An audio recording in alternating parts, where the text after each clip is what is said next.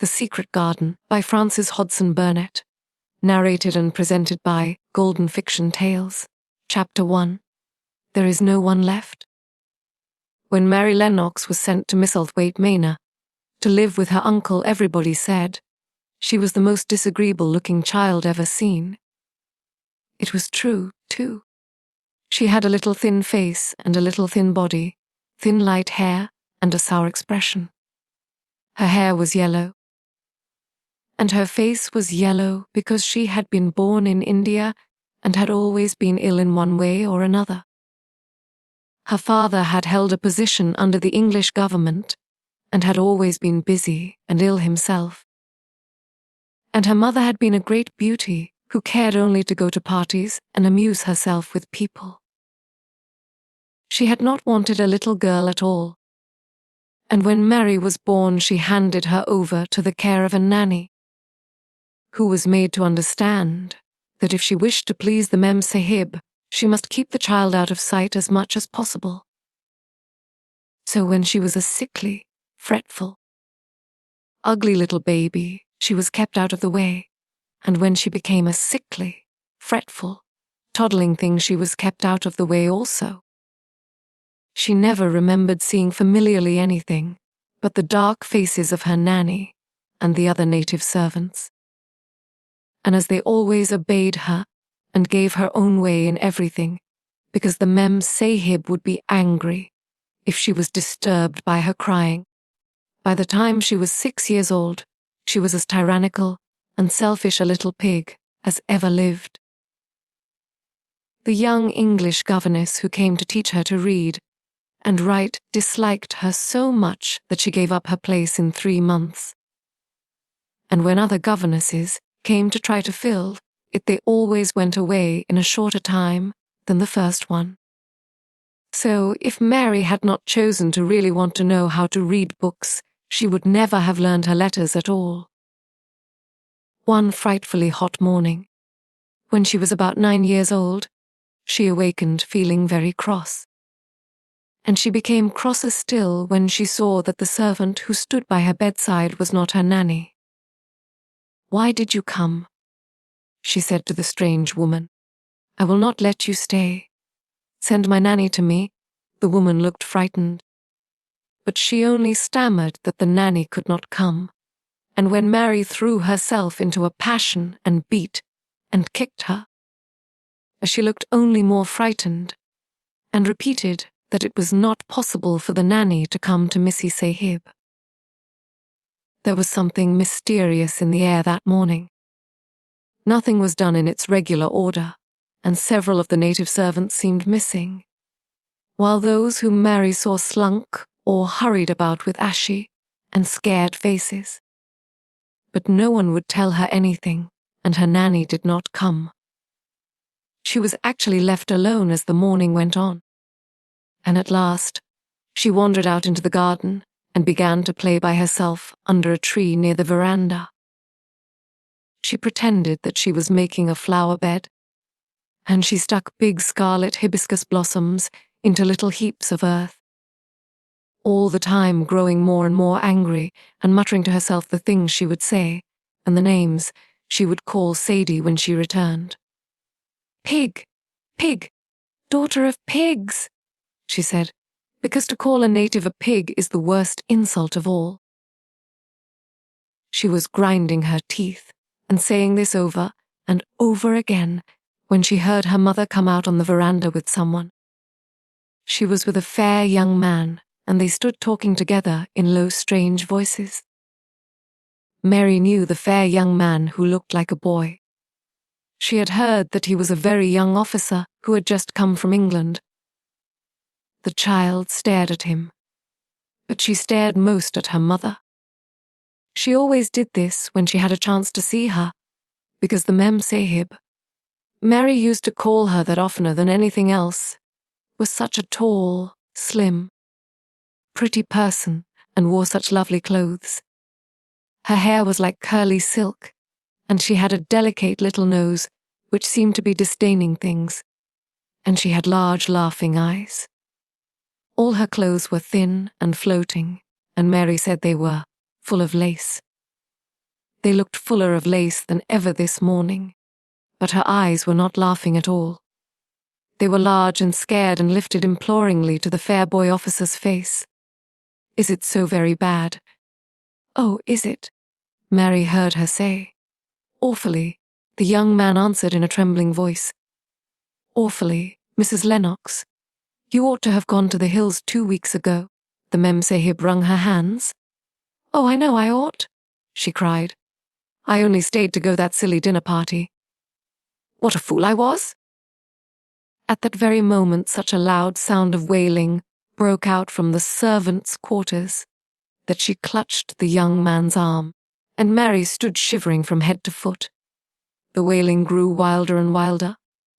"What is it? What is it?" Mrs. Lennox gasped. "Someone has died," answered the boy officer. "You did not say it had broken out among your servants." "I did not know," the Mem Sahib cried. "Come with me, come with me." And she turned and ran into the house. After that appalling things happened, and the mysteriousness of the morning was explained to Mary. The cholera had broken out in its most fatal form, and people were dying like flies. The nanny had been taken ill in the night, and it was because she had just died that the servants had wailed in the huts. Before the next day, 3 other servants were dead and others had run away in terror. There was panic on every side, and dying people in all the bungalows. During the confusion and bewilderment of the second day, Mary hid herself in the nursery and was forgotten by everyone. Nobody thought of her, nobody wanted her, and strange things happened of which she knew nothing. Mary alternately cried and slept through the hours. She only knew that people were ill and that she heard mysterious and frightening sounds. Once she crept into the dining room and found it empty. Though a partly finished meal was on the table and chairs and plate looks, if they had been hastily pushed back when the diners rose suddenly for some reason. The child ate some fruit and biscuits, and being thirsty, she drank a glass of wine which stood nearly filled. It was sweet, and she did not know how strong it was. Very soon it made her intensely drowsy, and she went back to her nursery and shut herself in again, frightened by cries she heard in the huts and by the hurrying sound of feet. The wine made her so sleepy that she could scarcely keep her eyes open, and she lay down on her bed and knew nothing more for a long time. Many things happened during the hours in which she slept so heavily. But she was not disturbed by the wails and the sound of things being carried in and out of the bungalow. When she awakened, she lay and stared at the wall. The house was perfectly still. She had never known it to be so silent before. She heard neither voices nor footsteps, and wondered if everybody had got well of the cholera and all the trouble was over. She wondered also who would take care of her now her nanny was dead. There would be a new nanny, and perhaps she would know some new stories. Mary had been rather tired of the old ones. She did not cry because her nurse had died. She was not an affectionate child and had never cared much for anyone. The noise and hurrying about and wailing over the cholera had frightened her, and she had been angry because no one seemed to remember that she was alive. Everyone was too panic-stricken to think of a little girl no one was fond of. When people had the cholera, it seemed that they remembered nothing but themselves. But if everyone had got well again, surely someone would remember and come to look for her. But no one came, and as she lay waiting, the house seemed to grow more and more silent. She heard something rustling on the matting, and when she looked down she saw a little snake gliding along and watching her with eyes like jewels. She was not frightened, because he was a harmless little thing who would not hurt her, and he seemed in a hurry to get out of the room. He slipped under the door as she watched him. How queer and quiet it is, she said. It sounds as if there were no one in the bungalow but me and the snake. Almost the next minute she heard footsteps in the compound, and then on the veranda. They were men's footsteps, and the men entered the bungalow and talked in low voices. No one went to meet or speak to them, and they seemed to open doors and look into rooms. What desolation! She heard one voice say, "That pretty woman. I suppose the child, too. I heard there was a child, though no one ever saw her." Mary was standing in the middle of the nursery when they opened the door a few minutes later. She looked an ugly, a cross little thing, and was frowning because she was beginning to be hungry and feel disgracefully neglected.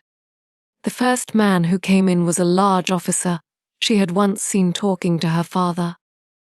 He looked tired and troubled, but when he saw her he was so startled that he almost jumped back. "Barney," he cried out, "there is a child here, a child alone, in a place like this. Mercy on us. Who is she?" "I am Mary Lennox," the little girl said, drawing herself up stiffly. She thought the man was very rude to call her father's bungalow a place like this. "I fell asleep when everyone had the cholera, and I have only just wakened up." "Why does nobody come? It is the child no one ever saw," exclaimed the man, turning to his companions. "She has actually been forgotten." "Why was I forgotten?" Mary said, stamping her foot. "Why does nobody come?" The young man whose name was Barney looked at her very sadly. Mary even thought she saw him wink his eyes as if to wink tears away. "Poor little kid," he said. "There is nobody left to come." It was in that strange and sudden way that Mary found out that she had neither father nor mother left, that they had died and been carried away in the night, and that the few native servants who had not died also had left the house as quickly as they could get out of it, none of them even remembering that there was a Missy Sahib. That was why the place was so quiet. It was true that there was no one in the bungalow but herself and the little rustling snake. Chapter 2. Mistress Mary quite contrary. Mary had liked to look at her mother from a distance, and she had thought her very pretty. But as she knew very little of her, she could scarcely have been expected to love her or to miss her very much when she was gone. She did not miss her at all, in fact, and as she was a self-absorbed child, she gave her entire thought to herself, as she had always done. If she had been older, she would no doubt have been very anxious at being left alone in the world. But she was very young, and as she had always been taken care of, she supposed she always would be. What she thought was that she would like to know if she was going to nice people, who would be polite to her and give her own way as her nanny, and the other native servants had done. She knew that she was not going to stay at the English clergyman's house, where she was taken at first. She did not want to stay. The English clergyman was poor, and he had 5 children, nearly all the same age, and they wore shabby clothes and were always quarreling and snatching toys from each other. Mary hated their untidy bungalow and was so disagreeable to them that after the first day or 2 nobody would play with her. By the second day they had given her a nickname which made her furious. It was Basil who thought of it first. Missel was a little boy with impudent blue eyes and a turned-up nose, and Mary hated him. She was playing by herself under a tree, just as she had been playing the day the cholera broke out. She was making heaps of earth and paths for a garden, and Basil came and stood near to watch her. Presently he got rather interested and suddenly made a suggestion. "Why don't you put a heap of stones there and pretend it is a rockery?" he said. "They're in the middle," and he leaned over her to point. "Go away," cried Mary. "I don't want boys. Go away." For a moment, Basil looked angry, and then he began to tease. He was always teasing his sisters. He danced round her and made faces and sang and laughed. Mistress Mary, quite contrary, "How does your garden grow?" With silver bells and cockle shells and marigolds all in a row. He sang it until the other children heard and laughed too, and the crosser Mary got. The more they sang, Mistress Mary, quite contrary. And after that, as long as she stayed with them, they called her Mistress Mary quite contrary. When they spoke of her to each other, and often when they spoke to her. "You are going to be sent home," Basil said to her, "at the end of the week, and we're glad of it." "I am glad of it too," answered Mary. "Where is home? She doesn't know where home is," said Basil, with 7-year-old scorn. "It's England, of course. Our grandmama lives there and our sister Mabel was sent to her last year. You are not going to your grandmama. You have none. You are going to your uncle. His name is Mr. Archibald Craven." "I don't know anything about him," snapped Mary. "I know you don't," Basil answered. "You don't know anything. Girls never do. I heard father and mother talking about him. He lives in a great big, desolate old house in the country, and no one goes near him. He's so cross he won't let them, and they wouldn't come if he would let them. He's a hunchback, and he's horrid." "I don't believe you," said Mary. And she turned her back and stuck her fingers in her ears, because she would not listen any more. But she thought over it a great deal afterward. And when Mrs. Crawford told her that night that she was going to sail away to England in a few days and go to her uncle, Mr. Archibald Craven, who lived at Misselthwaite Manor, she looked so stony and stubbornly uninterested that they did not know what to think about her. They tried to be kind to her, but she only turned her face away when Miss Crawford attempted to kiss her, and held herself stiffly when Mr. Crawford patted her shoulder. "She is such a plain child," Mrs. Crawford said pityingly afterward, "and her mother was such a pretty creature. She had a very pretty manner too, and Mary has the most unattractive ways I ever saw in a child. The children call her Mistress Mary quite contrary, and though it's naughty of them, one can't help understanding it. Perhaps if her mother had carried her pretty face and her pretty manners oftener into the nursery, Mary might have learned some pretty ways too. It is very sad. Now the poor beautiful thing is gone, to remember that many people never even knew that she had a child at all.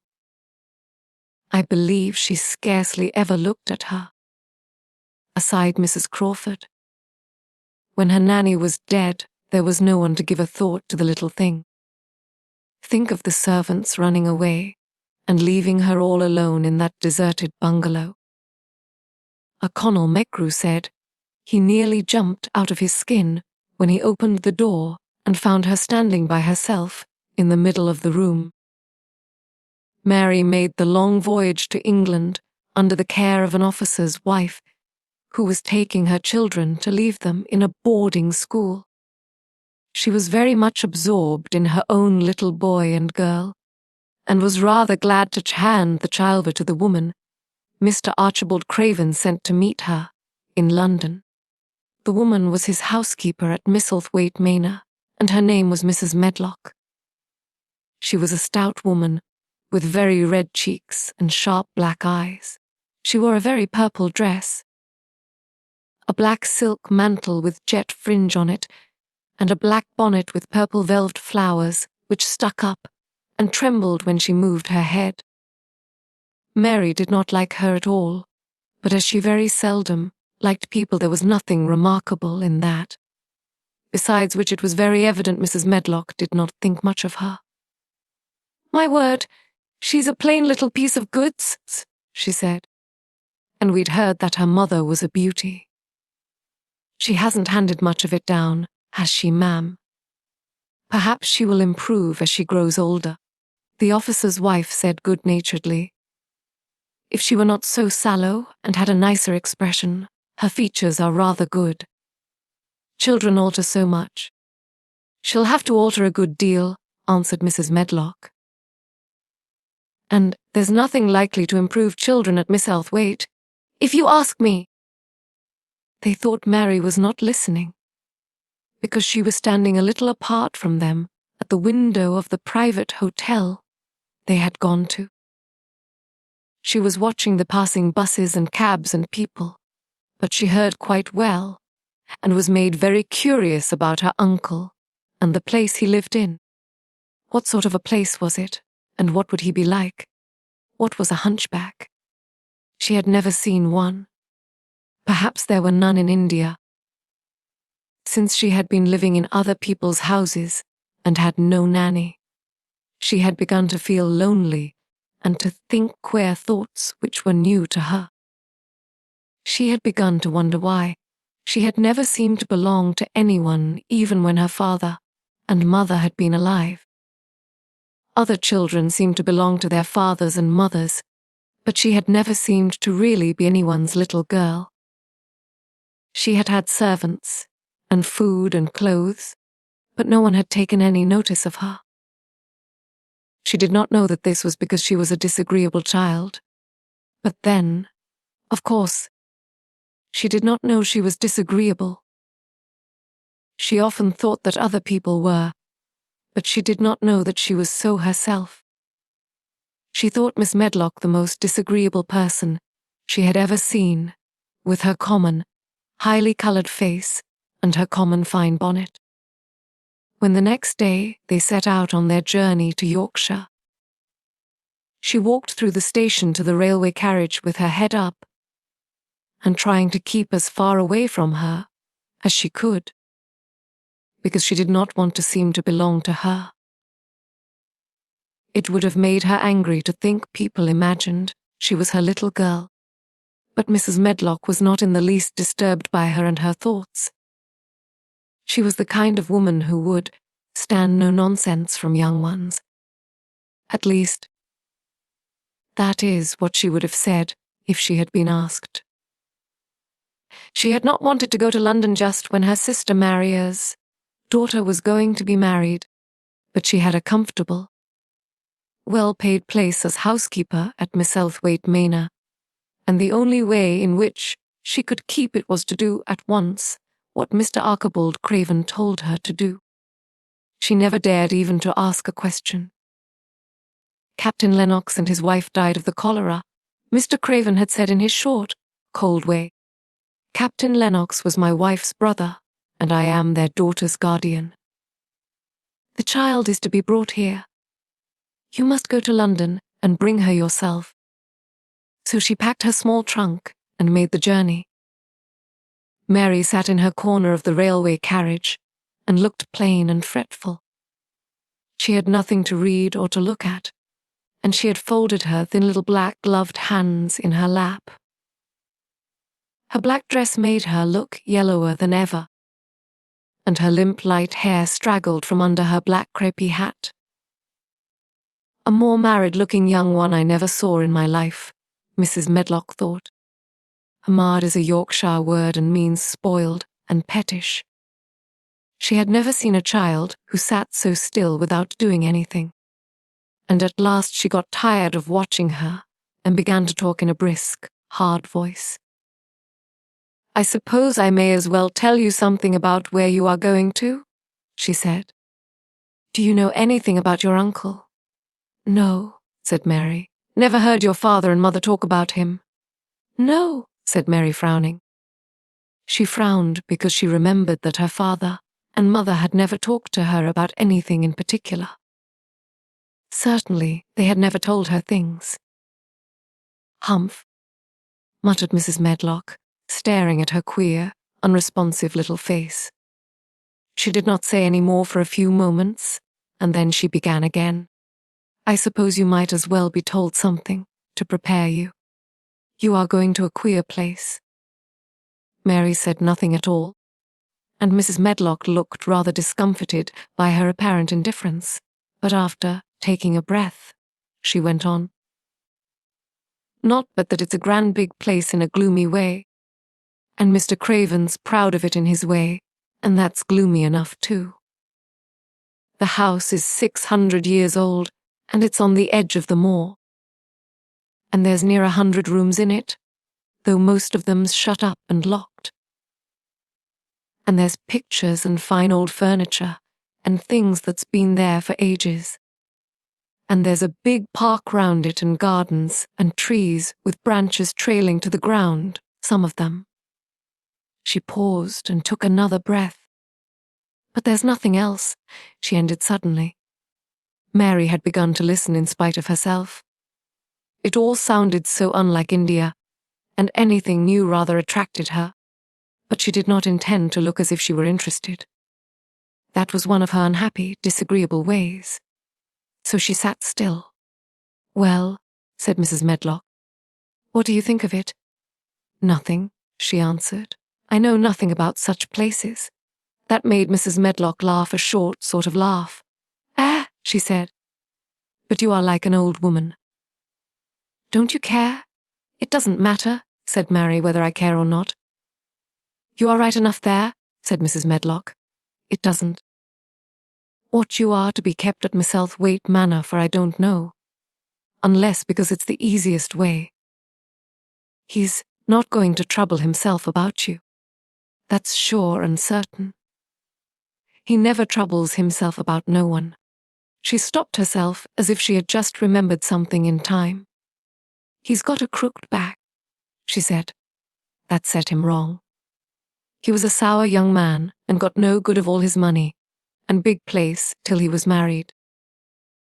Mary's eyes turned toward her in spite of her intention not to seem to care. She had never thought of the hunchbacks being married, and she was a trifle surprised. Mrs. Medlock saw this, and as she was a talkative woman, she continued with more interest. This was one way of passing some of the time, at any rate. She was a sweet, pretty thing, and he'd have walked the world over to get her a blade of grass she wanted.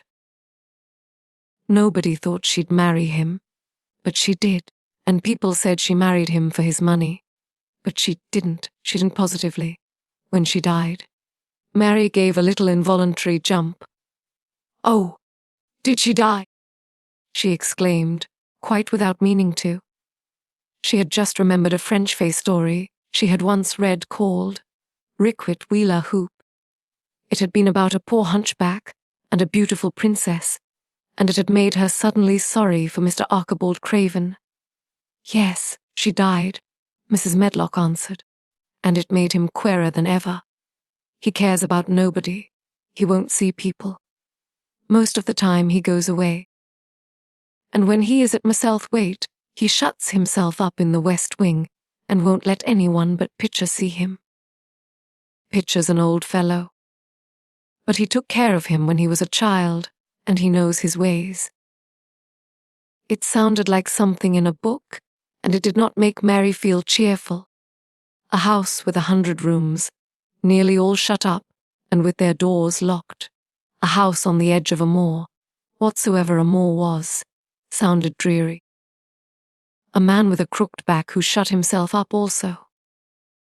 She stared out of the window with her lips pinched together, and it seemed quite natural that the rain should have begun to pour down in grey slanting lines and splash, and stream down the window panes. If the pretty wife had been alive, she might have made things cheerful by being something like her own mother, and by running in and out, and going to parties as she had done in frocks, full of lace. But she was not there any more. "You needn't expect to see him, because 10 to 1 you won't," said Mrs. Medlock. "And you mustn't expect that there will be people to talk to you. You'll have to play about and look after yourself. You'll be told what rooms you can go into and what rooms you are to keep out of. There's gardens enough, but when you are in the house, don't go wandering and poking about. Mr. Craven won't have it." "I shall not want to go poking about," said sour little Mary, and just as suddenly, as she had begun to be rather sorry for Mr. Archibald, she began to cease to be sorry, and to think he was unpleasant enough to deserve all that had happened to him. And she turned her face toward the streaming panes of the window of the railway carriage and gazed out at the grey rain storm, which looked as if it would go on forever and ever. She watched it so long and steadily that the greyness grew heavier and before her eyes, and she fell asleep. Chapter 3. Across the moor.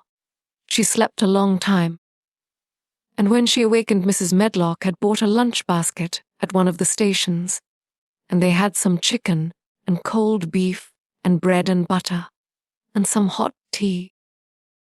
The rain seemed to be streaming down more heavily than ever, and everybody in the station wore wet and glistening waterproofs.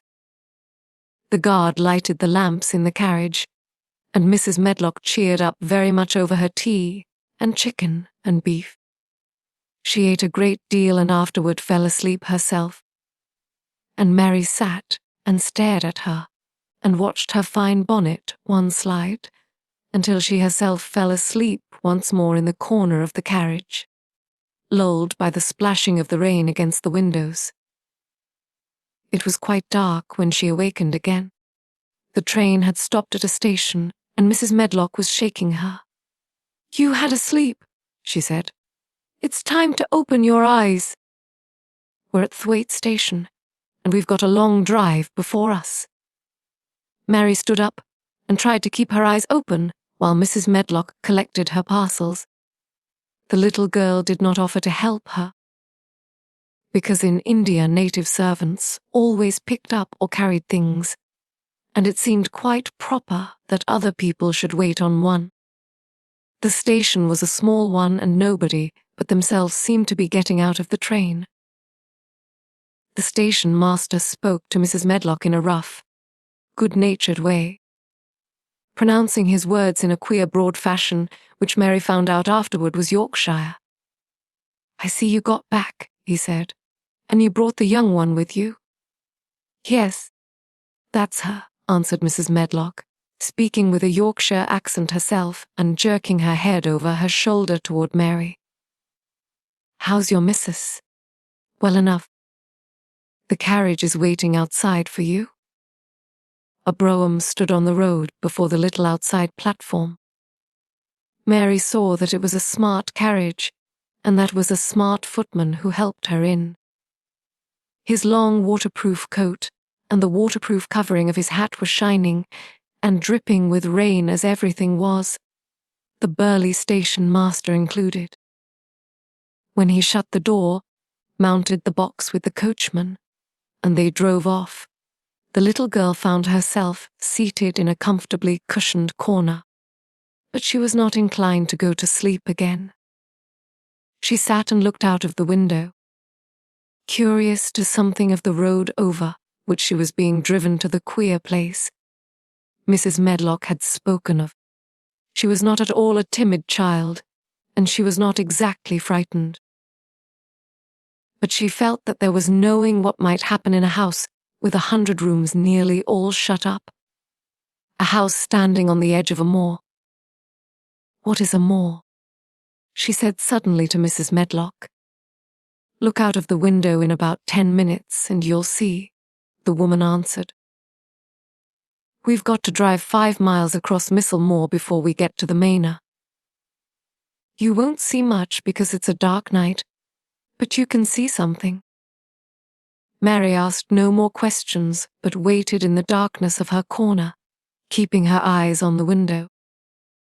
The carriage lamps cast rays of light a little distance ahead of them, and she caught glimpses of the things they passed. After they had left the station, they had driven through a tiny village, and she had seen whitewashed cottages and the lights of a public house. Then they had passed a church and a vicarage and a little shop window, also in a cottage with toys and sweets, an odd thing set out for sale. Then they were on the high road, and she saw hedges and trees. After that there seemed nothing different for a long time, or at least it seemed a long time to her. At last the horses began to go more slowly, as if they were climbing uphill, and presently there seemed to be no more hedges and no more trees. She could see nothing, in fact, but a dense darkness on either side. She leaned forward and pressed her face against the window, just as the carriage gave a big jolt. We're on the moor now, sure enough," said Mrs. Medlock. The carriage lamps shed a yellow light on a rough-looking road which seemed to be cut through bushes and low, growing things, which ended in the great expanse of dark apparently spread out before and around them. A wind was rising and making a singular wild, low, rushing sound. It's not the sea, is it?" said Mary, looking round at her companion. "No, not it," answered Mrs. Medlock. "Nor it isn't fields nor mountains. It's just miles and miles and miles of wild land that nothing grows on but heather and gorse and broom, and nothing lives on but wild ponies and sheep. I feel as if it might be the sea, if there were water on it," said Mary. "It sounds like the sea just now." "That's the wind blowing through the bushes," Mrs. Medlock said. "It's a wild, dreary enough place to my mind, though there's plenty that likes it, particularly when the heather's in bloom." On and on they drove through the darkness, and though the rain stopped, the wind rushed by and whistled and made strange sounds. The road went up and down, and several times the carriage passed over a little bridge, beneath which water rushed very fast, with a great deal of noise. Mary felt as if the drive would never come to an end, and that the wide, bleak moor was a wide expanse of black ocean through which she was passing on a strip of dry land. "I don't like it," she said to herself. "I don't like it." And she pinched her thin lips more tightly together. The horses were climbing up a hilly piece of road when she first caught sight of a light. Mrs. Medlock saw it as soon as she did and drew a long sigh of relief. I am glad to see that bit of light twinkling," she exclaimed. "It's the light in the lodge window. We shall get a good cup of tea after a bit, at all events." It was after a bit, as she said.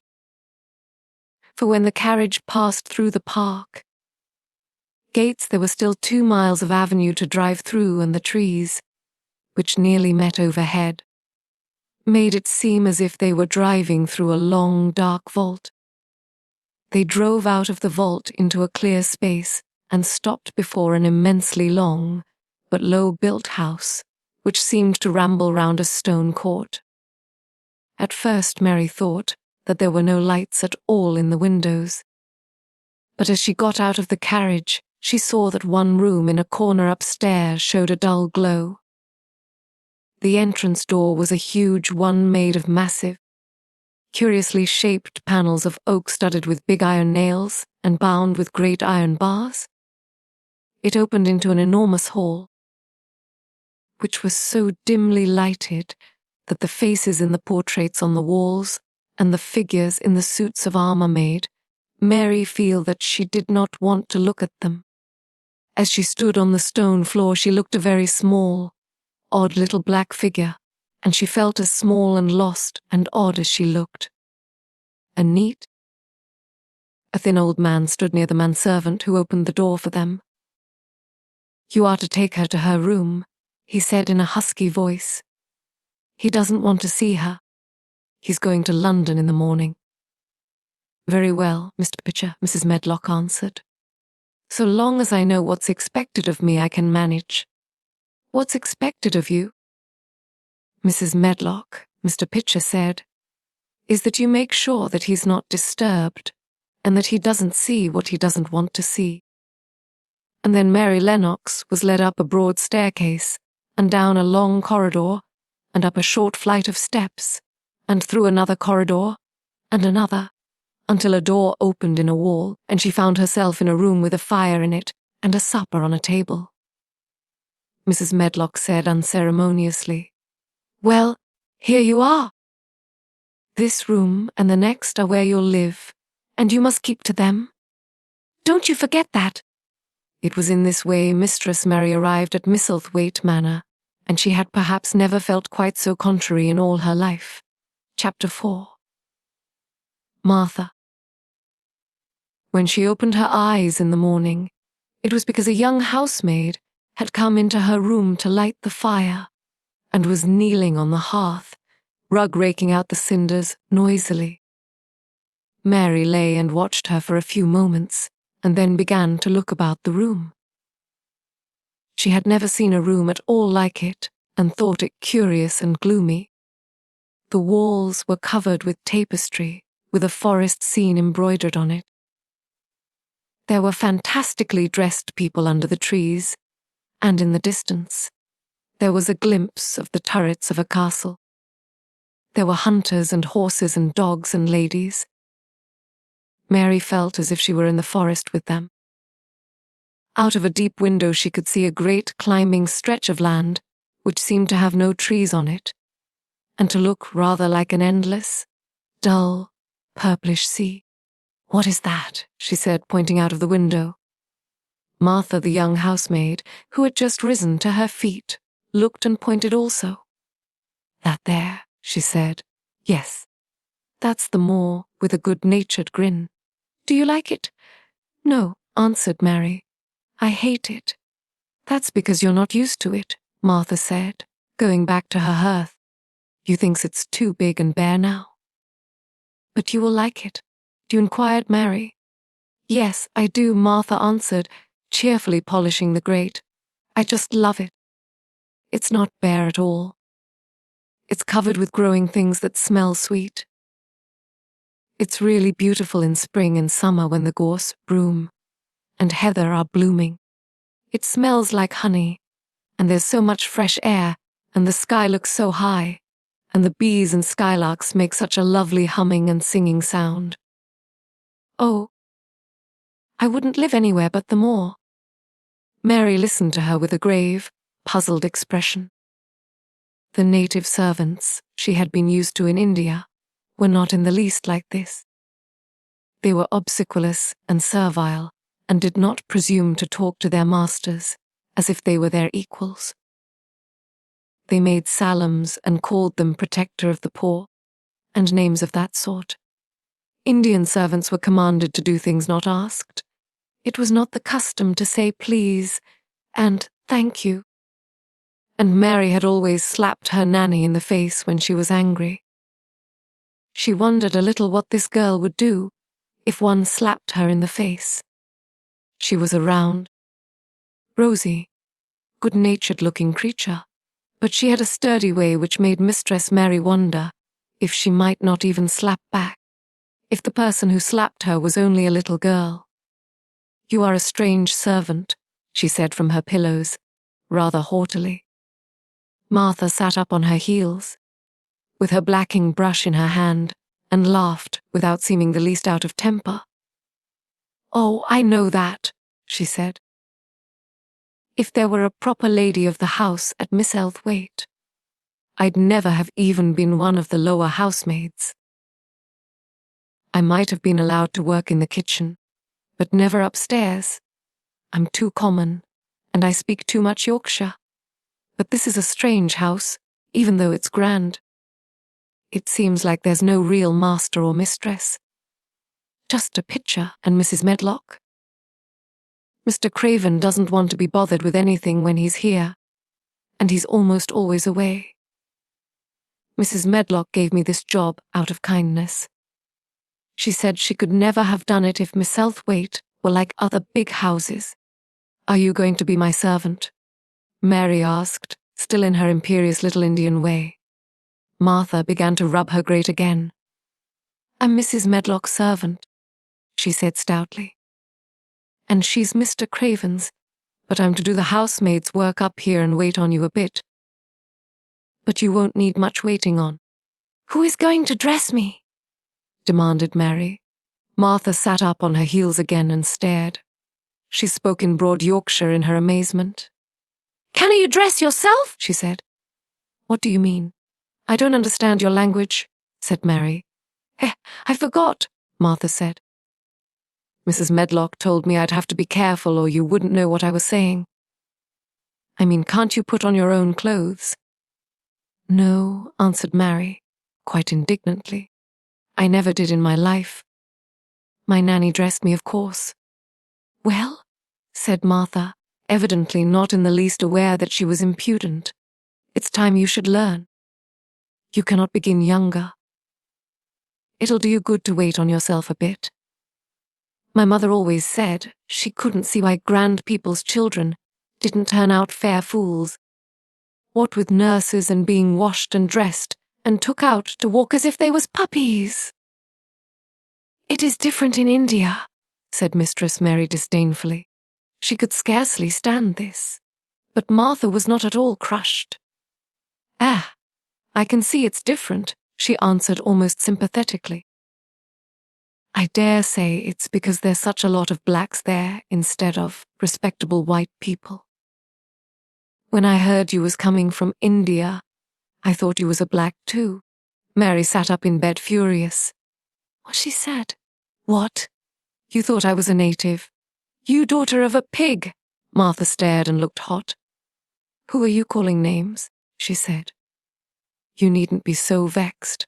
That's not the way for a young lady to talk. I've nothing against the blacks. When you read about them in tracts, they are always very religious. You always read as a black's a man and a brother.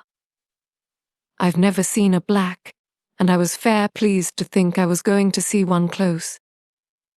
When I come in to light your fire this morning, I crept up to your bed and pulled the cover back careful to look at you. And there you was, disappointedly. No more black than me, for all you are so yellow. Mary did not even try to control her rage and humiliation. You thought I was a native! You dared! You don't know anything about natives. They are not people. They are servants who must salam to you. You know nothing about India. You know nothing about anything. She was in such a rage and felt so helpless before the girl's simple stare. And somehow she suddenly felt so horribly lonely and far away from everything she understood and which understood her, that she threw herself face downward on the pillows and burst into passionate sobbing. She sobbed so unrestrainedly that good-natured Yorkshire Martha was a little frightened and quite sorry for her. She went to the bed and bent over her. "Eh, you mustn't cry like that there," she begged. "You mustn't for sure. I didn't know you'd be vexed. I don't know anything about anything, just like you said. I beg your pardon, miss. Do stop crying." There was something comforting and really friendly in her queer Yorkshire speech and sturdy way which had a good effect on Mary. She gradually ceased crying and became quiet. Martha looked relieved. "It's time for you to get up now," she said. Mrs. Medlock said, "I was to carry you breakfast and tea and dinner into the room next to this. It's been made into a nursery for you. I'll help you on with your clothes if you'll get out of bed. If the buttons are at the back, you cannot button them up yourself." When Mary at last decided to get up, the clothes Martha took from the wardrobe were not the ones she had worn when she arrived the night before with Mrs. Medlock. "Those are not mine," she said. "Mine are black." She looked the thick white wool coat and dress over, and added with cool approval, "Those are nicer than mine. These are the ones you must put on," Martha answered. "Mr. Craven ordered Mrs. Medlock to get them in London," he said. "I won't have a child dressed in black wandering about like a lost soul," he said. "It'd make the place sadder than it is. Put colour on her." Mother, she said she knew what he meant. Mother always knows what a body means. She doesn't hold with black herself.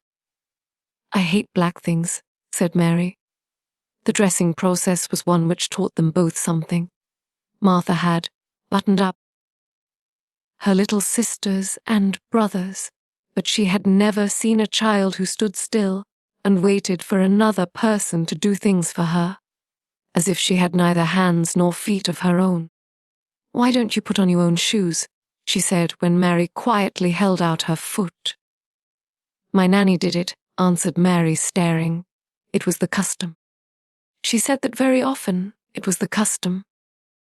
The native servants were always saying it.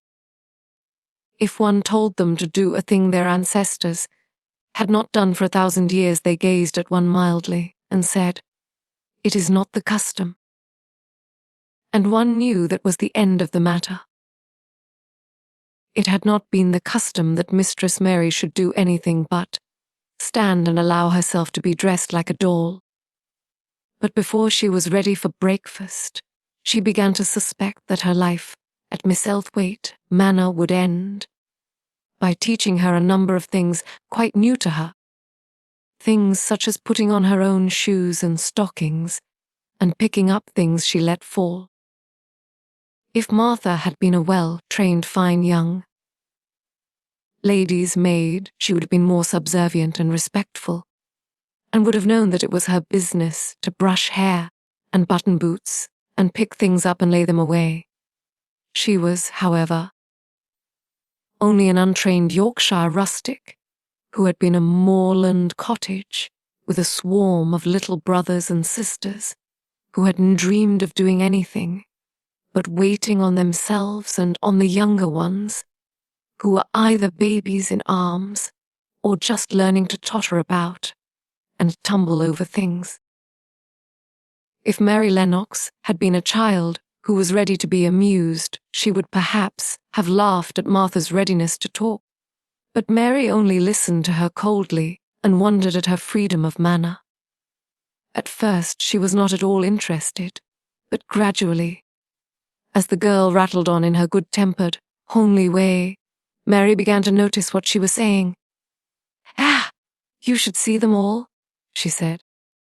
"There's 12 of us, and my father only gets 16 shilling a week. I can tell you my mother's put it to get porridge for them all.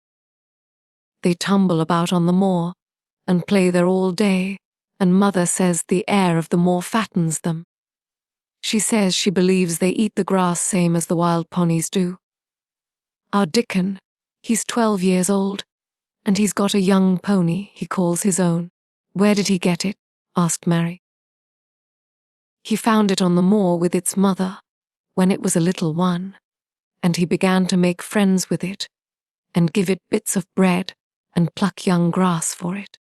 And it got to like him, so it follows him about, and it lets him get on its back. Dickon's a kind boy, and animals likes him." Mary had never possessed an animal pet of her own, and had always thought she should like one. So she began to feel a slight interest in Dickon. And as she had never before been interested in anyone but herself, it was the dawning of a healthy sentiment. When she went into the room which had been made into a nursery for her, she found that it was rather like the one she had slept in. It was not a child's room, but a grown-up person's room, with gloomy old pictures on the walls and heavy old oak chairs. A table in the centre was set with a good substantial breakfast. But she had always had a very small appetite, and she looked with something more than indifference at the first plate Martha set before her. "I don't want it," she said. "You doesn't want your porridge?" Martha exclaimed incredulously. "No, you doesn't know how good it is. Put a bit of treacle on it or a bit of sugar." "I don't want it," repeated Mary. "Ah," said Martha. "I can't abide to see good victuals go to waste. If our children was at this table, they'd clean it bare in 5 minutes." "Why?" said Mary coldly. Echoed Martha. "Because they scarce ever had their stomachs full in their lives. They are as hungry as young hawks and foxes." "I don't know what it is to be hungry," said Mary, with the indifference of ignorance. Martha looked indignant. "Well, it would do you good to try it. I can see that plain enough," she said outspokenly. "I've no patience with folk as sits and just stares at good bread and meat. My word!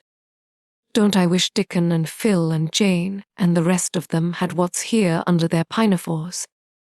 Why don't you take it to them? Suggested Mary. It's not mine, answered Martha stoutly. And this isn't my day out. I get my day out once a month, same as the rest. Then I go home and clean up for Mother and give her a day's rest. Mary drank some tea and ate a little toast and some marmalade. You wrap up warm and run out and play you, said Martha. It'll do you good and give you some stomach for your meat.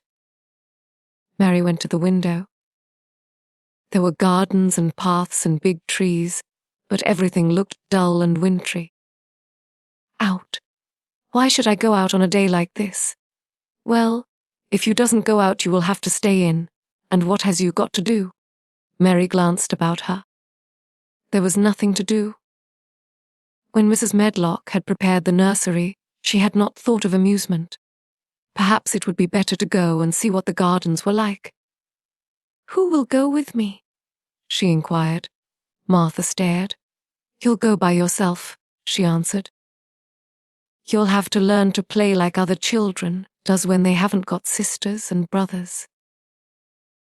Our Dickon goes off on the moor by himself and plays for hours. That's how he made friends with the pony. He's got sheep on the moor that knows him, and birds as comes and eats out of his hand. However little there is to eat, he always saves a bit of his bread to coax his pets. It was really this mention of Dickon which made Mary decide to go out, though she was not aware of it. There would be birds outside, though. There would not be ponies or sheep. They would be different from the birds in India, and it might amuse her to look at them. Martha found her coat and hat for her, and a pair of stout little boots, and she showed her way downstairs. If you goes round that way you'll come to the gardens, she said, pointing to a gate in a wall of shrubbery. There's lots of flowers in summer time, but there's nothing blooming now. She seemed to hesitate a second before she added, one of the gardens is locked up. No one has been in it for 10 years. Why? Asked Mary in spite of herself. Here was another locked door added to the 100 in the strange house. Mr. Craven had it shut when his wife died so sudden. He won't let no one go inside. It was her garden. He locked the door and dug a hole and buried the key. There's his Medlock's bell ringing. I must run. After she was gone, Mary turned down the walk which led to the door in the shrubbery. She could not help thinking about the garden, which no one had been into for 10 years. She wondered what it would look like, and whether there were any flowers still alive in it.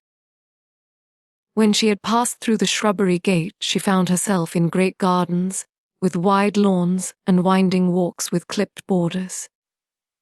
There were trees, and flower beds, and evergreens clipped into strange shapes, and a large pool with an old grey fountain in its midst. But the flower beds were bare and wintry, and the fountain was not playing. This was not the garden which was shut up. How could a garden be shut up? You could always walk into a garden. She was just thinking this when she saw that. At the end of the path she was following, there seemed to be a long wall, with ivy growing over it. She was not familiar enough with England to know that she was coming upon the kitchen gardens where the vegetables and fruit were growing. She went toward the wall and found was a green door in the ivy, and that it stood open. This was not the closed garden, evidently, and she could go into it. She went through the door and found that it was a garden with walls all round it, and that it was only one of several walled gardens which seemed to open into one another. She saw another open green door, revealing bushes and pathways between beds containing winter vegetables. Fruit trees were trained flat against the wall, and over some of the beds there were glass frames. The place was bare and ugly enough, Mary thought, as she stood and stared about her. It might be nicer in summer when things were green. but there was nothing pretty about it now. Presently an old man with a spade over his shoulder walked through the door leading from the second garden. He looked startled when he saw Mary, and then touched his cap. He had a surly old face, and did not seem at all pleased to see her, but then she was pleased with his garden and wore her. Quite contrary expression, and certainly did not seem at all pleased to see him. "What is this place?" she asked. "One of the kitchen gardens," he answered. "What is that?" said Mary, pointing the other green door. "Another of them, shortly. There's another on t'other side of the wall, and there's the orchard t'other side of that." "Can I go in them?" asked Mary. "If you likes. But there's nothing to see." Mary made no response. She went down the path and through the second green door. There she found more walls and winter vegetables and glass frames. But in the second wall there was another green door, and it was not open. Perhaps it led into the garden, which no one had seen for 10 years. As she was not at all a timid child, and always did what she wanted to do, Mary went to the green door and turned the handle. She hoped the door would not open, because she wanted to be sure she had found the mysterious garden. But it did open quite easily, and she walked through it and found herself in an orchard. There were walls all round, it also and trees trained against them. And there were bare fruit trees, growing in the winter brown grass, but there was no green door to be seen anywhere. Mary looked for it. And yet, when she had entered the upper end of the garden, she had noticed that the wall did not seem to end with the orchard, but to extend beyond it, as if it enclosed a place at the other side. She could see the tops of trees above the wall, and when she stood still, she saw a bird with a bright red breast sitting on the topmost branch of one of them. And suddenly he burst into his winter song, almost as he had caught sight of her and was calling to her. She stopped and listened to him, and somehow his cheerful. Her friendly little whistle gave her a pleased feeling. Even a disagreeable little girl may be lonely. And the big closed house, and big bare moor, and big bare gardens had made this one feel as if there was no one left in the world but herself. If she had been an affectionate child, who had been used to being loved, she would have broken her heart. But even though she was Mistress Mary quite contrary. She was desolate, and the bright-breasted little bird brought a look into her sour little face, which was almost a smile. She listened to him until he flew away. He was not like an Indian bird, and she liked him and wondered if she should ever see him again. Perhaps he lived in the mysterious garden and knew all about it. Perhaps it was because she had nothing whatever to do that she thought so much of the deserted garden. She was curious about it and wanted to see what it was like. Why had Mr. Archibald Craven buried the key? If he had liked his wife so much, why did he hate her garden? She wondered if she should ever see him. But she knew that if she did, she should not like him, and he would not like her, and that she should only stand and stare at him and say nothing. Though she should be wanting dreadfully to ask him why he had done such a queer thing. People never like me, and I never like people, she thought. And I never can talk as the Crawford children could. They were always talking and laughing and making noises. She thought of the robin and of the way he seemed to sing his song at her, and as she remembered the tree, top he perched on, she stopped rather suddenly on the path. I believe that tree was in the secret garden. I feel sure it was, she said. There was a wall round the place, and there was no door. She walked back into the first kitchen, garden she had entered, and found the old man digging there. She went and stood beside him, and watched him a few moments in her cold little way. He took no notice of her, and so at last she spoke to him. "I have been into the other gardens," she said.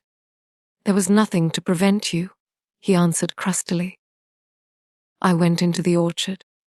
There was no dog at the door to bite you," he answered. "There was no door there into the other garden," said Mary. "What garden?" he said in a rough voice, stopping his digging for a moment. "The one on the other side of the wall," answered Mistress Mary. "There are trees there. I saw the tops of them. A bird with a red breast was sitting on one of them, and he sang." To her surprise, the surly old weather-beaten face actually changed its expression. A slow smile spread over it, and the gardener looked quite different. It made her think that it was curious how much nicer a person looked when he smiled. She had not thought of it before. He turned about to the orchard side of his garden and began to whistle, a low, soft whistle. She could not understand how such a surly man could make such a coaxing sound. Almost the next moment a wonderful thing happened. She heard a soft little rushing flight through the air, and it was the bird with the red breast flying to them, and he actually alighted on the big clod of earth quite near to the gardener's foot. "Here he is," chuckled the old man, and then he spoke to the bird as if he were speaking to a child. "Where has you been, you cheeky little beggar?" he said. "I've not seen you before today. Has you begun you courting this early in the season? You're too forrad." The bird put his tiny head on one side and looked up at him with his soft, bright eye, which was like a black dewdrop. He seemed quite familiar and not the least afraid. He hopped about and pecked the earth briskly, looking for seeds and insects. It actually gave Mary a queer feeling in her heart, because he was so pretty and cheerful and seemed so like a person. He had a tiny plump body and a delicate beak, and slender delicate legs. "Will he always come when you call him?" she asked almost in a whisper. "Yes, that he will. I've knew him ever since he was a fledling. He come out of the nest in the other garden, and when first he flew over the wall, he was too weak to fly back for a few days, and we got friendly. When he went over the wall again, the rest of the brood was gone, and he was lonely, and he come back to me." "What kind of a bird is he?" Mary asked. "Don't you know? He's a robin redbreast, and they are the friendliest, curiousest birds alive. They are almost as friendly as dogs, if you know how to get on with them. Watch him pecking about there and looking round at us now and again. He knows we're talking about him." It was the queerest thing in the world to see the old fellow. He looked at the plump little scarlet, waistcoated bird as if he were both proud and fond of him. "He's a conceited one," he chuckled. "He likes to hear folk talk about him. And curious, bless me, there never was his like for curiosity and meddling. He's always coming to see what I'm planting. He knows all the things Mr. Craven never troubles Hissel to find out. He's the head gardener, he is." The robin hopped about busily pecking the soil and now and then stopped and looked at them a little. Mary thought his black dewdrop eyes gazed at her with great curiosity. It really seemed as if he were finding out all about her. The queer feeling in her heart increased. "Where did the rest of the brood fly to?" she asked. "There's no knowing. The old ones turn them out of their nest and make them fly, and they are scattered before you know it. This one was a knowing one, and he knew he was lonely." Mistress Mary went a step nearer to the robin and looked at him very hard. "I'm lonely," she said.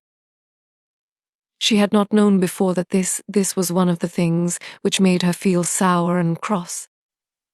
She seemed to find it out when the robin looked at her, and she looked at the robin.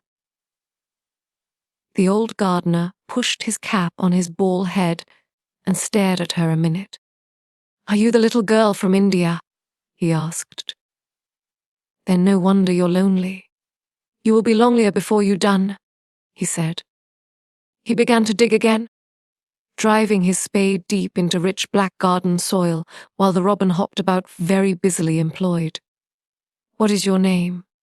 Mary inquired. He stood up to answer her. Ben Weatherstaff, he answered, and then he added with a surly chuckle, I'm lonely myself except when he's with me, and he jerked his thumb toward the robin. He's the only friend I've got. I have no friends at all, said Mary. I never had.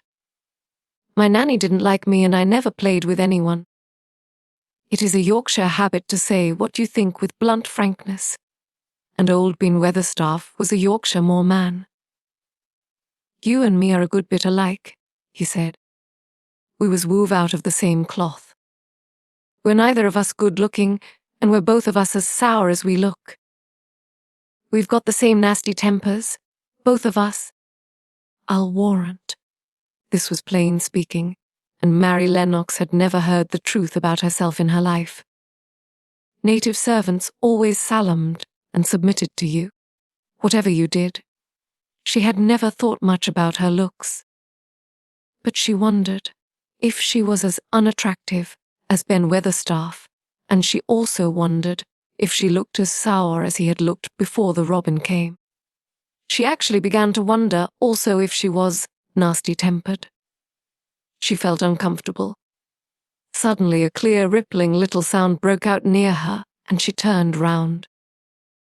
She was standing a few feet from a young apple tree, and the robin had flown on to one of its branches and had burst out into a scrap of a song. Ben Weatherstaff laughed outright. What did he do that for? Asked Mary. He's made up his mind to make friends with you, replied Ben. A dang me if he hasn't took a fancy to you. To me? Said Mary, and she moved toward the little tree softly and looked up. Would you make friends with me? She said to the robin just as if she was speaking to a person. Would you? And she did not say it either in her hard little voice or in her imperious Indian voice, but in a tone so soft and eager and coaxing that Ben Weatherstaff was as surprised as she had been when she heard him whistle. Why? He cried out.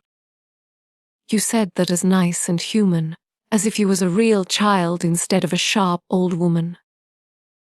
You said it almost like Dickon talks to his wild things on the moor. Do you know Dickon? Mary asked, turning round rather in a hurry. Everybody knows him. Dickon's wandering about everywhere. The very blackberries and heather bells knows him. I warrant the foxes shows him where their cubs lies, and the skylarks doesn't hide their nests from him. Mary would have liked to ask some more questions. She was almost as curious about Dickon as she was about the deserted garden. But just that moment the robin, who had ended his song, gave a little shake of his wings, spread them and flew away. He had made his visit and had other things to do. He has flown over the wall, Mary cried out, watching him. He has flown into the orchard. He has flown across the other wall, into the garden where there is no door. He lives there, said old Ben. He came out of the egg there. If he's courting, he's making up to some young madam of a robin that lives among the old rose trees there. Rose trees, said Mary. Are there rose trees? Ben Weatherstaff took up his spade again and began to dig. There was 10 years ago, he mumbled. I should like to see them, said Mary. Where is the green door? There must be a door somewhere. Ben drove his spade deep and looked as uncompanionable as he had looked when she first saw him. There was 10 years ago, but there isn't now, he said. No door, cried Musby. None as anyone can find, and none as is anyone's business. Don't you be a meddlesome girl and poke your nose where it's no cause to go. Here I must go on with my work. Get you gone and play you. I've no more time. And he actually stopped digging, threw his spade over his shoulder, and walked off, without even glancing at her or saying goodbye. Chapter 5. the cry in the corridor.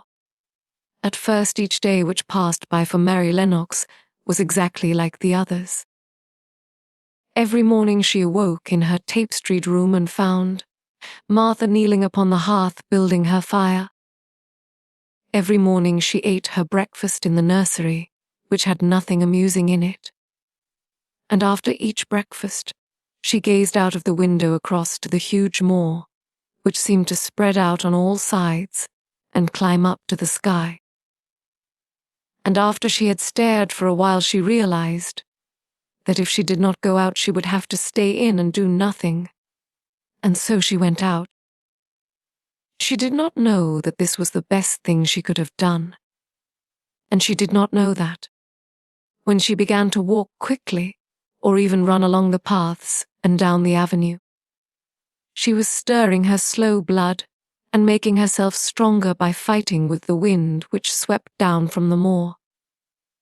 She ran only to make herself warm, and she hated the wind which rushed at her face and roared and held her back as if it were some giant she could not see, but the big breaths of rough fresh air blown over the heather filled her lungs with something which was good for her, whole thin body, and whipped some red colour into her cheeks and brightened her dull eyes when she did not know anything about it.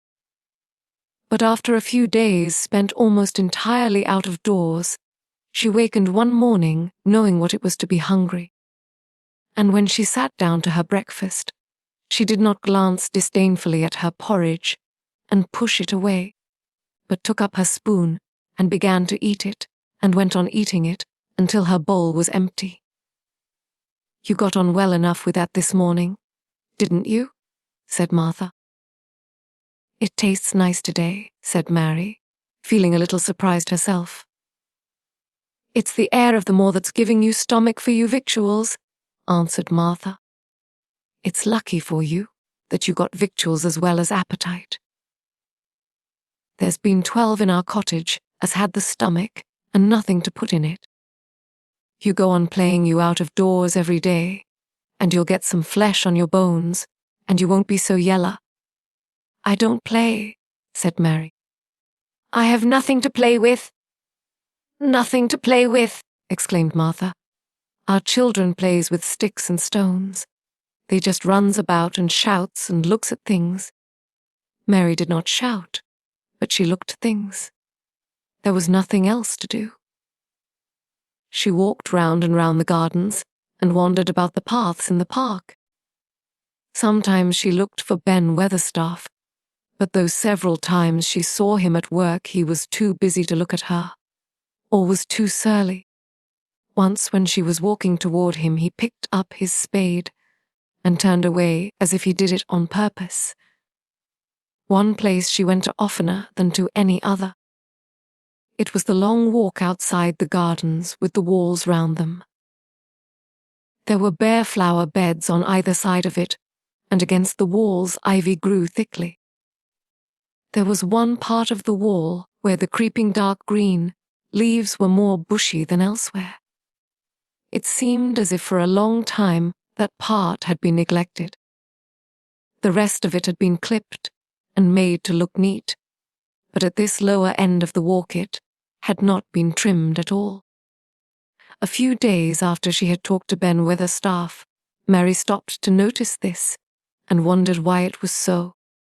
She had just paused and was looking up at a long spray of ivy swinging in the wind when she saw a gleam of scarlet and heard a brilliant chirp, and there, on the top of the wall, perched Ben Weatherstaff's robin redbreast, tilting forward to look at her with his small head on one side. "Oh," she cried out, "is it you? Is it you?" And it did not seem at all queer to her that she spoke to him as if she were sure that he would understand and answer her. He did answer. He twittered and chirped and hopped along the wall as if he were telling her all sorts of things. It seemed to Mistress Mary as if she understood him, too, though he was not speaking in words. It was as if he said, "Good morning, nice. Isn't the sun nice? Isn't everything nice? Let us both chirp and hop and twitter. Come on. Mary began to laugh, and as he hopped and took little flights along the wall, she ran after him. Poor little thin, sallow, ugly Mary, she actually looked almost pretty for a moment. I like you, she cried out, pattering down the walk. And she chirped and tried to whistle, which last she did not know how to do in the least. But the robin seemed to be quite satisfied and chirped and whistled back at her. At last he spread his wings and made a darting flight to the top of a tree, where he perched and sang loudly. That reminded Mary of the first time she had seen him. He had been swinging on a tree top then, and she had been standing in the orchard. Now she was on the other side of the orchard and standing in the path outside a wall, much lower down, and there was the same tree inside. It's in the garden no one can go into, she said to herself. It's the garden without a door. He lives in there. How I wish I could see what it is like. She ran up the walk to the green door she had entered the first morning. Then she ran down the path through the other door, and then into the orchard. And when she stood and looked up, there was the tree on the other side of the wall, and there was the robin just finishing his song and beginning to preen his feathers with his beak. It is the garden, she said. I am sure it is. She walked round and looked closely at that side of the orchard wall, but she only found what she had found before, that there was no door in it. Then she ran through the kitchen, gardens again, and out into the walk outside the long ivy-covered wall, and she walked to the end of it and looked at it, but there was no door, and then she walked to the other end, looking again, but there was no door. It's very queer, she said. Ben Weatherstaff said there was no door, and there is no door. But there must have been one 10 years ago, because Mr. Craven buried the key. This gave her so much to think of that she began to be quite interested, and feel that she was not sorry that she had come to Misselthwaite Manor. In India she had always felt hot, and too languid to care much about anything. The fact was that the fresh wind from the moor had begun to blow the cobwebs out of her young brain, and to waken her up a little. She stayed out of doors nearly all day, and when she sat down to her supper at night, she felt hungry and drowsy and comfortable. She did not feel cross when Martha chattered away. She felt as if she rather liked to hear her, and at last she thought she would ask her a question. She asked it after she had finished her supper and had sat down on the hearthrug before the fire. Why did Mr. Craven hate the garden? She said. She had made Martha stay with her, and Martha had not objected at all. She was very young, and used to a crowded cottage full of brothers and sisters. And she found it dull in the great servants' hall downstairs, where the footmen upper, housemaids made fun of her Yorkshire speech, and looked upon her as a common little thing, and sat and whispered among themselves. Martha liked to talk, and the strange child who had lived in India and been waited upon by blacks was novelty enough to attract her. She sat down on the hearth herself without waiting to be asked. Are you thinking about that garden yet? She said. I knew you would. That was just the way with me when I first heard about it. Why did he hate it? Mary persisted. Martha tucked her feet under her and made herself quite comfortable. Listen to the wind weathering round the house, she said. You could bear stand up on the moor if you was out on it tonight. Mary did not know what wuthering meant until she listened, and then she understood. It must mean that hollow, shuddering sort of roar which rushed round and round the house, as if the giant, no one could see, were buffeting it and beating at the walls and windows to try to break in. But one knew he could not get in, and somehow it made one feel very safe and warm inside a room with a red coal fire. But why did he hate it so? She asked. After she had listened, she intended to know if Martha did. Then Martha gave up her store of knowledge. Mind, she said, Mrs. Medlock said it's not to be talked about. There's lots of things in this place that's not to be talked over. That's de Craven's orders. His troubles are none servant's business, he says. But for the garden he wouldn't be like he is. It was Mrs. Craven's garden that she had made when first they were married, and she just loved it. And they used to tend the flowers themselves. And none of the gardeners was ever let to go in. Him and her used to go in, and shut the door and stay there hours and hours, reading and talking. And she was just a bit of a girl, and there was an old tree with a branch bent like a seat on it. And she made roses grow over it, and she used to sit there.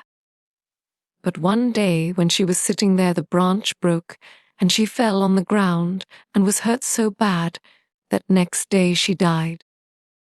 The doctors thought he'd go out of his mind and die too. That's why he hates it. No one's never gone in since, and he won't let anyone talk about it. Mary did not ask any more questions. She looked at the red fire and listened to the wind wuthering. It seemed to be wuthering louder than ever. At that moment a very good thing was happening to her. 4 good things had happened to her, in fact, since she came to Misselthwaite Manor. She had felt as if she had understood a robin, and that he had understood her. She had run in the wind until her blood had grown warm. She had been healthily hungry for the first time in her life, and she had found out what it was to be sorry for someone. But as she was listening to the wind, she began to listen to something else. She did not know what it was, because at first she could scarcely distinguish it from the wind itself. It was a curious sound. It seemed almost as if a child were crying somewhere.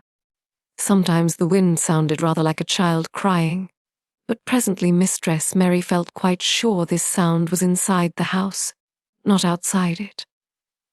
It was far away, but it was inside. She turned round and looked at Martha. "Do you hear anyone crying?" she said. Martha suddenly looked confused. "No," she answered. "It's the wind. Sometimes it sounds like as if someone was lost on the moor and wailing. It's got all sorts of sounds." "But listen," said Mary. "It's in the house. Down one of those long corridors." And at that very moment a door must have been opened somewhere downstairs, for a great rushing draught blew along the passage, and the door of the room they sat in was blown open with a crash. And as they both jumped to their feet the light was blown out, and the crying sound was swept down the far corridor, so that it was to be heard more plainly than ever. "There," said Mary. "I told you so. It is someone crying, and it isn't a grown-up person." Martha ran and shut the door and turned the key. But before she did it, they both heard the sound of a door in some far passage shutting with a bang, and then everything was quiet, for even the wind ceased wuthering. For a few moments. "It was the wind," said Martha stubbornly.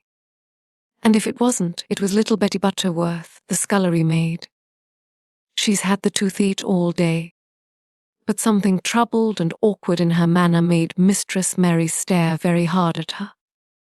She did not believe she was speaking the truth. Chapter 6.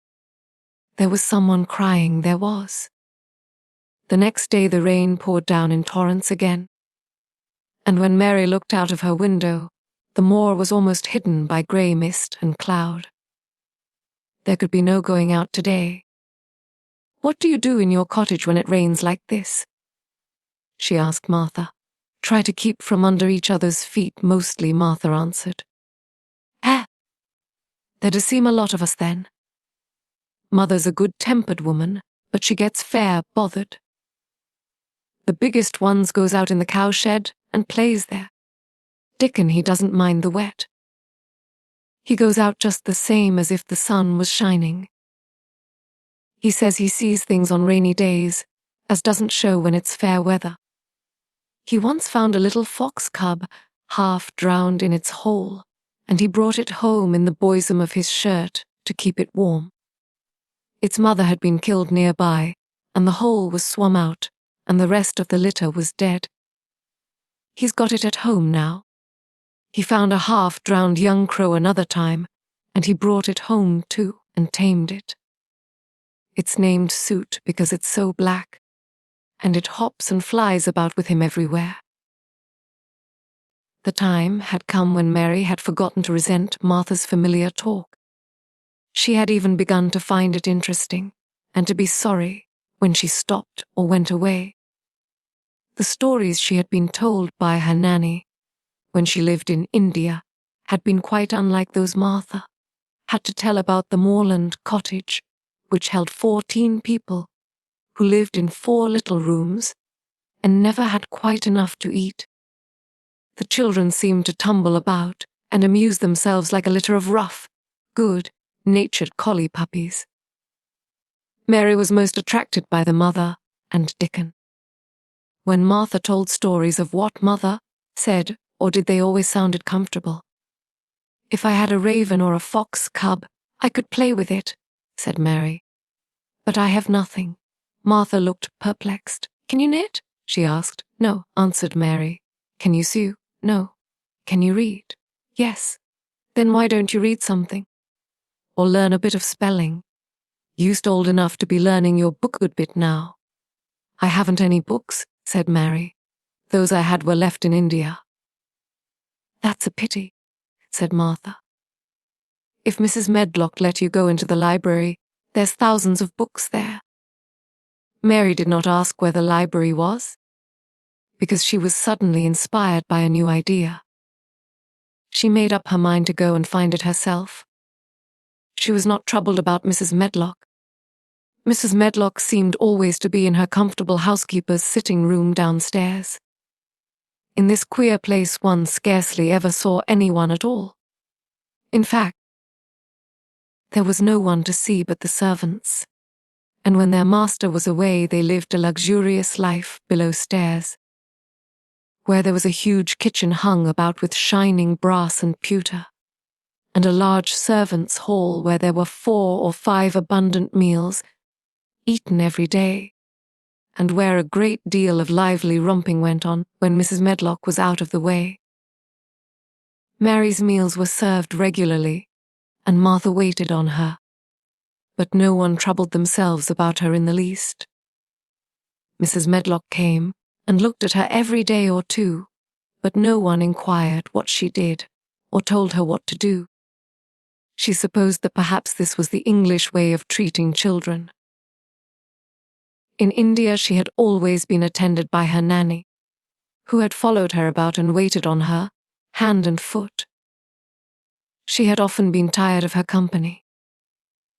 Now she was followed by nobody, and was learning to dress herself, because Martha looked as she thought she was silly and stupid when she wanted to have things handed to her and put on. "Hasn't you got good sense?" she said once, when Mary had stood waiting for her to put on her gloves for her. "Our Susan is twice as sharp as you, and she's only 4-year-old. Sometimes you looks fair soft in the head." Mary had worn her contrary scowl for an hour after that, but it made her think several entirely new things. She stood at the window for about 10 minutes this morning, after Martha had swept up the hearth for the last time and gone downstairs.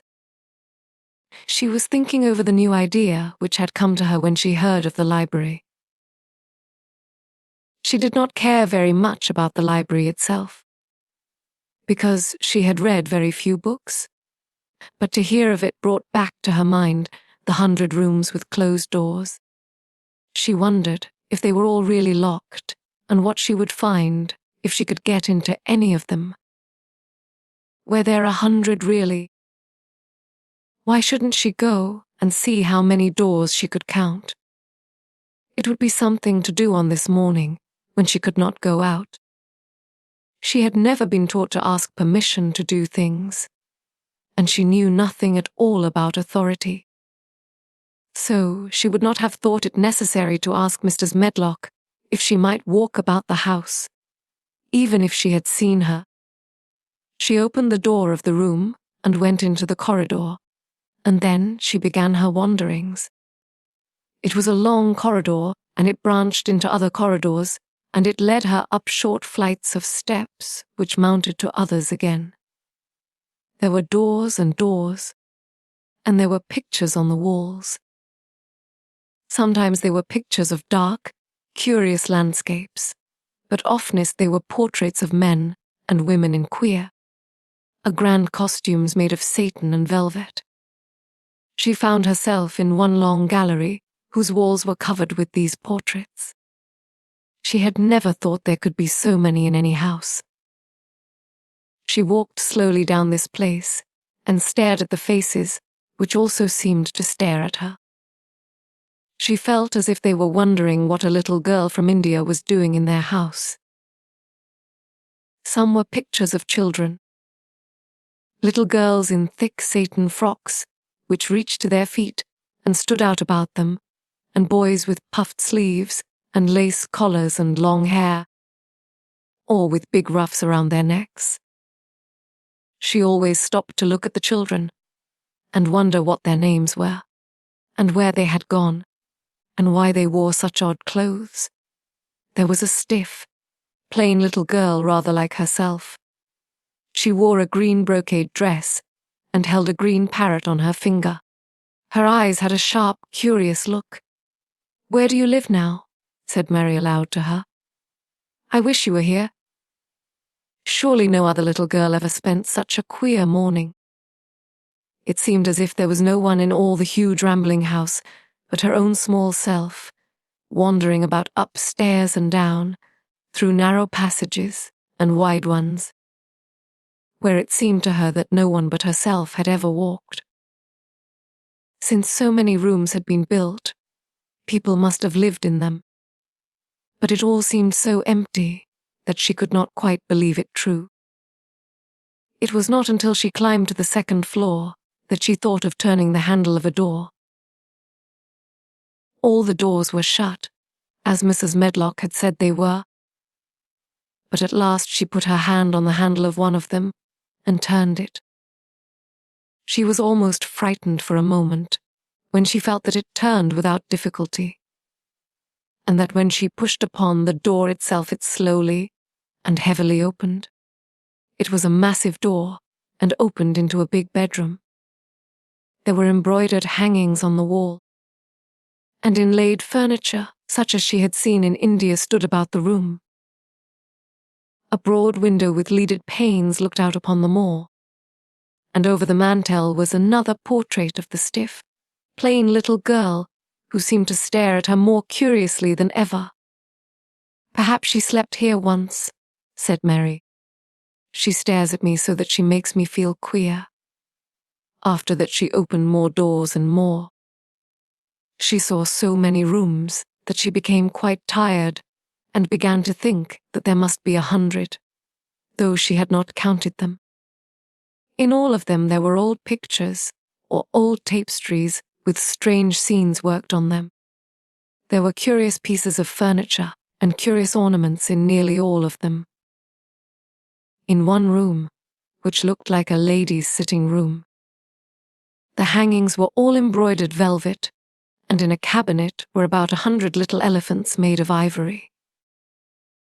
They were of different sizes, and some had their mahouts or palanquins on their backs. Some were much bigger than the others, and some were so tiny that they seemed only babies. Mary had seen carved ivory in India, and she knew all about elephants. She opened the door of the cabinet and stood on a footstool and played with these for quite a long time. When she got tired, she set the elephants in order and shut the door of the cabinet. In all her wanderings through the long corridors and the empty rooms, she had seen nothing alive, but in this room she saw something. Just after she had closed the cabinet door, she heard a tiny rustling sound. It made her jump and look around at the sofa by the fireplace, from which it seemed to come. In the corner of the sofa there was a cushion, and in the velvet which covered it there was a hole, and out of the hole peeped a tiny head with a pair of frightened eyes in it. Mary crept softly across the room to look. The bright eyes belonged to a little grey mouse, and the mouse had eaten a hole into the cushion and made a comfortable nest there. 6 baby mice were cuddled up asleep near her. If there was no one else alive in the 100 rooms, there were 7 mice who did not look lonely at all. If they wouldn't be so frightened, I would take them back with me, said Mary. She had wandered about long enough to feel tired to wander any farther, and she turned back. 2 or 3 times she lost her way by turning down the wrong corridor and was obliged to ramble up and down until she found the right one. But at last she reached her own floor again, though she was some distance from her own room and did not know exactly where she was. I believe I have taken a wrong turning again, she said, standing still at what seemed the end of a short passage with tapestry on the wall. I don't know which way to go. How still everything is. It was while she was standing here, and just after she had said this, that the stillness was broken by a sound. It was another cry, but not quite like the one she had heard last night. It was only a short one, a fretful childish whine muffled by passing through walls. It's nearer than it was, said Mary, her heart beating rather faster. And it is crying. She put her hand accidentally upon the tapestry near her, and then sprang back, feeling quite startled. The tapestry was the covering of a door, which fell open, and showed her that there was another part of the corridor behind it. And Mrs. Medlock was coming up it with her bunch of keys in her hand, and a very cross look on her face. "What are you doing here?" she said, and she took Mary by the arm and pulled her away. "What did I tell you?" "I turned round the wrong corner," explained Mary. "I didn't know which way to go and I heard someone crying." She quite hated Mrs. Medlock at the moment, but she hated her more the next.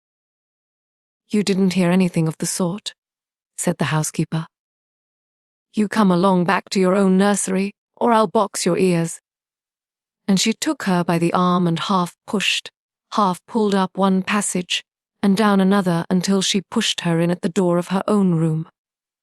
"Now," she said, "you stay where you are told to stay, or you'll find yourself locked up. The master had better get you a governess, same as he said he would. You are one that needs someone to look sharp after you. I've got enough to do."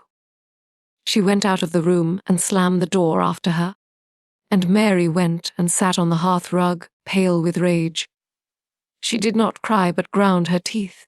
"There was someone crying, there was, she said to herself. She had heard it twice now, and sometimes she would find out. She had found out a great deal this morning. She felt as if she had been on a long journey, and at any rate she had something to amuse her all the time. And she had played with the ivory elephants, and had seen the grey mouse and its babies in their nest in the velvet cushion. Chapter 7. The Key to the Garden. 2 days after this, when Mary opened her eyes, she sat upright in bed immediately, and called to Martha, "Look at the moor! Look at the moor!" The rainstorm had ended, and the grey mist and clouds had been swept away in the night by the wind. The wind itself had ceased, and a brilliant, deep blue sky arched high over the moorland. Never, never had Mary dreamed of a sky so blue. In India skies were hot and blazing. This was of a deep, cool blue which almost seemed to sparkle like the waters of some lovely bottomless lake. And here and there, high High in the arched blueness floated small clouds of snow-white fleece. The far-reaching world of the moor itself looked softly blue instead of gloomy purple-black or awful dreary grey. "Yes," said Martha with a cheerful grin. "The storm's over for a bit. It does like this at this time of the year. It goes off in a night like it was pretending it had never been here and never meant to come again. That's because the springtime's on its way. It's a long way off yet, but it's coming.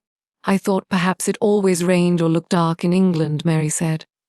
"Hey, no," said Martha, sitting up on her heels among her black lead brushes. "Nothing of the sort. What does that mean?"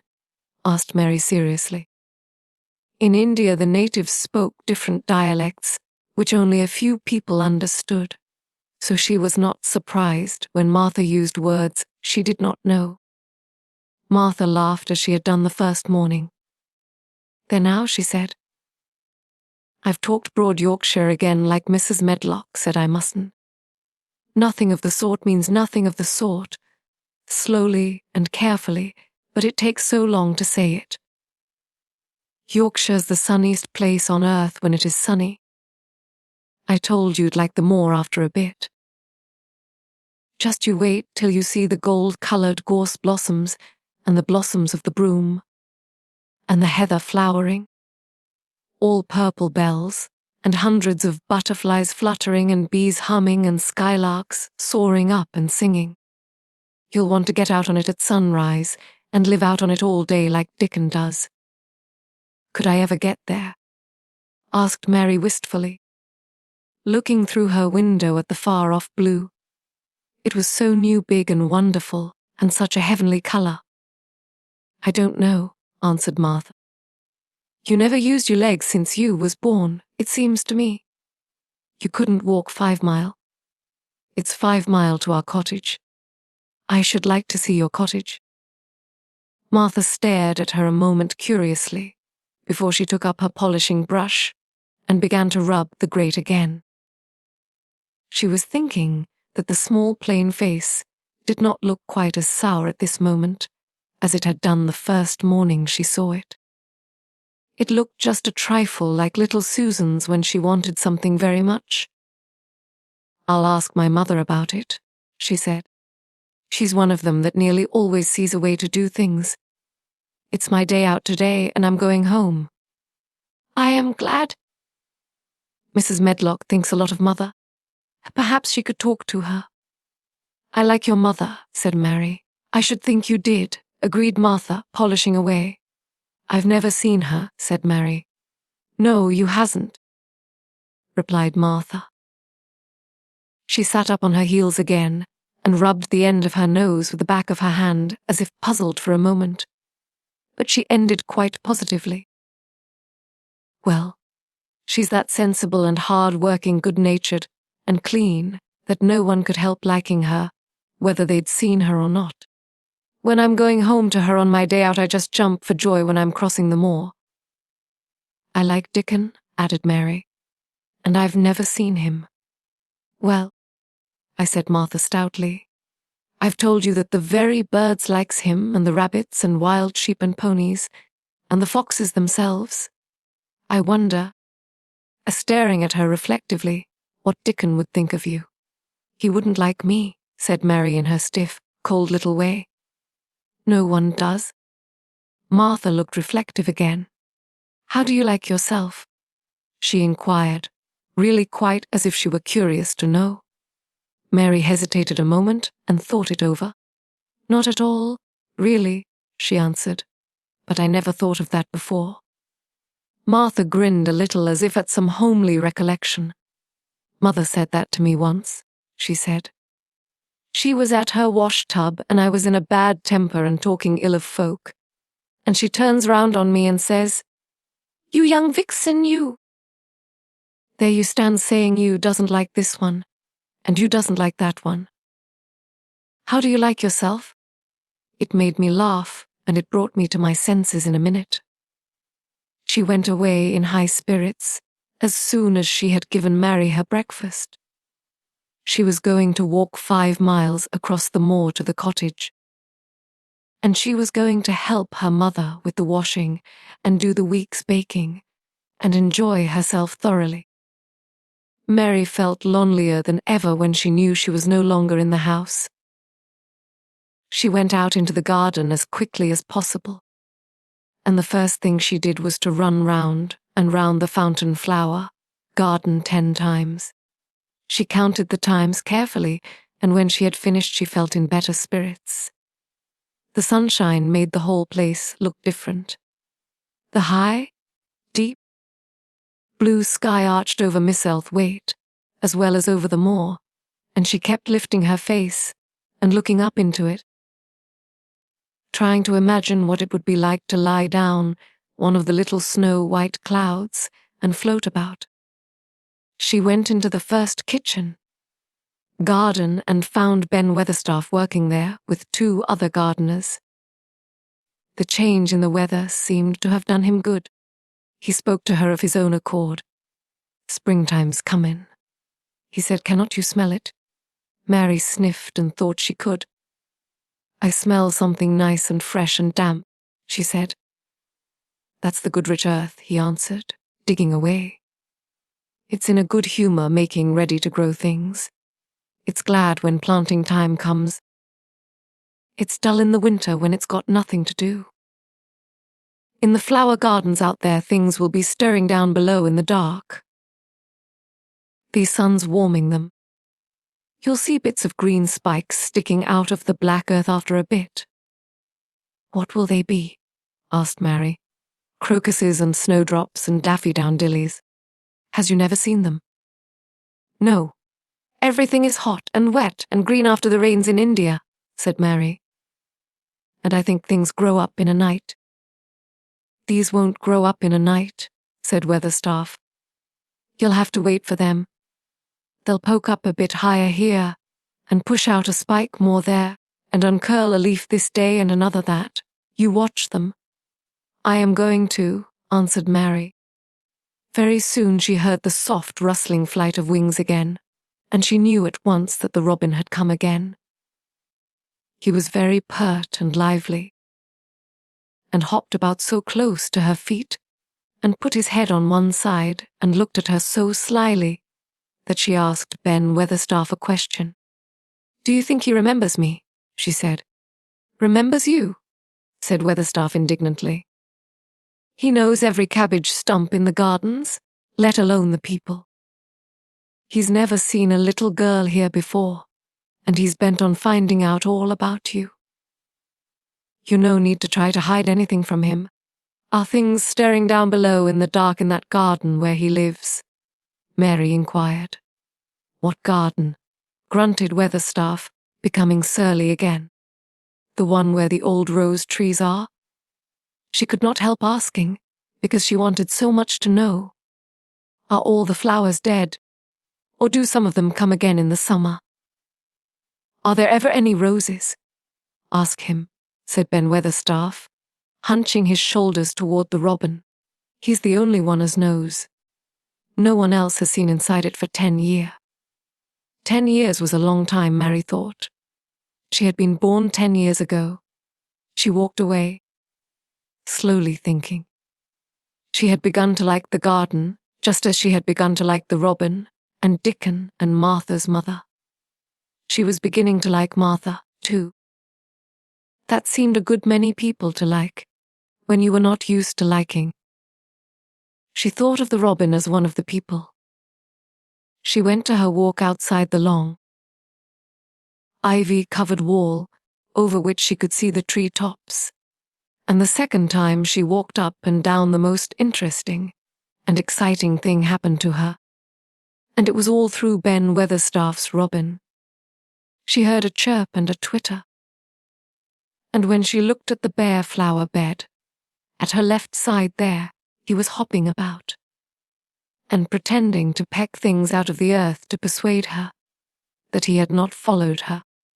But she knew he had followed her, and the surprise so filled her with delight that she almost trembled a little. "You do remember me," she cried out. "You do?" You are prettier than anything else in the world." She chirped and coaxed, and he hopped and flirted his tail and twittered. It was as if he were talking. His red waistcoat was like satin, and he puffed his tiny breast out, and was so fine and so grand, and so pretty that it was really as if he were showing her how important and like a human person a robin could be. Mistress Mary forgot that she had ever been contrary in her life when he allowed her to draw closer and closer to him, and bend down and talk and try to make something like robin sounds. Oh, to think that he should actually let her come as near to him as that! He knew nothing in the world would make her put out her hand toward him or startle him in the least tiniest way. He knew it because he was a real person, only nicer than any other person in the world. She was so happy that she scarcely dared to breathe. The flower bed was not quite bare. It was bare of flowers because the perennial plants had been cut down for their winter rest. But there were tall shrubs and low ones which grew together at the back of the bed. And as the robin hopped about under them, she saw him hop over a small pile of freshly turned up earth. He stopped on it to look for a worm. The earth had been turned up because a dog had been trying to dig up a mole, and he had scratched quite a deep hole. Mary looked at it, not really knowing why the hole was there, and as she looked she saw something almost buried in the newly turned soil. It was something like a ring of rusty iron or brass, and when the robin flew up into a tree nearby, she put out her hand and picked the ring up. It was more than a ring, however.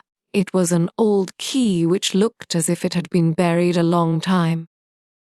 Mistress Mary stood up and looked at it with an almost frightened face as it hung from her finger. "Perhaps it has been buried for 10 years, she said in a whisper. "Perhaps it is the key to the garden." Chapter 8. The robin who showed the way. She looked at the key quite a long time. She turned it over and over and thought about it. As I have said before, she was not a child who had been trained to ask permission or consult her elders about things. All she thought about the key was that it was the key to the closed garden, and she could find out where the door was. She could perhaps open it and see what was inside the walls and what had happened to the old rose trees. It was because it had been shut up so long that she wanted to see it. It seemed as if it must be different from other places, and that something strange must have happened to it during 10 years. Besides that, if she liked it, she could go into it every day and shut the door behind her, and she could make up some play of her own and play it quite alone, because nobody would ever know where she was, but would think the door was still locked and the key buried in the earth. The thought of that pleased her very much. Living, as it were, all by herself in a house with 100 mysteriously closed rooms, and having nothing whatever to do to amuse herself, had set her inactive brain to working and was actually awakening her imagination. There is no doubt that the fresh, strong, pure air from the moor had a great deal to do with it. Just as it had given her an appetite, and fighting with the wind had stirred her blood, so the same things had stirred her mind. In India she had always been too hot and languid, and weak to care much about anything. But in this place she was beginning to care and to want to do new things. Already she felt less, contrary, though she did not know why. She put the key in her pocket and walked up and down her walk.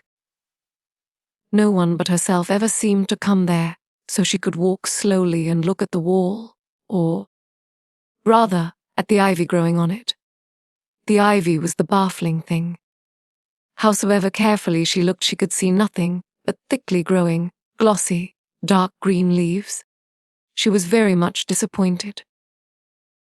Something of her contrariness came back to her as she paced the walk and looked over at the tree tops inside. It seemed so silly. She said to herself, to be near it and not be able to get in.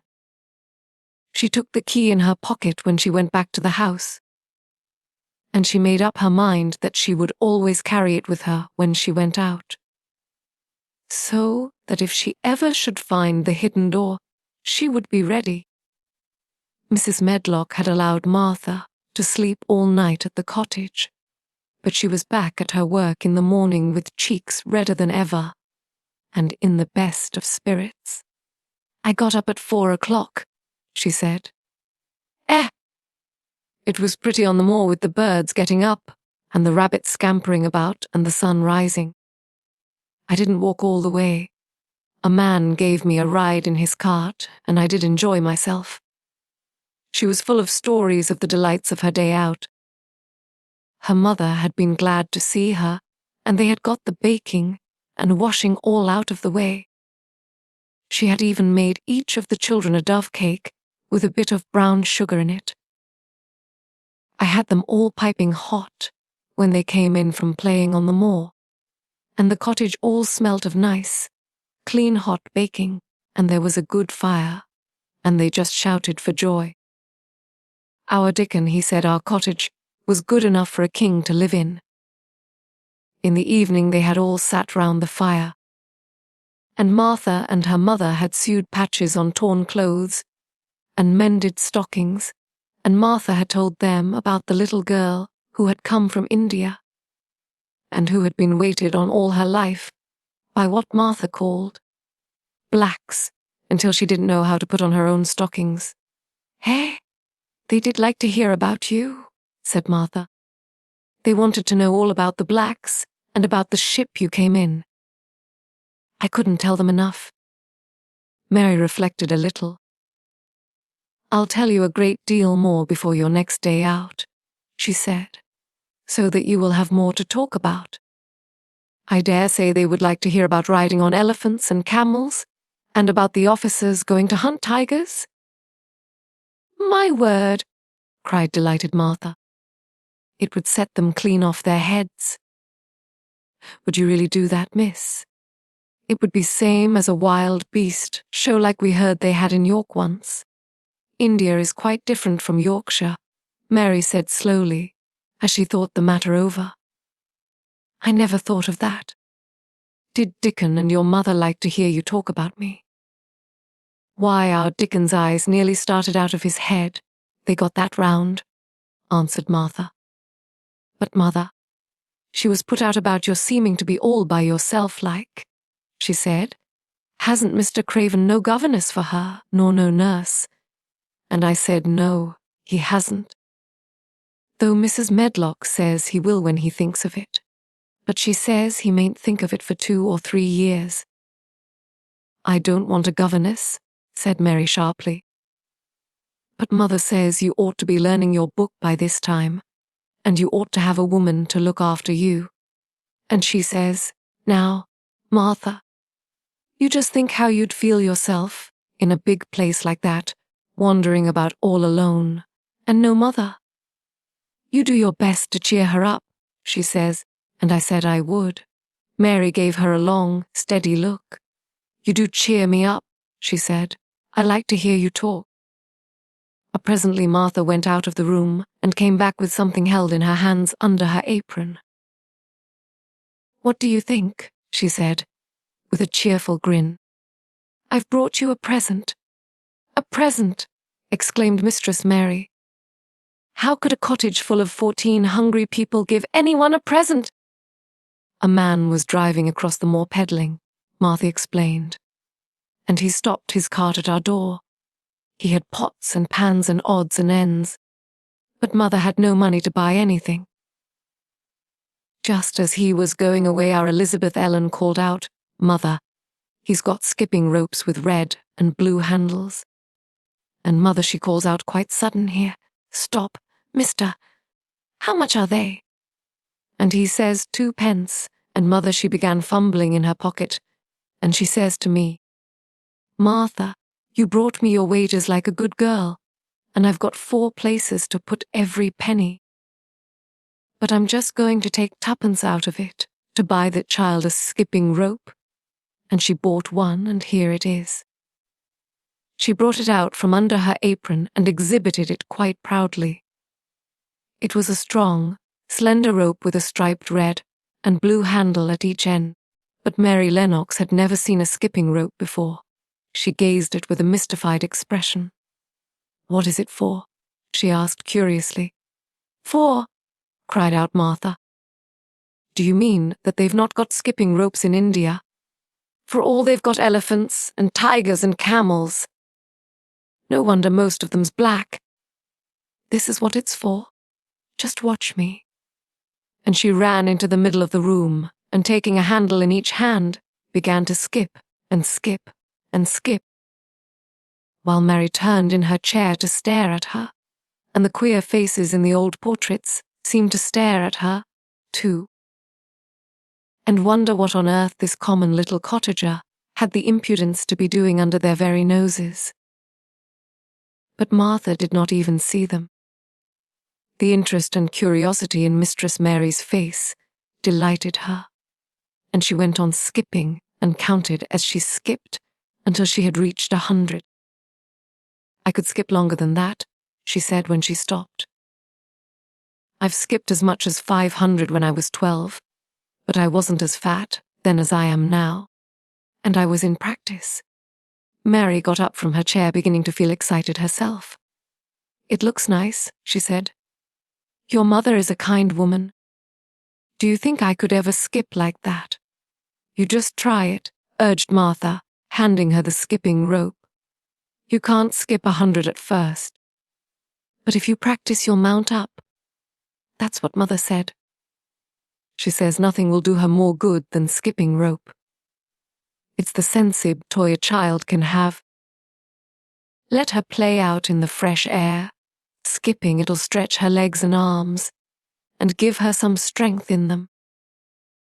It was plain that was not a great deal of strength in Mistress Mary's arms and legs when she first began to skip. She was not very clever at it, but she liked it so much that she did not want to stop. "Put on new things and run and skip out of doors," said Martha.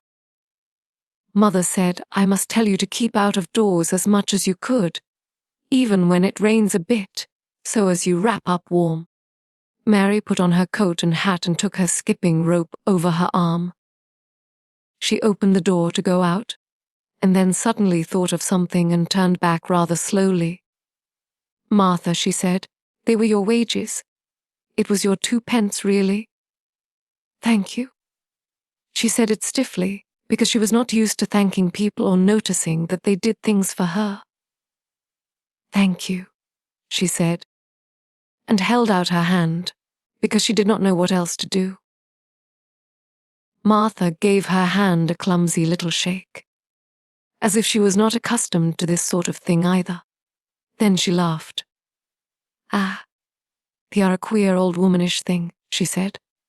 "If you'd been our Elizabeth Ellen, you'd have given me a kiss." Mary looked stiffer than ever. "Do you want me to kiss you?" Martha laughed again.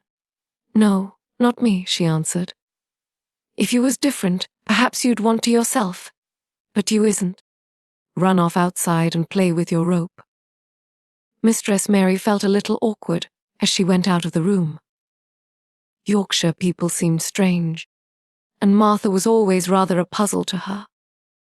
At first she had disliked her very much, but now she did not. The skipping rope was a wonderful thing. She counted and skipped and counted, until her cheeks were quite red, and she was more interested than she had ever been since she was born. The sun was shining and a little wind was blowing, not a rough wind, but one which came in delightful little gusts and brought a fresh scent of newly turned earth with it. She skipped round the fountain garden, and up one walk and down another. She skipped at last into the kitchen garden, and saw Ben Weatherstaff digging and talking to his robin, which was hopping about him. She skipped down the walk toward him, and he lifted his head and looked at her with a curious expression. She had wondered if he would notice her. She wanted him to see her skip. "Well," he exclaimed, "upon my word, perhaps you are a young one, after all. And perhaps you got child's blood in your veins instead of sour buttermilk. You skipped red into your cheeks, as sure as my name's Ben Weatherstaff. I wouldn't have believed you could do it." "I never skipped before," Mary said. "I'm just beginning. I can only go up to 20. You keep on," said Ben. "You shapes well enough at it for a young one that's lived with heathen. Just see how he's watching you," jerking his head toward the robin. "He followed after you yesterday. He'll be at it again today.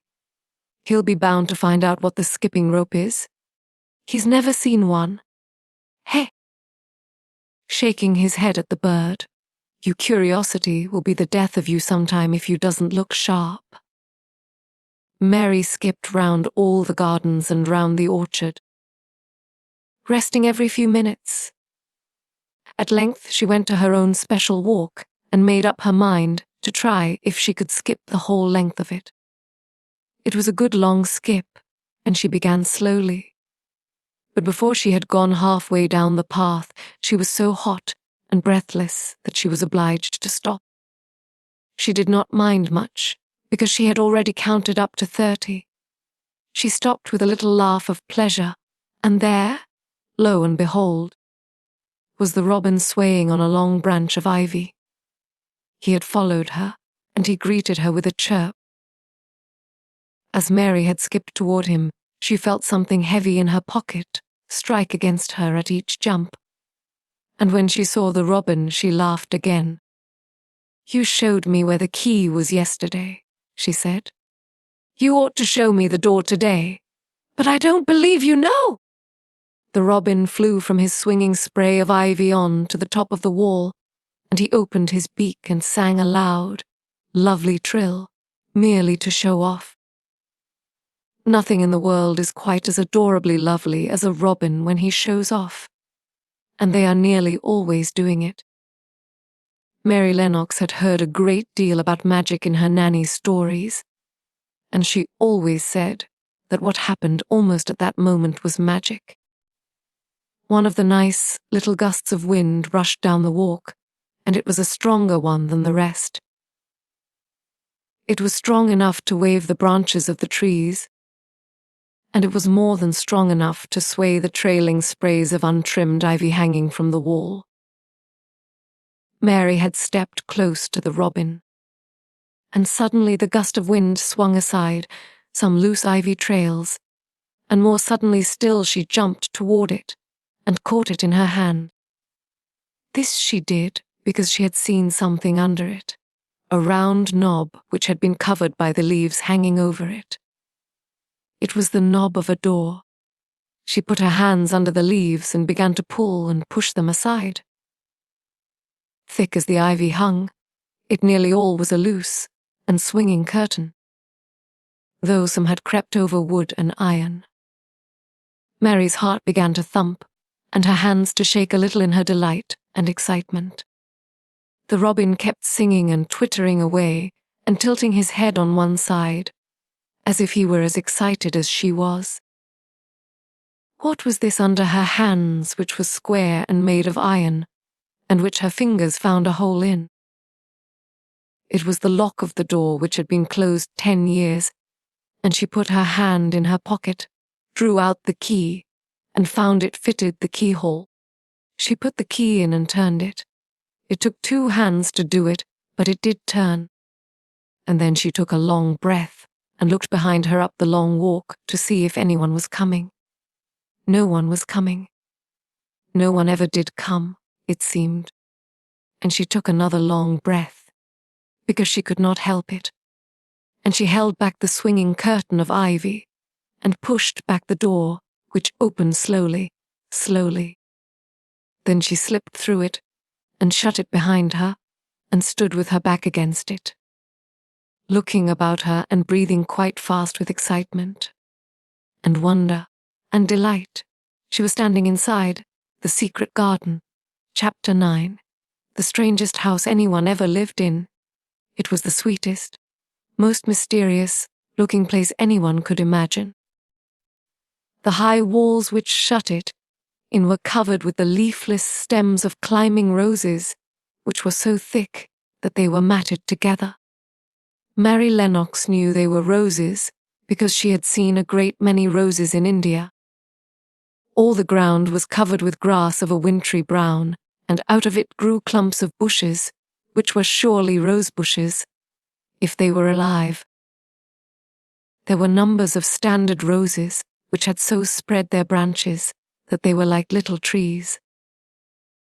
There were other trees in the garden, and one of the things which made the place look strangest and loveliest was that climbing roses had run all over them and swing down long tendrils which made light swaying curtains. And here and there they had caught at each other or at a far-reaching branch and had crept from one tree to another and made lovely bridges of themselves. There were neither leaves nor roses on now, and Mary did know where they were dead or alive, but their thin grey or brown branches and sprays looked like a sort of hazy mantle spreading over everything, walls and trees, and even brown grass, where they had fallen from their fastenings and run along the ground. It was this hazy tangle from tree to tree which made it all look so mysterious. Mary had thought it must be different from other gardens which had not been left all by themselves so long, and indeed it was different from any other place she had ever seen in her life. "How still it is!" she whispered. "How still!" Then she waited a moment and listened at the stillness. The robin, who had flown to his treetop, was still as all the rest. He did not even flutter his wings. He sat without stirring and looked at Mary. "No wonder it is still," she whispered again. "I am the first person who has spoken in here for 10 years. She moved away from the door, stepping as softly as if she were afraid of awakening someone. She was glad that there was grass under her feet, and that her steps made no sounds. She walked under one of the fairy, like grey arches between the trees, and looked up at the sprays and tendrils which formed them. "I wonder if they are all quite dead," she said. "Is it all a quite dead garden? I wish it wasn't." If she had been Ben Weatherstaff, she could have told whether the wood was alive by looking at it. But she could only see that there were only grey or brown sprays and branches, and none showed any signs of even a tiny leaf but anywhere. But she was inside the wonderful garden, and she could come through the door under the ivy any time. And she felt as if she had found a world all her own. The sun was shining inside the 4 walls, and the high arch of blue sky over this particular piece of Missel Thwaite seemed even more brilliant and soft than it was over the moor. The robin flew down from his tree top and hopped about, or flew after her from one bush to another. He chirped a good deal and had a very busy air, as if he were showing her things. Everything was strange and silent, and she seemed to be hundreds of miles away from anyone. But somehow she did not feel lonely at all. All that troubled her was her wish that she knew whether all the roses were dead, or if perhaps some of them had lived and might put out leaves and buds as the weather got warmer. She did not want it to be a quite dead garden. If it were a quite alive garden, how wonderful it would be, and what thousands of roses would grow on every side! Her skipping rope had hung over her arm when she came in, and after she had walked about for a while, she thought would skip round the whole garden, stopping when she wanted to look at things. There seemed to have been grass paths here and there, and in 1 or 2 corners there were alcoves of evergreen with stone seats or tall moss-covered flower urns in them. As she came near the second of these alcoves, she stopped skipping. There had once been a flower in it, and she thought she saw something sticking out of the black earth, some sharp little pale green points. She remembered what Ben Weatherstaff had said, and she knelt down to look at them. Yes, they are tiny growing things, and they might be crocuses or snowdrops or daffodils, she whispered. She bent very close to them and sniffed the fresh scent of the damp earth. She liked it very much. Perhaps there are some other ones coming up in other places, she said. I will go all over the garden and look. She did not skip, but walked. She went slowly and kept her eyes on the ground. She looked in the old border beds and among the grass, and after she had gone round, trying to miss nothing, and she had found ever so many more sharp, pale green points, and she had become quite excited again. It isn't a quite dead garden, she cried out softly to herself. Even if the roses are dead, there are other things alive. She did not know anything about gardening, but the grass seemed so thick in some of the places where the green points were pushing their way through that she thought they did not seem to have room enough to grow. She searched about until she found a rather sharp piece of wood and knelt down and weeded out the weeds and grass until she made nice little clear places around them. Now they look as if they could breathe, she said, after she had finished with the first ones. I am going to do ever so many more. I'll do all I can see. If I haven't time today, I can come tomorrow. She went from place to place and dug and weeded and enjoyed herself so immensely that she was led on from bed to bed and into the grass under the trees. The exercise made her so warm that she first threw her coat off and then her hat. And without knowing it, she was smiling down onto the grass and the pale green points all the time. The robin was tremendously busy. He was very much pleased to see gardening begun on his own estate. He had often wondered at Ben Weatherstaff, where gardening is done, all sorts of delightful things to eat are turned up with the soil. Now here was this new kind of creature who was not half Ben's size and yet had the sense to come into his garden and begin at once. Mistress Mary worked in her garden until it was time to go to her midday dinner. In fact, she was rather late in remembering, and when she put on her coat and hat and picked up her skipping rope, she could not believe that she had been working 2 or 3 hours. She had been actually happy all the time, and dozens of the tiny, pale green points were to be seen in cleared places, looking twice as cheerful as they had looked before when the grass and weeds been smothering them. I shall come back this afternoon, she said, looking all round at her new kingdom and speaking to the trees and the rose bushes as if they heard her. Then she ran lightly across the grass, pushed open the slow old door, and slipped through it under the ivy. She had such red cheeks and such bright eyes, and ate such a dinner that Martha was delighted. 2 pieces of meat and 2 helps of rice pudding, she said. Ha! Mother will be pleased when I tell her what the skipping rope's done for you. In the course of her digging with her pointed stick, Mistress, Mary had found herself digging up a sort of white root, rather like an onion. She had put it back in its place and patted the earth carefully down on it, and just now she wondered if Martha could tell her what it was. Martha, she said, what are those white roots that look like onions? They are bulbs, answered Martha. Lots of spring flowers grow from them.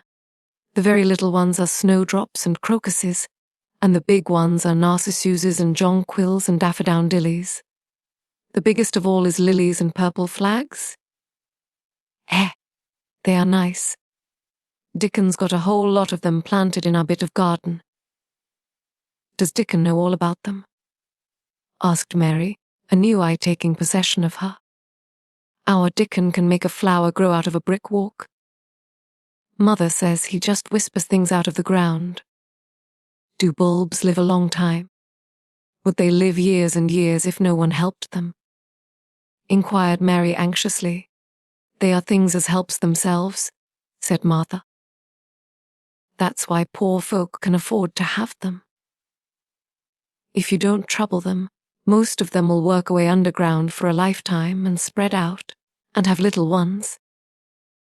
There's a place in the park woods here where there's snowdrops by thousands. They are the prettiest sight in Yorkshire when the spring comes. No one knows when they was first planted. I wish the spring was here now, said Mary. I want to see all the things that grow in England. She had finished her dinner and gone to her favourite seat on the hearth rug. I wish I had a little spade, she said. Whatever do you want a spade for? Asked Martha, laughing. Are you going to take to digging? I must tell Mother that too. Mary looked at the fire and pondered a little. She must be careful if she meant to keep her secret kingdom. She wasn't doing any harm. But if Mr. Craven found out about the open door, he would be fearfully angry and get a new key and lock it up forevermore. She really could not bear that. This is such a big, lonely place, she said slowly, as if she were turning matters over in her mind. The house is lonely, and the park is lonely, and the gardens are lonely. So many places seem shut up. I never did many things in India, but there were more people to look at, natives and soldiers marching by, and sometimes bands playing, and my nanny told me stories. There is no one to talk to here except you and Ben Weatherstaff. And you have to do your work, and Ben Weatherstaff won't speak to me often. I thought if I had a little spade, I could dig somewhere as he does, and I might make a little garden if he would give me some seeds. Martha's face quite lighted up. There now? She exclaimed. If that wasn't one of the things Mother said. She says, there's such a lot of room in that big place. Why don't they give her a bit for herself, even if she doesn't plant nothing but parsley and radishes? She'd dig and rake away and be right down happy over it. Them was the very words she said. Were they? Said Mary. How many things she knows, doesn't she? Ah, said Martha. It's like she says, a woman as brings up 12 children learns something besides her ABC. Children's as good as arithmetic to set you finding out things. How much would a spade cost, a little one? Mary asked. Well, was Martha's reflective answer. At Thwaite village there's a shop or so, and I saw little garden sets with a spade, and a rake, and a fork all tied together for 2 shillings. And they were stout enough to work with too. I've got more than that in my purse, said Mary. Mrs. Morrison gave me 5 shillings and Mrs. Medlock gave me some money from Mr. Craven. Did he remember you that much? Exclaimed Martha. Mrs. Medlock said I was to have 1 shilling a week to spend. She gives me 1 every Saturday. I didn't know what to spend it on. My word! That's riches, said Martha. You can buy anything in the world you wants. The rent of our cottage is only 1 and 3p, and it's like pulling eye teeth to get it. Now I've just thought of something, putting her hands on her hips. What? Said Mary eagerly. In the shop at the Thwaite they sell packages of flower seeds for 1 penny each. And our Dickon, he knows which is the prettiest ones, and how to make them grow. He walks over to Thwaite many a day just for the fun of it. Do you know how to print letters? Suddenly. I know how to write, Mary answered. Martha shook her head. Our Dickon can only read printing.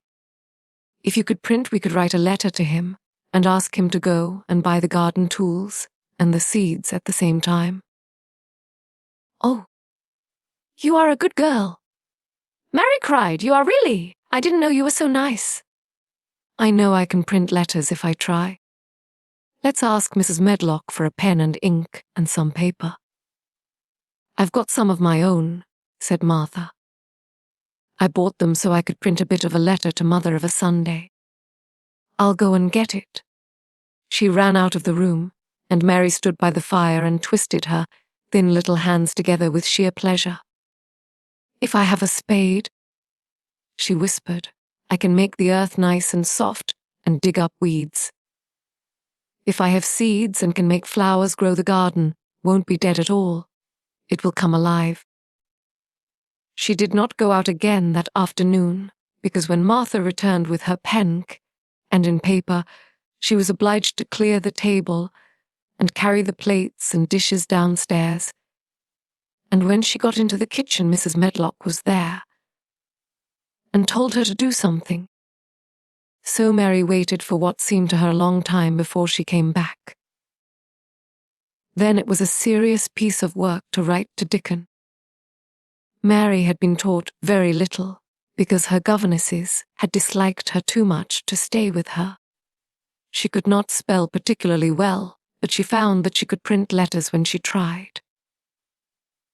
This was the letter Martha dictated to her. My dear Dickon, this comes hoping to find you well as it leaves me at present. Miss Mary has plenty of money, and will you go to Thwaite and buy her some flower seeds and a set of garden tools to make a flower bed? Pick the prettiest ones and easy to grow, because she has never done it before and lived in India, which is different. Give my love to Mother and every one of you.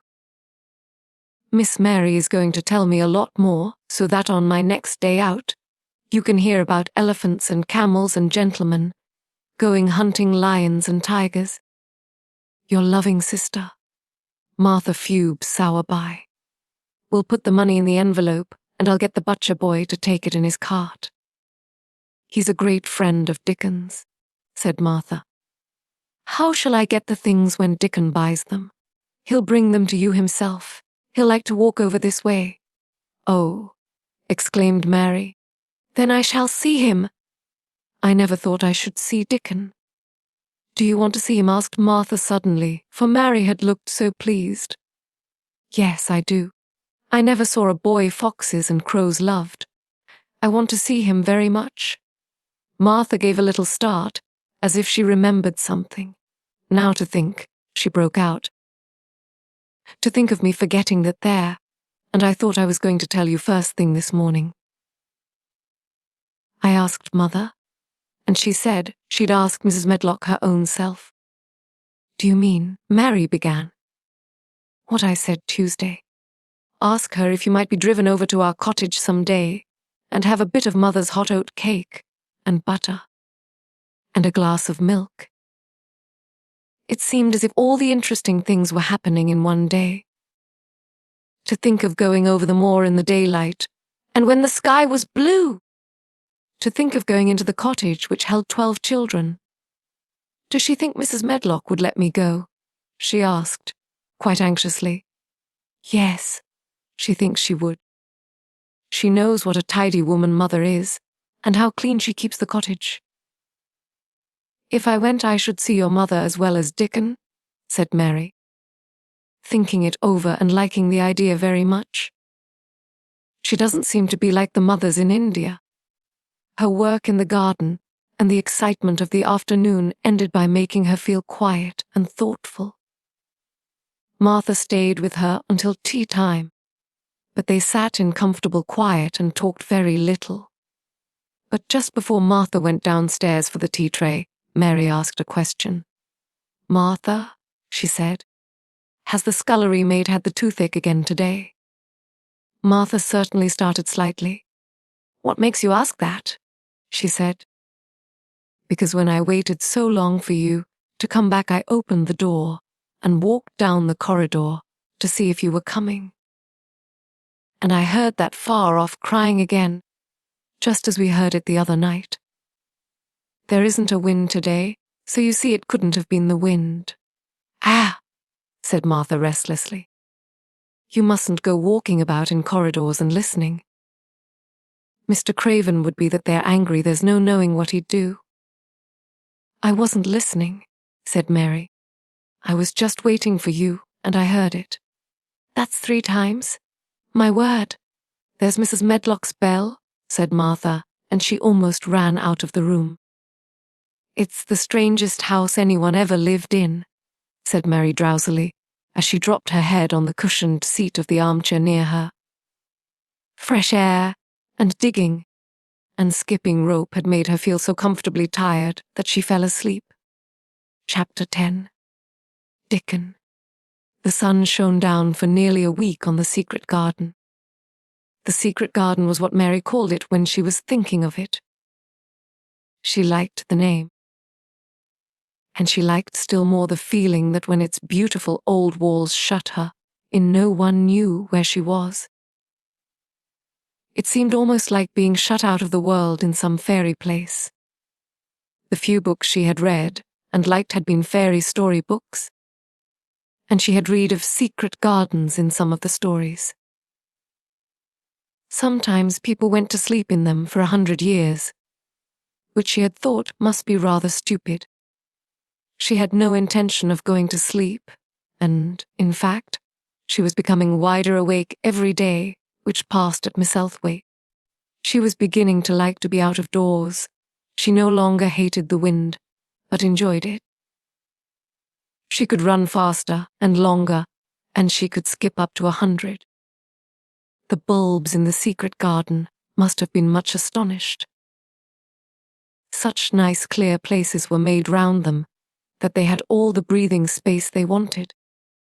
And really, if Mistress Mary had known it, they began to cheer up under the dark earth and work tremendously.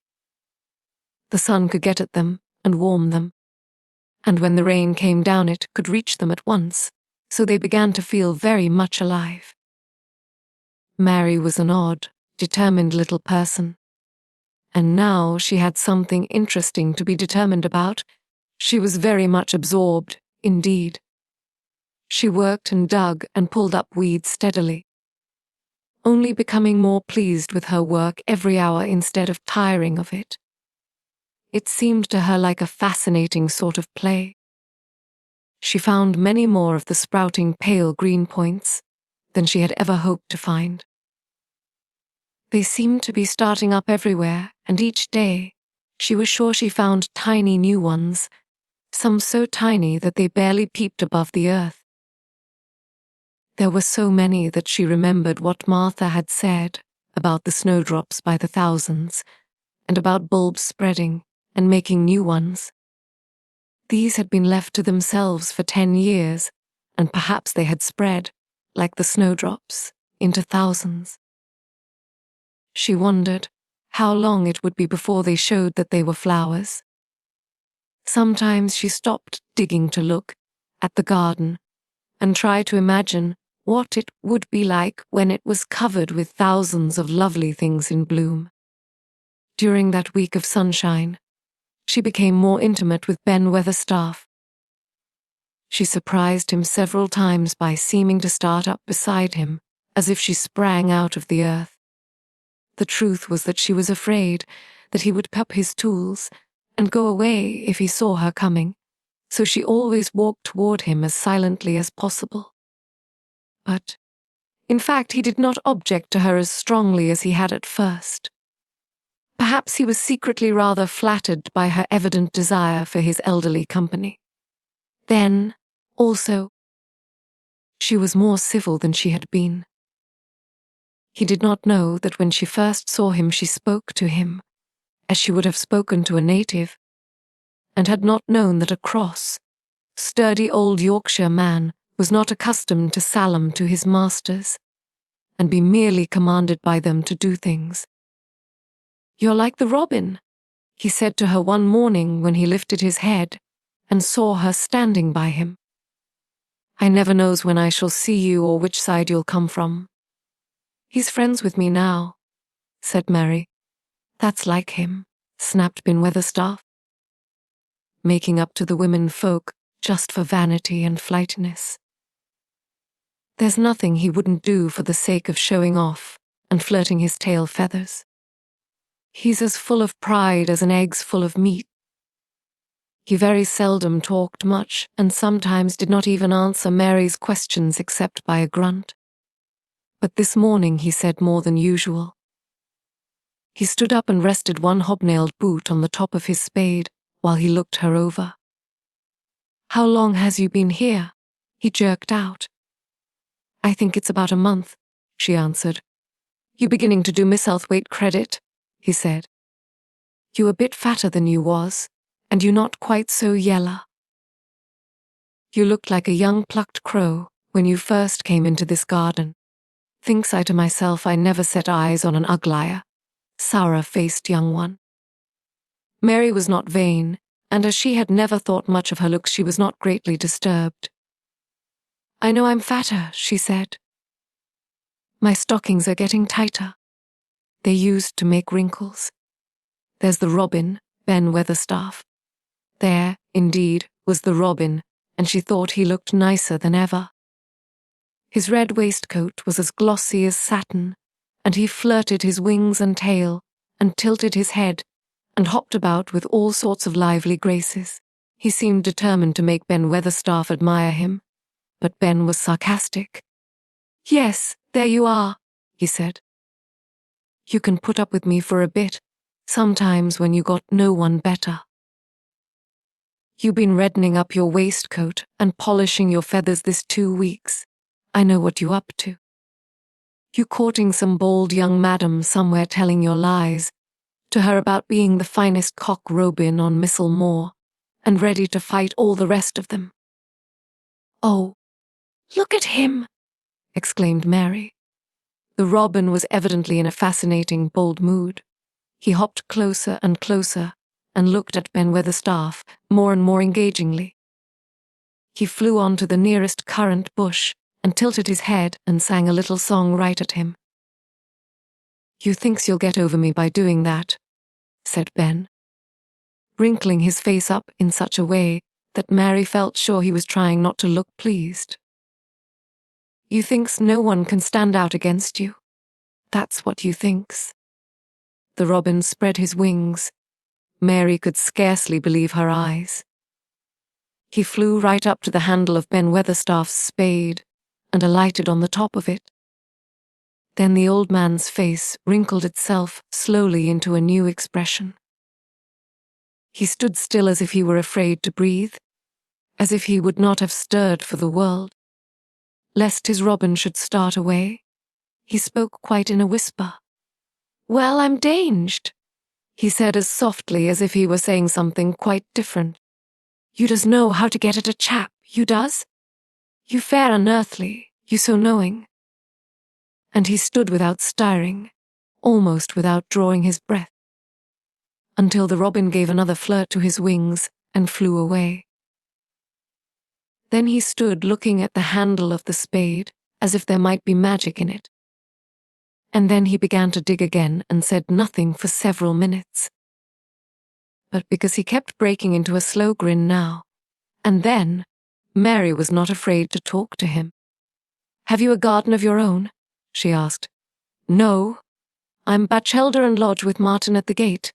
"If you had one," said Mary, "what would you plant?" "Cabbages and potatoes and onions." "But if you wanted to make a flower garden," persisted Mary, "what would you plant?" "Bulbs and sweet-smelling things, but mostly roses." Mary's face lighted up. "Do you like roses?" she said. Ben Weatherstaff rooted up a weed and threw it aside before he answered. "Well, yes, I do. I was learned that by a young lady I was gardener too. She had a lot in a place she was fond of, and she loved them like they was children, or robins. I've seen her bend over and kiss them." He dragged out another weed and scowled at it. "That were as much as 10 years ago.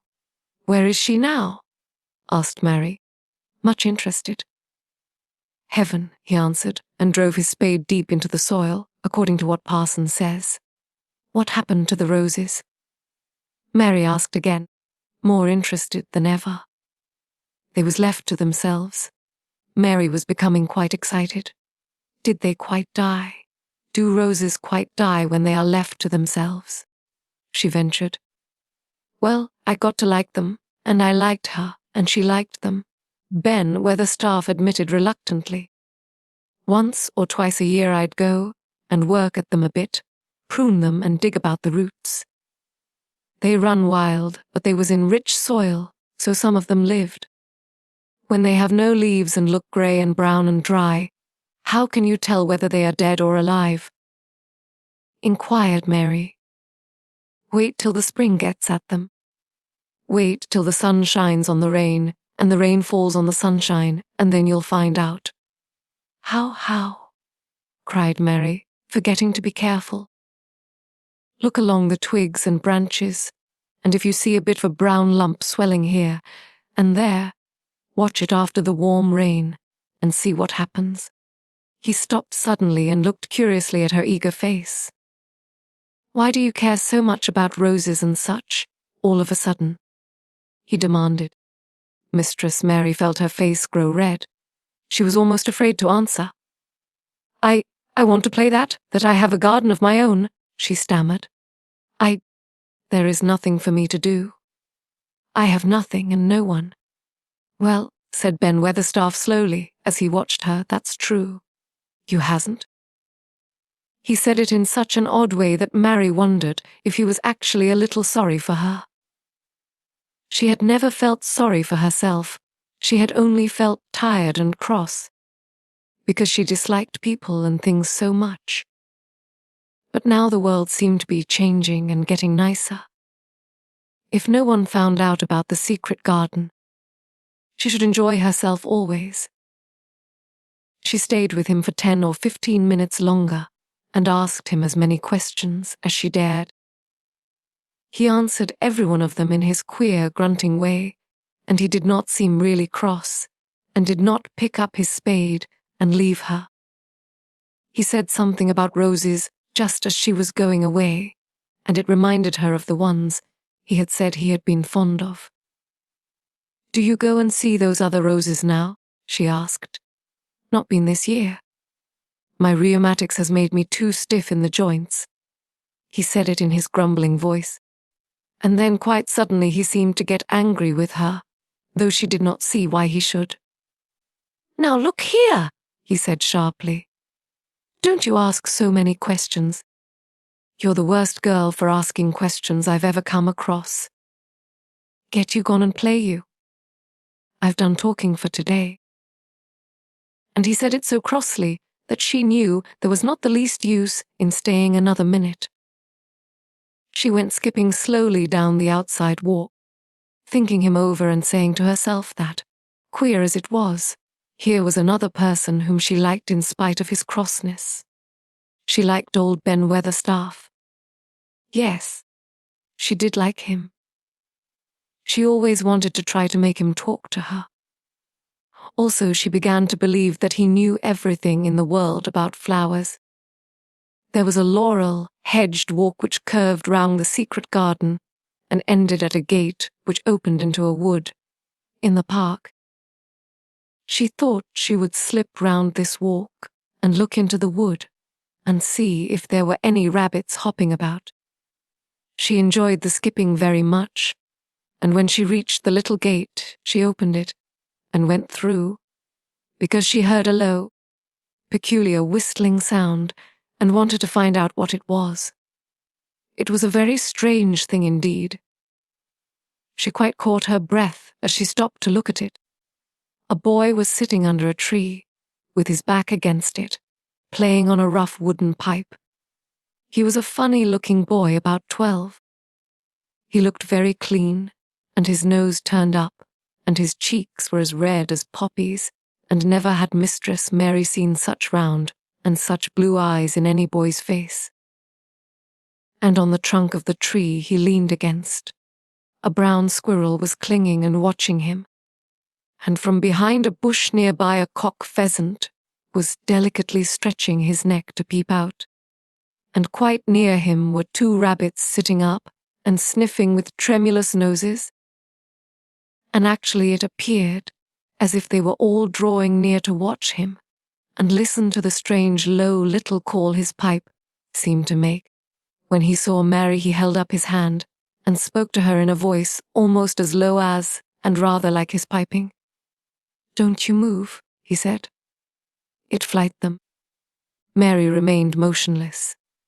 He stopped playing his pipe and began to rise from the ground. He moved so slowly that it scarcely seemed as though he were moving at all. But at last he stood on his feet, and then the squirrel scampered back up into the branches of his tree. The pheasant withdrew his head, and the rabbits dropped on all fours and began to hop away, though not at all as if they were frightened. "I'm Dickon," the boy said. "I know you're Miss Mary." Then Mary realized that somehow she had known at first that he was Dickon.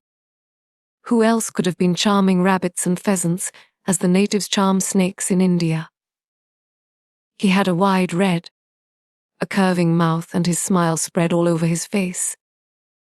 "I got up slow," he explained, "because if you makes a quick move it startles them. A body has to move gentle and speak low when Wild Things is about." He did not speak to her if they had never seen each other before, but as if he knew her quite well. Mary knew nothing about boys, and she spoke to him a little stiffly because she felt rather shy. "Did you get Martha's letter?"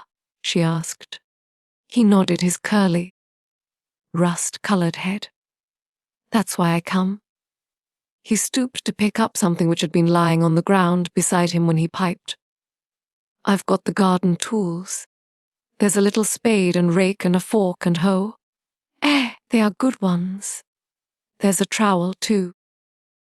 And the woman in the shop threw in a packet of white poppy and one of blue larkspur when I bought the other seeds. "Will you show the seeds to me?" Mary said. She wished she could talk as he did. His speech was so quick and easy.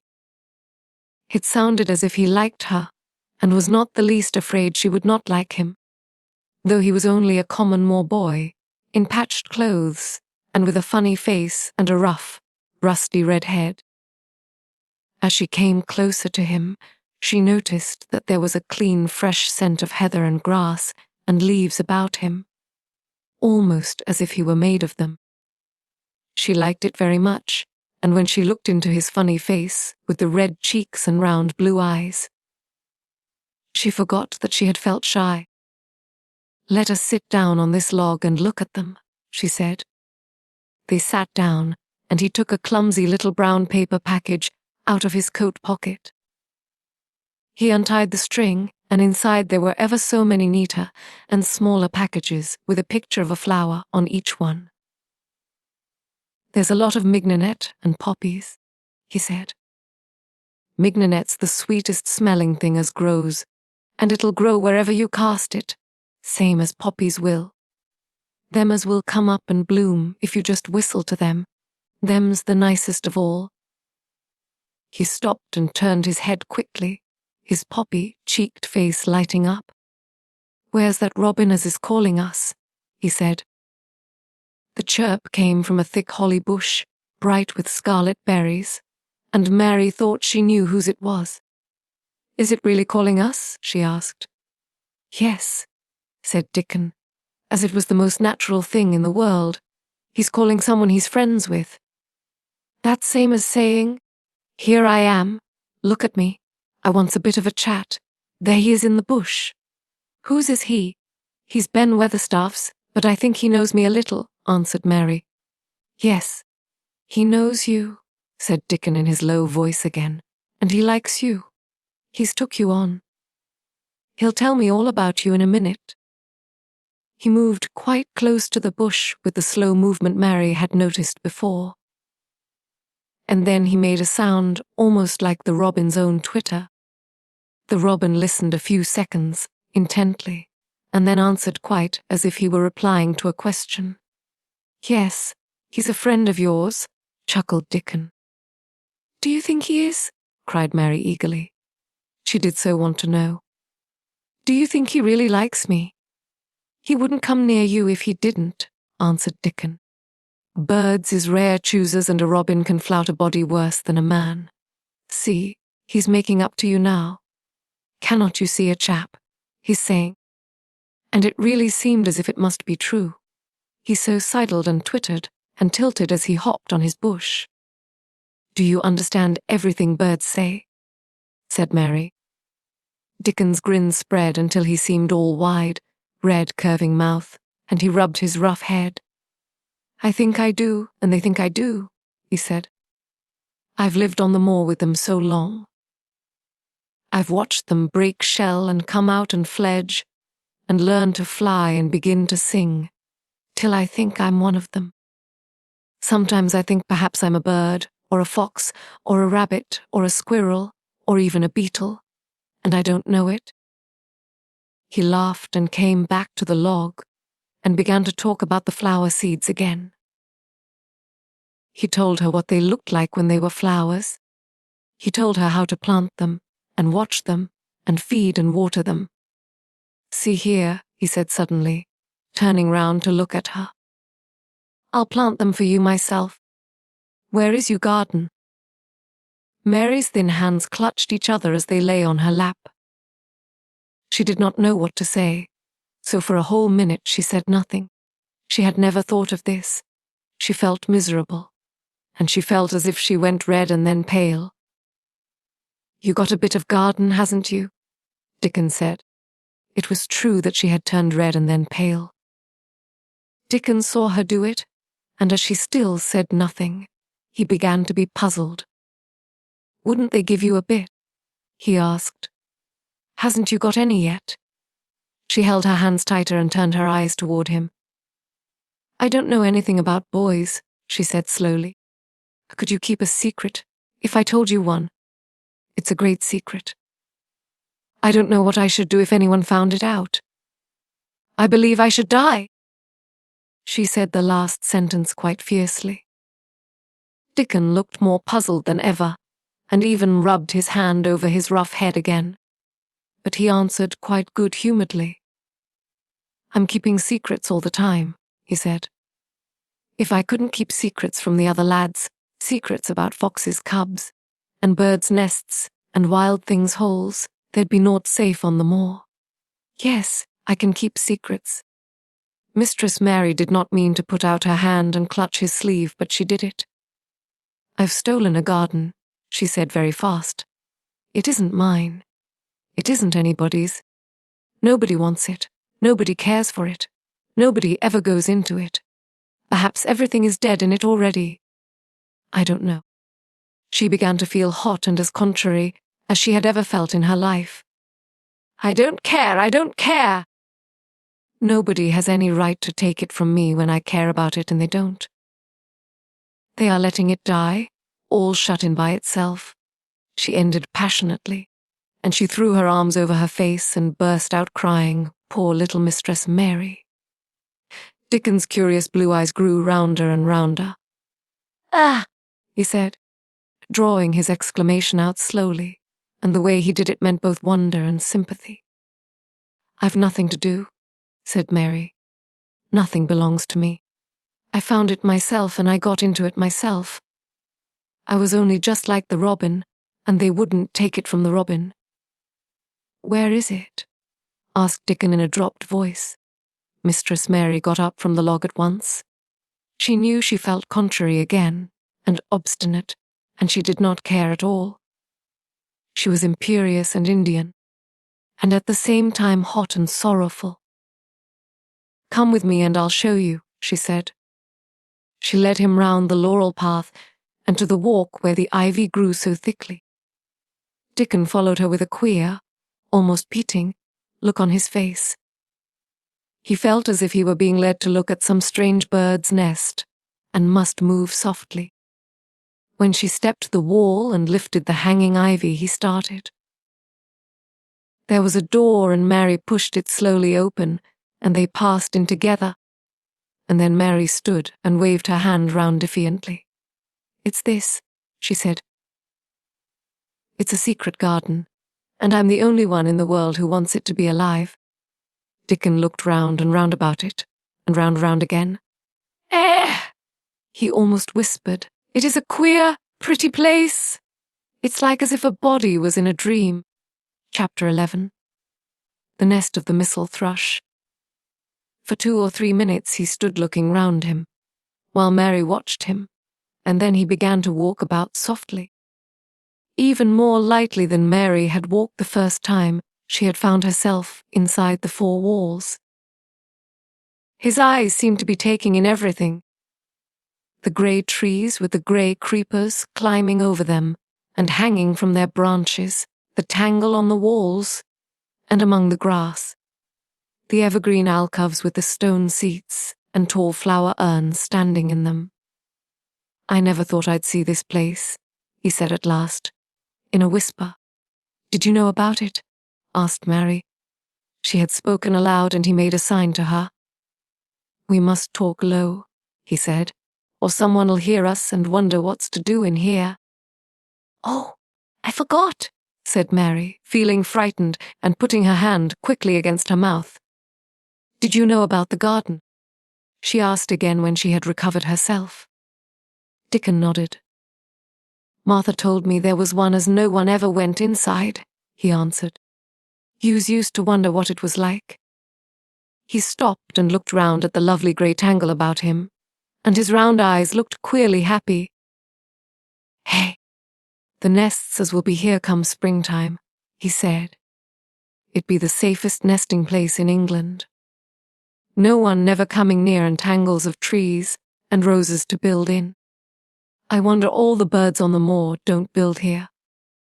Mistress Mary put her hand on his arm again without knowing it.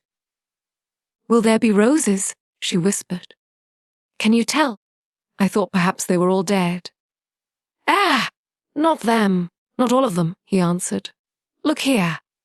He stepped over to the nearest tree, an old one with grey lichen all over its bark, but upholding a curtain of tangled sprays and branches.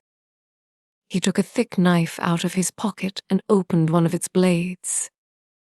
"There's lots of dead wood as ought to be cut out," he said.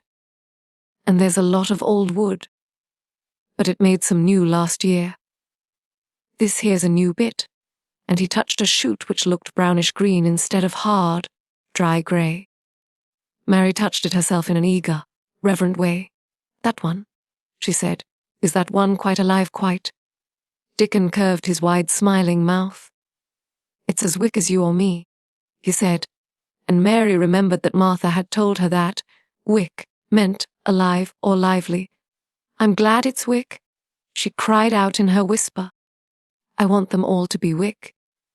Let us go round the garden and count how many wick ones there are."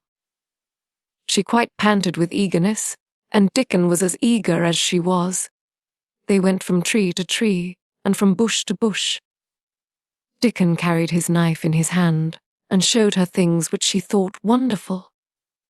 "They've run wild," he said, "but the strongest ones has fair thrived on it.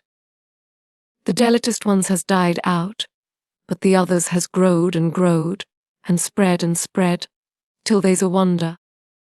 See here," and he pulled down a thick grey, dry-looking branch. "A body might think this was dead wood, but I don't believe it is. Down to the root. I'll cut it low down and see." He knelt and with his knife cut the lifeless-looking branch through, not far above the earth. "There," he said exultantly. "I told you so. There's green in that wood yet. Look at it." Mary was down on her knees before he spoke, gazing with all her might. "When it looks a bit greenish and juicy like that, it's wick," he explained. "When the inside is dry and breaks easy, like this here piece I've cut off, it's done for. There's a big root here as all this live wood sprung out of, and if the old wood's cut off and it's dug round and took care of there'll be—" He stopped and lifted his face to look up at the climbing and hanging sprays above him. "There'll be a fountain of roses here this summer. They went from bush to bush and from tree to tree. He was very strong and clever with his knife and knew how to cut the dry and dead wood away, and could tell when an unpromising bough or twig had still green life in it. In the course of half an hour Mary thought she could tell too, and when he cut through a lifeless looking branch, She would cry out joyfully under her breath when she caught sight of the least shade of moist green. The spade and hoe and fork were very useful. He showed her how to use the fork while he dug about roots with the spade and stirred the earth and let the air in. They were working industriously round one of the biggest standard roses when he caught sight of something which made him utter an exclamation of surprise. "Why?" he cried, pointing to the grass a few feet away. "Who did that there?" It was one of Mary's own little clearings round the pale green points. "I did it," said Mary. "Why?" "I thought you didn't know nothing about gardening," he exclaimed. "I don't," she answered, "but they were so little, and the grass was so thick and strong, and they looked as if they had no room to breathe. So I made a place for them. I don't even know what they are." Dickon went and knelt down by them, smiling his wide smile. "You was right," he said. "A gardener couldn't have told you better. They'll grow now like Jack's beanstalk. They are crocuses and snowdrops, and these here is narcissuses, turning to another patch, and here are daffodils. Hey, they will be a sight." He ran from one clearing to another. "You has done a lot of work for such a little girl," he said, looking her over. "I'm growing fatter," said Mary, "and I'm growing stronger. I used always to be tired. When I dig, I'm not tired at all. I like to smell the earth when it's turned up. It's rare good for you," he said, nodding his head wisely. "There's naught as nice as the smell of good clean earth, except the smell of fresh growing things, when the rain falls on them. I get out on the Moor day, when it's raining, and I lie under a bush and listen to the soft swish of drops on the heather, and I just sniff and sniff. My nose end fair quivers like a rabbit's, Mother says." "Do you never catch cold?" inquired Mary, gazing at him wonderingly. She had never seen such a funny boy. "Or such a nice one. Not me," he said, grinning. "I never catched cold since I was born. I wasn't brought up nesh enough. I've chased about the moor in all weathers same as the rabbits does. Mother says I've sniffed up too much fresh air for 12 year to ever get to sniffing with cold. I'm as tough as a white thorn knobstick." He was working all the time he was talking, and Mary was following him and helping him with her fork or the trowel. "There's a lot of work to do here," he said once, looking about quite exultantly. "Will you come again and help me to do it?" Mary begged. "I'm sure I can help too. I can dig and pull up weeds and do whatever you tell me." "Oh, do come, Dickon." "I'll come every day if you wants me, rain or shine," he answered stoutly. "It's the best fun I ever had in my life, shut in here and wakening up a garden."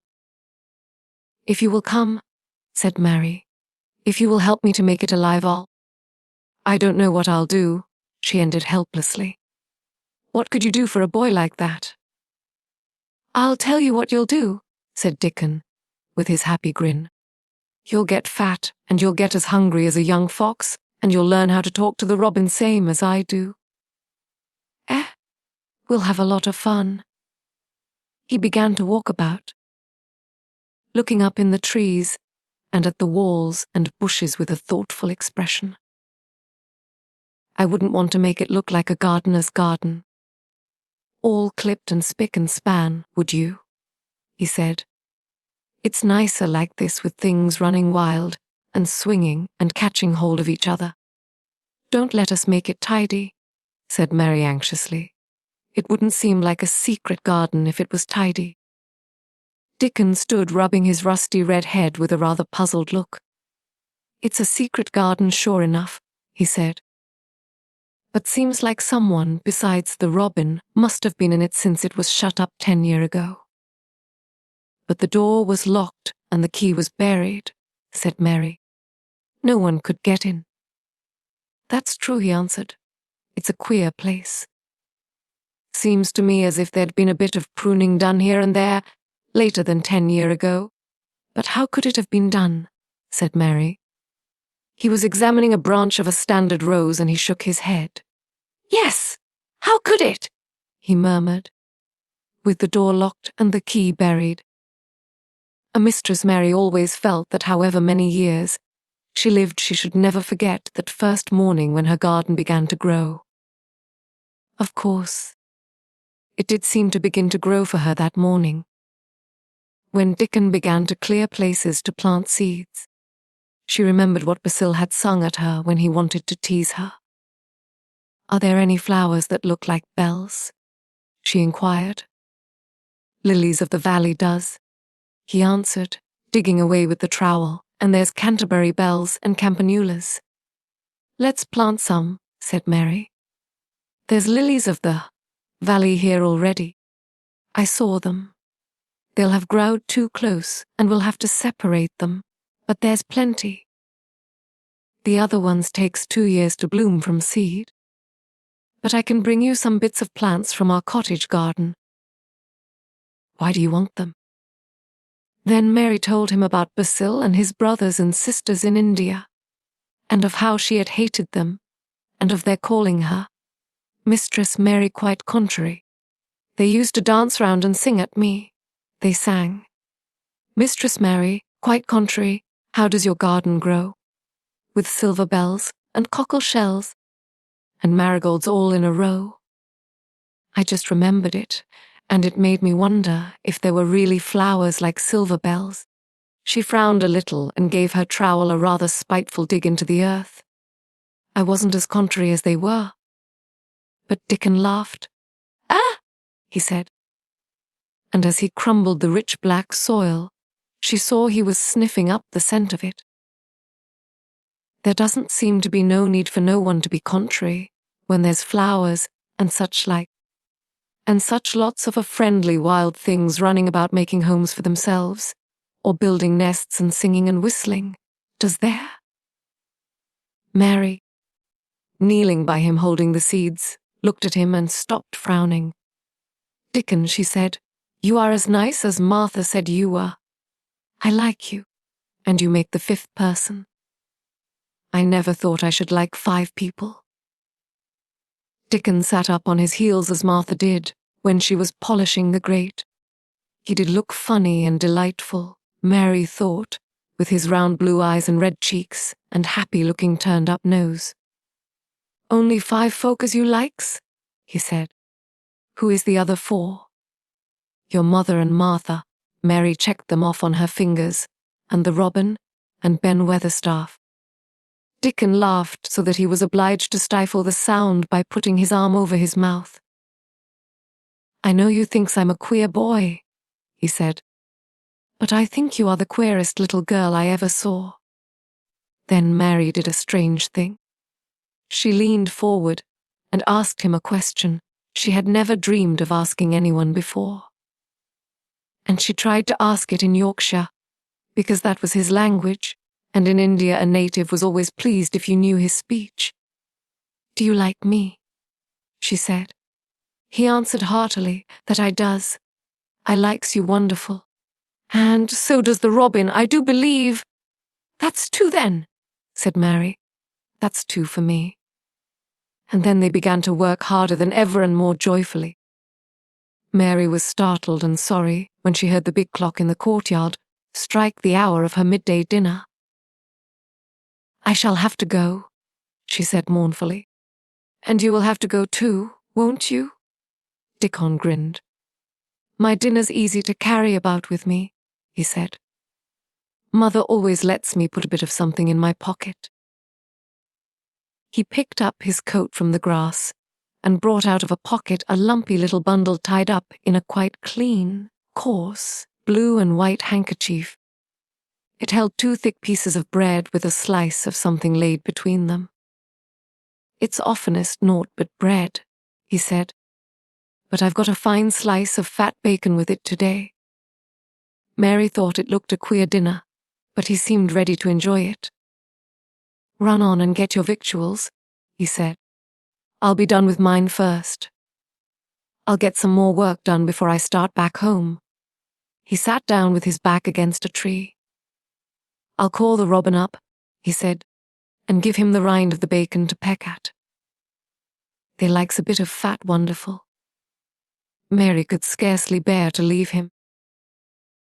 Suddenly it seemed as if he might be a sort of wood fairy who might be gone when she came into the garden again. He seemed too good to be true. She went slowly halfway to the door in the wall, and then she stopped and went back. "Whatever happens, you never would tell," she said. His poppy-coloured cheeks were distended with his first big bite of bread and bacon, but he managed to smile encouragingly.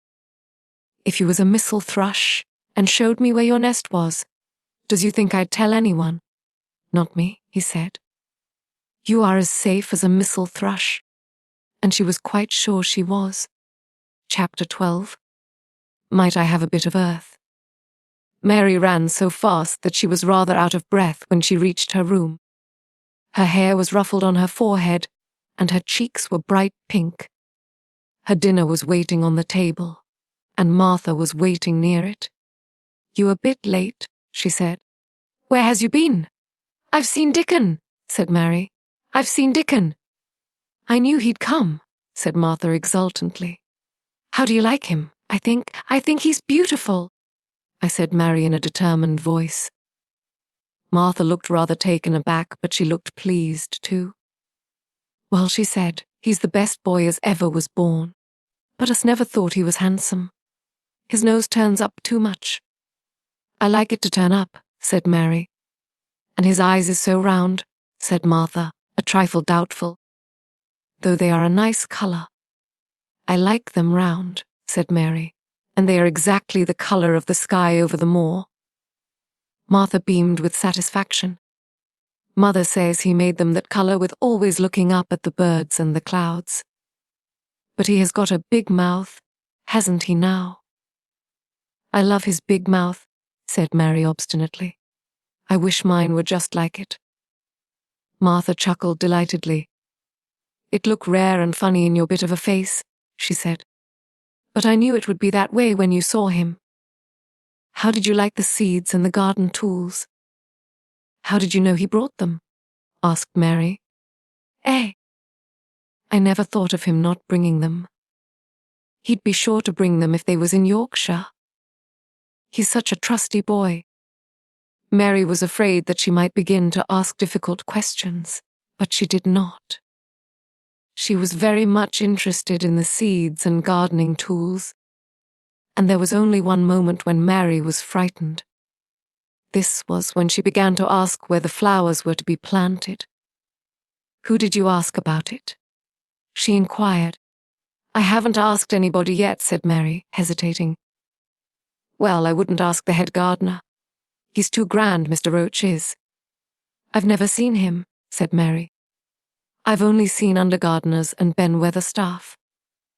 "If I was you, I'd ask Ben Weatherstaff," advised Martha.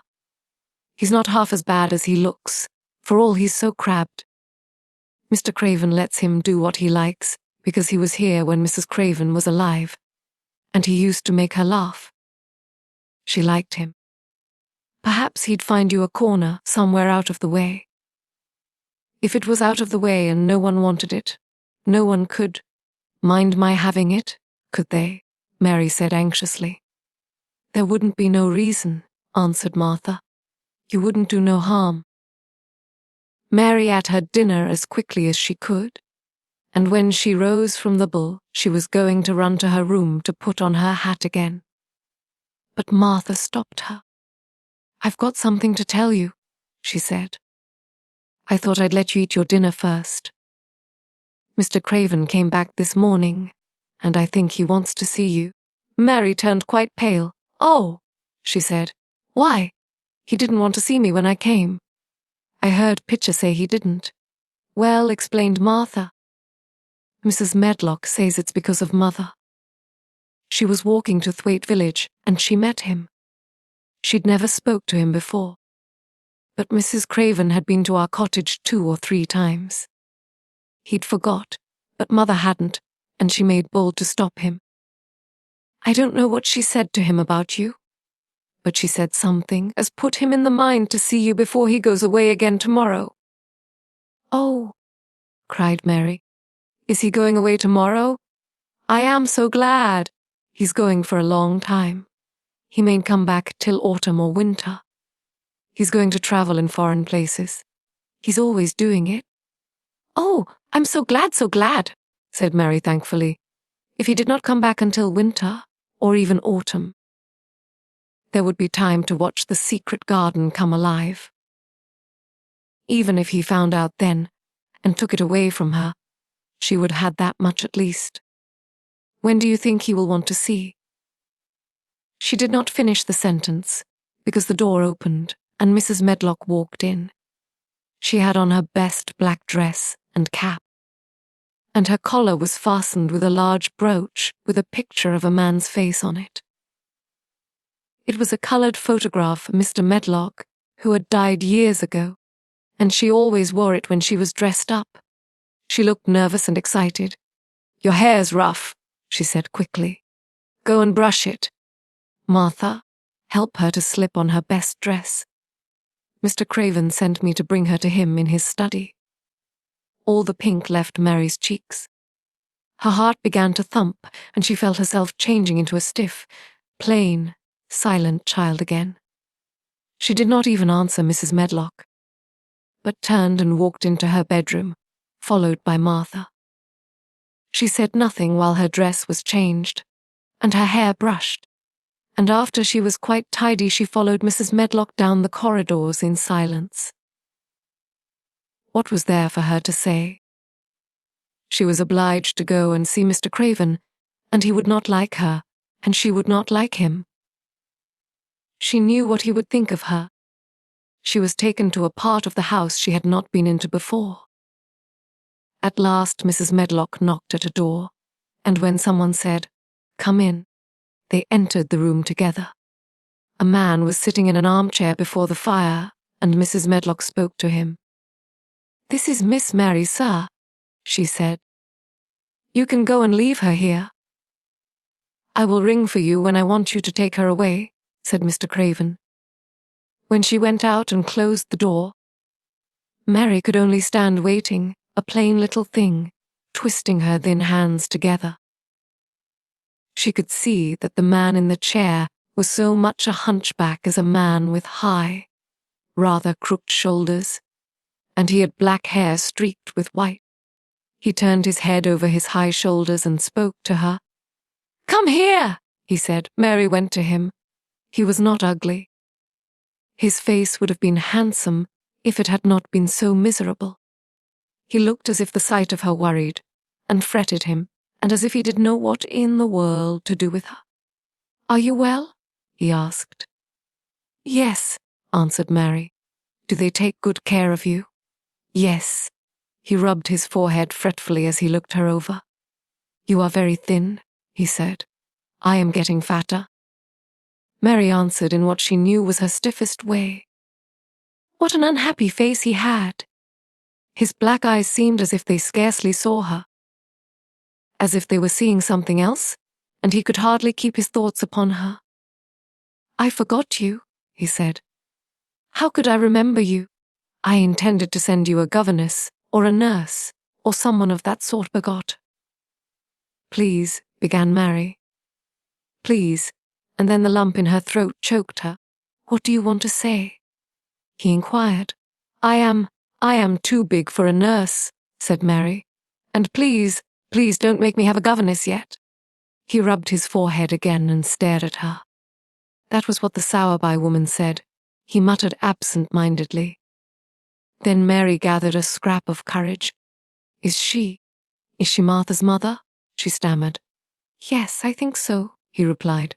"She knows about children," said Mary. "She has 12. She knows." He seemed to rouse himself. "What do you want to do?" "I want to play out of doors," Mary answered, hoping that her voice did not tremble. "I never liked it in India. It makes me hungry here, and I am getting fatter." He was watching her. "Mr. Sowerby said it would do you good." "Perhaps it will," he said. "She thought you had better get stronger before you had a governess." It makes me feel strong when I play, and the wind comes over the moor," argued Mary.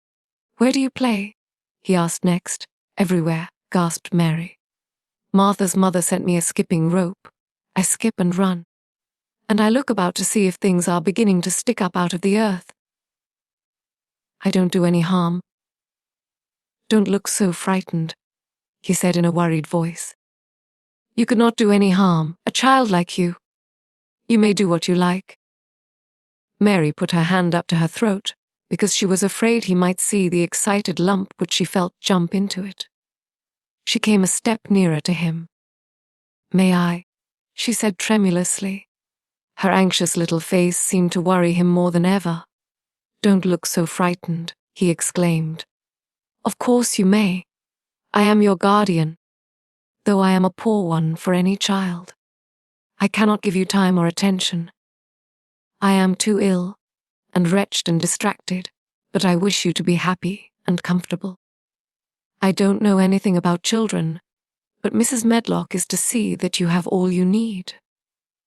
I sent for you today, because Mrs. Sowerby said I ought to see you. Her daughter had talked about you. She thought you needed fresh air and freedom and running about. She knows all about children," Mary said again in spite of herself. "She ought to," said Mr. Craven.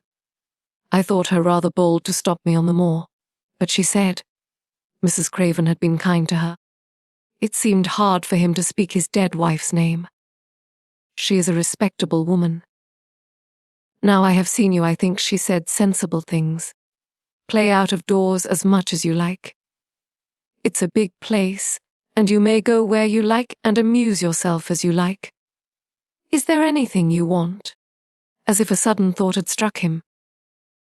"Do you want toys, books?" "Might I," quivered Mary, "might I have a bit of earth?" In her eagerness she did not realize how queer the words would sound, and that they were not the ones she had meant to say. Mr. Craven looked quite startled. "Earth?" he repeated. "What do you mean?" "To plant seeds in, to make things grow, to see them come alive," Mary faltered. He gazed at her a moment and then passed his hand quickly over his eyes. "Do you care about gardens so much?" he said slowly. "I didn't know about them, India," said Mary. "I was always ill and tired, and it was too hot. I sometimes made little beds in the sand and stuck flowers in them. But here it is different." Mr. Craven got up and began to walk slowly across the room. "A bit of earth," he said to himself, and Mary thought that somehow she must have reminded him of something. When he stopped and spoke to her, his dark eyes looked almost soft and kind. "You can have as much earth as you want," he said. "You remind me of someone else who loved the earth and things that grow. When you see a bit of earth you want, with something like a smile, take it, child, and make it come alive. May I take it from anywhere if it's not wanted?" "Anywhere," he answered. "There! You must go now. I am tired." He touched the bell to call Mrs. Medlock. "Goodbye. I shall be away all summer." Mrs. Medlock came so quickly that Mary thought she must have been waiting in the corridor. "Mrs. Medlock," Mr. Craven said to her, "now I have seen the child I understand what Mr. Sowerby meant. She must be less delicate before she begins lessons. Give her simple, healthy food. Let her run wild in the garden. Don't look after her too much. She needs liberty and fresh air and romping about. Mrs. Sowerby is to come and see her now and then, and she may sometimes go to the cottage." Mrs. Medlock looked pleased. She was relieved to hear that she need not look after Mary too much. She had felt her a tiresome charge, and had indeed seen as little of her as she dared. In addition to this, she was fond of Martha's mother. "Thank you, sir," she said. "Susan Sowerby and me went to school together, and she's as sensible and good-hearted a woman as you'd find in a day's walk. I never had any children myself, and she's had 12, and there never was healthier or better ones. Miss Mary can get no harm from them. I'd always take Susan Sowerby's advice about children myself. She's what you might call healthy-minded, if you understand me. I understand, Mr. Craven answered. Take Miss Mary away now, and send Pitcher to me. When Mrs. Medlock left her at the end of her own corridor, Mary flew back to her room. She found Martha waiting there. Martha had, in fact, hurried back after she had removed the dinner service. "I can have my garden," cried Mary. "I may have it where I like." "I am not going to have a governess for a long time. Your mother is coming to see me, and I may go to your cottage. He says a little girl like me could not do any harm, and I may do what I like anywhere." said Martha delightedly. That was nice of him, wasn't it? "Martha," said Mary solemnly, "he is really a nice man, only his face is so miserable and his forehead is all drawn together."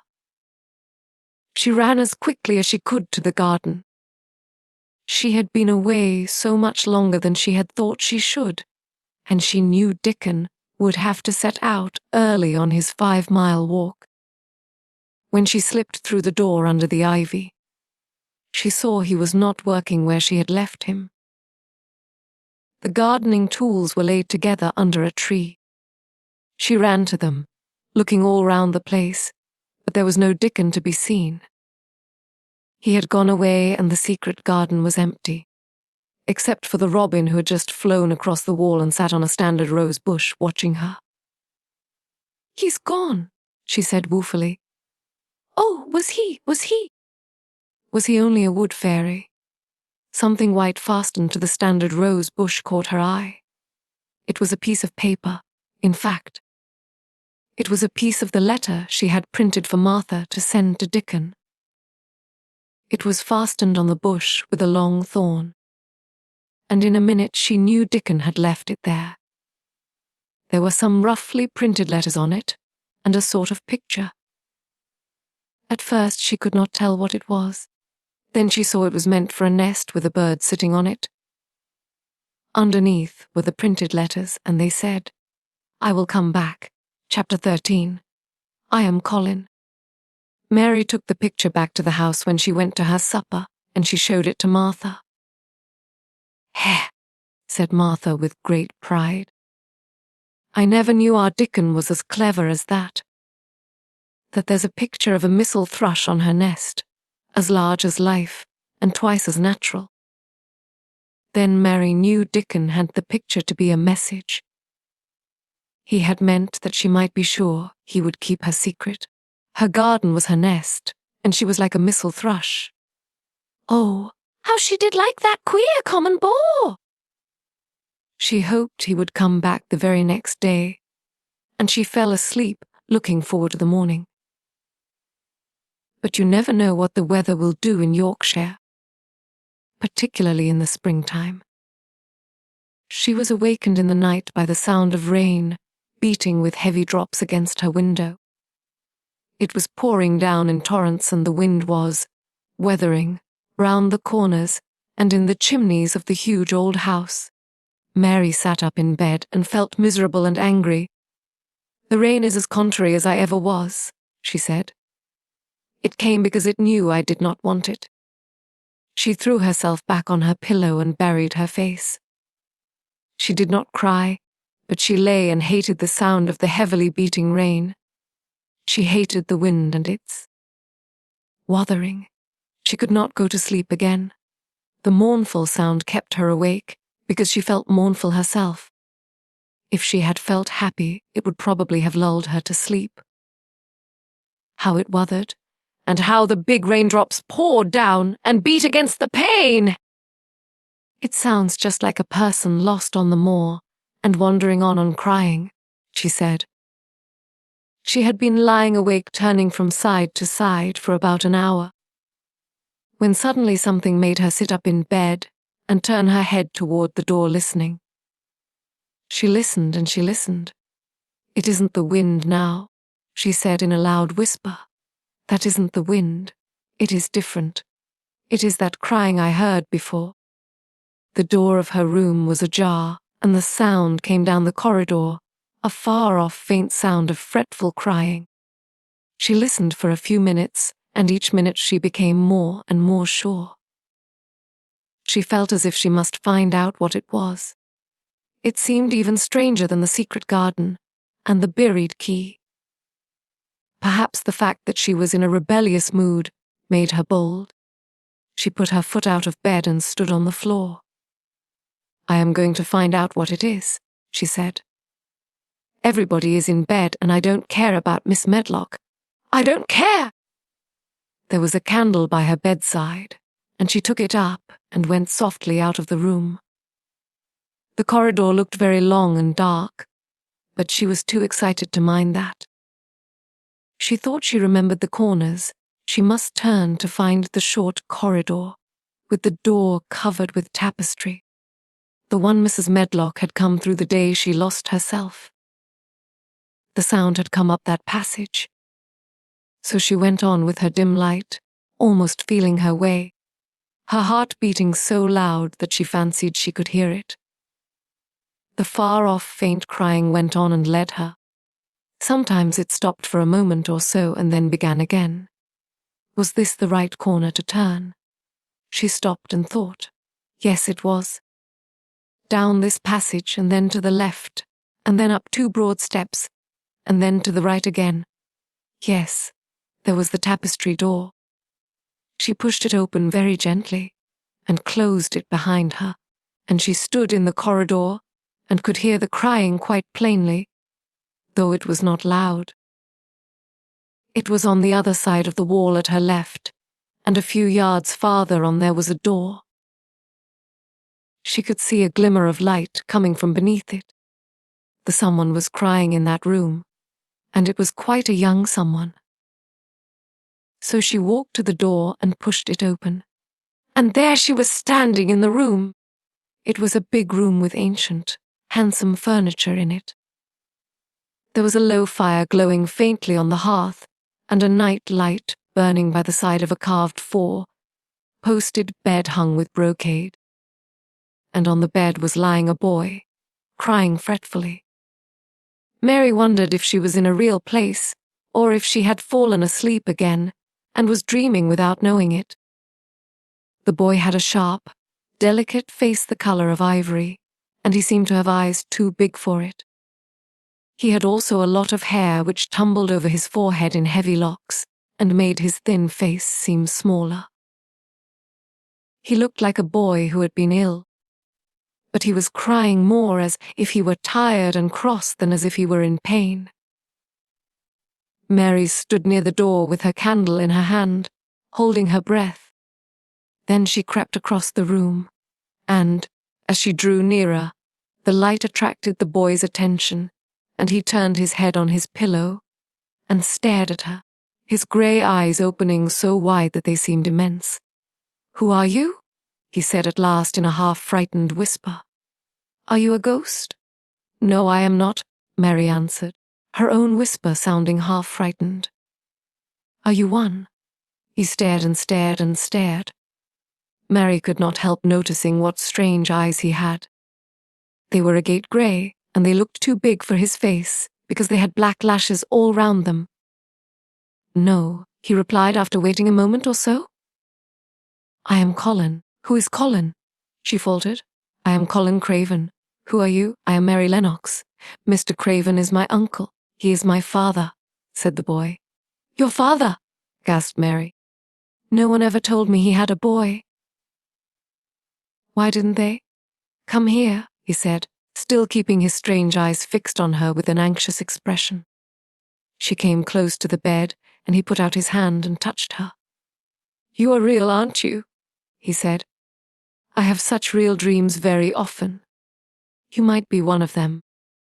Mary had slipped on a woolen wrapper before she left her room, and she put a piece of it between his fingers. "Rub that and see how thick and warm it is," she said. "I will pinch you a little if you like, to show you how real I am. For a minute I thought you might be a dream too." "Where did you come from?" he asked. "From my own room. The wind wuthered, so I couldn't go to sleep, and I heard someone crying, and wanted to find out who it was. What were you crying for? Because I couldn't go to sleep either and my head ached. Tell me your name again. Mary Lennox. Did no one ever tell you I had come to live here? He was still fingering the fold of her wrapper, but he began to little more as if he believed in her reality. No, he answered. They dare not. Why? Asked Mary. Because I should have been afraid you would see me. I won't people see me and talk me over. Why? Mary asked again, feeling more mystified every moment. Because I am like this always, ill and having to lie down. My father won't let people talk me over either. The servants are not allowed to speak about me. If I live I may be a hunchback, but I shan't live. My father hates to think I may be like him.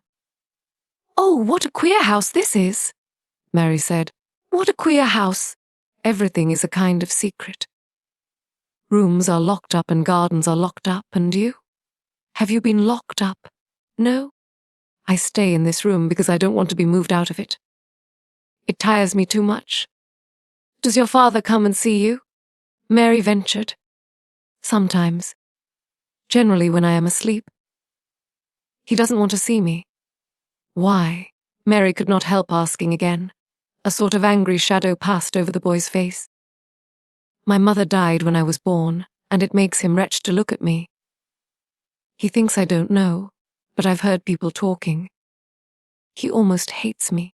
He hates the garden, because she died, said Mary, half speaking to herself. What garden? The boy asked. Oh, just a garden she used to like, Mary stammered. Have you been here always? Nearly always. Sometimes I have been taken to places at the seaside, but I won't stay because people stare at me.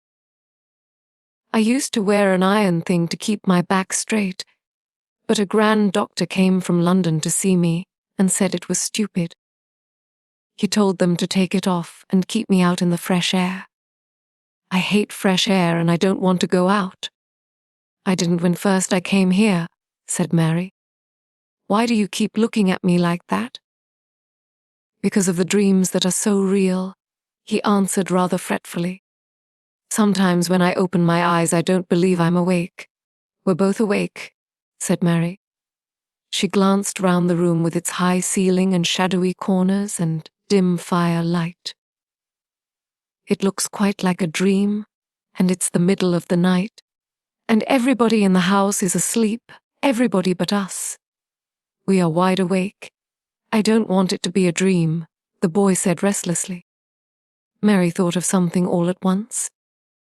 If you don't like people to see you, she began, do you want me to go away? He still held the fold of her wrapper, and he gave it a little pull. No, he said. I should be sure you were a dream if you went. If you are real, sit down on that big footstool and talk. I want to hear about you. Mary put down her candle on the table near the bed and sat down on the cushioned stool. She did not want to go away at all. She wanted to stay in the mysterious hidden-away room and talk to the mysterious boy. What do you want me to tell you? She said.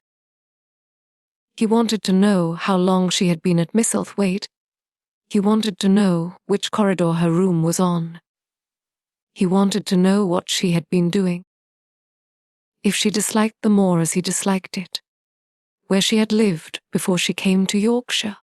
She answered all these questions and many more, and he lay back on his pillow and listened. He made her tell him a great deal about India and about her voyage across the ocean. She found out that, because he had been an invalid, he had not learned things as other children had. One of his nurses had taught him to read when he was quite little, and he was always reading and looking at pictures in splendid books. Though his father rarely saw him when he was awake, he was given all sorts of wonderful things to amuse himself with. He never seemed to have been amused, however. He could have anything he asked for, and was never made to do anything he did not like to do. Everyone is obliged to do what pleases me, he said indifferently. It makes me ill to be angry. No one believes I shall live to grow up. He said it as if he was so accustomed to the idea that had ceased to matter to him at all. He seemed to like the sound of Mary's voice. As she went on talking, he listened in a drowsy, interested way. Once or twice she wondered if he were not gradually falling into a doze. But at last he asked a question which opened up a new subject. "How old are you?" he asked. "I am 10, answered Mary, forgetting herself for the moment. "And so are you?" "How do you know that?" he demanded in a surprised voice. "Because when you were born the garden door was locked and the key was buried. And it has been locked for 10 years. Colin half sat up, turning toward her, leaning on his elbows. What garden door was locked? Who did it? Where was the key buried?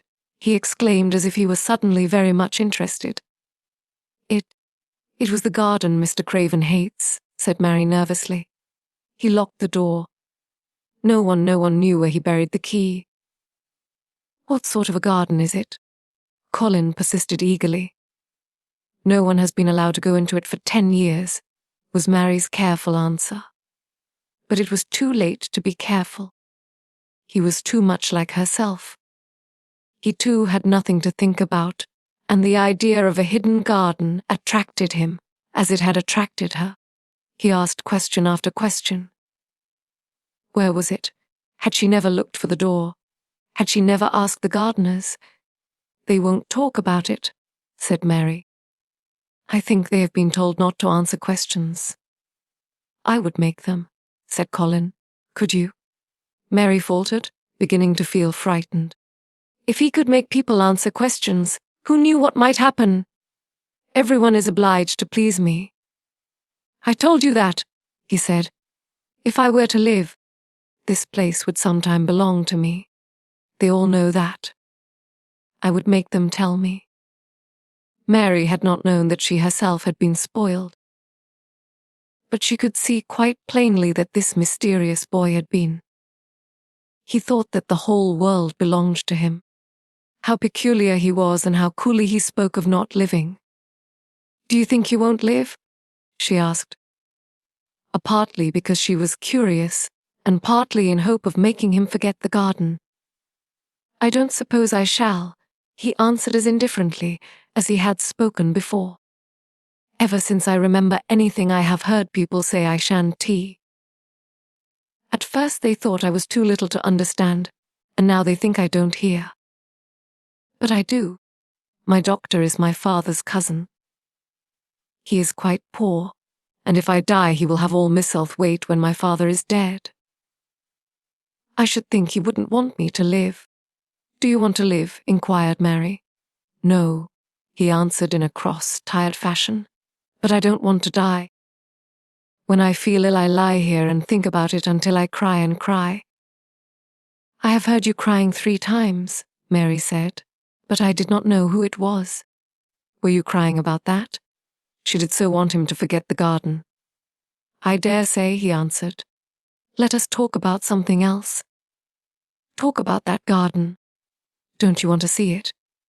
"Yes," answered Mary, in quite a low voice. "I do," he went on persistently. "I don't think I ever really wanted to see anything before, but I want to see that garden. I want the key dug up. I want the door unlocked. I would let them take me there in my chair. That would be getting fresh air. I am going to make them open the door." He had become quite excited, and his strange eyes began to shine like stars, and looked more immense than ever.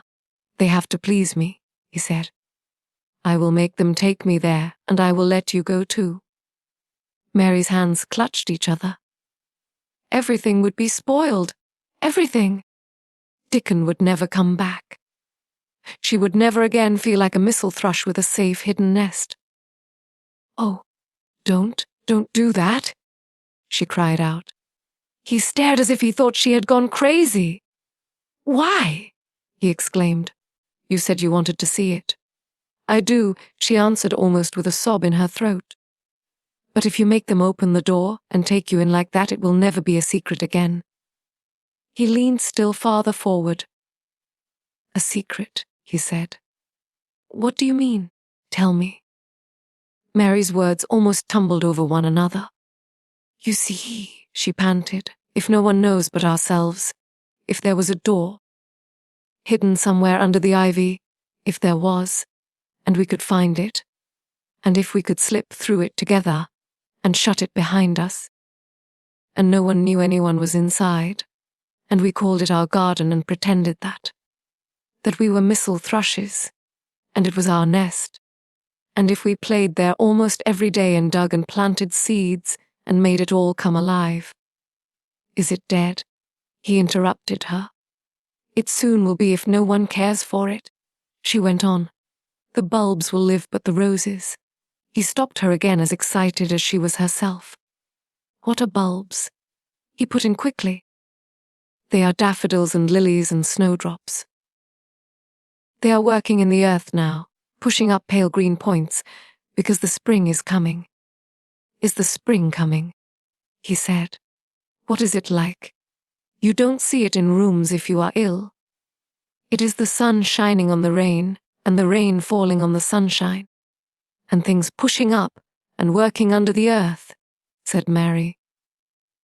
"If the garden was a secret, and we could get into it, we could watch the things grow bigger every day, and see how many roses are alive. Don't you see? Oh, don't you see how much nicer it would be if it was a secret?" He dropped back on his pillow and lay there with an odd expression on his face. "I never had a secret," he said, "except the one about not living to grow up. They don't know I know that, so it is a sort of secret. But I like this kind better." "If you won't make them take you to the garden," pleaded Mary, "perhaps. I feel almost sure I can find out how to get in some time. And then, if the doctor wants you to go out in your chair, and if you can always do what you want to do, perhaps we might find some boy who would push you, and we could go alone, and it would always be a secret garden. I should like that," he said very slowly, his eyes looking dreamy. "I should like that. I should not mind fresh air in a secret garden." Mary began to recover her breath and feel safer, because the idea of keeping the secret seemed to please him. She felt almost sure that if she kept on talking and could make him see the garden in his mind, as she had seen it, he would like it so much that he could not bear to think that everybody might tramp into it when they chose. "I'll tell you what I think it would be like if we could go into it," she said. "It has been shut up so long things have grown into a tangle, perhaps." He lay quite still and listened while she went on talking about the roses which might have clambered from tree to tree and hung down, about the many birds which might have built their nests there because it was so safe. And then she told him about the robin and Ben Weatherstaff. And there was so much to tell about the robin, and it was so easy and safe to talk about it that she ceased to be afraid. The robin pleased him so much that he smiled until he looked almost beautiful, and at first Mary had thought that he was even plainer than herself, with his big eyes and heavy locks of hair. "I did not know birds could be like that," he said. "But if you stay in a room you never see things. What a lot of things you know. I feel as if you had been inside that garden." She did not know what to say, so she did not say anything. He evidently did not expect an answer, and the next moment he gave her a surprise. "I am going to let you look at something," he said. "Do you see that rose-colored silk curtain hanging on the wall over the mantelpiece?" Mary had not noticed it before, but she looked up and saw it. It was a curtain of soft silk hanging over what seemed to be some picture. "Yes," she answered. "There is a cord hanging from it," said Colin. "Go and pull it." Mary got up, much mystified, and found the cord. When she pulled it, the silk curtain ran back on rings, and when it ran back, it uncovered a picture. It was the picture of a girl with a laughing face. She had bright hair tied up with a blue ribbon, and her lovely eyes were exactly like Colin's unhappy ones. Agate grey and looking twice as big as they really were because of the black lashes all round them. "She is my mother," said Colin complainingly. "I don't see why she died. Sometimes I hate her for doing it." "How queer," said Mary. "If she had lived, I believe I should not have been ill always," he grumbled. "I dare say I should have lived, too. And my father would not have hated to look at me. I dare say I should have had a strong back. Draw the curtain again." Mary did as she was told and returned to her footstool. "She is much prettier than you," she said, "but her eyes are just like yours. At least they are the same shape and colour. Why is the curtain drawn over her?" He moved uncomfortably. "I made them do it," he said.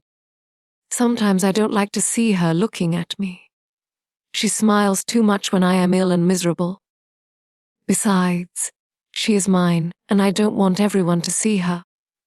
There were a few moments of silence, and then Mary spoke. "What would Mrs. Medlock do if she found out that I had been here?" she inquired. "She would do as I told her to do," he answered. "And I should tell her that I wanted you to come here and talk to me every day. I am glad you came." "So am I," said Mary. "I will come as often as I can, but—" She hesitated. "I shall have to look every day for the garden door." "Yes, you must," said Colin. "And you can tell me about it afterward." He lay thinking a few minutes, as he had done before, and then he spoke again. "I think you shall be a secret, too," he said. "I will not tell them until they find out. I can always send the nurse out of the room and say that I want to be by myself. Do you know Martha?" "Yes." "I know her very well," said Mary. "She waits on me." He nodded his head toward the outer corridor. "She is the one who is asleep in the other room. The nurse went away yesterday to stay all night with her sister, and she always makes Martha attend to me when she wants to go out. Martha shall tell you when to come here." Then Mary understood Martha's troubled look when she had asked questions about the crying. "Martha knew about you all the time," she said. "Yes, she often attends to me. The nurse likes to get away from me, and then Martha comes." "I have been here a long time," said Mary. "Shall I go away now?" "Your eyes look sleepy. I wish I could go to sleep before you leave me," he said rather shyly. "Shut your eyes," said Mary, and drawing her footstool closer, "and I will do what my nanny used to do in India. I will pat your hand and stroke it, and sing something quite low." "I should like that, perhaps," he said drowsily. Somehow she was sorry for him, and did not want him to lie awake. So she leaned against the bed and began to stroke, and pat his hand a very low little chanting song in Hindustani. "That is nice," he said more drowsily still. And she went on chanting and stroking, but when she looked at him again, his black lashes were lying close against his cheeks, for his eyes were shut and he was fast asleep. So she got up softly, took her candle and crept away without making a sound. Chapter 14. A Young Rajah. The moor was hidden in mist when the morning came, and the rain had not stopped pouring down. There could be no going out of doors.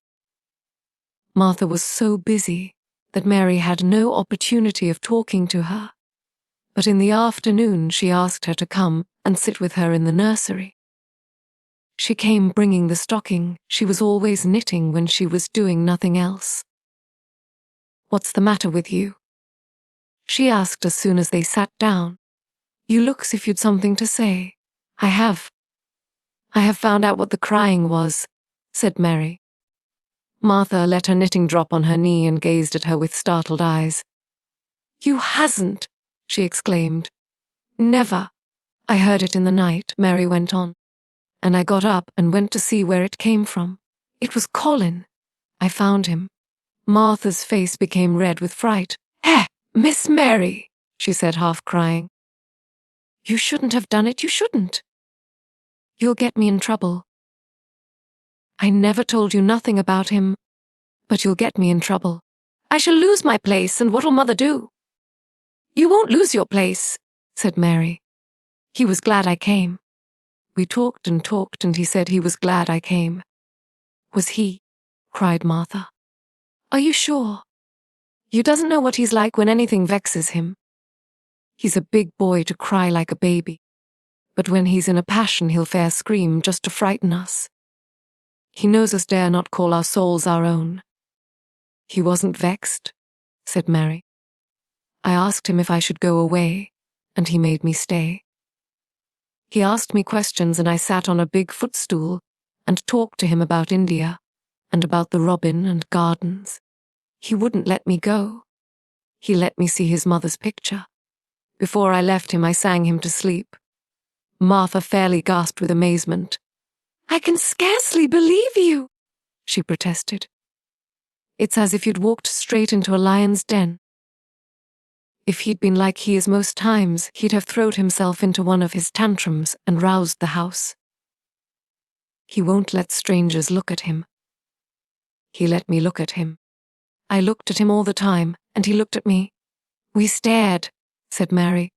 "I don't know what to do," cried agitated Martha. "If Miss Medlock finds out, she'll think I broke orders and told you, and I shall be packed back to Mother." "He is not going to tell Mrs. Medlock anything about it yet. It's to be a sort of secret just at first," said Mary firmly. "And he says everybody is obliged to do as he pleases." "Yes, that's true enough, the bad boy," sighed Martha, wiping her forehead with her apron. "He says Mrs. Medlock must. And he wants me to come and talk to him every day, and you are to tell me when he wants me." "Me?" said Martha. "I shall lose my place. I shall for sure." "You can't if you are doing what he wants you to do, and everybody is ordered to obey him," Mary argued. "Do you mean to say," cried Martha with wide-open eyes, "that he was nice to you?" "I think he almost liked me," Mary answered. "Then you must have bewitched him," decided Martha, drawing a long breath. "Do you mean magic?" inquired Mary. "I've heard about magic in India, but I can't make it. I just went into his room, and I was so surprised to see him I stood and stared. And then he turned round and stared at me. And he thought I was a ghost or a dream, and I thought perhaps he was. And it was so queer, being there alone together in the middle of the night, and not knowing about each other. And we began to ask each other questions. And when I asked him if I must go away, he said I must not." "The world's coming to an end," gasped Martha. "What is the matter with him?" asked Mary. "Nobody knows for sure and certain," said Martha. "Mr. Craven went off his head like when he was born. The doctors thought he'd have to be put in an asylum. It was because Mrs. Craven died like I told you. He wouldn't set eyes on the baby. He just raved and said it'd be another hunchback like him, and it'd better die." "Is Colin a hunchback?" Mary asked. "He didn't look like one." "He isn't yet," said Martha, "but he began all wrong. Mother said that there was enough trouble and raging in the house to set any child wrong. They was afraid his back was weak, and they've always been taking care of it, keeping him lying down and not letting him walk. Once they made him wear a brace, but he fretted so he was downright ill. Then a big doctor came to see him and made them take it off. He talked to the other doctor quite rough, in a polite way. He said there'd been too much medicine and too much letting him have his own way. I think he's a very spoiled boy," said Mary. "He's the worst young nothing as ever was," said Martha. "I won't say as he hasn't been ill a good bit. He's had coughs and colds that's nearly killed him 2 or 3 times. Once he had rheumatic fever and once he had typhoid." "Eh!" Mrs. Medlock did get a fright then. He'd been out of his head, and she was talking to the nurse, thinking he didn't know nothing, and she said, "He'll die this time, sure enough, and best thing for him, and for everybody." And she looked at him, and there he was with his big eyes open, staring at her as sensible as she was herself.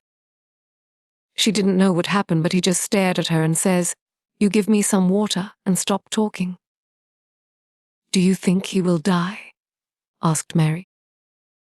"Mother says there's no reason why any child should live that gets no fresh air and doesn't do nothing but lie on his back and read picture books and take medicine. He's weak and hates the trouble of being taken out of doors, and he gets cold so easy he says it makes him ill." Mary sat and looked at the fire. "I wonder," she said slowly, "if it would not do him good to go out into a garden and watch things growing." "It did me good." "One of the worst fits he ever had," said Martha, "was one time they took him out where the roses is by the fountain. He'd been reading in a paper about people getting something he called rose cold, and he began to sneeze and said he'd got it, and then a new gardener as didn't know the rules passed by and looked at him curious. He threw himself into a passion, and he said he'd looked at him because he was going to be a hunchback. He cried himself into a fever and was ill all night. If he ever gets angry at me, I'll never go and see him again," said Mary. "He'll have you if he wants you," said Martha. "You may as well know that at the start." Very soon afterward a bell rang, and she rolled up her nighting. "I dare say the nurse wants me to stay with him a bit," she said. "I hope he's in a good temper." She was out of the room about 10 minutes, and then she came back with a puzzled expression. "Well, you has bewitched him," she said. "He's up on his sofa with his picture books. He's told the nurse to stay away until 6 o'clock. I'm to wait in the next room." The minute she was gone, he called me to him and says, "I want Mary Lennox to come and talk to me, and remember you are not to tell anyone. You'd better go as quick as you can." Mary was quite willing to go quickly. She did not want to see Colin as much as she wanted to see Dickon, but she wanted to see him very much. There was a bright fire on the hearth when she entered his room, and in the daylight she saw it was a very beautiful room indeed. There were rich colours in the rugs, and hangings and pictures, and books on the walls, which made it look glowing and comfortable, even in spite of the grey sky and falling rain. Colin looked rather like a picture himself. He was wrapped in a velvet dressing gown and sat against a big brocaded cushion. He had a red spot on each cheek. "Come in," he said. "I've been thinking about you all morning." "I've been thinking about you too," answered Mary. "You don't know how frightened Martha is. She says Mrs. Medlock will think she told me about you, and then she will be sent away." He frowned. "Go and tell her to come here," he said. "She is in the next room." Mary went and brought her back. Poor Martha was shaking in her shoes. Colin was still frowning. "Have you to do what I please or have you not?" he demanded. "I have to do what you please, sir," Martha faltered, turning quite red. "Has Medlock to do what I please?" "Everybody has, sir," said Martha. "Well then, if I order you to bring Miss Mary to me, how can Medlock send you away if she finds it out?" "Please don't let her, sir," pleaded Martha. "I'll send her away if she dares to say a word about such a thing," said Master Craven grandly. "She wouldn't like that, I can tell you."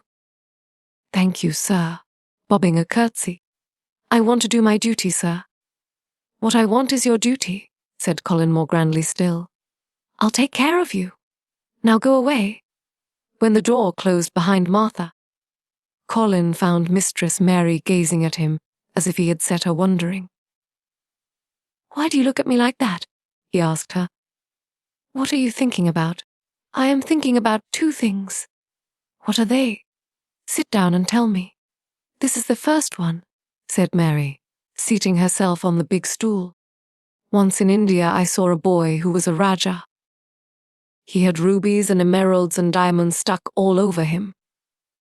He spoke to his people just as you spoke to Martha. Everybody had to do everything he told them, in a minute. I think they would have been killed if they hadn't. I shall make you tell me about Rajahs presently, he said, but first tell me what the second thing was. I was thinking, said Mary, how different you are from Dickon. Who is Dickon? He said. What a queer name. She might as well tell him. She thought she could talk about Dickon without mentioning the secret garden. She had liked to hear Martha talk about him. Besides, she longed to talk about him. It would seem to bring him nearer. He is Martha's brother. He is 12 years old, she explained. He is not like anyone else in the world. He can charm foxes and squirrels and birds, just as the natives in India charm snakes. He plays a very soft tune on a pipe, and they come and listen. There were some big books on a table at his side, and he dragged one suddenly toward him. There is a picture of a snake charmer in this, he exclaimed. Come and look at it. The book was a beautiful one with superb colored illustrations, and he turned to one of them. Can he do that? He asked eagerly. He played on his pipe and they listened, Mary explained. But he doesn't call it magic. He says it's because he lives on the moor so much, and he knows their ways. He says he feels sometimes as if he was a bird or a rabbit himself. He likes them so. I think he asked the robin questions. It seemed as if they talked to each other in soft chirps. Colin lay back on his cushion, and his eyes grew larger and larger, and the spots on his cheeks burned. Tell me some more about him, he said. He knows all about eggs and nests, Mary went on, and he knows where foxes and badgers and otters live. He keeps them secret so that other boys won't find their holes and frighten them. He knows about everything that grows or lives on the moor. Does he like the moor? Said Colin. How can he when it's such a great bare, dreary place?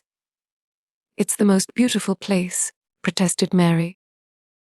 Thousands of lovely things grow on it, and there are thousands of little creatures all busy building nests, and making holes and burrows, and chippering, or singing, or squeaking to each other.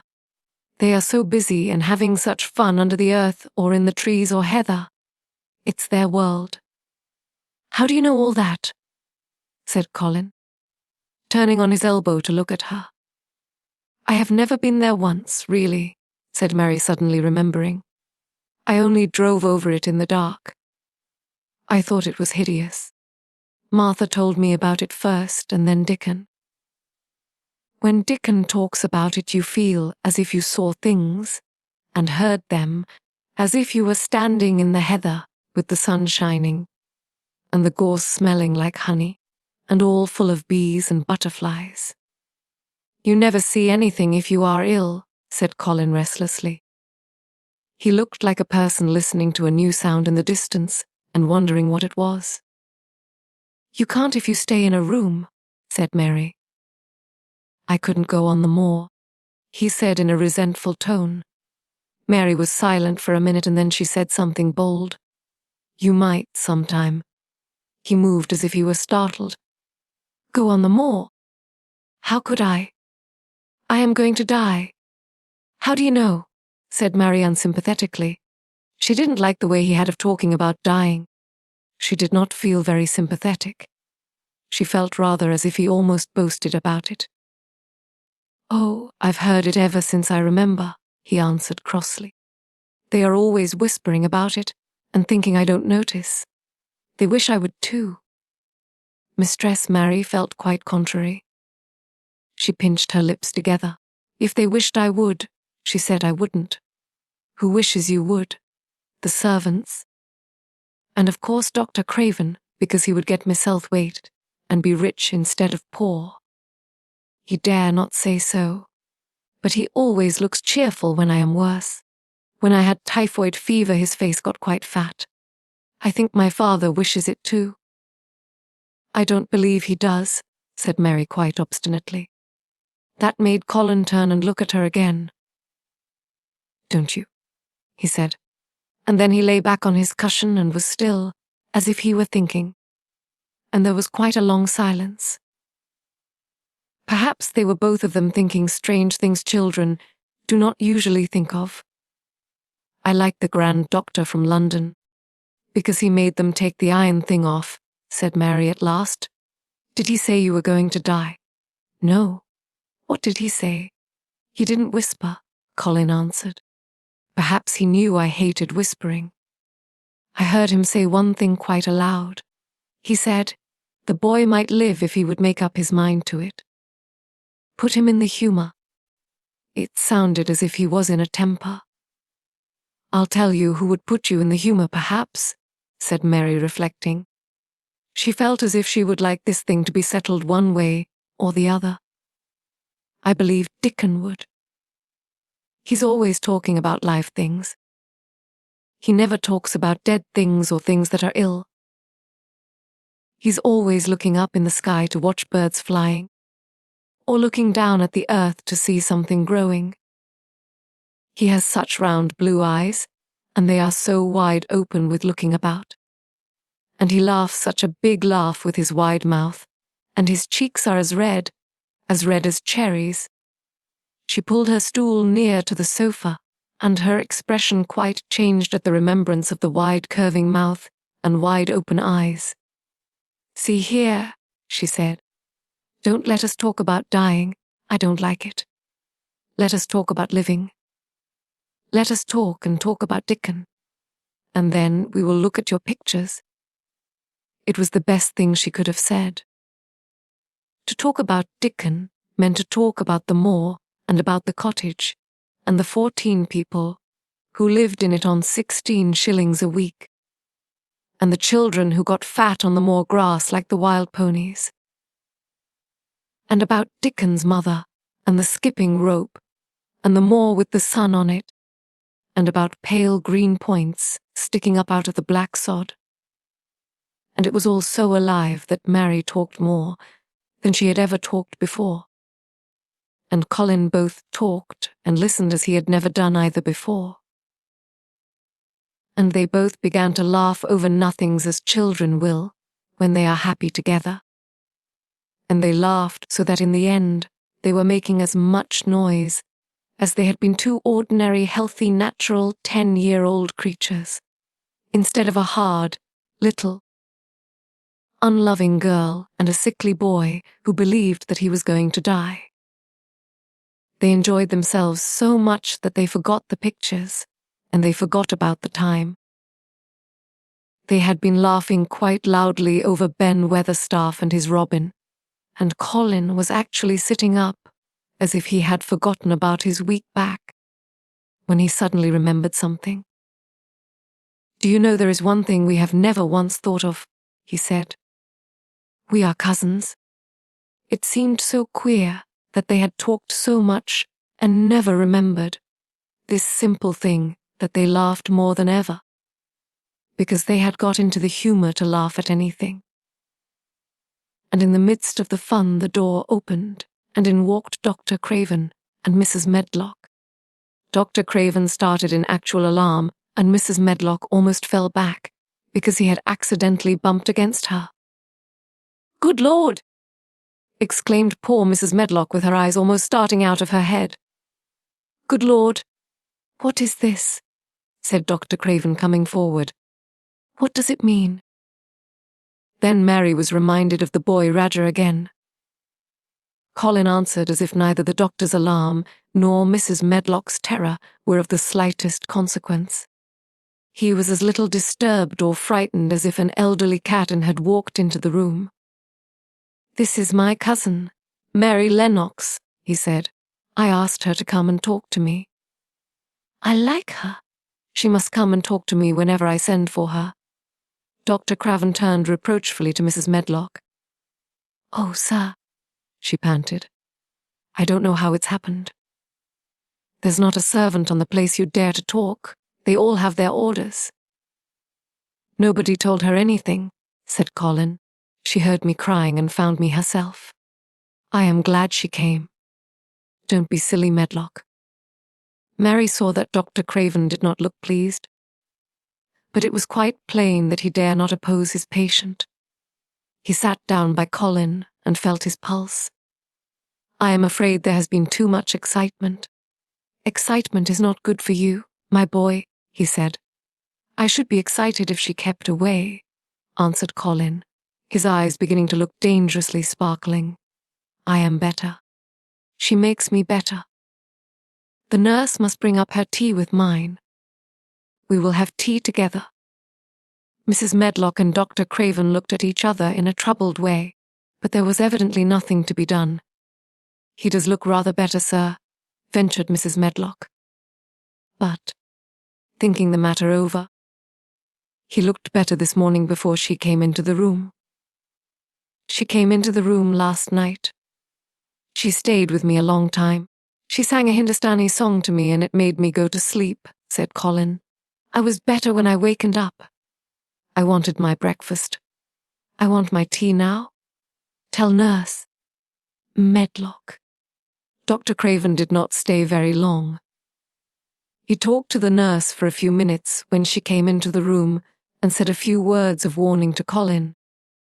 He must not talk too much. He must not forget that he was ill. He must not forget that he was very easily tired. Mary thought that there seemed to be a number of uncomfortable things. He was not to forget. Colin looked fretful and kept his strange black lashed eyes fixed on Dr. Craven's face. "I want to forget it," he said at last. "She makes me forget it. That is why I want her." Dr. Craven did not look happy when he left the room. He gave a puzzled glance at the little girl sitting on the large stool. She had become a stiff, silent child again as soon as he entered, and he could not see what the attraction was. The boy actually did look brighter, however, and he sighed rather heavily as he went down the corridor. "They are always wanting me to eat things when I don't want to," said Colin, as the nurse brought in the tea and put it on the table by the sofa. "Now, if you'll eat, I will. Those muffins look so nice and hot. Tell me about Rajah's." Chapter 15. Nest building. After another week of rain, the high arch of blue sky appeared again, and the sun which poured down was quite hot. Though there had been no chance to see either the secret garden or Dickon, Mistress Mary had enjoyed herself very much. The week had not seemed long. She had spent hours of every day with Colin in his room, talking about Rajah's or gardens or Dickon and the cottage on the moor. They had looked at the splendid books and pictures, and sometimes Mary had read things to Colin, and sometimes he had read a little to her. When he was amused and interested, she thought he scarcely looked like an invalid at all, except that his face was so colourless, and he was always on the sofa. "You are a sly young one to listen, and get out of your bed to go following things up like you did that night," Mrs. Medlock said once. "But there's no saying it's not been a sort of blessing to the lot of us. He's not had a tantrum or a whining fit since you made friends." The nurse was just going to give up the case because she was so sick of him, but she says she doesn't mind staying now. "You have gone on duty with her," laughing a little. In her talks with Colin, Mary had tried to be very cautious about the secret garden. There were certain things she wanted to find out from him, but she felt that she must find them out without asking him direct questions. In the first place, as she began to like to be with him, she wanted to discover whether he was the kind of boy you could tell a secret to. He was not in the least like Dickon, but he was evidently so pleased with the idea of a garden no one knew anything about that she thought perhaps he could be trusted. But she had not known him long enough to be sure. The second thing she wanted to find out was this: if he could be trusted, if he really could. Wouldn't it be possible to take him to the garden without having anyone find it out? The Grand Doctor had said that he must have fresh air, and Colin had said that he would not mind fresh air in a secret garden. Perhaps if he had a great deal of fresh air and knew Dickon and the robin and saw things growing, he might not think so much about dying. Mary had seen herself in the glass. Sometimes lately, when she had realized that she looked quite a different creature from the child she had seen when she arrived from India, this child looked nicer. Even Martha had seen a change in her. "The air from the moor has done you good already," she had said. "You're not nigh so yellow, and you're not nigh so scrawny. Even your hair doesn't slamp down on your head so flat. It's got some life in it so as it sticks out a bit. It's like me," said Mary. "It's growing stronger and fatter. I'm sure there's more of it." "It looks it for sure," said Martha, ruffling it up a little round her face. "You're not half so ugly when it's that way, and there's a bit of red in you cheeks. If gardens and fresh air had been good for her, perhaps they would be good for Colin. But then, if he hated people to look at him, perhaps he would not like to see Dickon. Why does it make you angry when you are looked at?" she inquired one day. "I always hated it," he answered, "even when I was very little. Then, when they took me to the seaside, and I used to lie in my carriage, everybody used to stare, and ladies would stop and talk to my nurse, and then they would begin to whisper. And I knew then they were saying, 'I shouldn't live to grow up.' Then sometimes the ladies would pat my cheeks and say, 'Poor child!' Once when a lady did that, I screamed out loud and bit her hand. She was so frightened she ran away." "She thought you had gone mad like a dog," said Mary, not at all admiringly. "I don't care what she thought," said Colin, frowning. "I wonder why you didn't scream and bite me when I came into your room," said Mary. Then she began to smile slowly. "I thought you were a ghost or a dream," he said. "You can't bite a ghost or a dream, and if you scream they don't care. Would you hate it if a boy looked at you?" Mary asked uncertainly. He lay back on his cushion and paused thoughtfully. "There's one boy," he said quite slowly, as if he were thinking over every word. "There's one boy I believe I shouldn't mind. It's that boy who knows where the foxes live, Dickon." "I'm sure you wouldn't mind him," said Mary. "The birds don't, and other animals," he said, still thinking it over. "Perhaps that's why I shouldn't. He's a sort of animal charmer, and I am a boy animal." Then he laughed, and she laughed too. In fact, it ended in their both laughing a great deal, and finding the idea of a boy animal hiding in his hole very funny indeed. What Mary felt afterward was that she need not fear about Dickon. On that first morning when the sky was blue again, Mary wakened very early. The sun was pouring in slanting rays through the blinds, and there was something so joyous in the sight of it that she jumped out of bed and ran to the window.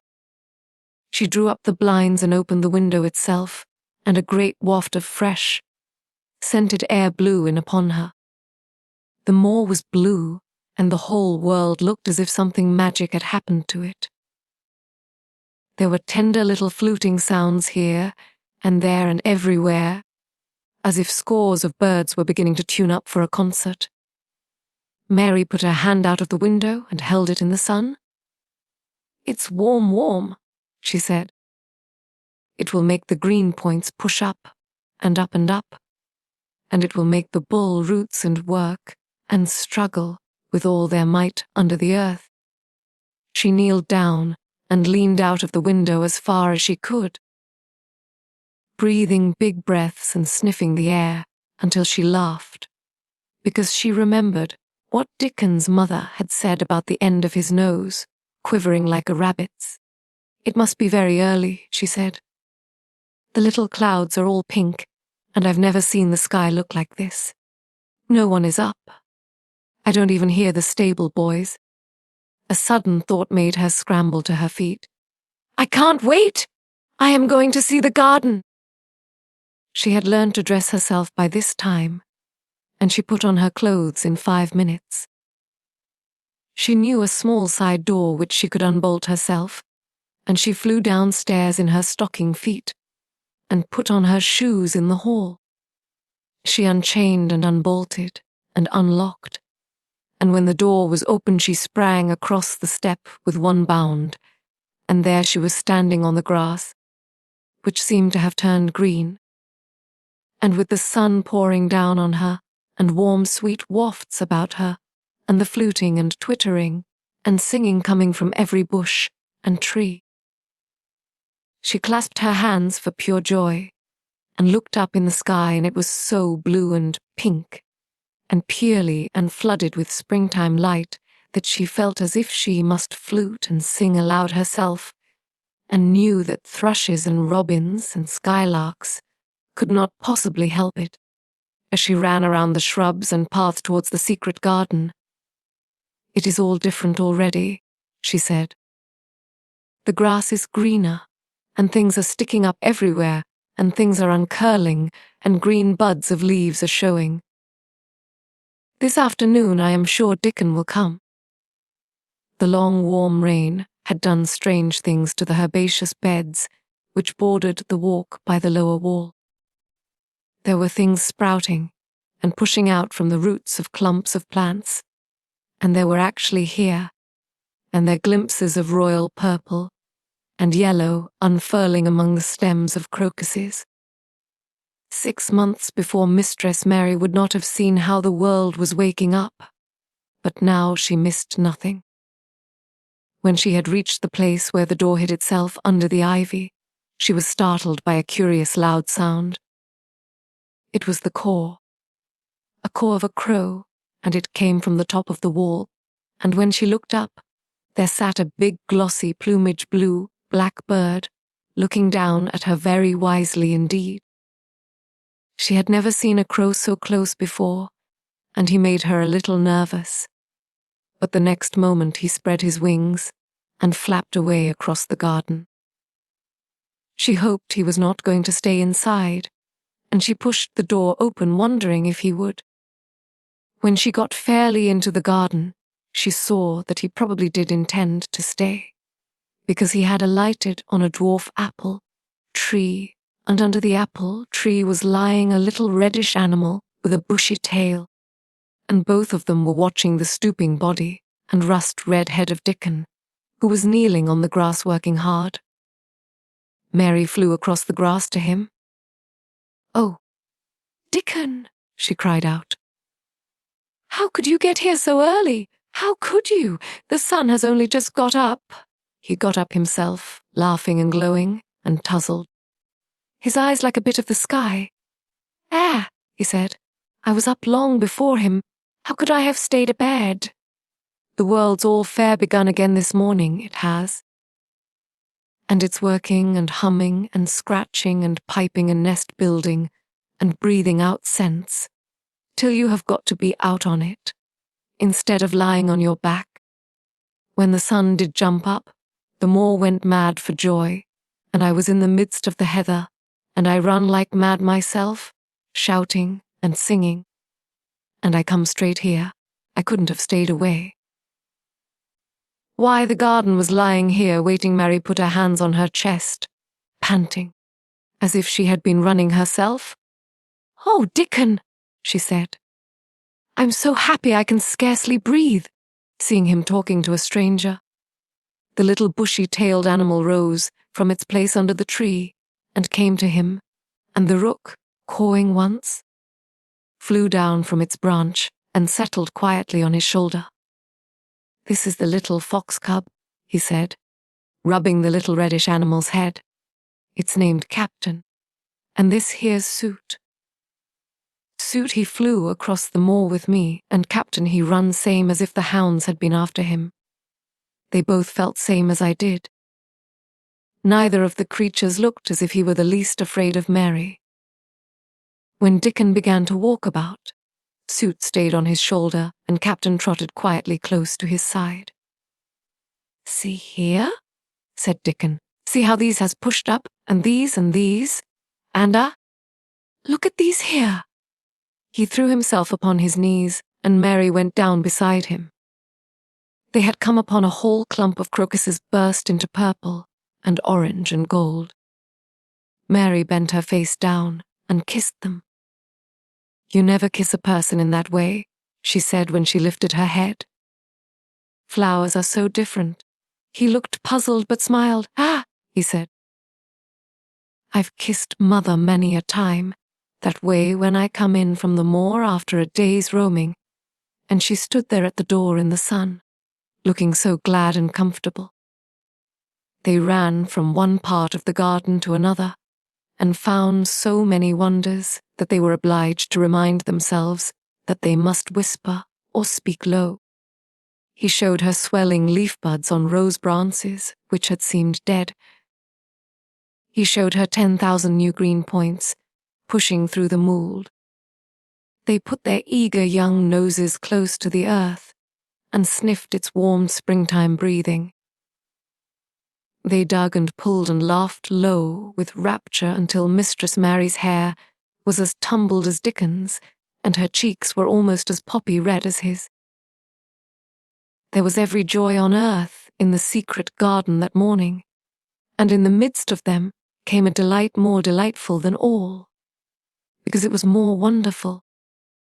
Swiftly something flew across the wall and darted through the trees to a close-grown corner, a little flare of red, breasted bird, with something hanging from its beak. Dickon stood quite still and put his hand on Mary almost as if they had suddenly found themselves laughing in a church.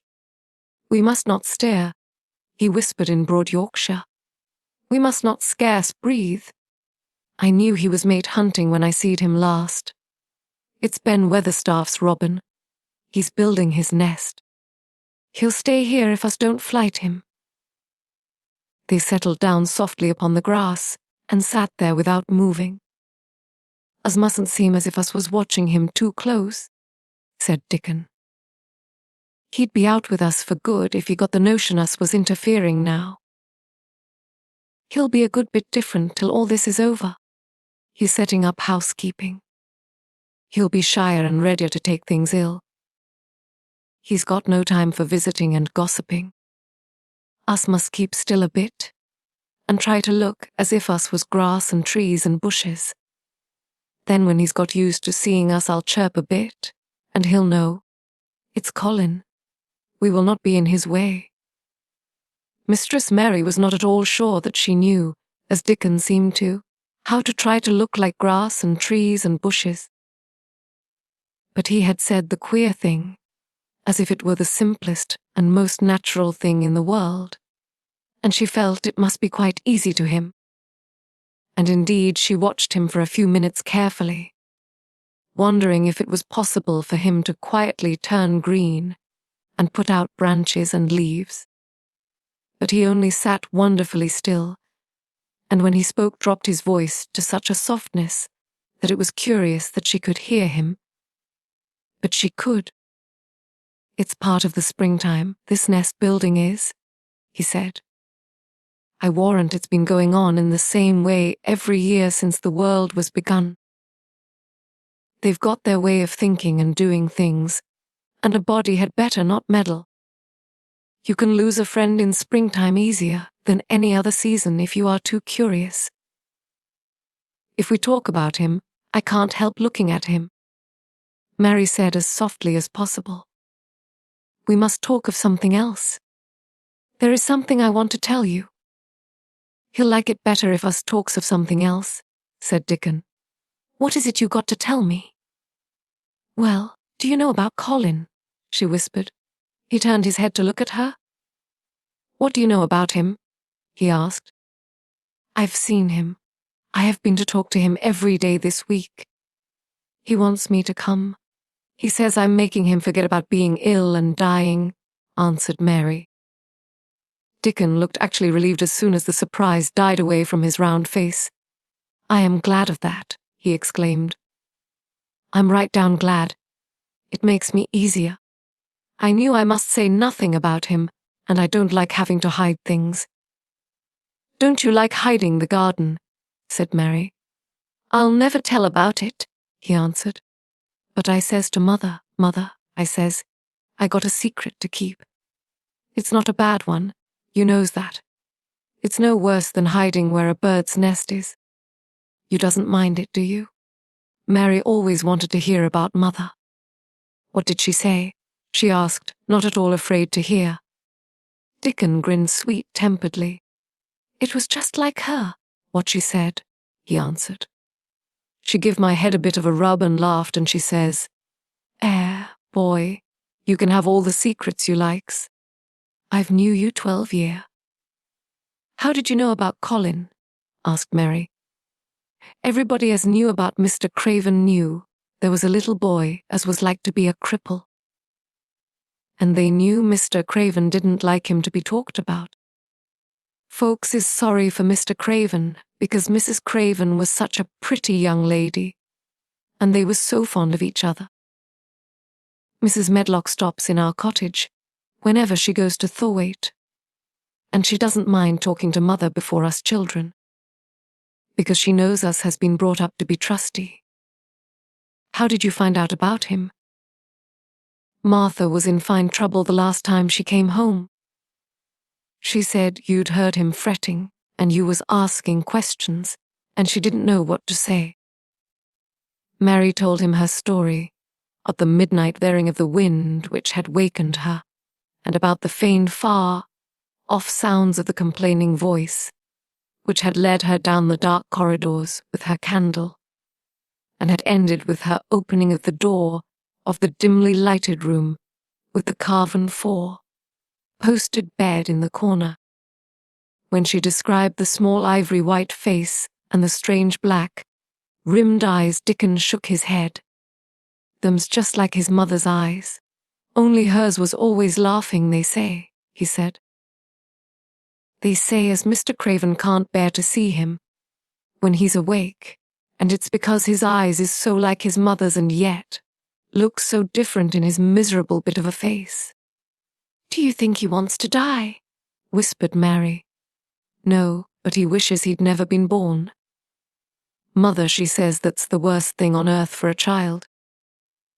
Them as is not wanted scarce ever thrives. Mr. Craven, he'd buy anything as money could buy for the poor boy, but he'd like to forget as he's on earth.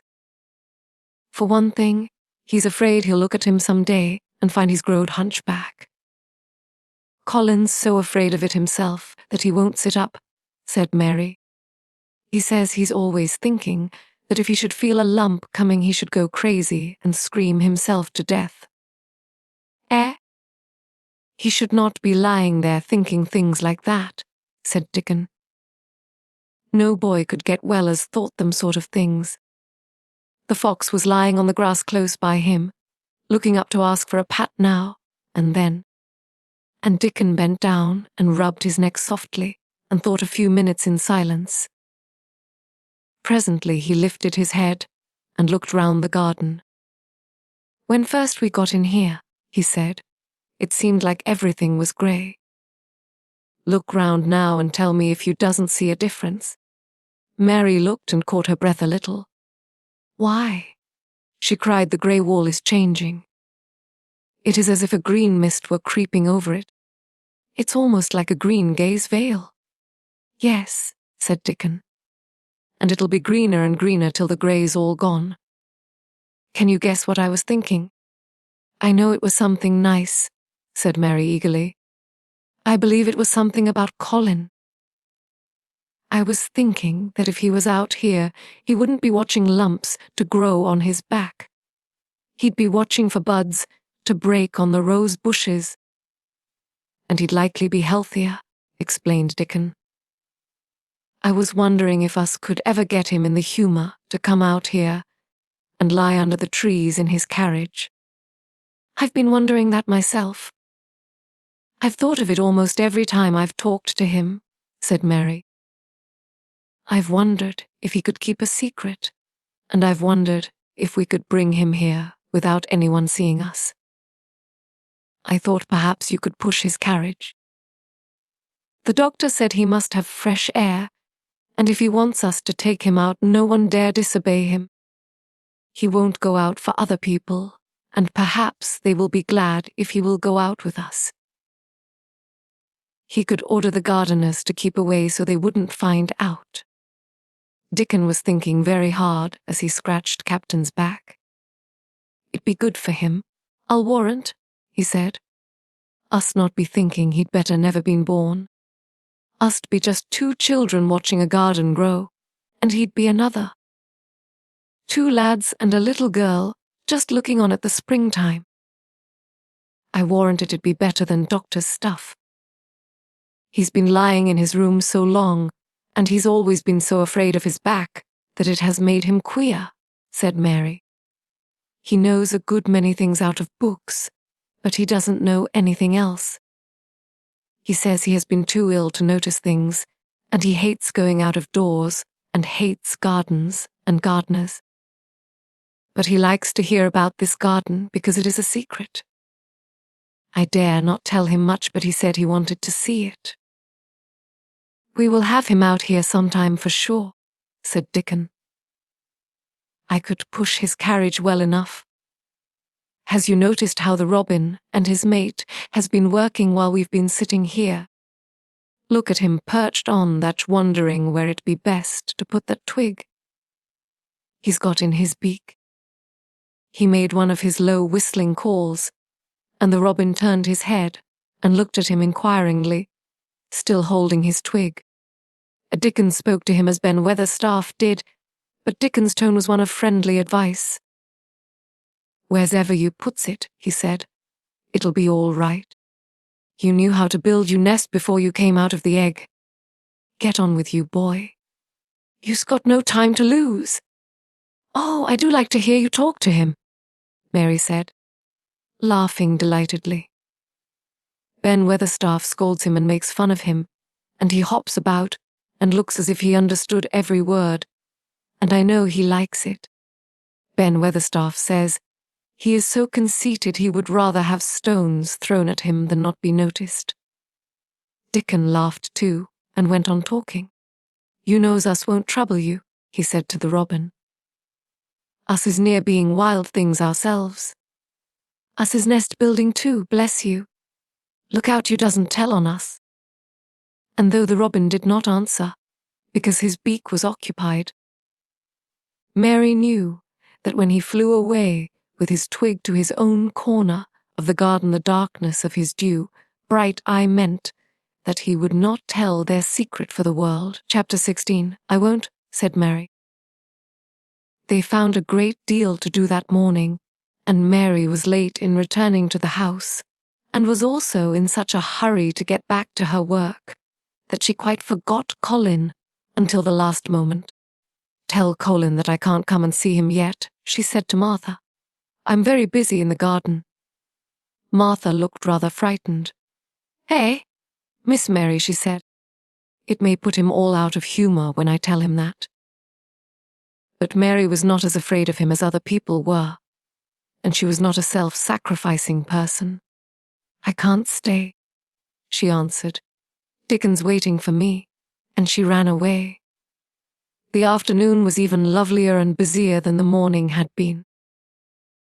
Already nearly all the weeds were cleared out of the garden, and most of the roses and trees had been pruned or dug about. Dickon had brought a spade of his own, and he had taught Mary to use all her tools. So that by this time it was plain that though the lovely wild place was not likely to become a gardener's garden, it would be a wilderness of growing things before the springtime was over. "There'll be apple blossoms and cherry blossoms overhead," Dickon said, working away with all his might. "And there'll be peach and plum trees in bloom against the walls, and the grass'll be a carpet of flowers." The little fox and the rook were as happy and busy as they were, and the robin and his mate flew backward, and forward like tiny streaks of lightning.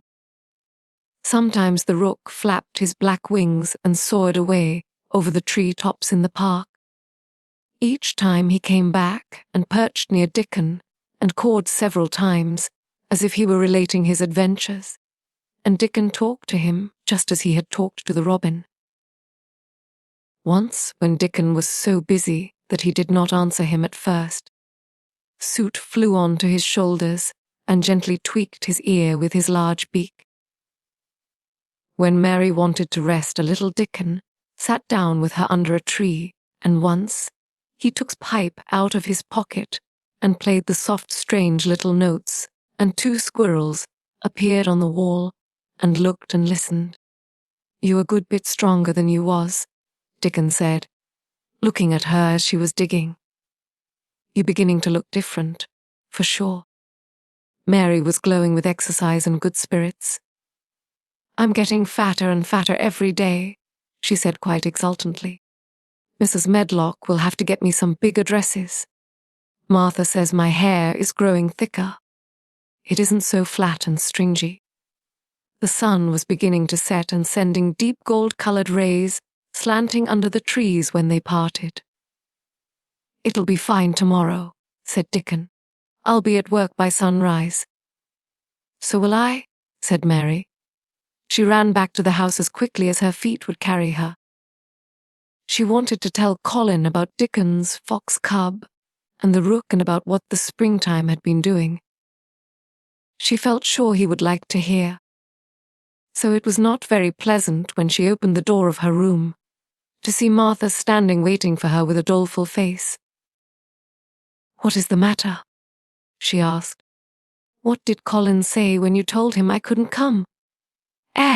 Said Martha, "I wish you'd gone. He was night going into one of his tantrums.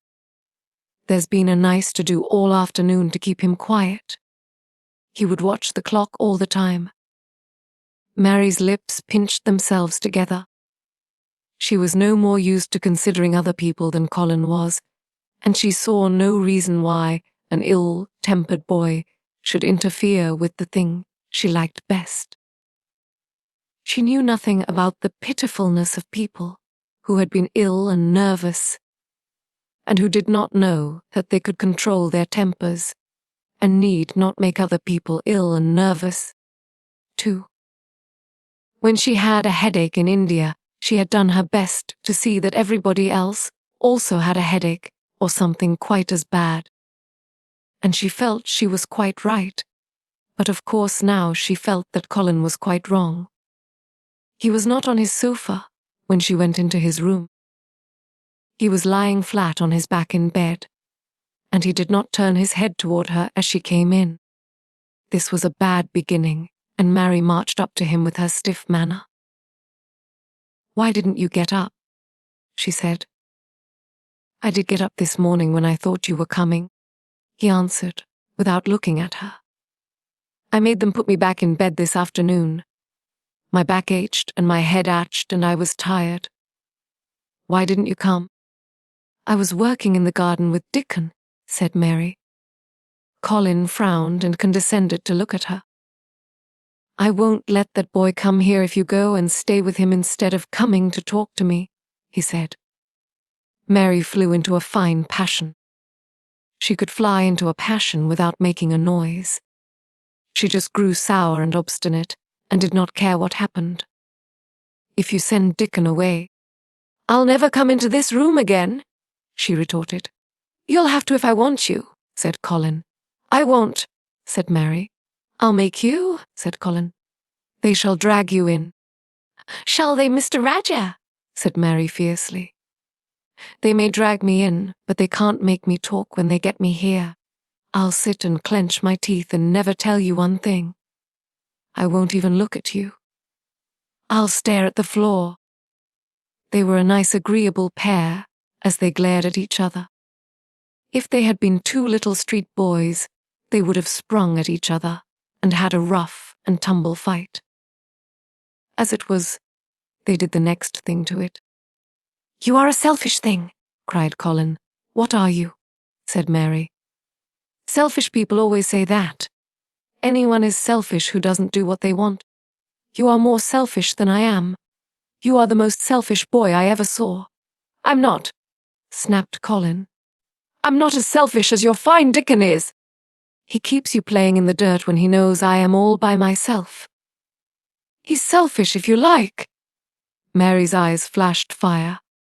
"He's nicer than any other boy that ever lived," she said. He's like an angel."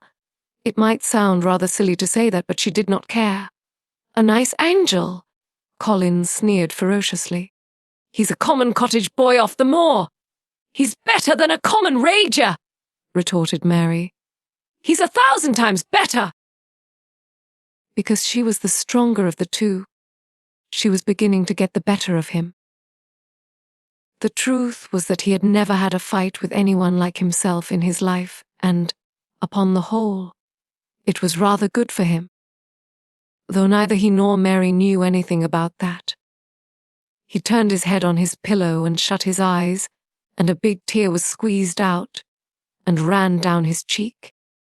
He was beginning to feel pathetic and sorry for himself, not for anyone else. "I'm not as selfish as you, because I'm always ill, and I'm sure there is a lump coming on my back," he said. "And I am going to die besides." "You are not," contradicted Mary unsympathetically. He opened his eyes quite wide with indignation. He had never heard such a thing said before. He was at once furious and slightly pleased, if a person could be both at one time. "I'm not," he cried. "I am. You know I am. Everybody says so. I don't believe it," said Mary sorely. "You just say that to make people sorry. I believe you are proud of it." "I don't believe it. If you were a nice boy it might be true, but you are too nasty." In spite of his invalid back, Colin sat up in bed in quite a healthy rage.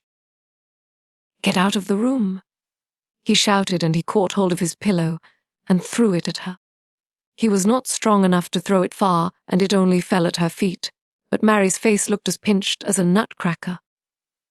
"I'm going," she said. "And I won't come back?" She walked to the door, and when she reached it she turned round and spoke again. "I was going to tell you all sorts of nice things," she said. "Dickon brought his fox and his rook, and I was going to tell you all about them. Now, I won't tell you a single thing." She marched out of the door and closed it behind her, and there, to her great astonishment, she found the trained nurse standing as if she had been listening, and, more amazing still, she was laughing. She was a big, handsome young woman who ought not to have been a trained nurse at all, as she could not bear invalids, and she was always making excuses to leave Colin to Martha or anyone else who would take her place. Mary had never liked her, and she simply stood and gazed up at her as she stood giggling into her handkerchief. "What are you laughing at?" she asked her. "At you two young ones," said the nurse. "It's the best thing could happen to the sickly pampered thing to have someone to stand up to him that's as spoiled as himself." And she laughed into her handkerchief again. If he'd had a young vixen of a sister to fight with, it would have been the saving of him. "Is he going to die?"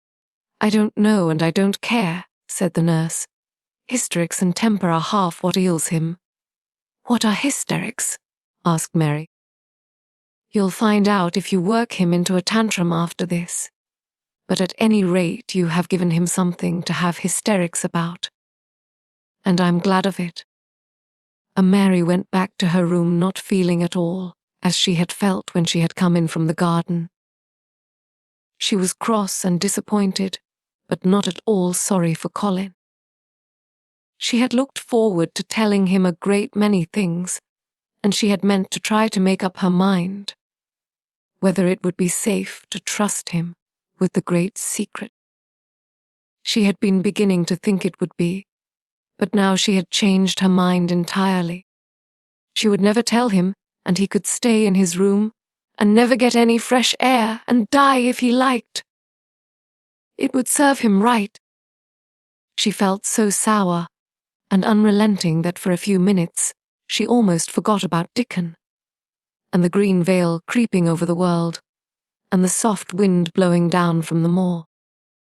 Martha was waiting for her, and the trouble in her face had been temporarily replaced by interest and curiosity. There was a wooden box on the table, and its cover had been removed and revealed that it was full of neat packages. "Mr. Craven sent it to you?" said Martha. "It looks as if it had picture books in it." Mary remembered what he had asked her the day she had gone to his room. "Do you want anything, dolls, toys, books?"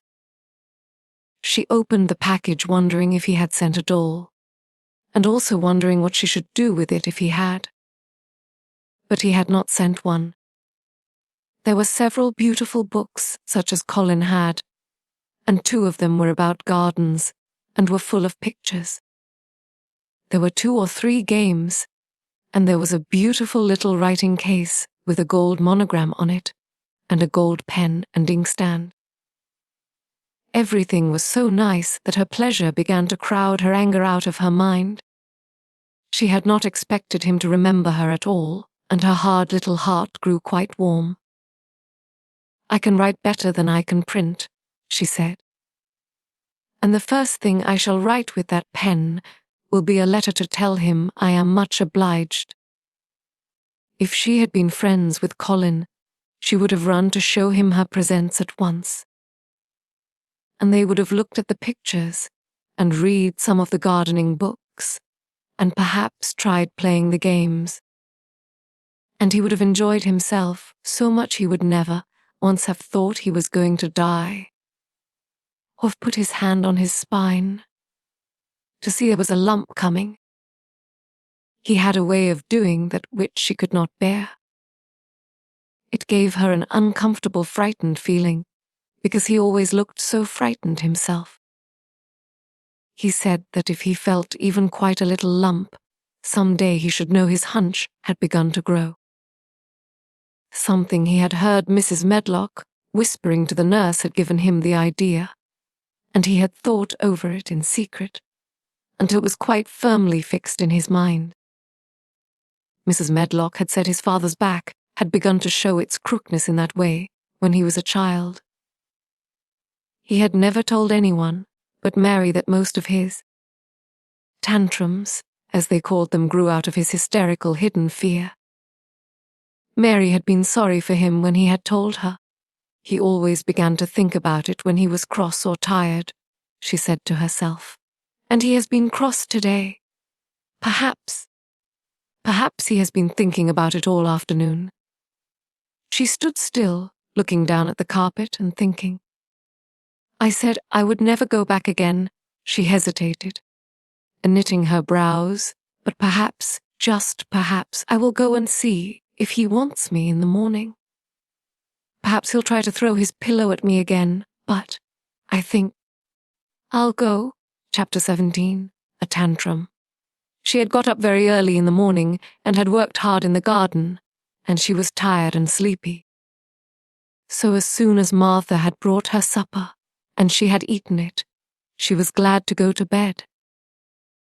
As she laid her head on the pillow, she murmured to herself, I'll go out before breakfast and work with Dickon, and then afterward, I believe, I'll go to see him. She thought it was the middle of the night, when she was awakened by such dreadful sounds that she jumped out of bed in an instant. What was it? What was it? The next minute, she felt quite sure she knew. Doors were opened and shut, and there were hurrying feet in the corridors, and someone was crying and screaming at the same time, screaming and crying in a horrible way. It's Colin, she said. He's having one of those tantrums the nurse called hysterics. How awful it sounds. As she listened to the sobbing screams, she did not wonder people were so frightened that they gave him his own way in everything rather than hear them. She put her hands over her ears and felt sick and shivering. I don't know what to do. I don't know what to do, she kept saying. I can't bear it. Once she wondered if he would stop if she dared go to him. And then she remembered how he had driven her out of the room, and thought that perhaps the sight of her might make him worse. Even when she pressed her hands more tightly over her ears, she could not keep the awful sounds out. She hated them so, and was so terrified by them, that suddenly they began to make her angry. And she felt as if she should fly into a tantrum herself, and frighten him as he was frightening her. She was not used to anyone's tempers but her own. She took her hands from her ears and sprang up and stamped her foot. He ought to be stopped. Somebody ought to make him stop. Somebody ought to beat him, she cried out. Just then she heard feet almost running down the corridor, and her door opened, and the nurse came in. She was not laughing now by any means. She even looked rather pale. He's worked himself into hysterics, she said in a great hurry. He'll do himself harm. No one can do anything with him. You come and try, like a good child. He likes you. He turned me out of the room this morning, said Mary, stamping her foot with excitement. The stamp rather pleased the nurse. The truth was that she had been afraid she might find Mary crying and hiding her head under the bedclothes. That's right, she said. You are in the right humour. You go and scold him. Give him something new to think of. Do go, child, as quick as ever you can. It was not until afterward that Mary realized that the thing had been funny as well as dreadful. That it was funny that all the grown-up people were so frightened that they came to a little girl just because they guessed she was almost as bad as Colin himself. She flew along the corridor, and the nearer she got to the screams, the higher her temper mounted. She felt quite wicked by the time she reached the door. She slapped it open with her hand and ran across the room to the four-posted bed. You stop! She almost shouted. I hate you! Everybody hates you! I wish everybody would run out of the house and let you scream yourself to death. You will scream yourself to death in a minute, and I wish you would. A nice, sympathetic child could neither have thought nor said such things. But it just happened that the shock of hearing them was the best possible thing for this hysterical boy, whom no one had ever dared to restrain or contradict. He had been lying on his face beating his pillow with his hands, and he actually almost jumped around. He turned so quickly at the sound of the furious little voice. His face looked dreadful, white and red and swollen, and he was gasping and choking, but savage little Mary did not care an atom. If you scream another scream, she said, I'll scream too, and I can scream louder than you can, and I'll frighten you. I'll frighten you. He actually had stopped screaming because she had startled him so. The scream which had been coming almost choked him. The tears were streaming down his face and he shook all over. I can't stop, he gasped and sobbed. I can't. You can, shouted Mary. Half that ails you is hysterics and temper. Just hysterics. And she stamped each time she said it. I felt the lump, I felt it, choked out Colin. I knew I should. I shall have a hunch on my back, and then I shall die. And he began to writhe again, and turned on his face and sobbed and wailed, but he didn't scream. You didn't feel a lump, contradicted Mary fiercely. If you did, it was only a hysterical lump. Hysterics makes lumps. There's nothing the matter with your horrid back. Nothing but hysterics? Turn over and let me look at it. She liked the word, hysterics, and felt somehow as if it had an effect on him. He was probably like herself and had never heard it before. Nurse, she commanded, come here and show me his back this minute. The nurse. Mrs. Medlock and Martha had been standing huddled together near the door staring at her, their mouths half open. All three had gasped with fright more than once. The nurse came forward as if she were half afraid. Colin was heaving with great breathless sobs. Perhaps he won't let me, she hesitated in a low voice. Colin heard her, however, and he gasped out between two sobs. She shall see then. It was a poor thin back to look at when it was bared. Every rib could be counted, and every joint of the spine, though Mistress, Mary did not count them as she bent over, and examined them with a solemn, savage little face. She looked so sour and old-fashioned that the nurse turned her head aside to hide the twitching of her mouth. There was just a minute's silence, for even Colin tried to hold his breath while Mary looked up and down his spine, and down and up, as intently as if she had been the great doctor from London. "There's not a single lump there," she said at last. "There's not a lump as big as a pin, except backbone lumps, and you can only feel them because you are thin. I've got backbone lumps myself, and they used to stick out as much as yours do, until I began to get fatter. And I am not fat enough yet to hide them. There's not a lump as big as a pin. If you ever say there is again, I shall laugh." No one but Colin himself knew what effect those crossly spoken childish words had on him. If he had ever had anyone to talk to about his secret terrors, if he had ever dared to let himself ask questions, if he had had childish companions, and had not lain on his back in the huge closed house, breathing an atmosphere heavy with the fears of people who were most of them ignorant and tired of him, he would have found out that most of his fright and illness was created by himself. But he had lain and thought of himself and his aches and wearness for hours and days and months and years. And now that an angry, unsympathetic little girl insisted obstinately that he was not as ill as he thought he actually felt, as if she might be speaking the truth. "I didn't know," ventured the nurse, "that he thought he had a lump on his spine. His back is weak because he won't try to sit up.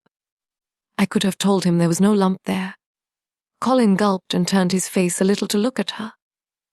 "Could you?" he said pathetically. "Yes, sir." "There," said Mary. And she gulped too. Colin turned on his face again, and but for his long, drawn, broken breaths, which were the dying down of his storm of sobbing, he lay still for a minute, though great tears streamed down his face and wet the pillow. Actually, the tears meant that a curious great relief had come to him. Presently he turned and looked at the nurse again, and strangely enough, he was not like a Rajah at all as he spoke to her. "Do you think I could live to grow up?" he said. The nurse was neither clever nor soft-hearted, but she could repeat some of the London doctor's words. "You probably will if you will do what you are told to do, and not give way to your temper, and stay out a great deal in the fresh air." Colin's tantrum had passed, and he was weak and worn out with crying, and this perhaps made him feel gentle. He put out his hand a little toward Mary, and I am glad to say that, her own tantrum having passed, she was softened too and met him halfway with her hand, so that it was a sort of making up. I'll go out with you, Mary," he said. "I shan't hate fresh air if we can find." He remembered just in time to stop himself from saying, "if we can find the secret garden." And he ended, "I shall like to go out with you if Dickon will come and push my chair. I do so want to see Dickon and the fox and the crow." The nurse remade the tumbled bed and shook and straightened the pillows. Then she made Colin a cup of beef tea and gave a cup to Mary, who really was very glad to get it after her excitement. Mrs. Medlock and Martha gladly slipped away. And after everything was neat and calm and in order, the nurse looked as if she would very gladly slip away also. She was a healthy young woman who resented being robbed of her sleep, and she yawned quite openly as she looked at Mary, who had pushed her big footstool close to the four-posted bed and was holding Colin's hand. "You must go back and get your sleep out," she said. "He'll drop off after a while, if he's not too upset. Then I'll lie down myself in the next room. Would you like me to sing you that song I learned from my nanny?" Mary whispered to Colin. His hand pulled hers gently, and he turned his tired eyes on her appealingly. "Oh, yes," he answered. "It's such a soft song. I shall go to sleep in a minute." "I will put him to sleep," Mary said to the yawning nurse. "You can go if you like." "Well," said the nurse with an attempt at reluctance, "if he doesn't go to sleep in half an hour, you must call me." "Very well," answered Mary.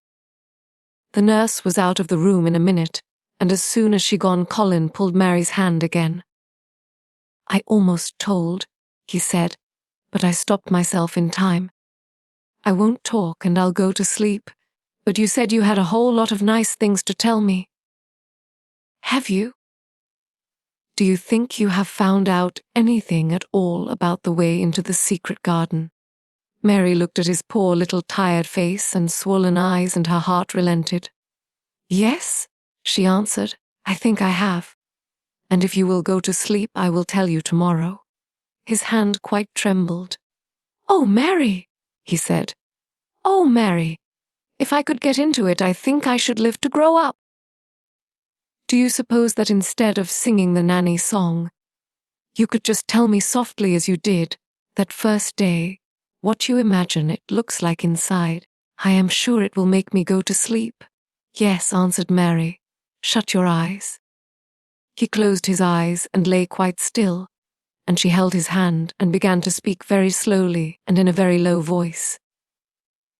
"I think it has been left alone so long, that it has grown all into a lovely tangle.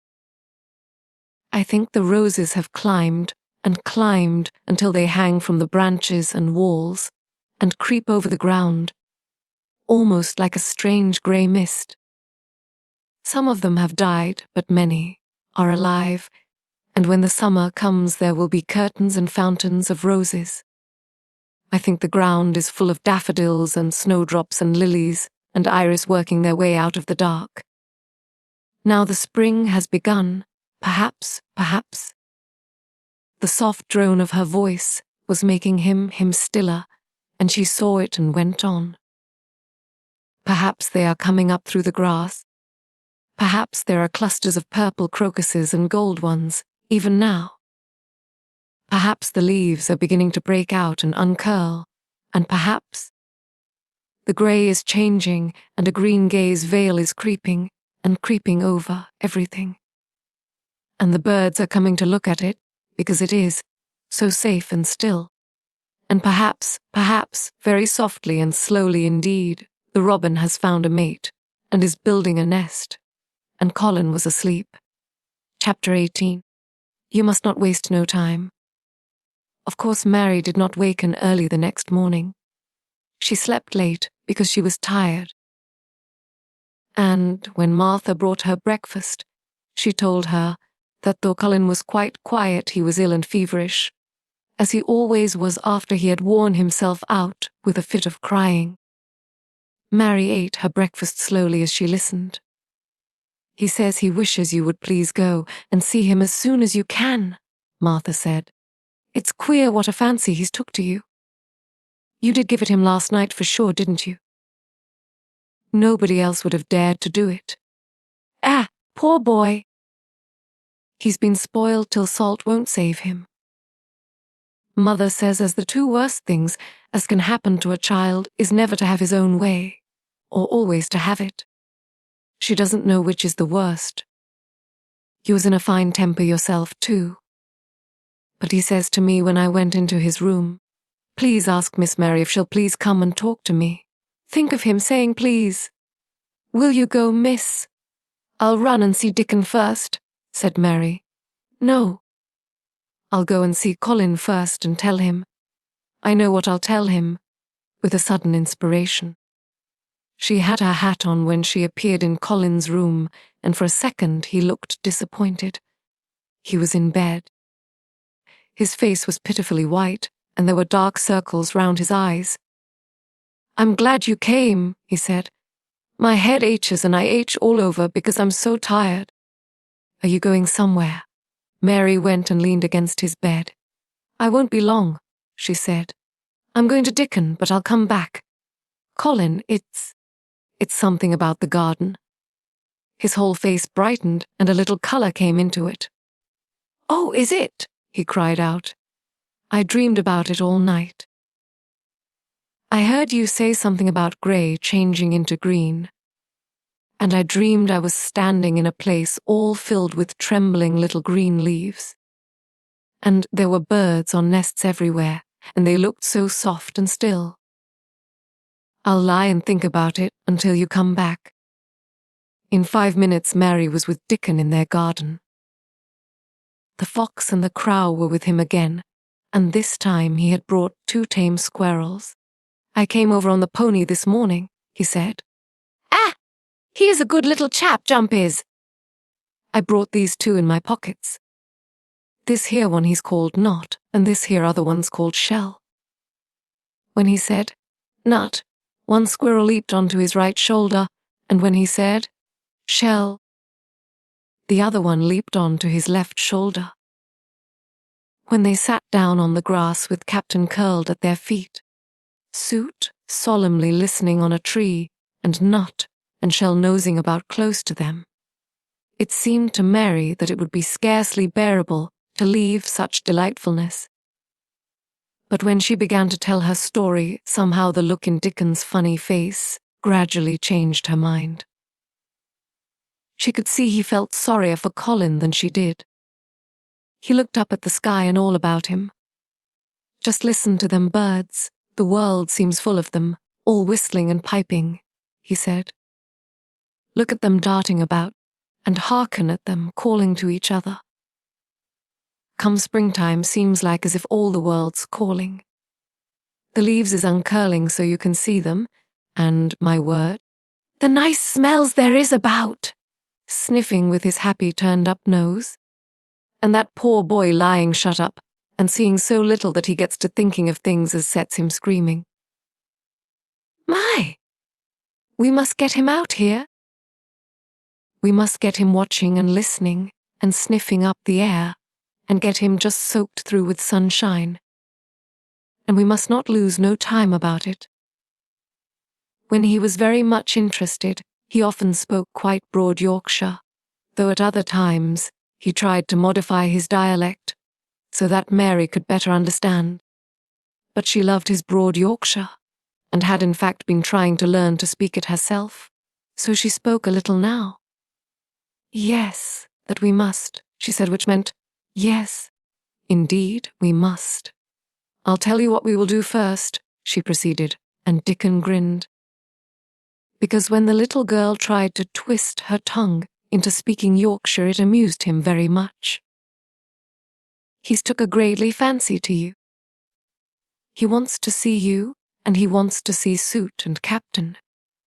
When I go back to the house to talk to him, I'll ax him if you cannot come and see him tomorrow morning, and bring you creatures with you, and then, in a bit, when there's more leaves out, and happen a bud or 2, we'll get him to come out, and he shall push him in his chair, and we'll bring him here and show him everything." When she stopped, she was quite proud of herself. She had never made a long speech in Yorkshire before, and she had remembered very well. "You must talk a bit of Yorkshire like that to Mr. Colin." Dickon chuckled. "You'll make him laugh, and there's nothing as good for ill folk as laughing is. Mother says she believes as half an hour's good laugh every morning would cure a chap as was making ready for typhus fever." "I'm going to talk Yorkshire to him this very day," said Mary, chuckling herself. The garden had reached the time when every day, and every night it seemed as if magicians were passing through it, drawing loveliness out of the earth, and the boars with wands. It was hard to go away and leave it all. Particularly as Knot had actually crept onto her dress, and Shell had scrambled down of the apple tree they sat under, and stayed there looking at her with inquiring eyes.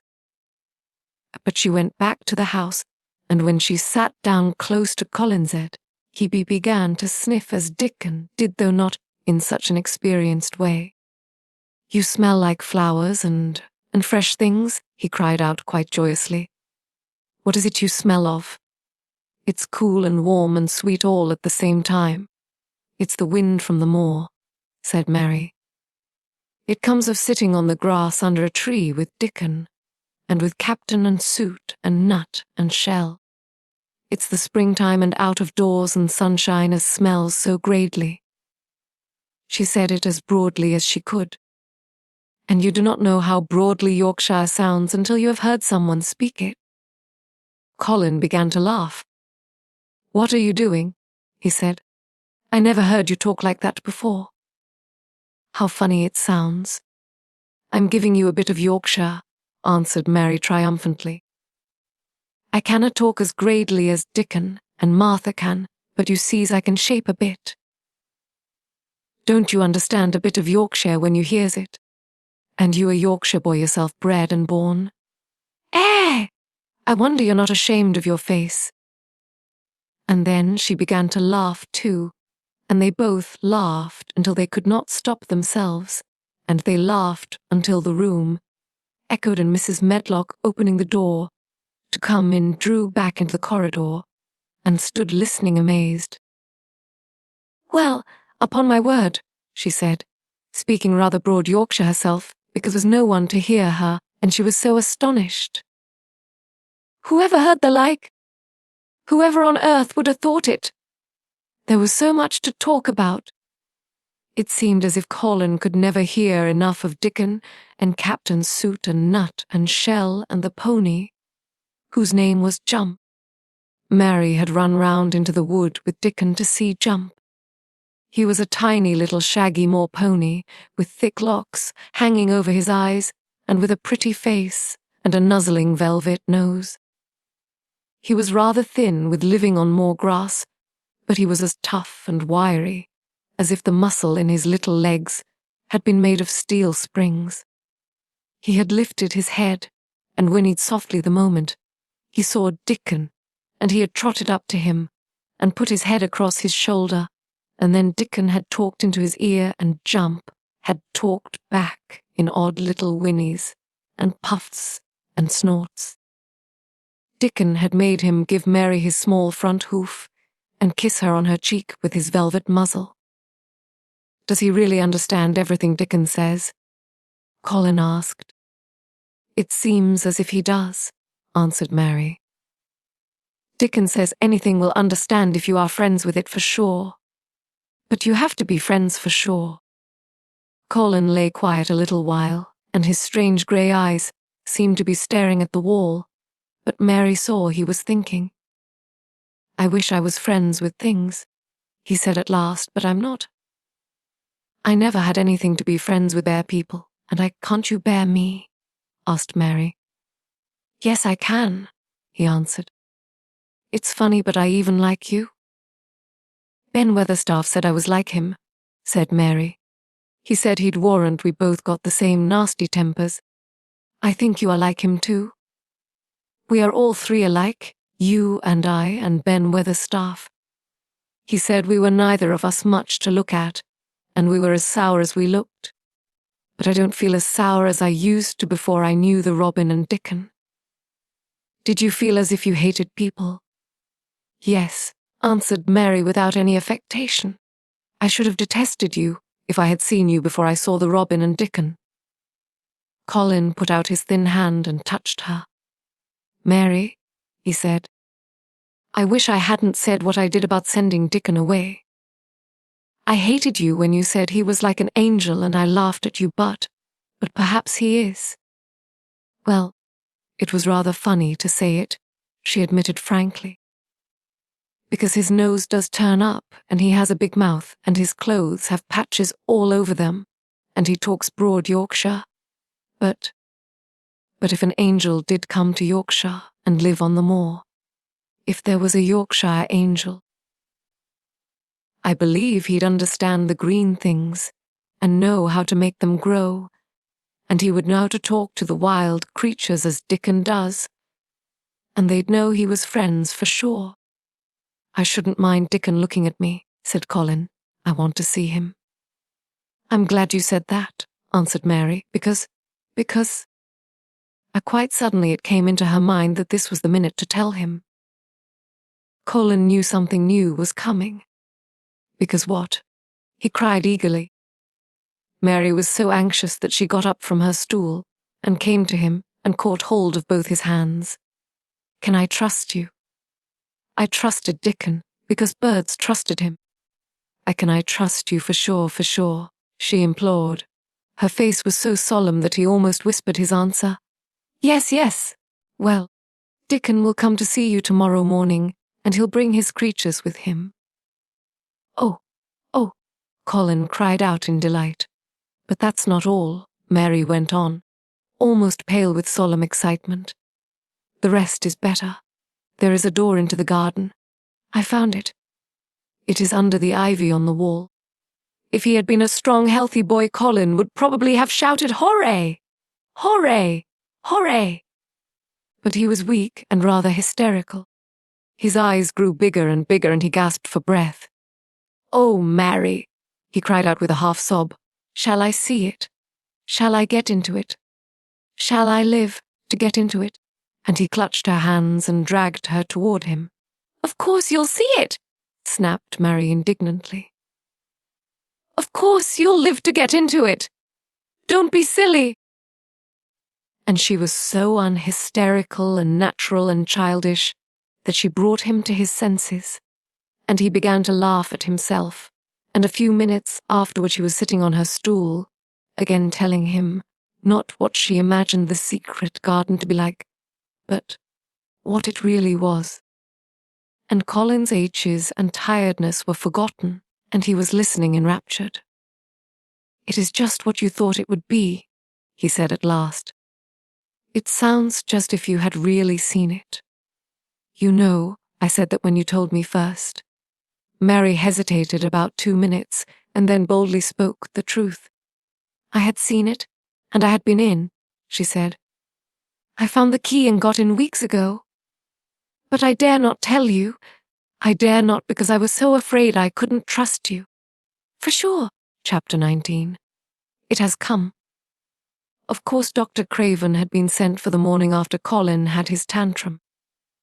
He was always sent for at once when such a thing occurred, and he always found, when he arrived, a white shaken boy lying on his bed, sulky and still so hysterical that he was ready to break into fresh sobbing at the least word.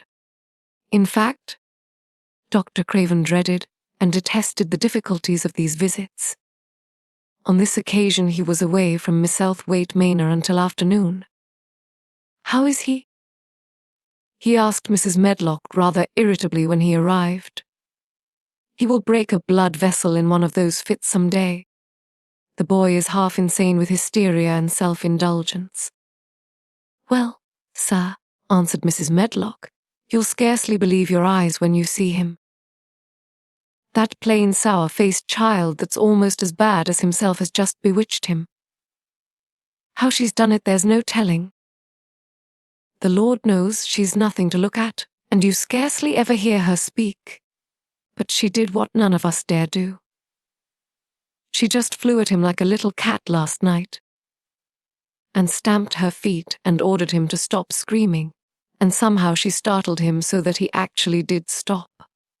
And this afternoon, well, just come up and see, sir. It's past crediting. The scene which Dr. Craven beheld when he entered his patient's room was indeed rather astonishing to him. As Mrs. Medlock opened the door, he heard laughing and chattering. Colin was on his sofa in his dressing gown, and he was sitting up quite straight looking at a picture in one of the garden books and talking to the plain child, who at that moment could scarcely be called plain at all, because her face was so glowing with enjoyment. Those long spires of blue ones will have a lot of those, Colin was announcing. They are called delphiniums. Dickon says they are larkspurs made big and grand, cried Mistress Mary. There are clumps there already. Then they saw Dr. Craven and stopped. Mary became quite still and Colin looked fretful. I am sorry to hear you were ill last night, my boy, Dr. Craven said a trifle nervously. He was rather a nervous man. I'm better now, much better, Colin answered, rather like a Rajah. I'm going out in my chair in a day or two if it is fine. I want some fresh air. Dr. Craven sat down by him and felt his pulse and looked at him curiously. It must be a very fine day, he said, and you must be very careful not to tire yourself. Fresh air won't tire me, said the young Rajah.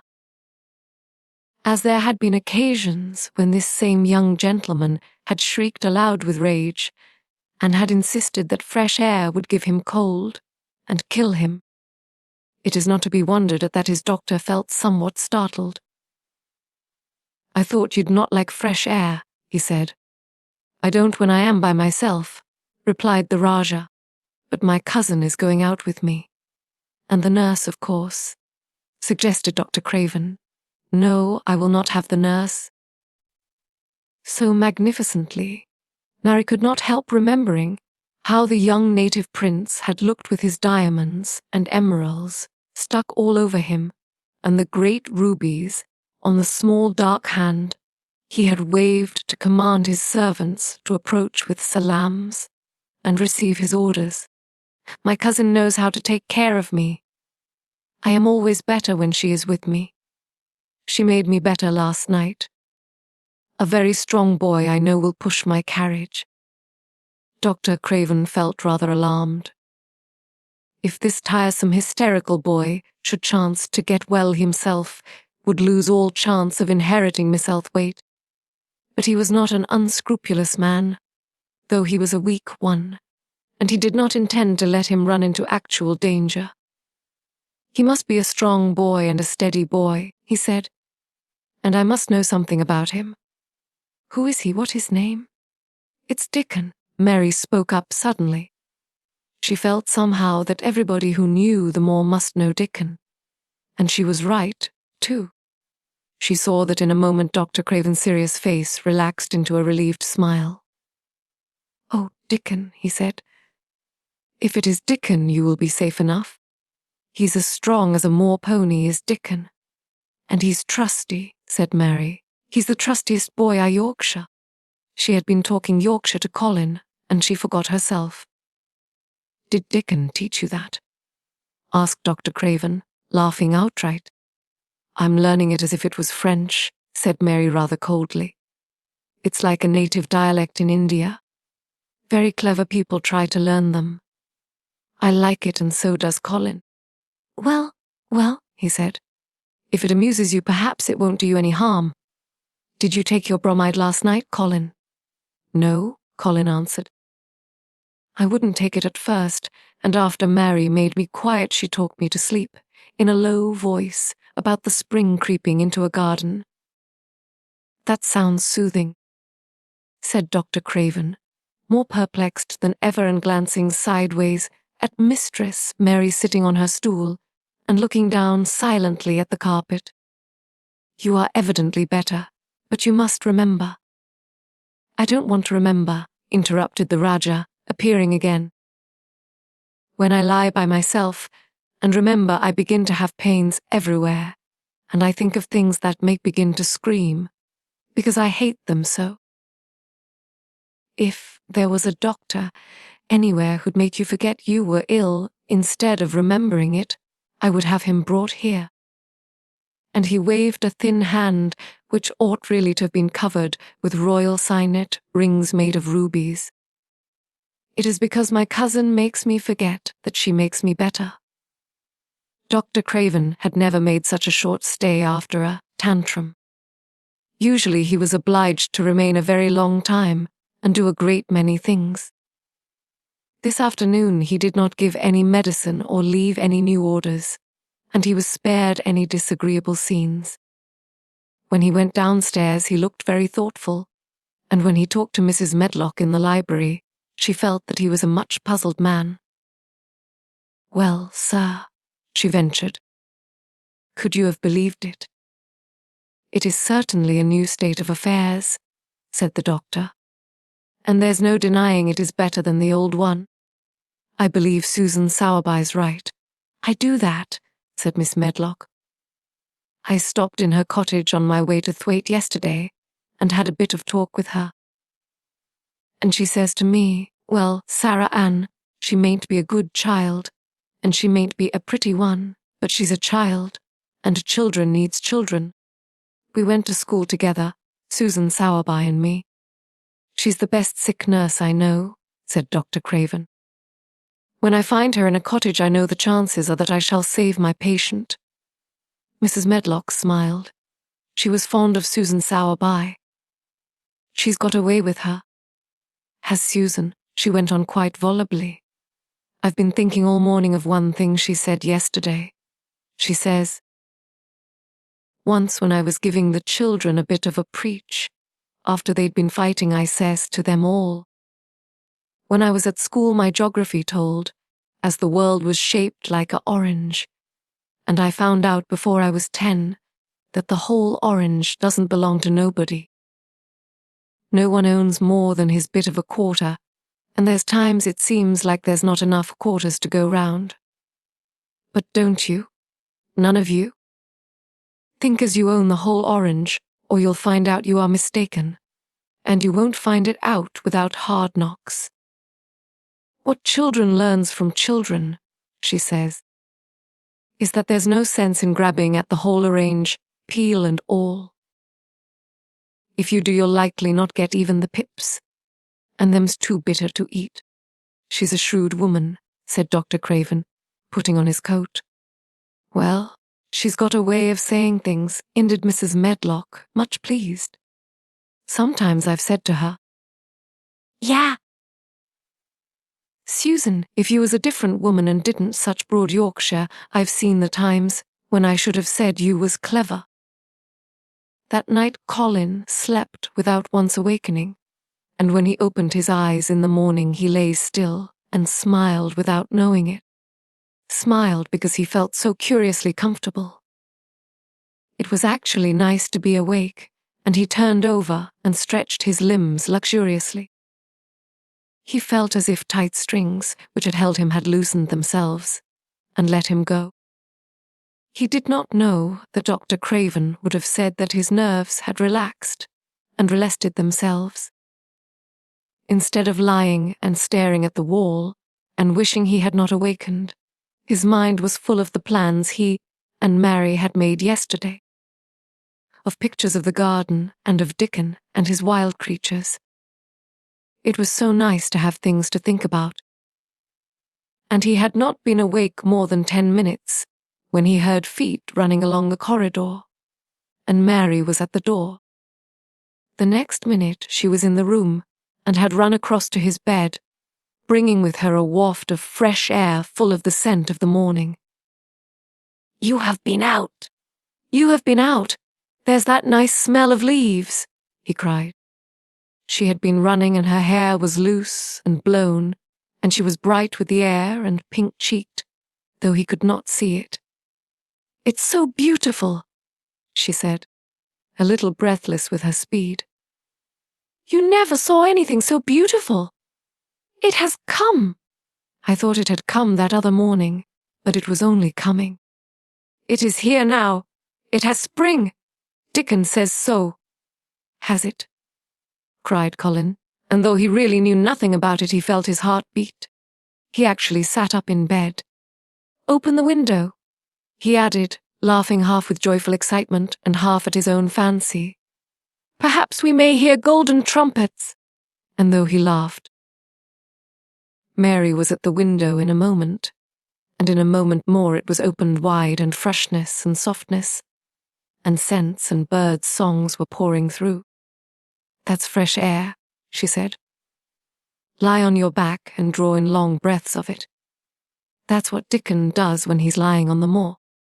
He says he feels it in his veins, and it makes him strong, and he feels as if he could live forever and ever.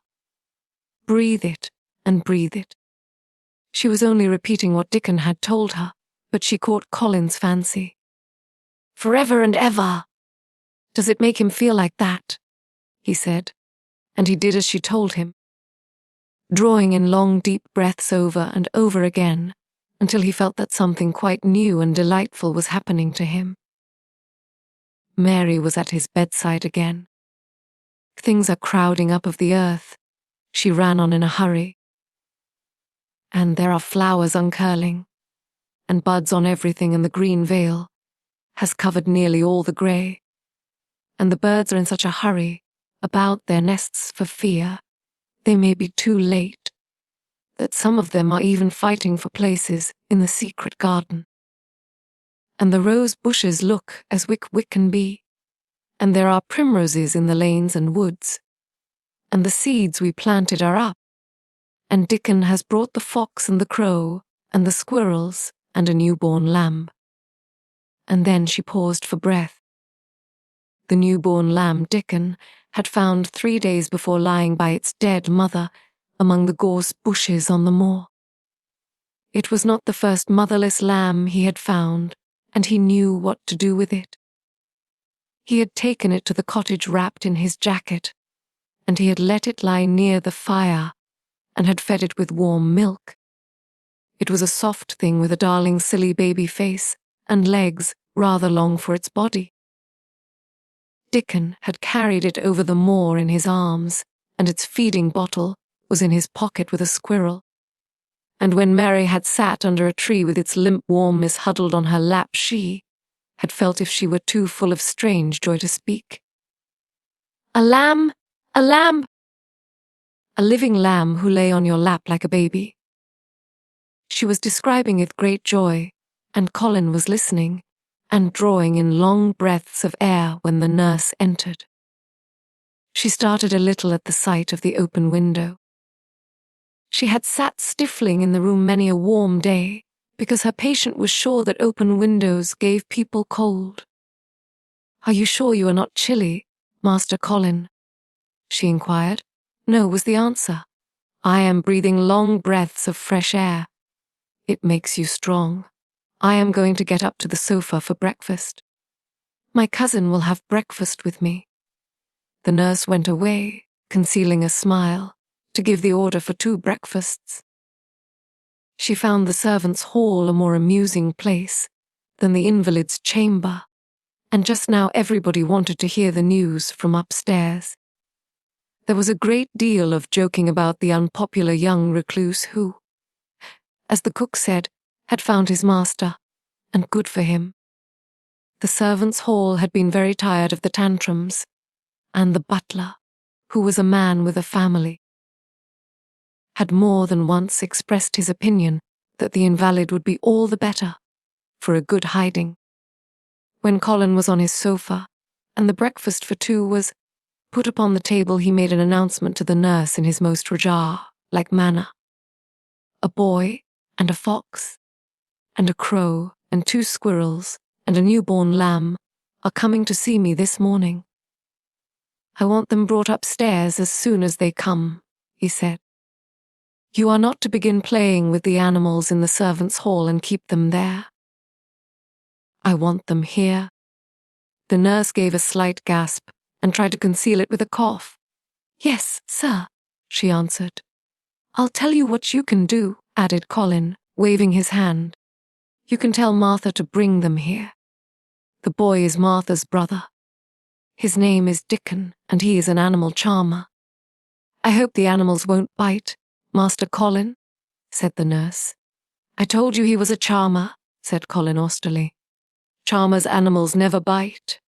There are snake charmers in India," said Mary. "And they can put their snakes' heads in their mouths." "Goodness," shuddered the nurse. They ate their breakfast with the morning air pouring in upon them. Colin's breakfast was a very good one, and Mary watched him with serious interest. "You will begin to get fatter just as I did," she said. "I never wanted my breakfast when I was in India, and now I always want it." "I wanted mine this morning," said Colin. "Perhaps it was the fresh air," When do you think Dickon will come?" He was not long in coming. In about 10 minutes, Mary held up her hand. "Listen," she said. "Did you hear a caw?" Colin listened and heard it, the oddest sound in the world to hear inside a house, a hoarse caw-caw. "Yes," he answered. "That's Soot," said Mary. "Listen again. Do you hear a bleat, a tiny one?" "Oh, yes," cried Colin, quite flushing. "That's the newborn lamb," said Mary. "He's coming." Dickon's moorland boots were thick and clumsy, and though he tried to walk quietly, they made a clumping sound as he walked through the long corridors. Mary and Colin heard him marching, until he passed through tapestry door onto the soft carpet of Colin's own passage.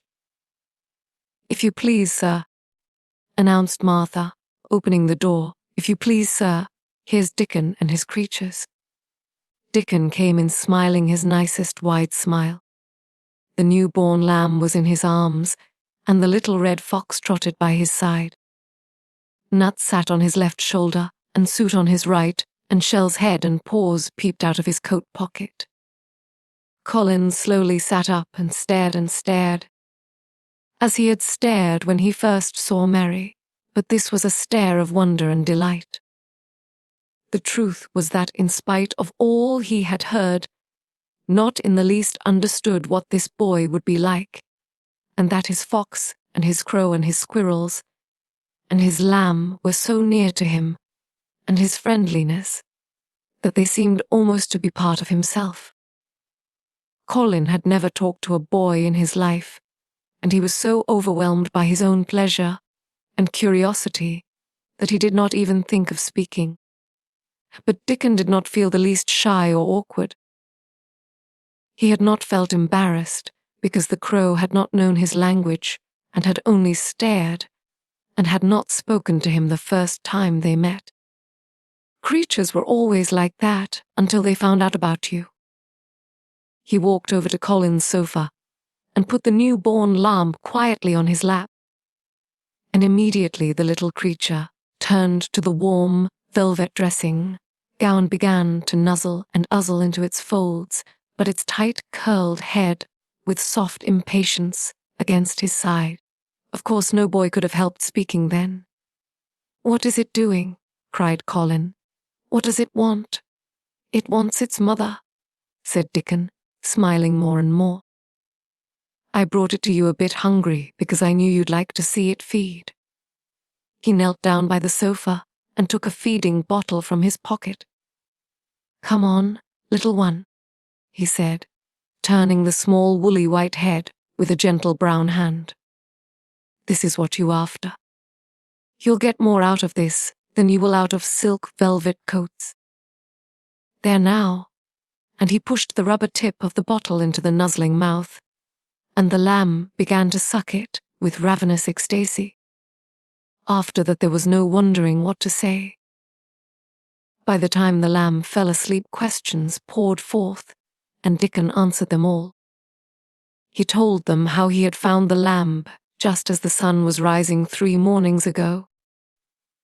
He had been standing on the moor, listening to a skylark, and watching him swing higher and higher into the sky, until he was only a speck in the heights of blue. I'd almost lost him but for his song, and I was wondering how a chap could hear it, when it seemed as if he'd get out of the world in a minute. And just then I heard something else far off among the gorse bushes. It was a weak bleating, and I knew it was a new lamb, as was hungry, and I knew it wouldn't be hungry if it hadn't lost its mother somehow. So I set off searching. I did have a look for it. I went in and out among the gorse bushes and round, and I always seemed to take the wrong turning. But at last I seed a bit of white by a rock on top of the moor, and I climbed up and found the little one half dead with cold and clemming.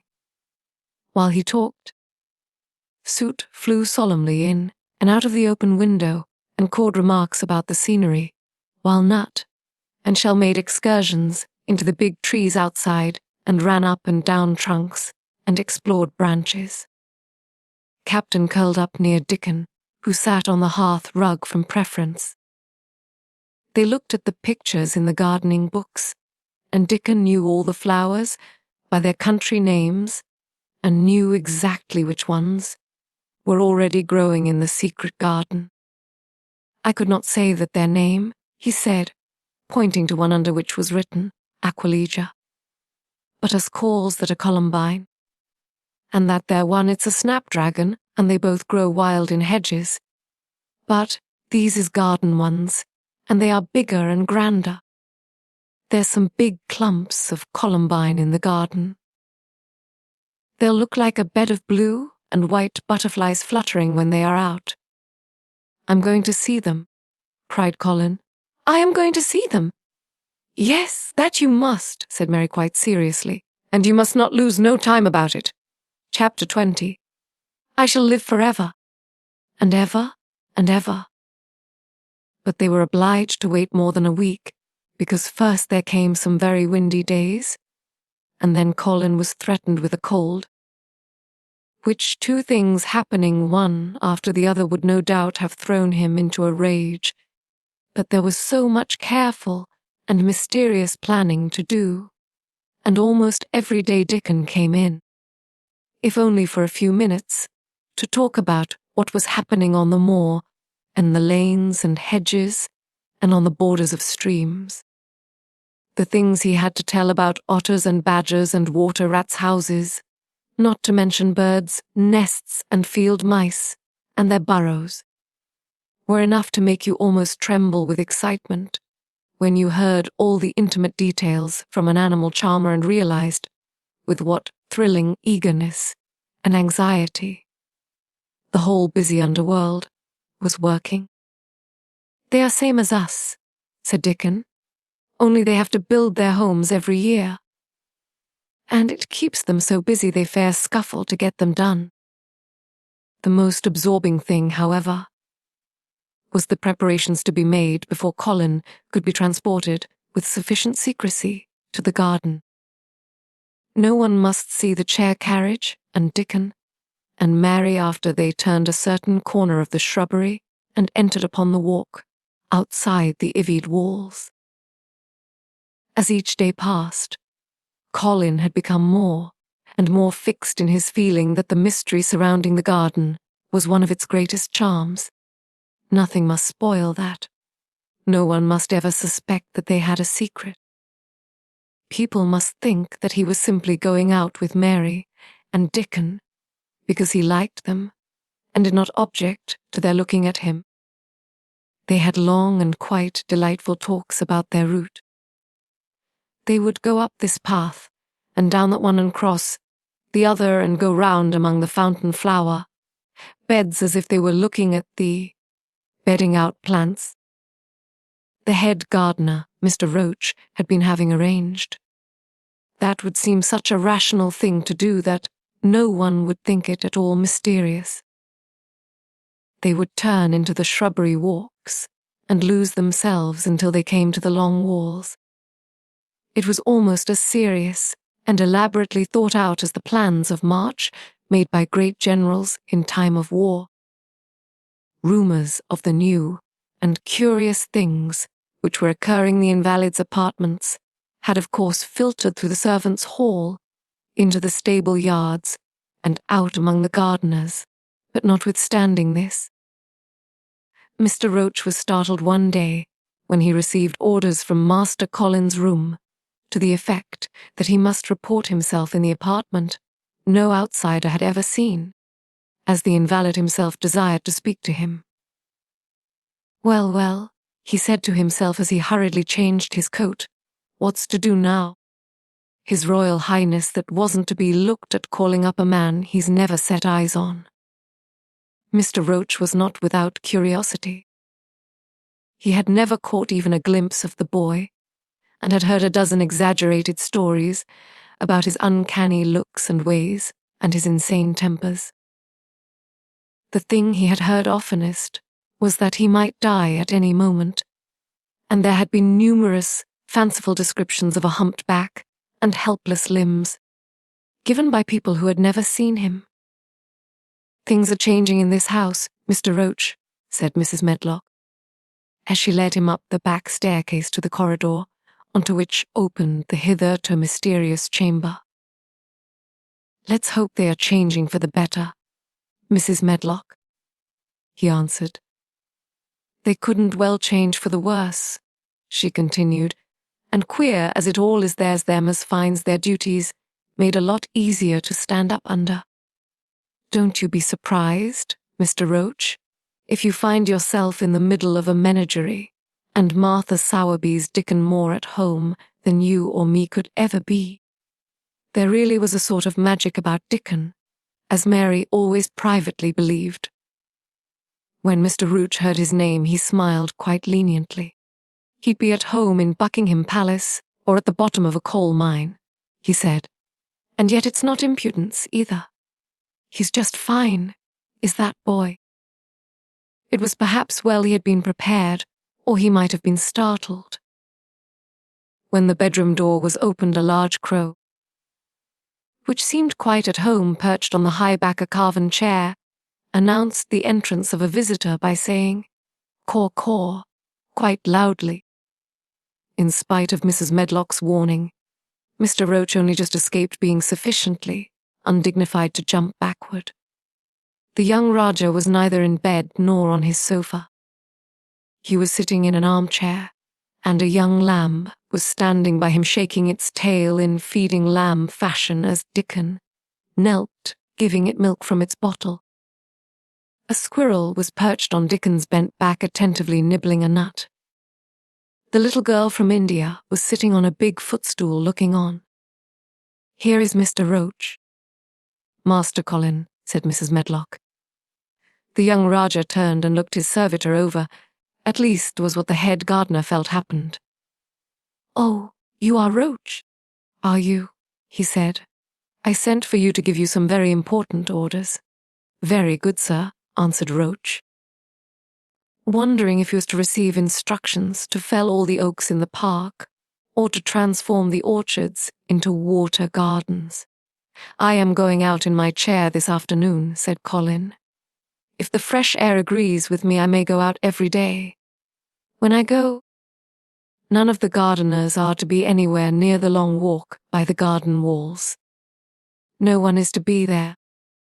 I shall go out about 2 o'clock, and everyone must keep away until I send word that they may go back to their work." "Very good, sir," replied Mr. Roach, much relieved to hear that the oaks might remain and that the orchards were safe.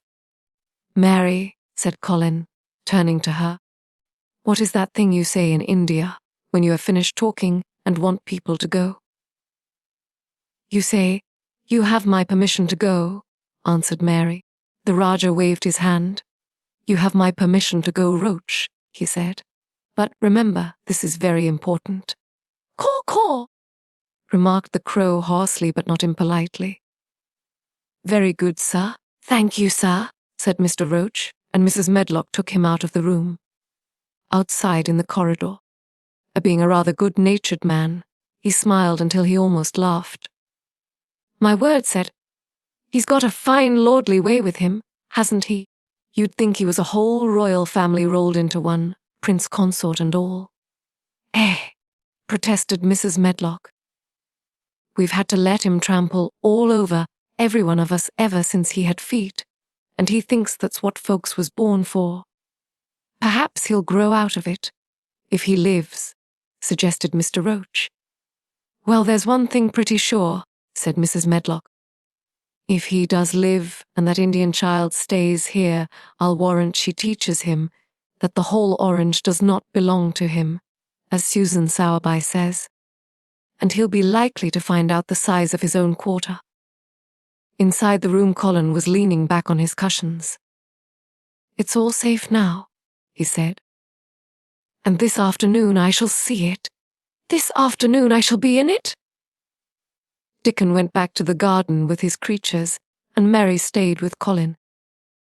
She did not think he looked tired, but he was very quiet before their lunch came, and he was quiet while they were eating it. She wondered why and asked him about it. "What big eyes you have got, Colin," she said, when you are thinking they get as big as saucers. What are you thinking about now? I can't help thinking about what it will look like, he answered. The garden, asked Mary. The springtime, he said. I was thinking that I've really never seen it before. I scarcely ever went out, and when I did go I never looked at it. I didn't even think about it. I never saw it in India because there wasn't any, said Mary. Shut in and morbid as his life had been, Colin had more imagination than she had, and at least he had spent a good deal of time looking at wonderful books and pictures. That morning when you ran in and said, "It's come," you made me feel quite queer. It sounded as if things were coming with a great procession and big bursts and wafts of music. I've a picture like it in one of my books, crowds of lovely people and children with garlands and branches with blossoms on them. Everyone laughing and dancing and crowding and playing on pipes. That was why I said, perhaps we shall hear golden trumpets, and told you to throw open the window. How funny, said Mary. That's really just what it feels like. And if all the flowers and leaves and green things and birds and wild creatures danced past at once, what a crowd it would be. I'm sure they'd dance and sing and flute, and that would be the wafts of music. They both laughed, but it was not because the idea was laughable, but because they both so liked it. A little later the nurse made Colin ready. She noticed that instead of lying like a log while his clothes were put on, he sat up and made some efforts to help himself. And he talked and laughed with Mary all the time. This is one of his good days, sir, she said to Dr. Craven, who dropped in to inspect him. He's in such good spirits that it makes him stronger. I'll call in again later in the afternoon, after he has come in, said Dr. Craven. I must see how the going out agrees with him. I wish, in a very low voice, that he would let you go with him. I'd rather give up the case this moment, sir, than even stay here while it's suggested, answered the nurse, with sudden firmness. I hadn't really decided to suggest it, said the doctor, with his slight nervousness. We'll try the experiment. Dickon's a boy I trust with a newborn child. The strongest footman in the house carried Colin downstairs and put him in his wheeled chair near, which Dickon waited outside. After the manservant had arranged his rugs and cushions, the Rajah waved his hand to him and to the nurse. You have my permission to go, he said. And they both disappeared quickly, and it must be confessed giggled when they were safely inside the house. Dickon began to push the wheeled chair slowly and steadily. Mistress Mary walked beside it, and Colin leaned back and lifted his face to the sky. The arch of it looked very high, and the small snowy clouds seemed like white birds floating on outspread wings below its crystal blueness. The wind swept in soft big breaths down from the moor, and was strange with a wild, clear-scented sweetness. Colin kept lifting his thin chest to draw it in, and his big eyes looked as if it were they which were listening, instead of his ears. There are so many sounds of singing and humming and calling out, he said. What is that scent the puffs of wind bring? It's gorse on the moor that's opening out, answered Dickon. The bees are at it wonderful today. Not a human creature was to be caught sight of in the paths they took. In fact, every gardener or gardener's boy had been witched away. But they wound in and out among the shrubbery, and out and round the fountain beds, following their carefully planned route, for the mere mysterious pleasure of it.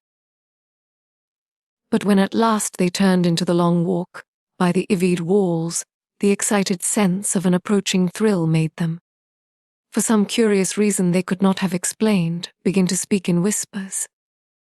This is it, breathed Mary. This is where I used to walk up and down and wonder and wonder. is it?" cried Colin, and his eyes began to search the ivy with eager curiousness. "But I can see nothing," he whispered. "There is no door." "That's what I thought," said Mary. Then there was a lovely breathless silence, and the chair wheeled on.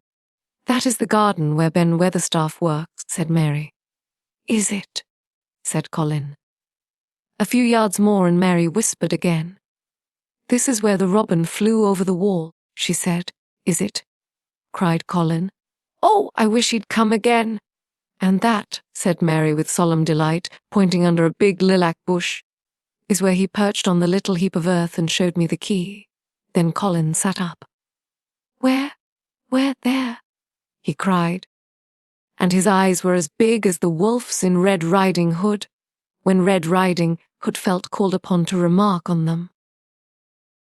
Dickon stood still, and the wheeled chair stopped. "And this," said Mary, stepping onto the bed close to the ivy, "is where I went to talk to him when he chirped at me from the top of the wall. And this is the ivy the wind blew back," and she took hold of the hanging green curtain. "Oh, is it?" gasped Colin. "And here is the handle, and here is the door." "Dickon, push him in quickly!" And Dickon did with one strong, steady, splendid push. But Colin had actually dropped back against his cushions, even though he gasped with delight. And he had covered his eyes with his hands, and held them there shutting out everything until they were inside, and the chair stopped as if by magic, and the door was closed. Not till then did he take them away and look round and round as Dickon and Mary had done. And over walls, earth and trees and swinging sprays, and tendrils the fair green veil of tender little leaves had crept. And in the grass under the trees, and the grey urns in the alcoves, and here, and there everywhere were touches or splashes of gold and purple and white, and the trees were showing pink, and snow above his head, and there were fluttering of wings, and faint sweet pipes and humming, and scents, and scents. And the sun fell warm upon his face like a hand with a lovely touch. And in wonder Mary and Dickon stood and stared at him. He looked so strange and different because a pink glow of colour had actually crept all over him, ivory face and neck and hands and all. "I shall get well, he cried out. "Mary Dickon, I shall get well, and I shall live forever and ever and ever." Chapter 21. Ben Weatherstaff. One of the strange things about living in the world is that it is only now, and then one is quite sure one is going to live forever and ever and ever. One knows it sometimes when one gets up at the tender solemn, goes out, and stands a law back, and throws one's head far, looks up, and watch the pale sky slowly changing and flushing and marvelous things happening until the east almost one cry out, and one's heart stands still at the strange, unchanging majesty of the rising of the sun, which has been happening every morning for thousands and thousands of years. One knows it then for a moment or so. And one knows it sometimes when one stands by oneself in a wood at sunset, and the mysterious deep gold stillness slanting through, and under the branches seems to be saying slowly again and again something one cannot quite hear, however much one tries. Then sometimes the immense quiet of the dark blue at night, with millions of stars waiting and watching, makes one sure. And sometimes a sound of far-off music makes it true, and sometimes a look in someone's eyes. And it was like that with Colin, when he first saw and heard and felt the springtime inside the 4 high walls of a hidden garden. That afternoon the whole world seemed to devote itself to being perfect and radiantly beautiful and kind to one boy. Perhaps out of pure heavenly goodness the spring came and crowded everything it possibly could into that one place. More than once Dickon paused in what he was doing and stood still with a sort of growing wonder in his eyes, shaking his head softly. "Ah, it is Gradely," he said. "I'm 12 going on 13, and there's a lot of afternoons in 13 years, but seems to me like I never seed one as Gradely as this here." "Yes, it is a Gradely one," said Mary, and she sighed for mere joy. "I'll warrant it's the gradelest one as ever was in this world." "Do you think," said Colin with dreamy carefulness, "as happen it was made like this here all of purpose for me?" "My word," cried Mary admiringly, "that there is a bit of good Yorkshire. You're shaping first rate, that you are." And delight reigned. They drew the chair under the plum tree, which was snow white with blossoms and musical with bees. It was like a king's canopy, a fairy king's. There were flowering cherry trees near and apple trees whose buds were pink and white, and here and there one had burst open wide. Between the blossoming branches of the canopy bits of blue sky looked down like wonderful eyes. Mary and Dickon worked a little here and there, and Colin watched them. They brought him things to look at, buds which were opening, buds were tight closed, bits of twig whose leaves were just showing green, the feather of a woodpecker which had dropped on the grass, the empty shell of some bird early hatched. Dickon pushed the chair slowly round and round the garden, stopping every other moment to let him look at wonders springing out of the earth or trailing down from trees. It was like being taken in state round the country of a magic king and queen and shown all the mysterious riches it contained. "I wonder if we shall see the Robin," said Colin. "You'll see him often enough after a bit," answered Dickon. "When the legs hatches out the little chap, he be kept so busy it'll make his head swim. You'll see him flying backward and forward carrying worms, nigh as big as Missel, and that much noise going on in the nest, when he get there as fair flusters him, so as he scarce knows which big mouth to drop the first piece in, and gaping beaks and squawks on every side. Mother says, as when she sees the worker robin, has to keep them gaping beaks filled. She feels like she was a lady with nothing to do. She says she's seen the little chaps when it seemed like the sweat must be dropping off them, though folk can't see it. This made them giggle so delightedly that they were obliged to cover their mouths with their hands, remembering that they must not be heard. Colin had been instructed as to the law of whispers and low voices several days before. He liked the mysteriousness of it and did his best. But in the midst of excited enjoyment, it is rather difficult never to laugh above a whisper. Every moment of the afternoon was full of new things, and every hour the sunshine grew more golden.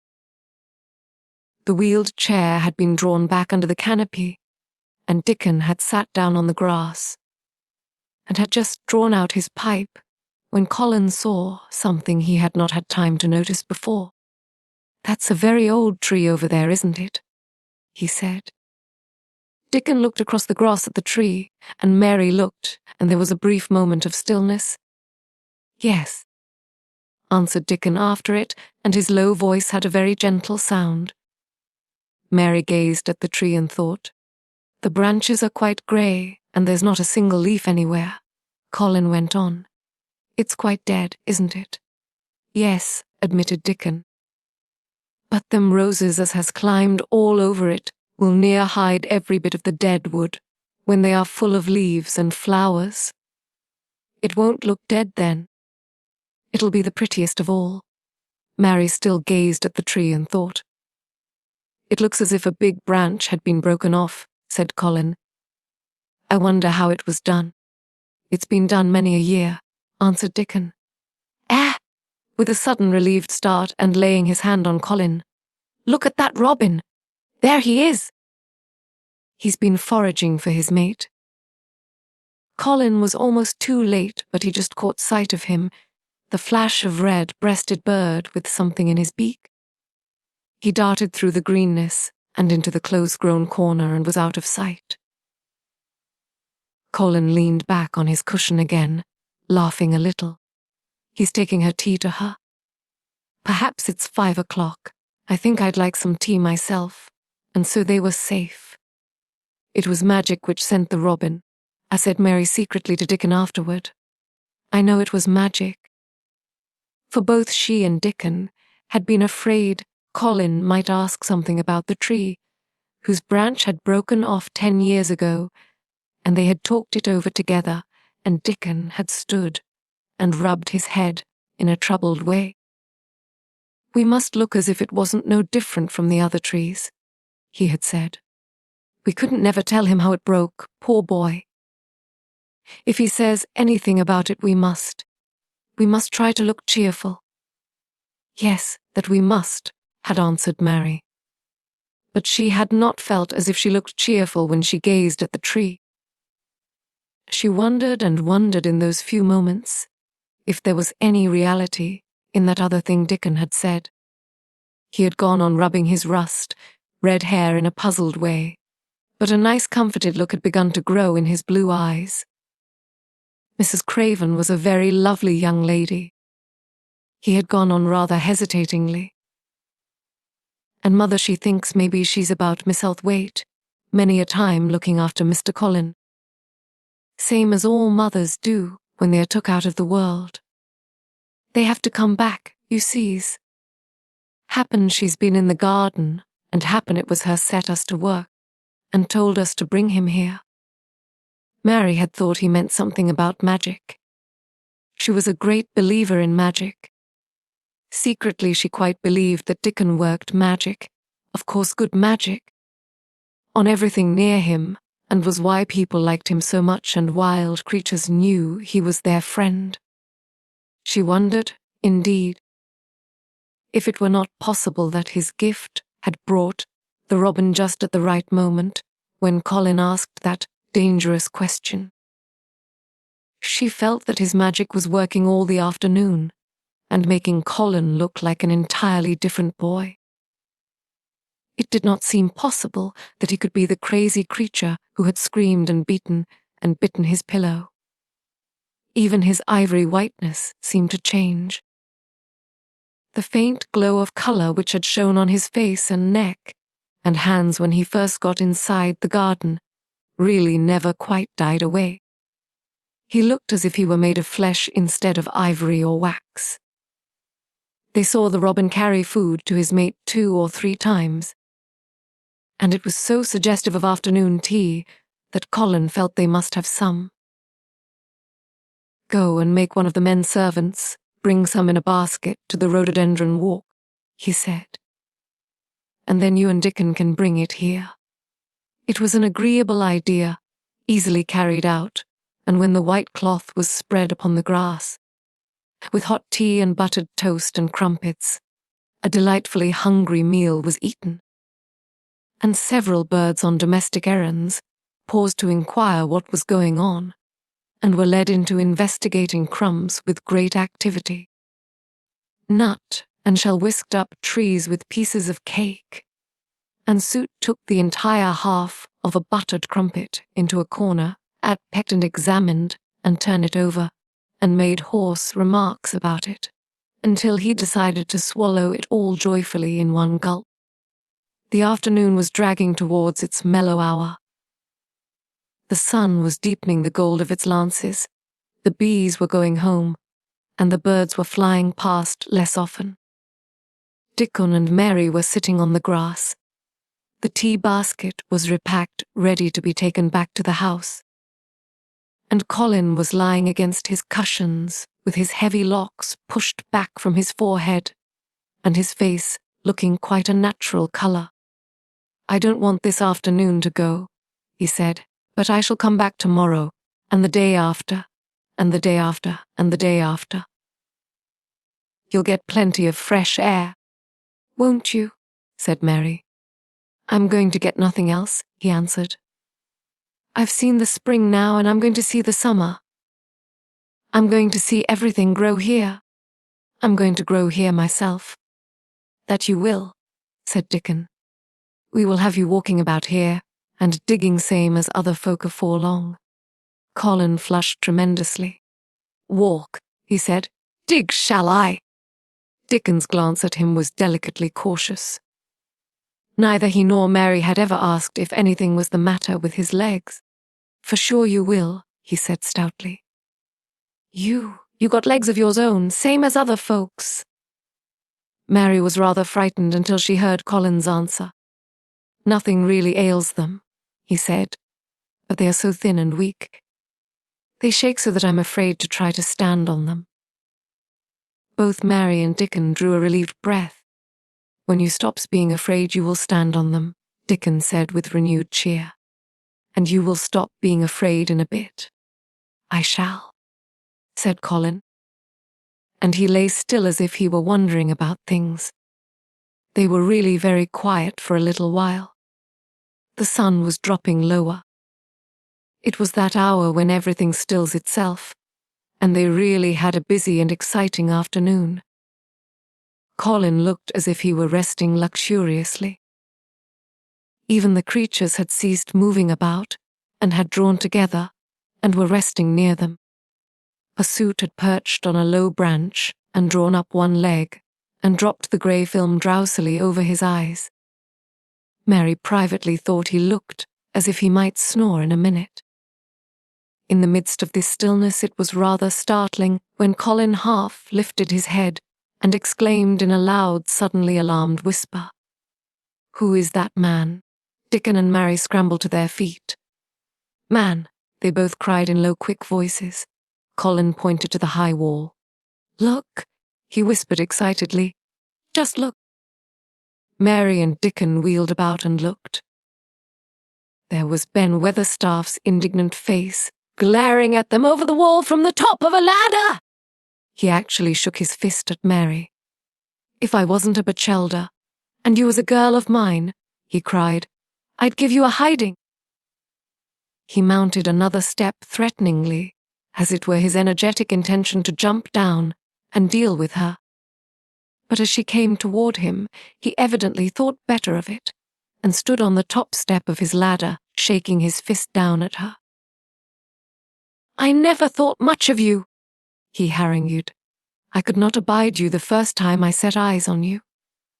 A scrawny buttermilk-faced young besom, always asking questions and poking you nose where it wasna wanted.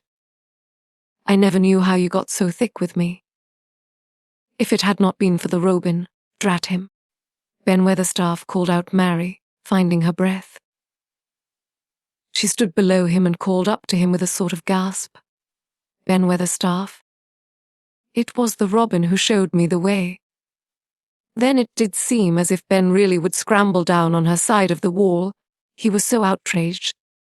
"You young bad one," he called down at her. "Laying you badness on a Robin, but what he's impid enough for anything. Him showing you the way, him. Eh! You young nothing." She could see his next words burst out, because he was overpowered by curiosity. "However I this world did you get in?" "It was the Robin who showed me the way," she protested obstinately.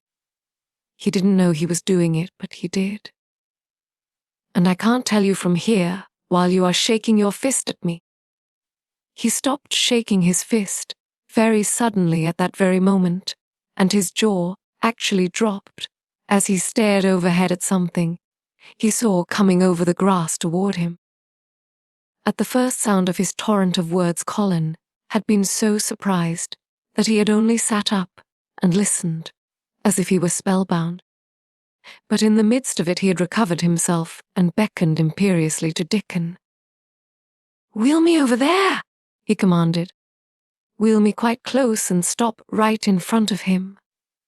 And this, if you please, this is what Ben Weatherstaff beheld, and which made his jaw drop. A wheeled chair with luxurious cushions and robes, which came toward him looking rather like some sort of state coach, because a young Rajah leaned back in it with royal command in his great rimmed eyes, and a thin white hand extended haughtily toward him. And it stopped right under Ben Weatherstaff's nose. It was really no wonder his mouth dropped open. "Do you know who I am?" demanded the Rajah. How Ben Weatherstaff stared! His red old eyes fixed themselves on what was before him as if he were seeing a ghost. He gazed and gulped a lump down his throat and did not say a word. "Do you know who I am?" demanded Colin still more imperiously. "Answer." Ben Weatherstaff put his gnarled hand up and passed it over his eyes and over his forehead, and then he did answer in a queer, shaky voice. "Who you are," he said. "Yes, that I do, with you mother's eyes staring at me out of you face. Lord knows how you come here, but you're the poor cripple." Colin forgot that he had ever had a back. His face flushed scarlet, and he sat bolt upright. "I'm not a cripple," he cried out furiously. "I'm not. He's not," cried Mary, almost shouting up the wall in her fierce indignation. "He's not got a lump as a pin. I looked and there was none there, not one." Ben Weatherstaff passed his hand over his forehead again and gazed as if he could never gaze enough. His hand shook and his mouth shook and his voice shook. He was an ignorant old man and a tactless old man, and he could only remember the things he had heard. You hasn't got a crooked back," he said hoarsely. "No," shouted Colin. You hasn't got crooked legs," quivered Ben more hoarsely yet. It was too much. The strength which Colin usually threw into his tantrums rushed through him now in a new way. Never yet had he been accused of crooked legs, even in whispers. And the perfectly simple belief in their existence, which was revealed by Ben Weatherstaff's voice, was more than Rajah flesh and blood could endure. His anger and insulted pride made him forget everything but this one moment and filled him with a power he had never known before, an almost unnatural strength. "Come here," he shouted to Dickon, and he actually began to tear the coverings off his lower limbs and disentangle himself. Come here, this minute." Dickon was by his side in a second. Mary caught her breath in a short gasp and felt herself turn pale. "He can do it. He can do it. He can." She gabbled over to herself under her breath, as fast as ever she could. There was a brief fierce scramble. The rugs were tossed on the ground. A Dickon held Colin's arm. The thin legs were out. The thin feet were on the grass. Colin was standing upright, as straight as an arrow and looking strangely tall, his head thrown back and his strange eyes flashing lightning. "Look at me," he flung up at Ben Weatherstaff. "Just look at me, you! Just look at me!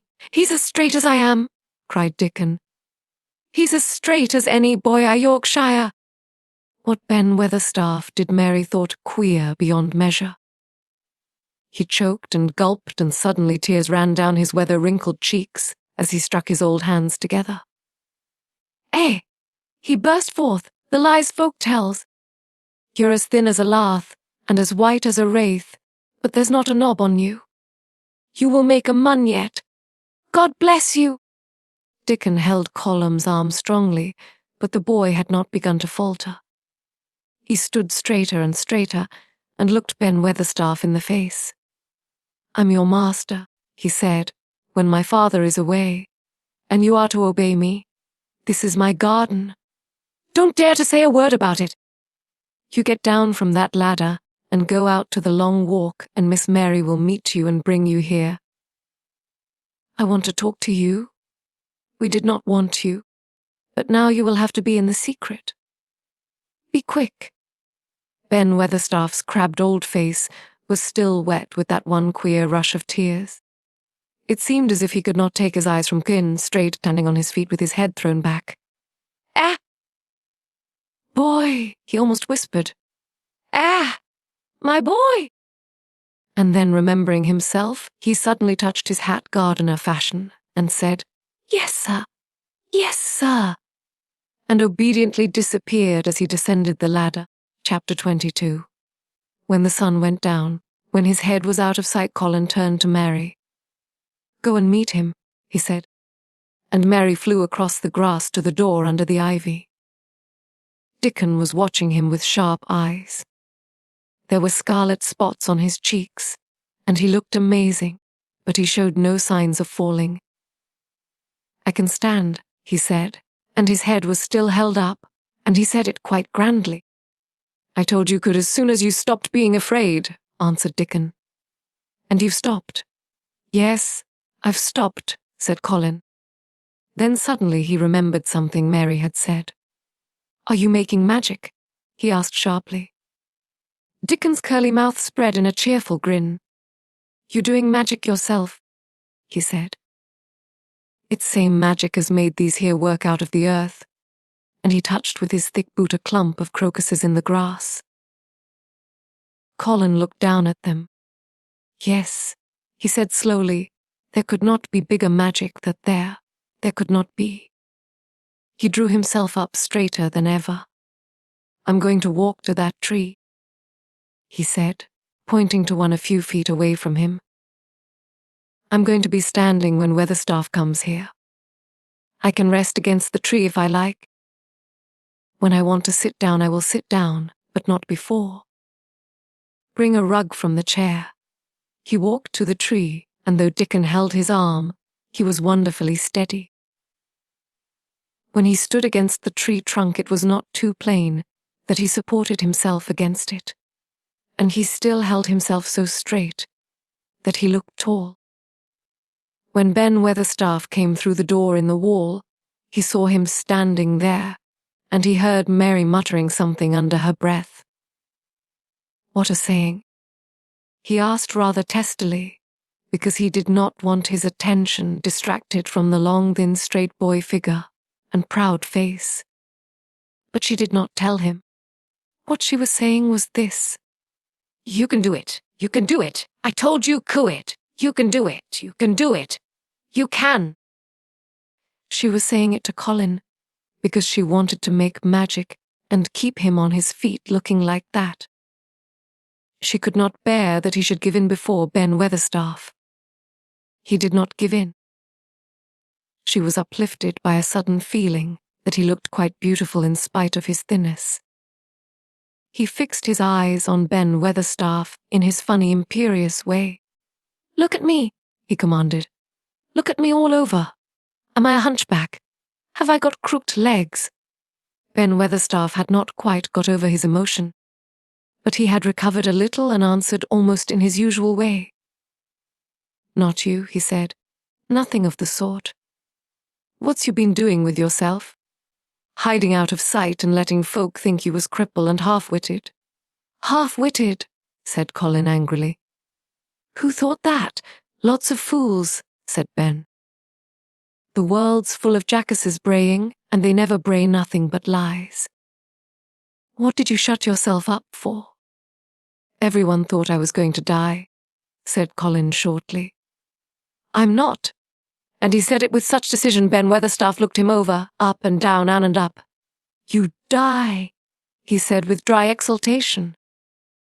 "Nothing of the sort. You got too much pluck in you. When I seed you put your legs on the ground in such a hurry, I knew you was all right. Sit you down on the rug, a bit young mister, and give me your orders." There was a queer mixture of crabbed tenderness and shrewd understanding in his manner. Mary had poured out speech as rapidly as she could as they had come down the long walk. The chief thing to be remembered, she had told him, was that Colin was getting well. The garden was doing it. No one must let him remember about having humps and dying. The Rajah condescended to seat himself on a rug under the tree. "What work do you do in the gardens, Weatherstaff?" he inquired. "Anything I'm told to do," answered old Ben. "I'm kept on by favour because she liked me." "She?" said Colin. "You mother," answered Ben Weatherstaff. "My mother," said Colin, and he looked about him quietly. This was her garden, wasn't it? Yes, it was that. And Ben Weatherstaff looked about him too. She were main fond of it. It is my garden now. I am fond of it.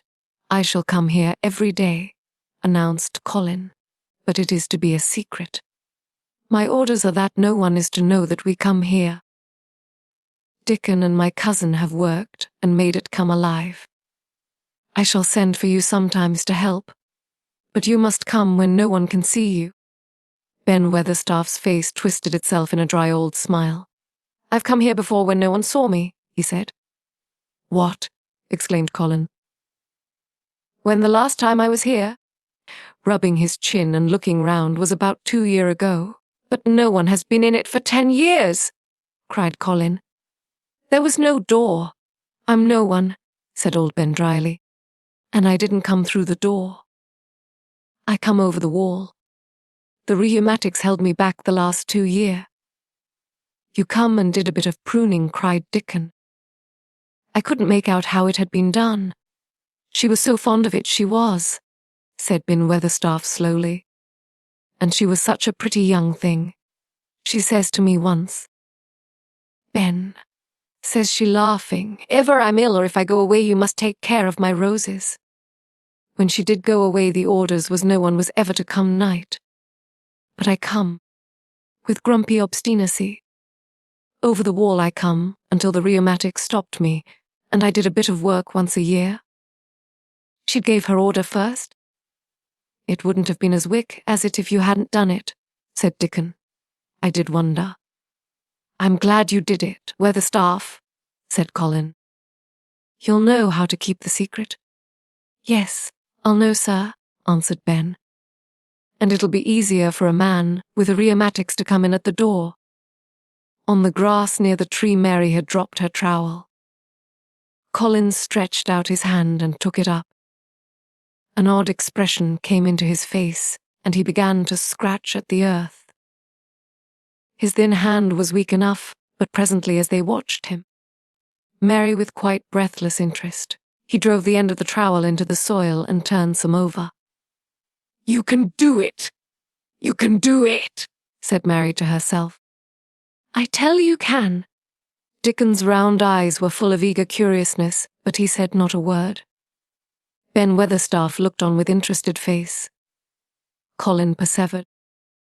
After he had turned a few trowelfuls of soil, he spoke exultantly to Dickon in his best Yorkshire. You said as you'd have me walking about here, same as other folk. And you said you'd have me digging. I thought you was just leeing to please me. This is only the first day, and I've walked. And here I am digging. Ben Weatherstaff's mouth fell open again when he heard him, but he ended by chuckling.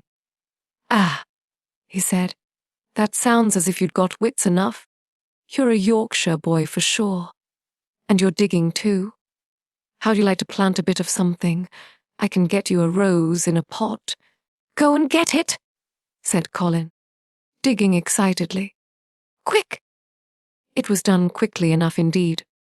Ben Weatherstaff went his way forgetting rheumatics. Dickon took his spade and dug the hole deeper and wider than a new digger with thin white hands could make it. Mary slipped out to run and bring back a watering can.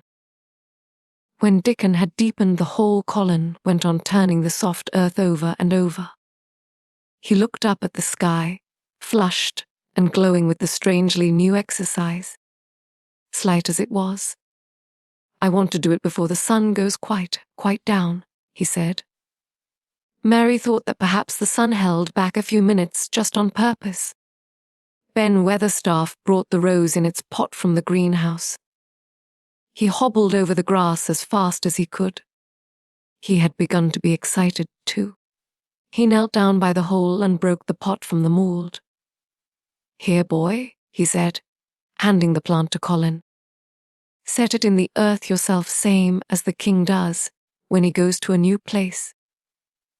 The thin white hands shook a little and Colin's flush grew deeper as he set the rose in the mould and held it while old Ben made firm the earth. It was filled in and pressed down and made steady. Mary was leaning forward, her hands and knees.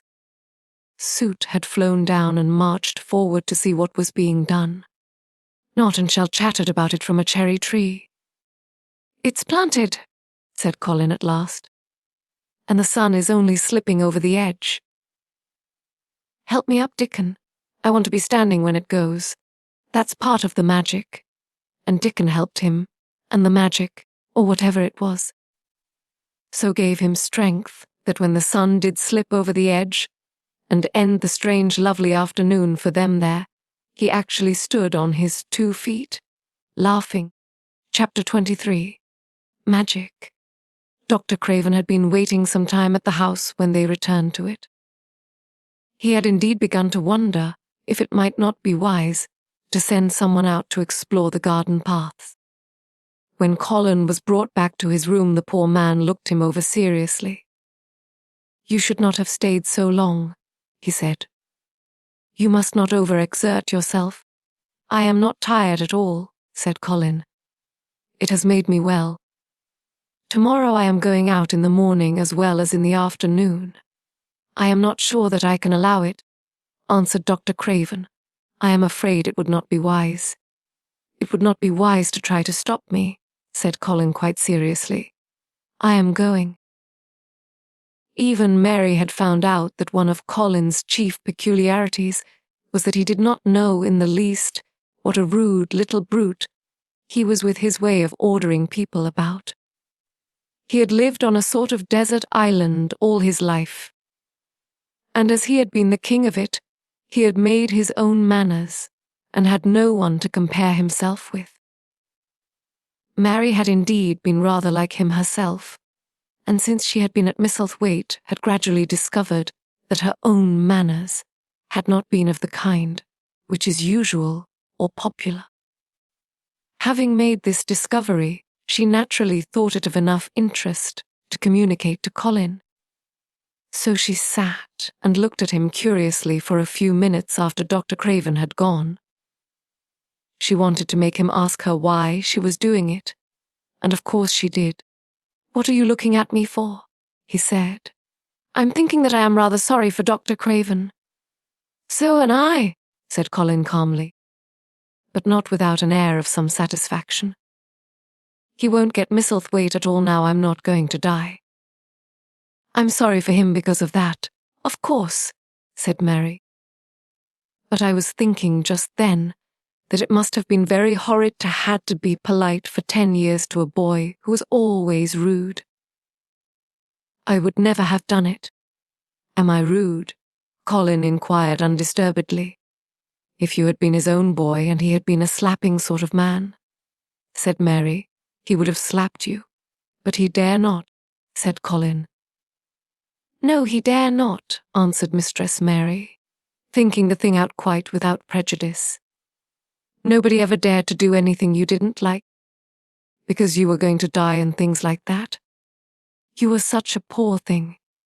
But, announced Colin stubbornly, I am not going to be a poor thing. I won't let people think I'm one. I stood on my feet this afternoon. It is always having your own way that has made you so queer, Mary went on, thinking aloud. Colin turned his head, frowning. Am I queer? He demanded. Yes, answered Mary very. But you needn't be cross, she added impartially, because so am I queer. And so is Ben Weatherstaff. But I am not as queer as I was before I began to like people and before I found the garden. I don't want to be queer, said Colin. I am not going to be, and he frowned again with determination. He was a very proud boy. He lay thinking for a while, and then Mary saw his beautiful smile begin and gradually change his whole face. I shall stop being queer, he said, if I go every day to the garden. There is magic in there, good magic, you know, Mary? I am sure there is. So am I, said Mary. Even if it isn't real magic, Colin said, we can pretend it is. Something? Is there something? It's magic, said Mary, but not black. It's as white as snow. They always called it magic, and indeed it seemed like it in the months that followed. The wonderful months, the radiant months, the amazing ones. Oh, the things which happened in that garden. If you have never had a garden, you cannot understand. And if you have had a garden, you will know that it would take a whole book to describe all that came to pass there. At first it seemed that green things would never cease pushing their way through the earth, in the grass, in the beds, even in the crevices of the walls. Then the green things began to show buds, and the buds began to unfurl and show colour, every shade of blue, every shade of purple, every tint and hue of crimson. In its happy days, flowers had been tucked away into every inch and hole and corner.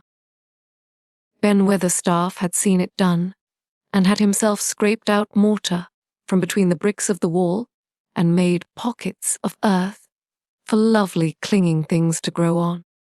Iris and white lilies rose out of the grass in sheaves, and the green alcoves filled themselves with amazing armies of the blue and white flower lances of tall delphiniums, or columbines, or campanulas. She was main fond of them. She was, Ben Weatherstaff said. She liked them things as was always pointing up to the blue sky, she used to tell. Not as she was one of them as looked down on the earth, not her. She just loved it, but she said as the blue sky always looked so joyful. The seeds Dickon and Mary had planted grew as if fairies had tended them. Satiny poppies of all tints danced in the breeze by the score. Gaily defying flowers, which had lived in the garden for years, and which, it might be confessed, seemed rather to wonder how such new people had got there. And the roses, rising out of the grass, tangled round the sundial, wreathing the tree trunks and hanging from their branches, climbing up the walls and spreading over them with long garlands falling in cascades. They came alive day by day, hour by hour. Fair fresh leaves and buds, tiny at first but swelling and working magic until they burst and uncurled into cups of scent, delicately spilling themselves over their brims and filling the garden air. Colin saw it all, watching each change as it took place. Every morning he was brought out, and every hour of each day, when it didn't rain, he spent in the garden. Even grey days pleased him. He would lie on the grass, watching things growing, he said. If you watched long enough, he declared, you could see buds unsheath themselves.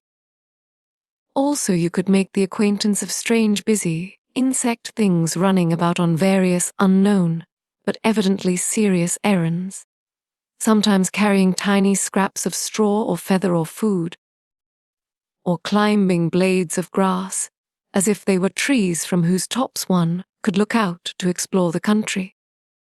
A mole throwing up its mound at the end of its burrow, and making its way out at last with the long nailed paws, which looked so like elfish hands, had absorbed him one whole morning.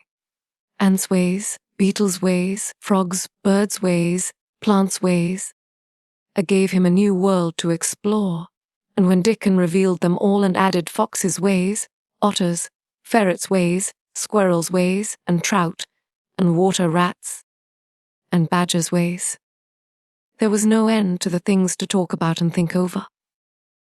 And this was not the half of the magic. The fact that he had really once stood on his feet had set Colin King tremendously, and when Mary told him of the spell she had worked, he was excited and approved of it greatly. He talked of it constantly. Of course there must be lots of magic in the world, he said wisely one day, but people don't know what it is like or how to make it. Perhaps the beginning is just to say nice things are going to happen until you make them happen. I am going to try and experiment. The next morning when they went to the secret garden, he sent at once for Ben Weatherstaff. Ben came as quickly as he could, and found the Rajah standing on his feet under a tree, and looking very grand, but also very beautifully smiling. Good morning. Ben Weatherstaff, he said. I want you and Dickon and Miss Mary to stand in a row and listen to me, because I am going to tell you something very important. Yes, yes, sir, answered Ben Weatherstaff, touching his forehead. One of the long-concealed charms of Ben Weatherstaff was that in his boyhood he had once run away to sea and had made voyages. So he could reply like a sailor. I am going to try a scientific experiment, explained the Rajah. When I grow up, I am going to make great scientific discoveries, and I am going to begin now with this experiment. Yes, yes, sir, said Ben Weatherstaff promptly. Though this was the first time he had heard of great scientific discoveries. It was the first time Mary had heard of them, either, but even at this stage she had begun to realize that, queer as he was, Colin had read about a great many singular things and was somehow a very convincing sort of boy. When he held up his head and fixed his strange eyes on you, it seemed as if you believed him almost in spite of yourself, though he was only 10 years old. Going on 11. At this moment he was especially convincing, because he suddenly felt the fascination of actually making a sort of speech like a grown-up person. The great scientific discoveries I am going to make, he went on, will be about magic. Magic is a great thing and scarcely anyone knows anything about it except a few people in old books, and Mary a little, because she was born in India where there are fakers. I believe Dickon knows some magic, but perhaps he doesn't know he knows it. He charms animals and people.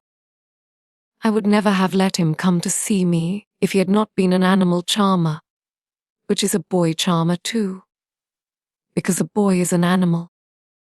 I am sure there is magic in everything, only we have not sense to get hold of it and make it do things for us, like electricity and horses and steam.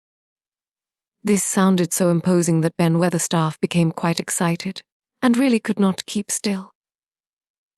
Yes, yes, sir, he said, and he began to stand up quite straight. When Mary found this garden, it looked quite dead, the orator proceeded. Then something began pushing things up out of the soil and making things out of nothing. One day things weren't there and another they were. I had never watched things before, and it made me feel very curious. Scientific people are always curious, and I am going to be scientific. I keep saying to myself, what is it? What is it? It's something.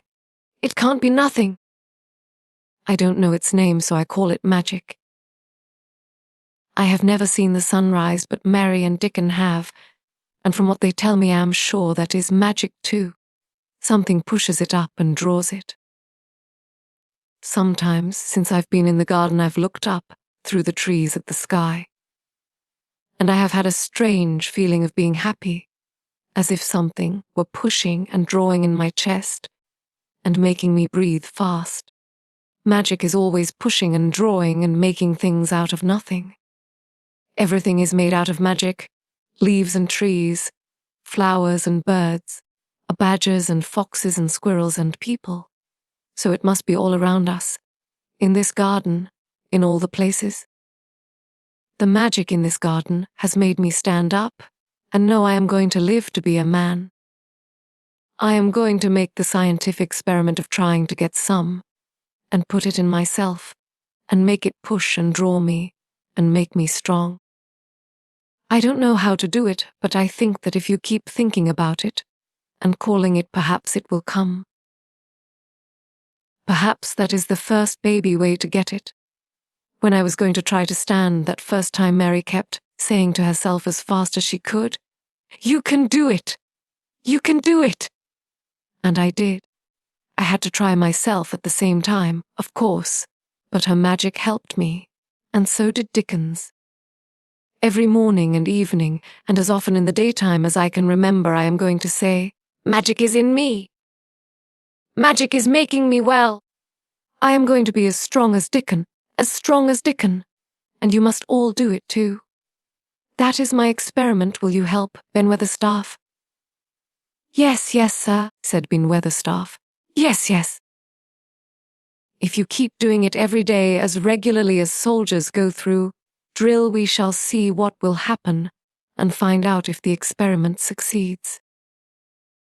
You learn things by saying them over and over and thinking about them until they stay in your mind forever, and I think it will be the same with magic. If you keep calling it to come to you and help you, it will get to be part of you, and it will stay and do things. I once heard an officer in India tell my mother that there were fakers who said words over and over thousands of times, said Mary.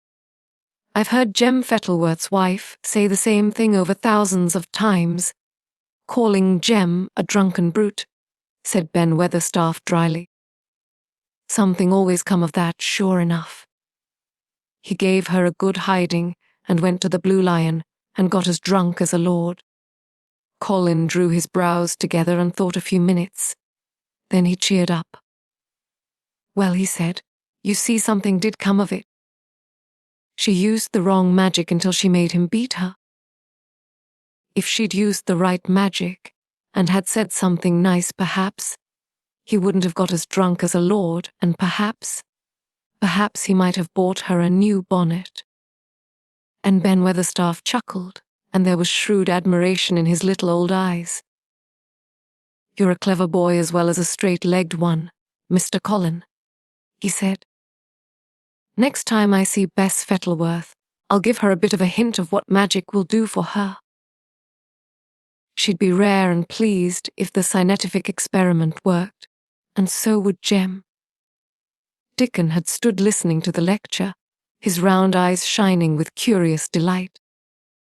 Net and Shell were on his shoulders, and he held a long-eared white rabbit in his arm, and stroked it softly, while it laid its ears along its back, and enjoyed itself.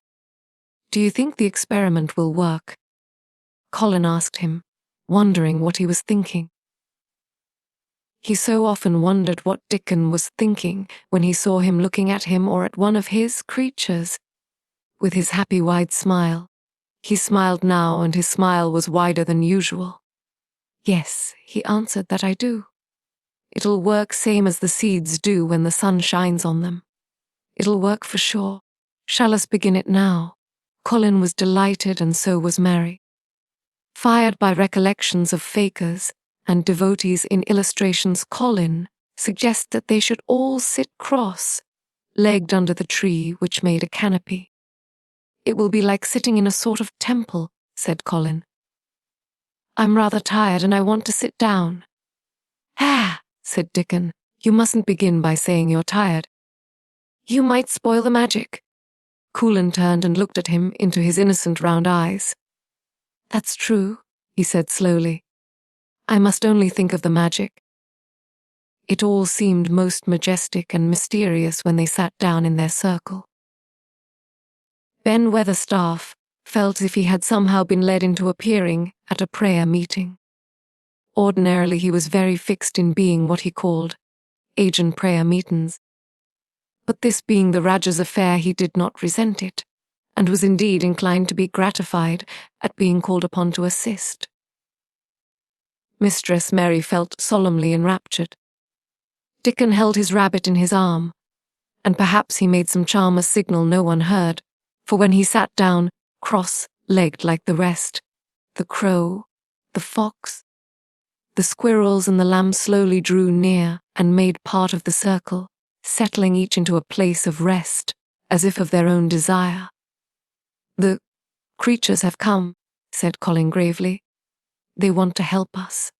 Colin really looked quite beautiful, Mary thought.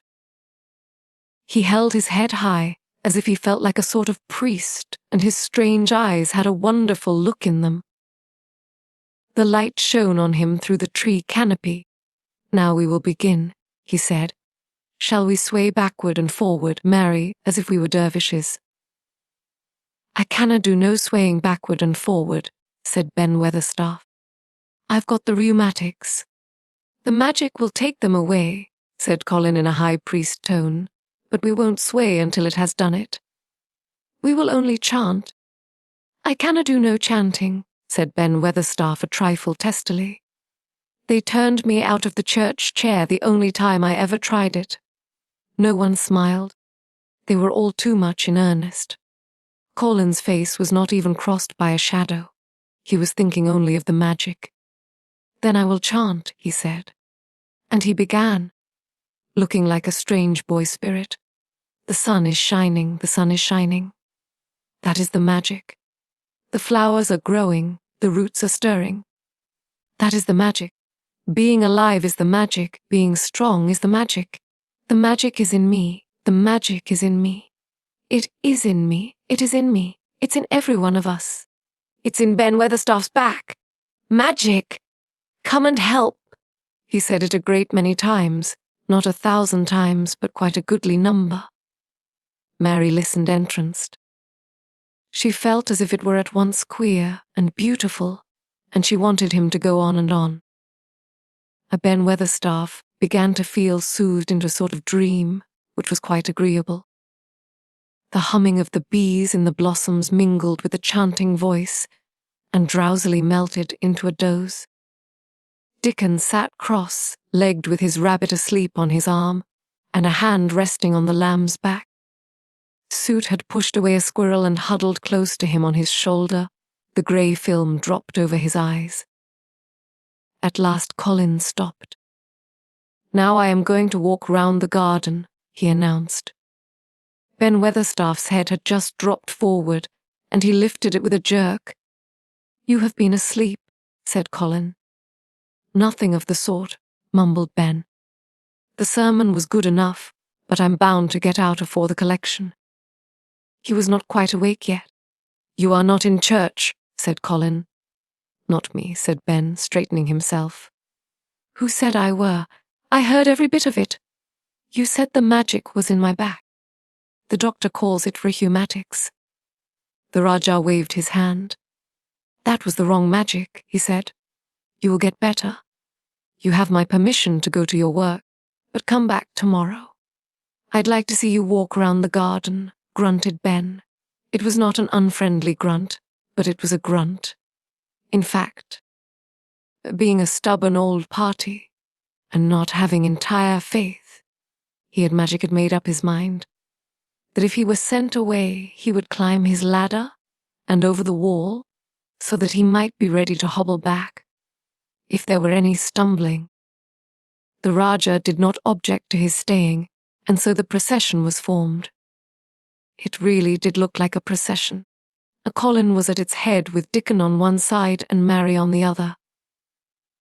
Ben Weatherstaff walked behind, and the creatures trailed after them, the lamb and the fox cub keeping close to Dickon, the white rabbit hopping along or stopping to nibble, and Soot following with the solemnity of a person who felt himself in charge. It was a procession which moved slowly but with dignity. Every few yards it stopped to rest. Colin leaned on Dickon's arm, and privately, Ben Weatherstaff kept a sharp lookout. But now and then Colin took his hand from its support and walked a few steps alone. His head was held up all the time, and he looked very grand. "The magic is in me," he kept saying. "The magic is making me strong. I can feel it. I can feel it." It seemed very certain that something was upholding and uplifting him. He sat on the seats in the alcoves, and once or twice he sat down on the grass, and several times he paused in the path and leaned on Dickon. But he would not give up until he had gone all round the garden. When he returned to the canopy tree, his cheeks were flushed and he looked triumphant. "I did it. The magic worked," he cried. "That is my first scientific discovery. What will Dr. Craven say?" broke out Mary. "He won't say anything," Colin answered, "because he will not be told. This is to be the biggest secret of all.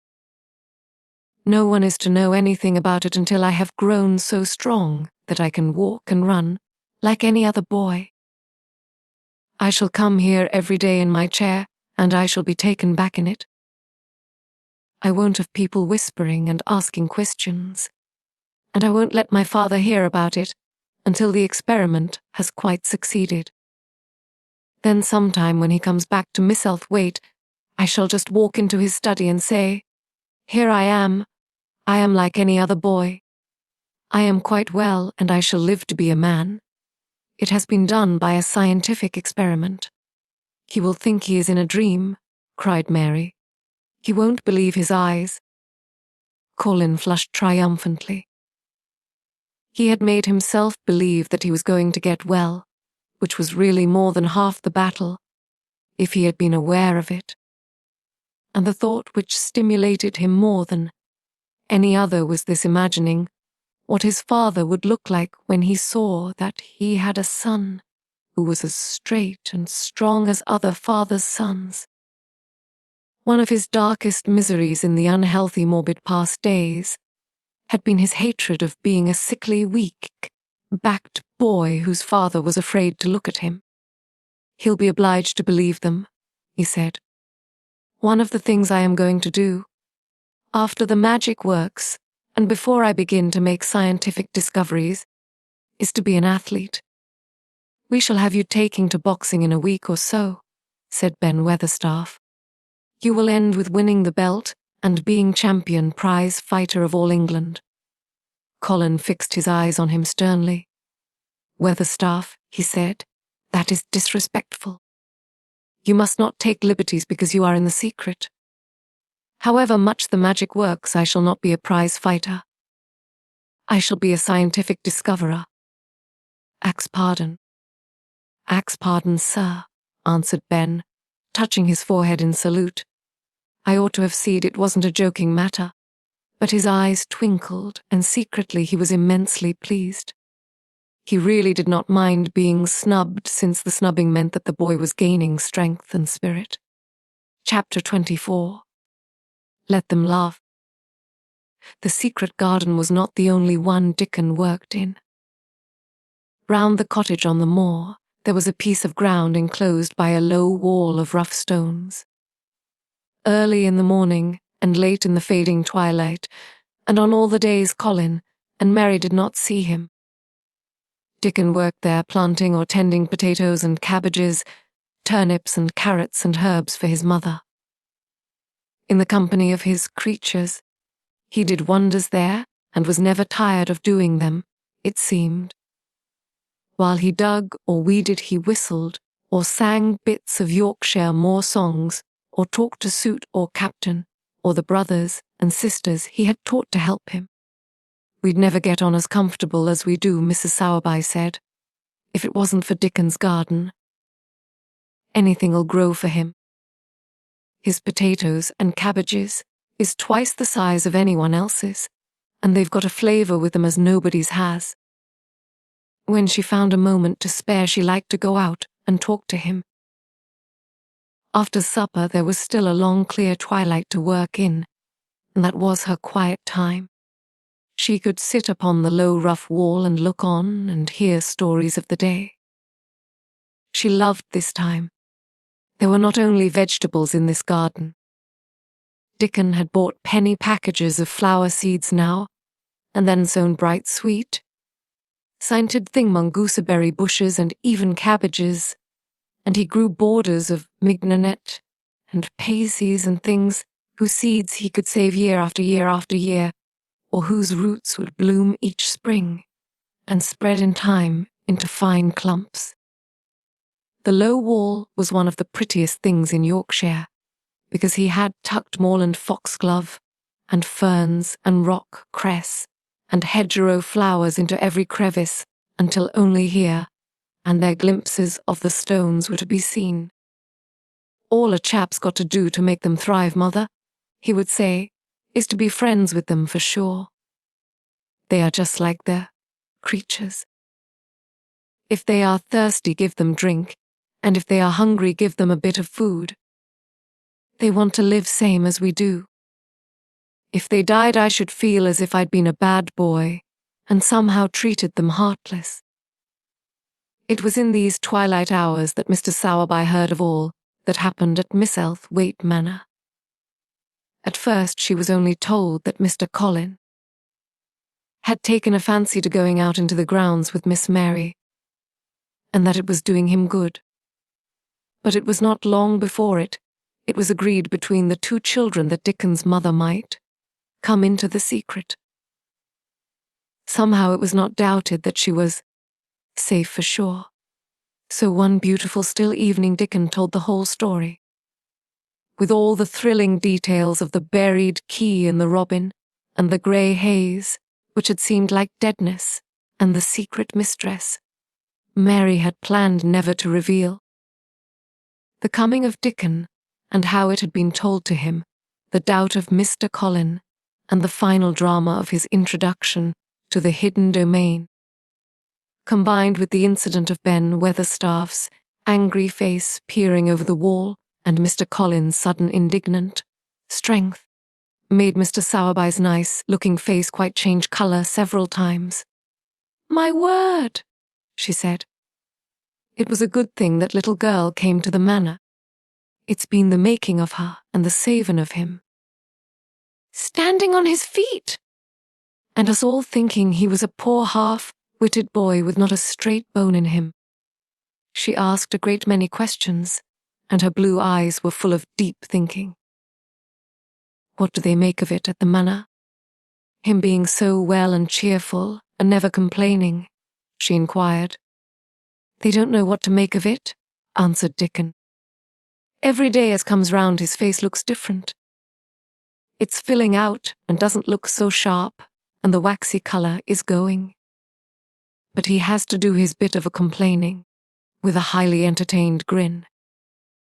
What for, I mercy's name? Asked Mrs. Sowerby. Dickon chuckled. He does it to keep them from guessing what's happened. If the doctor knew he'd found out he could stand on his feet, he'd likely write and tell Mr. Craven. Mr. Colin's saving the secret to tell himself. He's going to practice his magic on his legs every day till his father comes back, and then he's going to march into his room and show him he's as straight as other lads. But him and Miss Mary thinks it's best plan to do a bit of groaning and fretting now, and then to throw folk off the scent. Mr. Sowerby was laughing a low comfortable laugh long before he had finished his last sentence. "Ah," she said, "that pair's enjoying theirselves, I'll warrant. They'll get a good bit of acting out of it, and there's nothing children likes as much as play acting. Let's hear what they do, Dickon boy." Dickon stopped weeding and sat up on his heels to tell her. His eyes were twinkling with fun. "Mr. Colin is carried down to his chair every time he goes out," he explained. "And he flies out at John, the footman, for not carrying him careful enough. He makes himself as helpless-looking as he can, and never lifts his head until we're out of sight of the house. And he grunts and frets a bit when he's being settled into his chair. Him and Miss Mary's both got to enjoying it, and when he groans and complains she'll say, 'Poor Colin! Does it hurt you so much? Are you so weak as that, poor Colin?' But the trouble is that sometimes they can scarce keep from bursting out laughing. When we get safe into the garden they laugh, till they've no breath left to laugh with. And they have to stuff their faces into Mr. Colin's cushions to keep the gardeners from hearing, if any of them's about." "The more they laugh, the better for them," said Mrs. Sowerby, still laughing herself. "Good healthy child laughing's better than pills any day of the year. That pair will plump up for sure." "They are plumping up," said Dickon. "They are that hungry they don't know how to get enough to eat without making talk. Mr. Colin says if he keeps sending for more food, they won't believe he's an invalid at all. Miss Mary says she'll let him eat her share, but he says that if she goes hungry she'll get thin, and they must both get fat at once." Mrs. Sowerby laughed so heartily at the revelation of this difficulty that she quite rocked backward and forward in her blue cloak, and Dickon laughed with her. "I'll tell you what, boy," Mr. Sowerby said when she could speak. "I've thought of a way to help them. When you goes to them in the mornings, you shall take a pail of good new milk, and I'll bake them a crusty cottage loaf or some buzz with currants in them. Same as you children like. Nothing so good as fresh milk and bread. Then they could take off the edge of their hunger while they were in their garden, and the fine food they get indoors would polish off the corners. "Ah, Mother," said Dickon admiringly, "what a wonder you are. You always sees a way out of things." They was quite in a pother yesterday. They didn't see how they was to manage without ordering up more food. They felt that empty inside.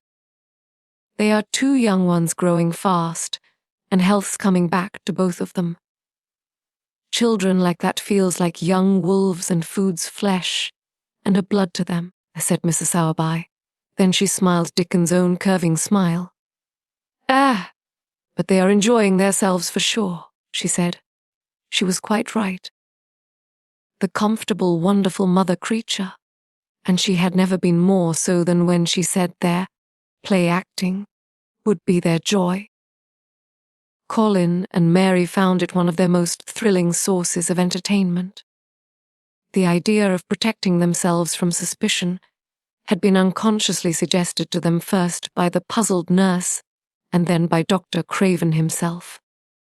"Your appetite is improving very much, Master Colin," the nurse had said one day. "You used to eat nothing, and so many things disagreed with you." "Nothing disagrees with me now," replied Colin, and then seeing the nurse looking at him curiously, he suddenly remembered that perhaps he ought not to appear too well just yet. "At least things don't so often disagree with me. It's the fresh air." "Perhaps it is," said the nurse, still looking at him with a mystified expression. "But I must talk to Dr. Craven about it." "How she stared at you!" said Mary when she went away. As if she thought there must be something to find out. "I won't have her finding out things," said Colin. "No one must begin to find out yet." When Dr. Craven came that morning he seemed puzzled, also. He asked a number of questions, to Colin's great annoyance. "You stay out in the garden a great deal," he suggested. "Where do you go?" Colin put on his favourite air of dignified indifference to opinion. "I will not let anyone know where I go," he answered. "I go to a place I like. Everyone has orders to keep out of the way. I won't be watched and stared at." "You know that. You seem to be out all day, but I do not think it has done you harm." "I do not think so." "The nurse says that you eat much more than you have ever done before." "Perhaps," said Colin, prompted by a sudden inspiration. "Perhaps it is an unnatural appetite." "I do not think so, as your food seems to agree with you," said Dr. Craven. "You are gaining flesh rapidly and your colour is better." Perhaps I am bloated and feverish," said Colin, assuming a discouraging air of gloom. "People who are not going to live are often different." Dr. Craven shook his head. He was holding Colin's wrist, and he pushed up his sleeve and felt his arm. "You are not feverish," he said thoughtfully, "and such flesh as you have gained is healthy. If you can keep this up, my boy, we need not talk of dying. Your father will be happy to hear of this remarkable improvement." "I won't have him told," Colin broke forth fiercely. "It will only disappoint him if I get worse again, and I may get worse this very night. I might have a raging fever. I feel as if I might be beginning to have one now. I won't have letters written to my father. I won't. You are making me angry and you know that is bad for me. I feel hot already. I hate being written about and being talked over as much as I hate being stared at." "Hush, my boy," Dr. Craven soothed him. "Nothing shall be written without your permission. You are too sensitive about things. You must not undo the good which has been done." He said no more about writing to Mr. Craven, and when he saw the nurse, he privately warned her that such a possibility must not be mentioned to the patient. "The boy is extraordinarily better," he said. "His advance seems almost abnormal." But of course he is doing now of his own free what we could not make him do before. Still, he excites himself very easily, and nothing must be said to irritate him. Mary and Colin were much alarmed and talked together anxiously. From this time dated their plan of play-acting. "I may be obliged to have a tantrum," said Colin regretfully. "I don't want to have one, and I'm not miserable enough now to work myself into a big one. Perhaps I couldn't have one at all. That lump doesn't come in my throat now, and I keep thinking of nice things instead of horrible ones. But if they talk about writing to my father, I shall have to do something." He made up his mind to eat less. But unfortunately it was not possible to carry out this brilliant idea when he wakened each morning with an amazing appetite, and the table near his sofa was set with a breakfast of home, made bread and fresh butter, snow-white eggs, raspberry jam and clotted cream. Mary always breakfasted with him, and when they found themselves at the table, particularly if there were delicate slices of sizzling ham sending forth tempting odors from under a hot silver cover, they would look into each other's eyes in desperation. "I think we shall have to eat it all this morning," Mary, Colin always ended by saying. "We can send away some of the lunch and a great deal of the dinner." But they never found they could send away anything, and the highly polished condition of the empty plates returned the pantry awakened much comment. "I do wish," Colin would say also, "I do wish the slices of ham were thicker, and one muffin each is not enough for anyone." "It's enough for a person who is going to die," answered Mary when first she heard this, "but it's not enough for a person who is going to live. I sometimes feel as if I could eat 3 when those nice fresh heather and gorse smells from the moor come pouring in at the open window." The morning that Dickon, after they had been enjoying themselves in the garden for about 2 hours, went behind a big rose bush and brought forth 2 tin pails, and revealed that one was full of rich new milk with cream on the top of it, and that the other held cottage-made currant buns folded in a clean blue and white napkin, buns so carefully tucked in that they were still hot, there was a riot of surprised joyfulness. "What a wonderful thing for Miss Sowerby to think of! What a kind, clever woman she must be! How good the buns were! And what delicious fresh milk! Magic is in her just as it is in Dickon," said Colin. "It makes her think of ways to do things, nice things. She is a magic person. I tell her we are grateful, Dickon, extremely grateful." He was given to using rather grown-up phrases at times. He enjoyed them. He liked this so much that he improved upon it. "Tell her she has been most bounteous, and our gratitude is extreme." And then forgetting his grandeur he fell to, and stuffed himself with buns, and drank milk out of the pail in copious draughts, in the manner of any hungry little boy, who had been taking unusual exercise, and breathing in moorland air, and whose breakfast was more than 2 hours behind him. This was the beginning of many agreeable incidents of the same kind. They actually awoke to the fact that as Mrs. Sowerby had 14 people to provide food, for she might not have enough to satisfy 2 extra appetites every day. So they asked her to let them send some of their shillings to buy things. Dickon made the stimulating discovery that in the wood in the park, outside the garden, Mary had first found him piping to the wild creatures, there was a deep hollow where you could build a sort of tiny oven with stones and roast potatoes and eggs in it. Roasted eggs were a previously unknown luxury, and very hot potatoes with salt and fresh butter in them were fit for a woodland king, besides being deliciously satisfying. You could buy both potatoes and eggs, and eat as you liked without feeling, as if you were taking food out of the mouths of 14 people. Every beautiful morning the magic was worked by the mystic circle under the plum tree, which provided a canopy of thickening green leaves after its brief blossom. Time was ended. After the ceremony, Colin always took his walking exercise, and throughout the day exercised his newly found power at intervals. Each day he grew stronger and could walk more steadily and cover more ground. And each day his belief in the magic grew stronger, as well it might. He tried one experiment after another as he felt himself gaining strength, and it was Dickon who showed him the best things of all. "Yesterday," he said one morning after an absence, "I went to Thwaite for Mother, and near the Blue Cow I seed Bob Haworth. He's the strongest chap on the moor. He's the champion wrestler, and he can jump higher than any other chap and throw the hammer farther. He's gone all the way to Scotland for the sport some years.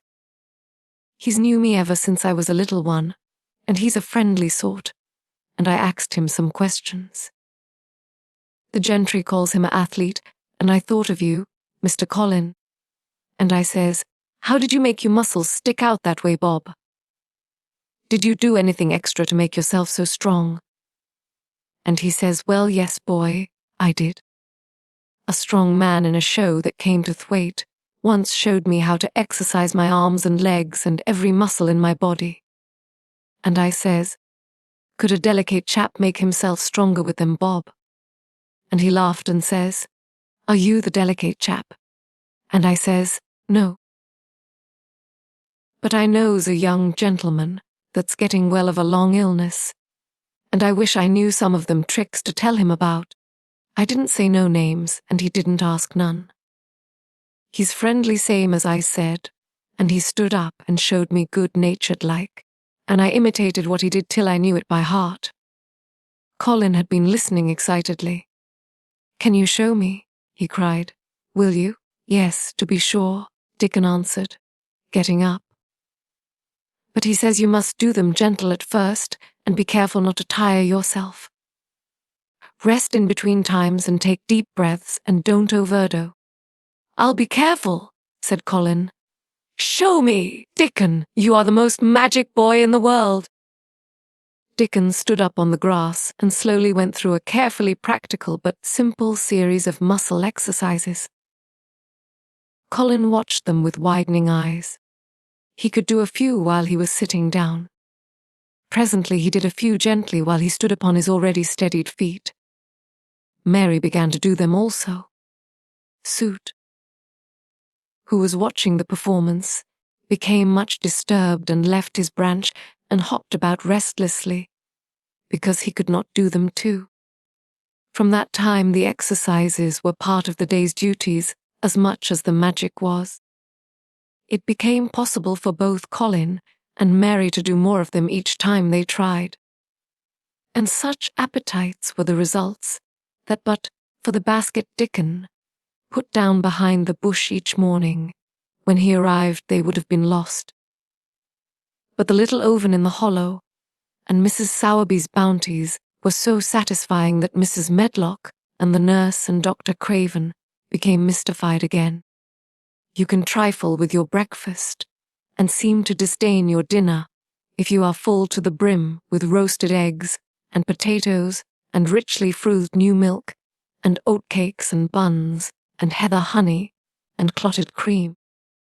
"They are eating next to nothing," said the nurse. "They'll die of starvation if they can't be persuaded to take some nourishment. And yet see how they look." "Look," exclaimed Mrs. Medlock indignantly. "Ah, I'm bothered to death with them.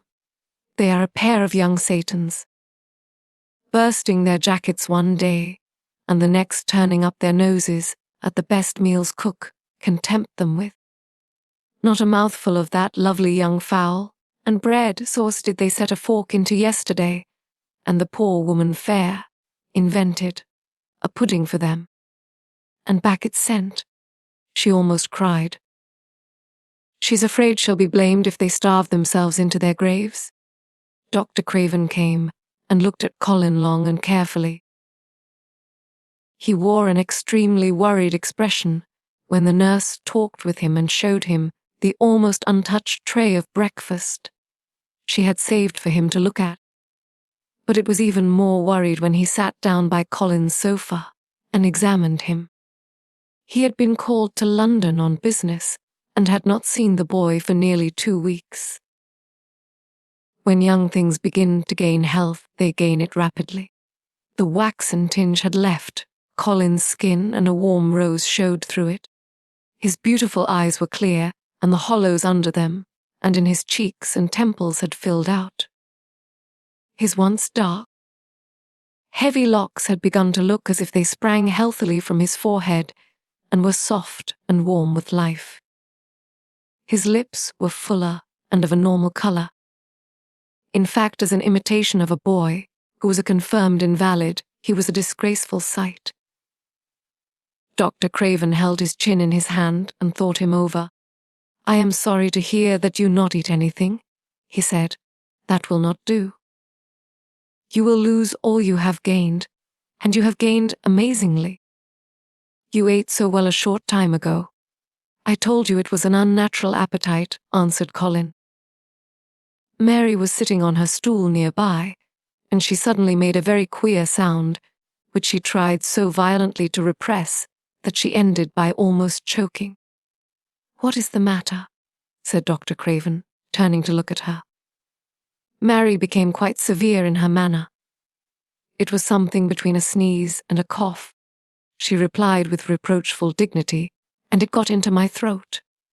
"But," she said afterward to Colin, "I couldn't stop myself.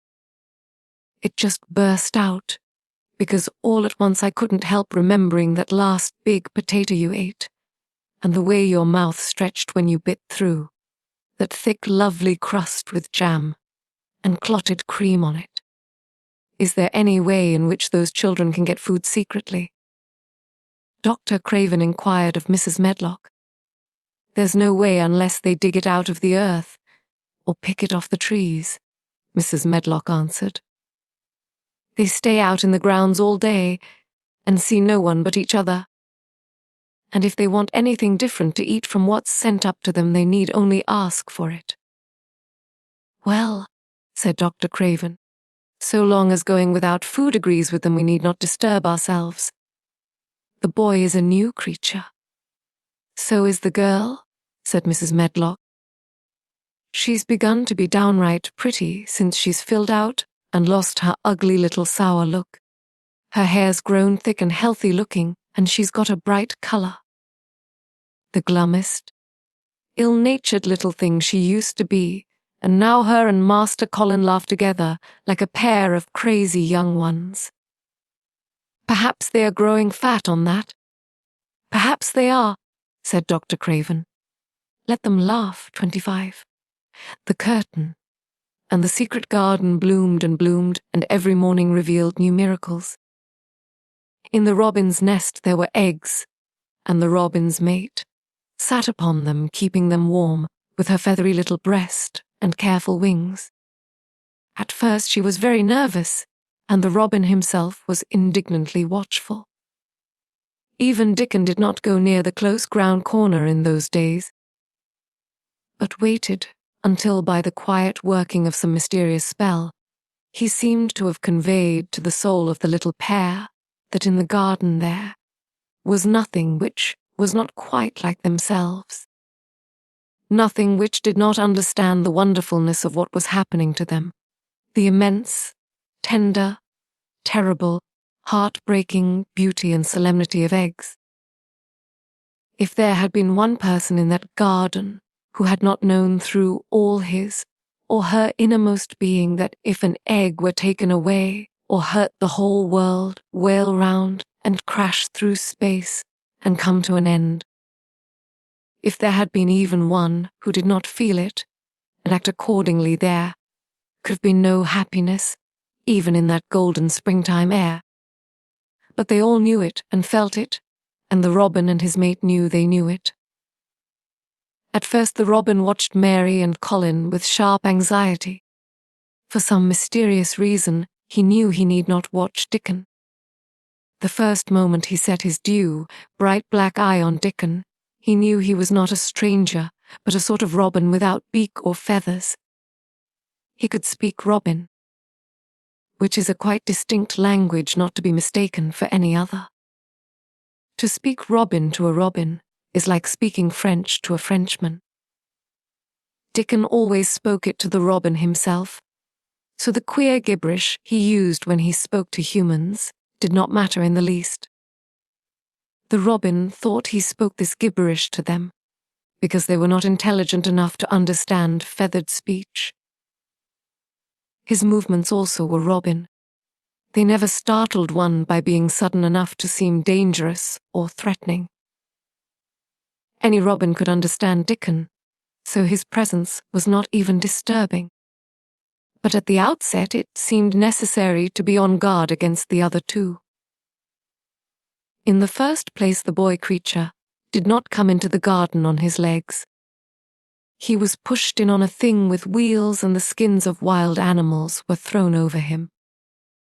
That in itself was doubtful. Then, when he began to stand up and move about, he did it in a queer, unaccustomed way, and the others seemed to have to help him.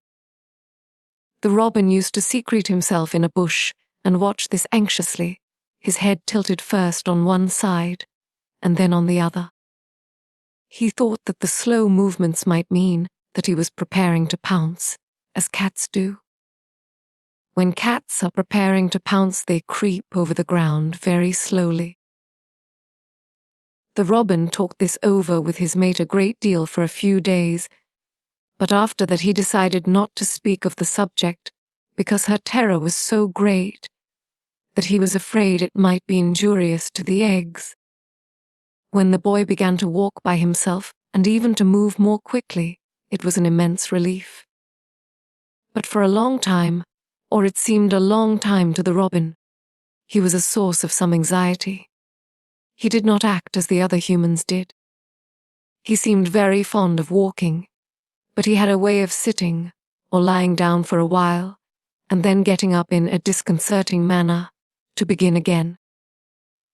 One day the robin remembered that when he himself had been made to learn to fly by his parents, he had done much the same sort of thing. He had taken short flights of a few yards and then had been obliged to rest. So it occurred to him that this boy was learning to fly, or rather to walk.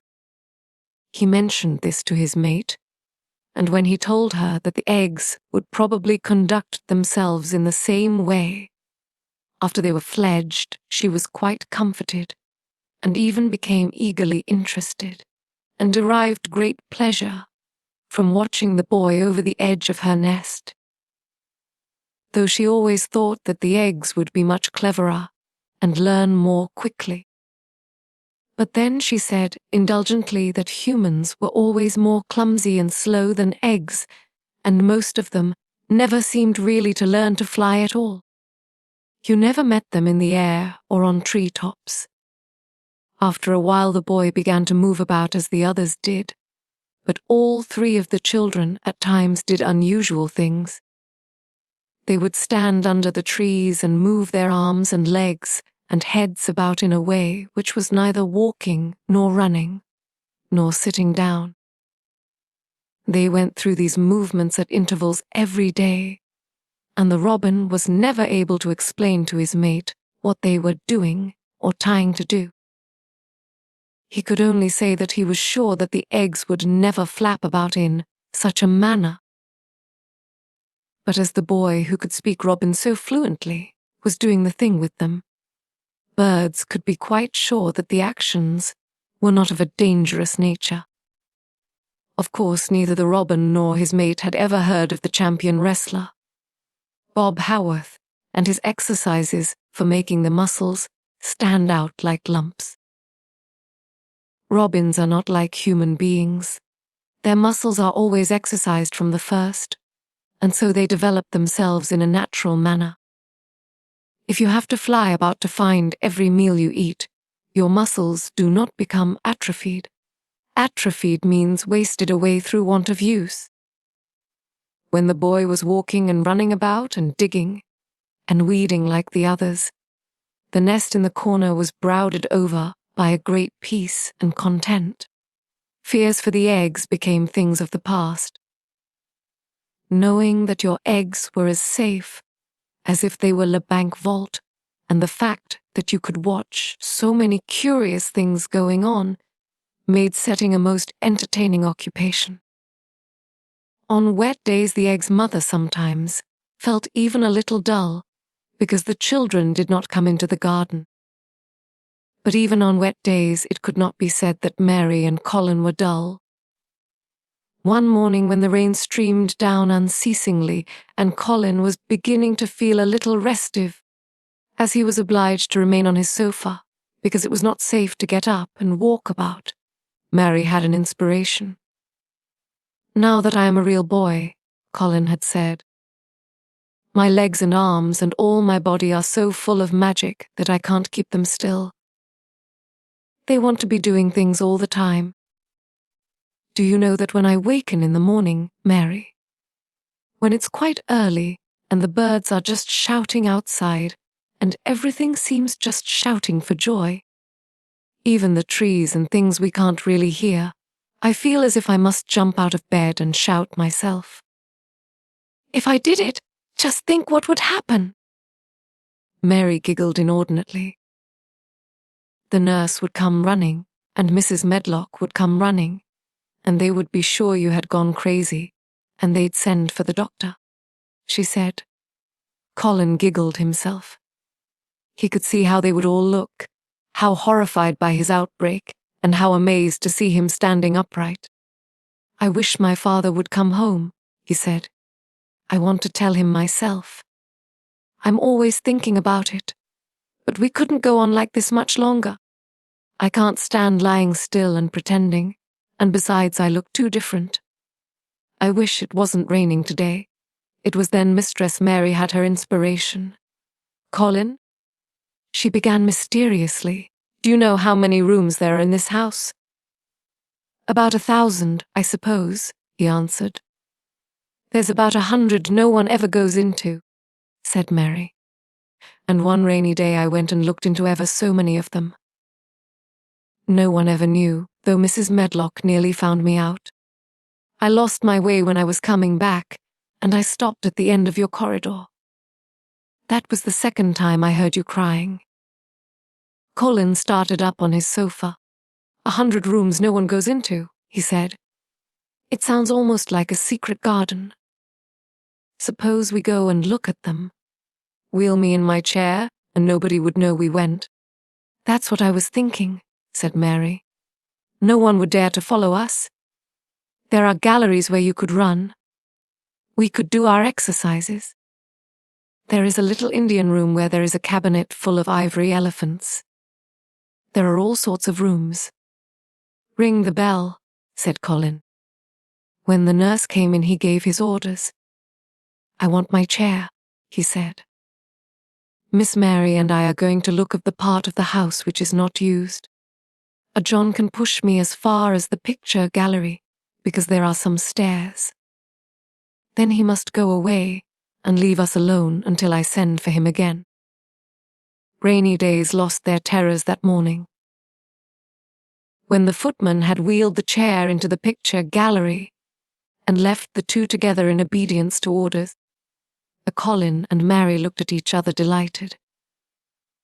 As soon as Mary had made sure that John was really on his way back to his own quarters below stairs, Colin got out of his chair. "I am going to run from one end of the gallery to the other," he said. "And then I am going to jump, and then we will Bob Howarth's exercises." And they did all these things, and many others. They looked at the portraits and found the plain little girl dressed in green brocade and holding the parrot on her finger. "All these," said Colin, "must be my relations. They lived a long time ago. That parrot one, I believe, is one of my great-great-great-great-aunts. She looks rather like you, Mary. Not as you look now, but as you looked when you came here. Now you are a great deal fatter and better looking." "So are you," said Mary, and they both laughed. They went to the Indian room and amused themselves with the ivory elephants. They found the rose-coloured brocade boudoir and the hole in the cushion the mouse had left. But the mice had grown up and run away, and the hole was empty. They saw more rooms and made more discoveries than Mary had made on her first pilgrimage. They found new corridors and corners and flights of steps, and new old pictures they liked, and weird old things they did not know the use of. It was a curiously entertaining morning, and the feeling of wandering about in the same house, with other people, but at the same time feeling as if one were miles away from them, was a fascinating thing. "I'm glad we came," Colin said. "I never knew I lived in such a big queer old place. I like it. We will ramble about every rainy day. We shall always be finding new queer corners and things." That morning they had found, among other things, such good appetites, that when they returned to Colin's room, it was not possible to send the luncheon away untouched. When the nurse carried the tray downstairs, she slapped it down on the kitchen dresser so that Mrs. Loomis, the cook, could see the highly polished dishes and plates. "Look at that," she said. "This is a house of mystery, and those 2 children are the greatest mysteries in it. If they keep that up every day," said the strong young footman John, "there'd be small wonder that he waits twice as much today as he did a month ago. I should have to give up my place in time, for fear of doing my muscles an injury." That afternoon Mary noticed that something new had happened in Colin's room. She had noticed it the day before, but had said nothing, because she thought the change might have been made by chance. She said nothing today, but she sat and looked fixedly at the picture over the mantel. She could look at it because the curtain had been drawn aside. That was the change she noticed. "I know what you want me to tell you," said Colin, after she had stared a few minutes. "I always know when you want me to tell you something. You are wondering why the curtain is drawn back. I am going to keep it like that." "Why?" asked Mary. "Because it doesn't make me angry any more to see her laughing. I wakened when it was bright moonlight 2 nights ago, and felt as if the magic was filling the room and making everything so splendid that I couldn't lie still. I got up and looked out of the window. The room was quite light, and there's a patch of moonlight on the curtain, and somehow that made me go and pull the cord. She looked right down at me, as if she were laughing, because she was glad I was standing there. It made me like to look at her. I want to see her laughing like that all the time. I think she must have been a sort of magic person, perhaps." "You are so like her now," said Mary, "that sometimes I think perhaps you are her ghost made into a boy." That idea seemed to impress Colin. He thought it over and then answered her slowly. "If I were her ghost, my father would be fond of me," he said. "Do you want him to be fond of you?" inquired Mary. "I used to hate it because he was not fond of me. If he grew fond of me, I think I should tell him about the magic. It might make him more cheerful." Chapter 26. Its mother. Their belief in the magic was an abiding thing. After the morning's incantations, Colin sometimes gave them magic lectures. "I like to do it," he explained, "because when I grow up and make great scientific discoveries, I shall be obliged to lecture about them, and so this is practice. I can only give short lectures now, because I am very young, and besides Ben Weatherstaff would feel as if he were in church, and he would go to sleep." "The best thing about lecturing," said Ben, "is that a chap can get up and say aught he pleases, and no other chap can answer him back. I wouldn't be aged in lecturing a bit myself sometimes." But when Colin held forth under his tree, old Ben fixed devouring eyes on him, and kept them there. He looked him over with critical affection. It was not so much the lecture which interested him as the legs which looked straighter and stronger each day, the boyish head which held itself up so well, the once sharp chin and hollow cheeks which had filled and rounded out, and the eyes which had begun to hold the light. He remembered in another pair. Sometimes when Colin felt Ben's earnest gaze meant that he was much impressed, he wondered what he was reflecting on, and once, when he had seemed quite entranced, he questioned him. "What are you thinking about, Ben Weatherstaff?" he asked. "I was thinking," answered Ben, "as I'd warrant you gone up 3 or 4 pound this week. I was looking at you calves and you shoulders. I'd like to get you on a pair of scales. It's the magic and Mr. Sowerby's buns and milk and things," said Colin. "You see, the scientific experiment has succeeded." That morning Dickon was too late to hear the lecture. When he came he was ruddy with running, and his funny face looked more twinkling than usual. As they had a good deal of weeding to do after the rains, they fell to work. They always had plenty to do after a warm, deep, sinking rain. The moisture, which was good for the flowers, was also good the weeds, which thrust up tiny blades of grass and points of leaves, which must be pulled up before their roots took too firm hold. Colin was as good at weeding as anyone in these days, and he could lecture while he was doing it. "The magic works best when you work yourself," he said this morning. "You can feel it in your bones and muscles. I am going to read books about bones and muscles, but I am going to write a book about magic. I am making it up now. I keep finding out things." It was not very long after he had said this that he laid down his trowel and stood up on his feet. He had been silent for several minutes, and they had seen that he was thinking out lectures, as he often did. When he dropped his trowel and stood upright, it seemed to Mary and Dickon as if a sudden strong thought had made him do it. He stretched himself out to his tallest height, and he threw out his arms exultantly. Colour glowed in his face, and his strange eyes widened with joyfulness. All at once he had realized something to the full. "Marican," Dick cried, "just look at me." They stopped their weeding and looked at him. "Do you remember that first morning you brought me in here?" he demanded. Dickon was looking at him very hard.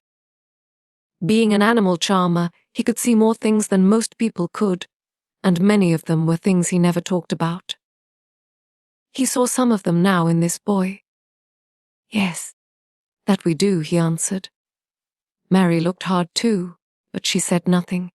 "Just this minute," said Colin. "All at once I remembered it myself.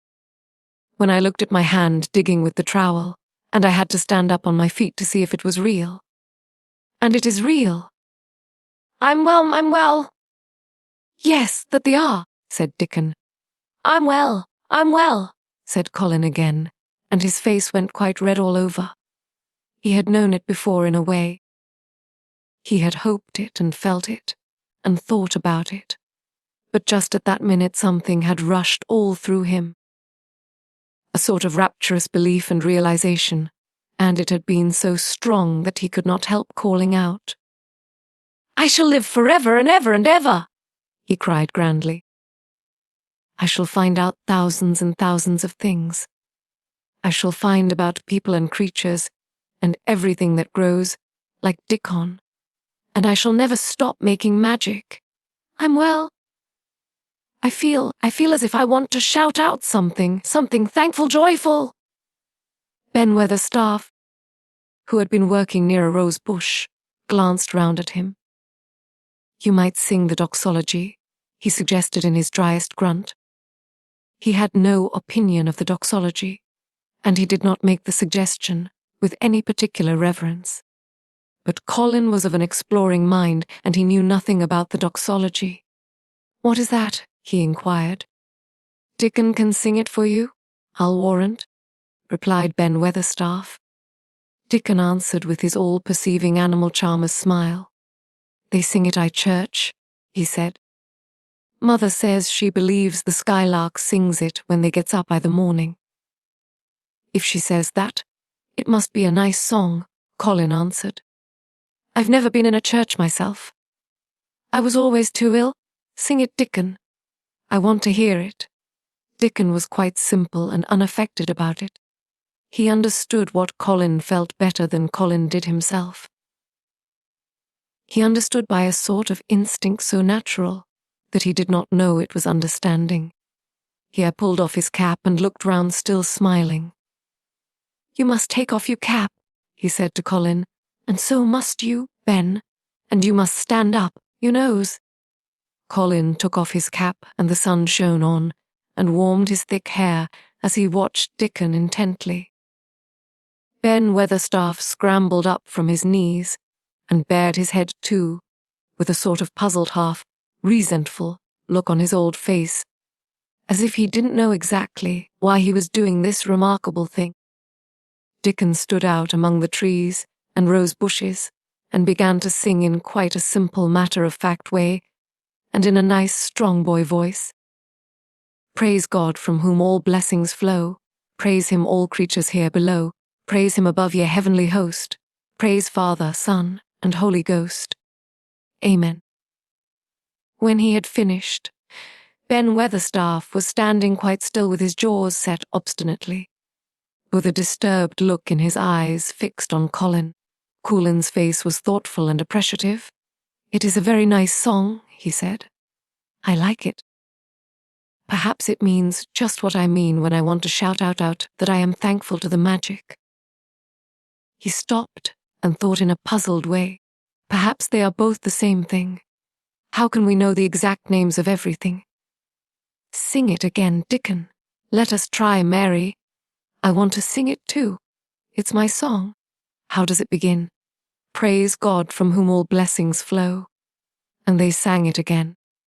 And Mary and Colin lifted their voices as musically as they could, and Dickon swelled quite loud and beautiful. And at the second line, Ben Weatherstaff raspingly cleared his throat, and at the third line he joined in with such vigour that it seemed almost savage, and when the Amen came to an end, Mary observed that the very same thing had happened to him which had happened when he found out that Colin was not a cripple. His chin was twitching, and he was staring and winking, and his leathery old cheeks were wet. I never seed no sense in the doxology afore, he said hoarsely. But I may change my mind I time. I should say you'd gone up £5 this week, Mr. Colin. 5 on them. Colin was looking across the garden at something attracting his attention, and his expression had become a startled one. Who is coming in here? He said quickly. Who is it? The door in the ivied wall had been pushed gently open, and a woman had entered. She had come in with the last line of their song, and she had still listening and looking at them, with the ivy behind her, the sunlight drifting through the trees and dappling her long blue cloak, and her nice, fresh face smiling across the greenery. She was rather like a softly coloured illustration in one of Colin's books. She had wonderful, affectionate eyes which seemed to take everything in, all of them, even Ben Weatherstaff and the creatures, and every flower that was in bloom. Unexpectedly as she had appeared, none of them felt that she was an intruder at all. Dickon's eyes lighted like lamps. It's Mother. That's who it is, he cried and went across the grass at a run. Colin began to move toward her too, and Mary went with him. They both felt their pulses beat faster. It's Mother, Dickon said again when they met halfway. I knew you wanted to see her, and I told her when the door was hid. Colin held out his hand with a sort of flushed royal shyness, but his eyes quite devoured her face. Even when I was ill I wanted to see you, he said. You and Dickon and the secret garden. I'd never wanted to see anyone or anything before. The sight of his uplifted face brought about a sudden change in her own. She flushed and the corners of her mouth shook, and a mist seemed to sweep over her eyes. "Eh, dear boy," she broke out tremulously. "Eh, dear boy," as if she had not known she were going to say it. She did not say Mr. Colin, but just dear boy, quite suddenly. She might have said it to Dickon in the same way if she had seen something in his face which touched her. Colin liked it. "Are you surprised because I am so well?" he asked. She put her hand on his shoulder and smiled the mist out of her eyes. "Yes, that I am," she said, "but you're so like your mother you made my heart jump." "Do you think," said Colin a little awkwardly, "that will make my father like me?" "Yes, for sure, dear boy," she answered, and she gave his shoulder a soft, quick pat. "He must come home. He must come home." "Susan Sowerby," said Ben Weatherstaff, getting close to her. "Look at the boy's legs, welt you? They was like drumsticks. I stocking 2 months ago, and I heard folk tell as they was bandy and knock, kneed both at the same time. Look at them now." Susan Sowerby laughed a comfortable laugh. "They are going to be fine strong boys' legs in a bit," she said. "Let him go on playing and working in the garden and eating hearty and drinking plenty of good sweet milk, and they'll not be a finer pair, I Yorkshire." She thanked God for it.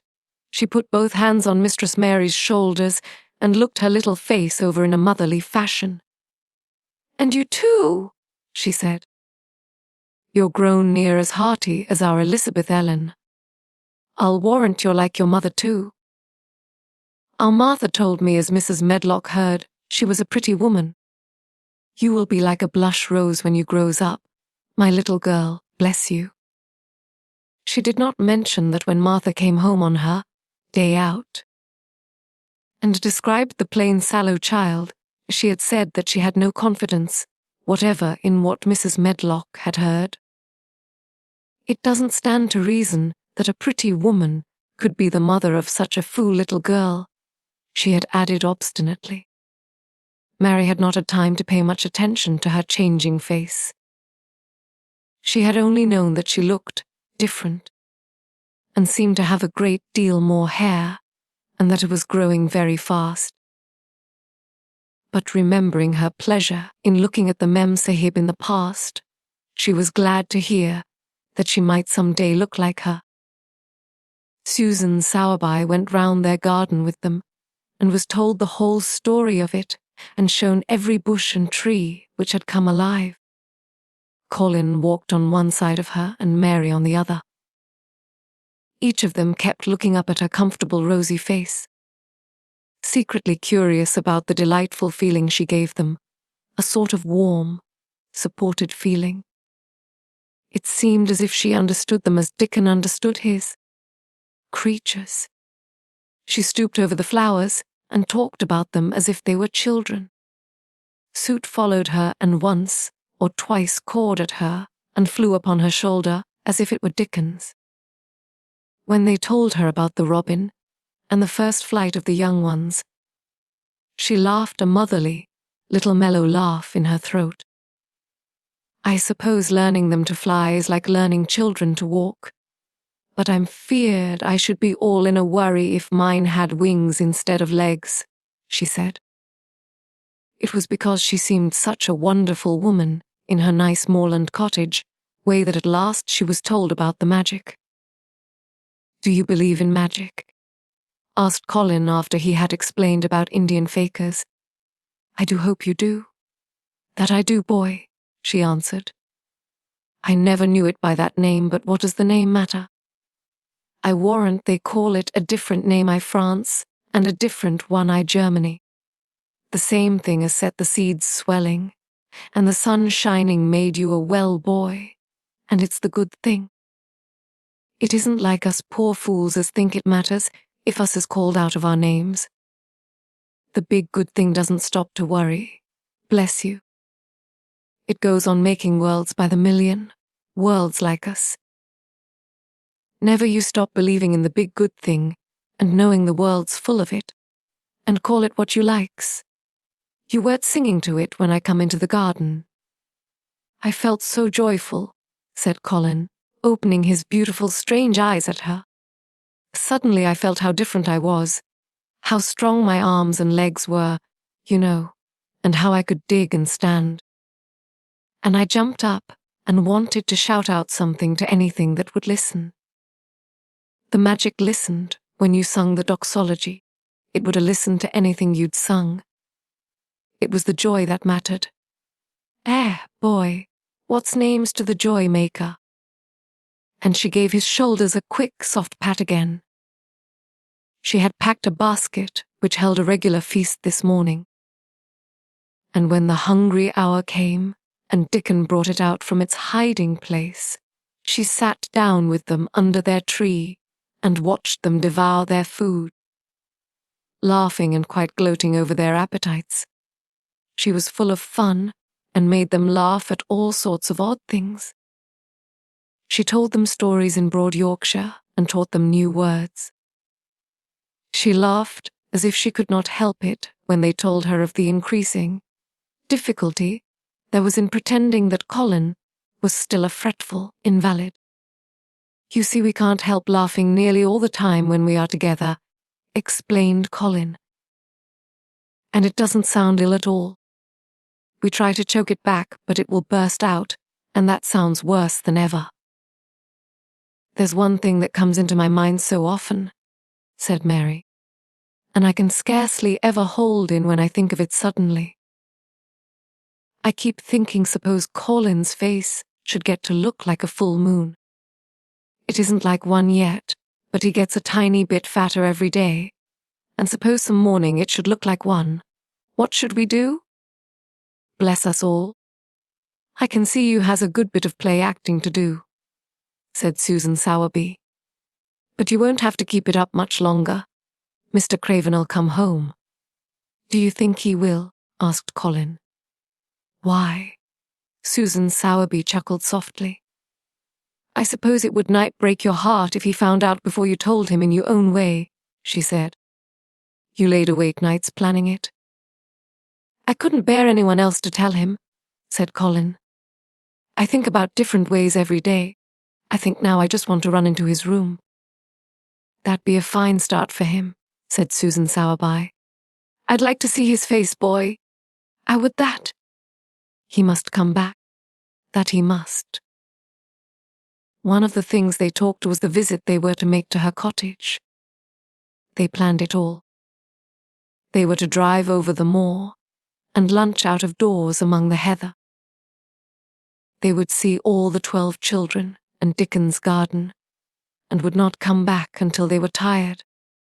Susan Sowerby got up at last to return to the house and Mrs. Medlock. It was time for Colin to be wheeled back also. But before he got into his chair, he stood quite close to Susan and fixed his on her with a kind of bewildered adoration. And he suddenly caught hold of the fold of her blue cloak and held it fast. "You are just what I wanted," he said. "I wish you were my mother, as well as Dickens." All at once Susan Sowerby bent down and drew him with her warm arms close against the bosom under the blue cloak, as if he had been Dickon's brother. The quick mist swept over her eyes. Dear boy," she said, "your own mother's in this here very garden, I do believe." She could not keep out of it. "Your father must come back to you, he must!" Chapter 27. In the garden. In each century since the beginning of the world, wonderful things have been discovered. In the last century, more amazing things were found out than in any century before. In this new century, hundreds of things, still more astounding, will be brought to light. At first, people refuse to believe that a strange new thing can be done. Then they begin to hope it can be done. Then they see it can be done.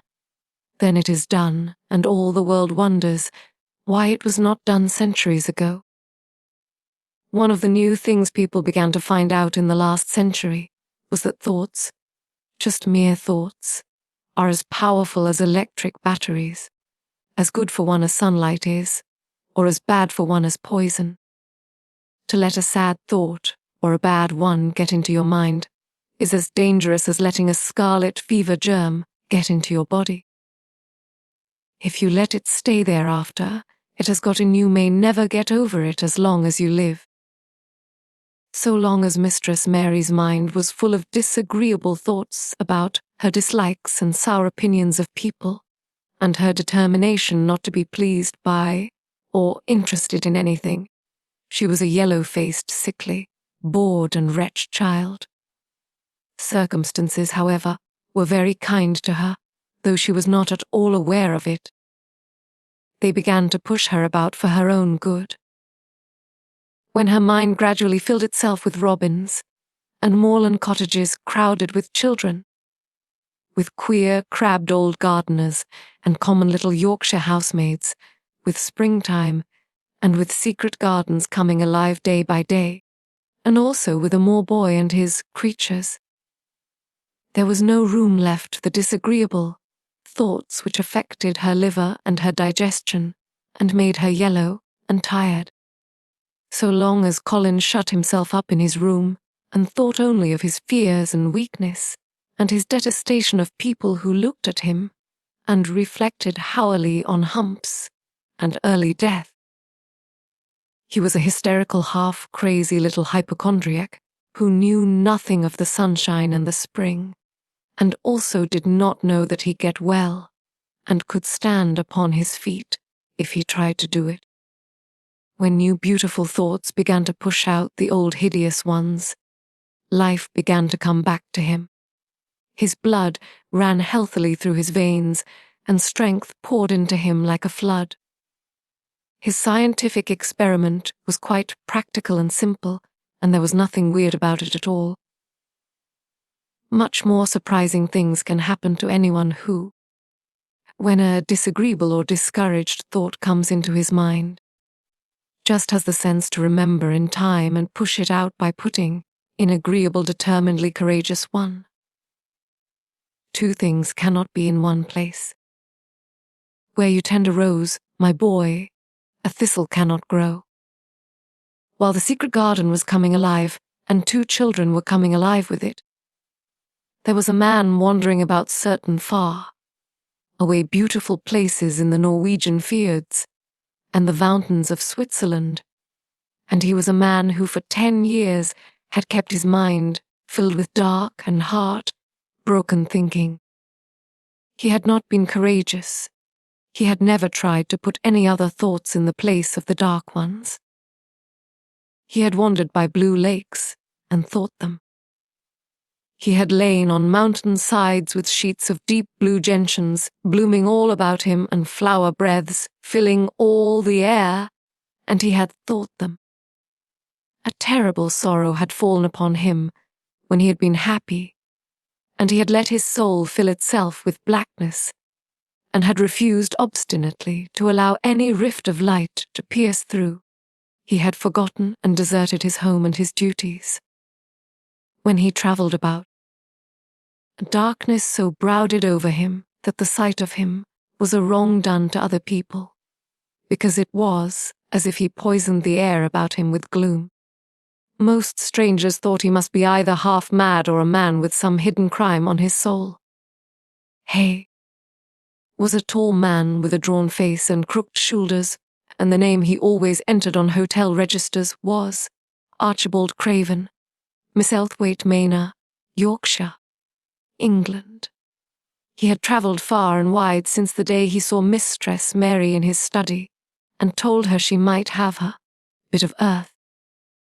He had been in the most beautiful places in Europe, though he had remained nowhere more than a few days. He had chosen the quietest and remotest spots. He had been on the tops of mountains whose heads were in the clouds and had looked down on other mountains, when the sun rose and touched them with such light as made it seem as if the world were just being born. But the light had never seemed to touch himself until one day when he realized that for the first time in 10 years a strange thing had happened. He was in a wonderful valley in the Austrian Tyrol, and he had been walking alone through such beauty as might have lifted any man's soul out of shadow. He had walked a long way, and it had not lifted his. But at last he had felt tired, and had thrown himself down to rest on a carpet of moss by a stream. It was a clear little stream, which ran quite merrily along on its narrow way through the luscious, damp greenness. Sometimes it made a sound, rather like very low laughter, as it bubbled over and round stones. He saw birds come and dip their heads to drink in it, and then flick their wings and fly away. It seemed like a thing alive, and yet its tiny voice made the stillness seem deeper. The valley was very, very still. As he sat gazing into the clear running of the water, Archibald Craven gradually felt his mind and body both grow quiet as the valley itself. He wondered if he were going to sleep, but he was not.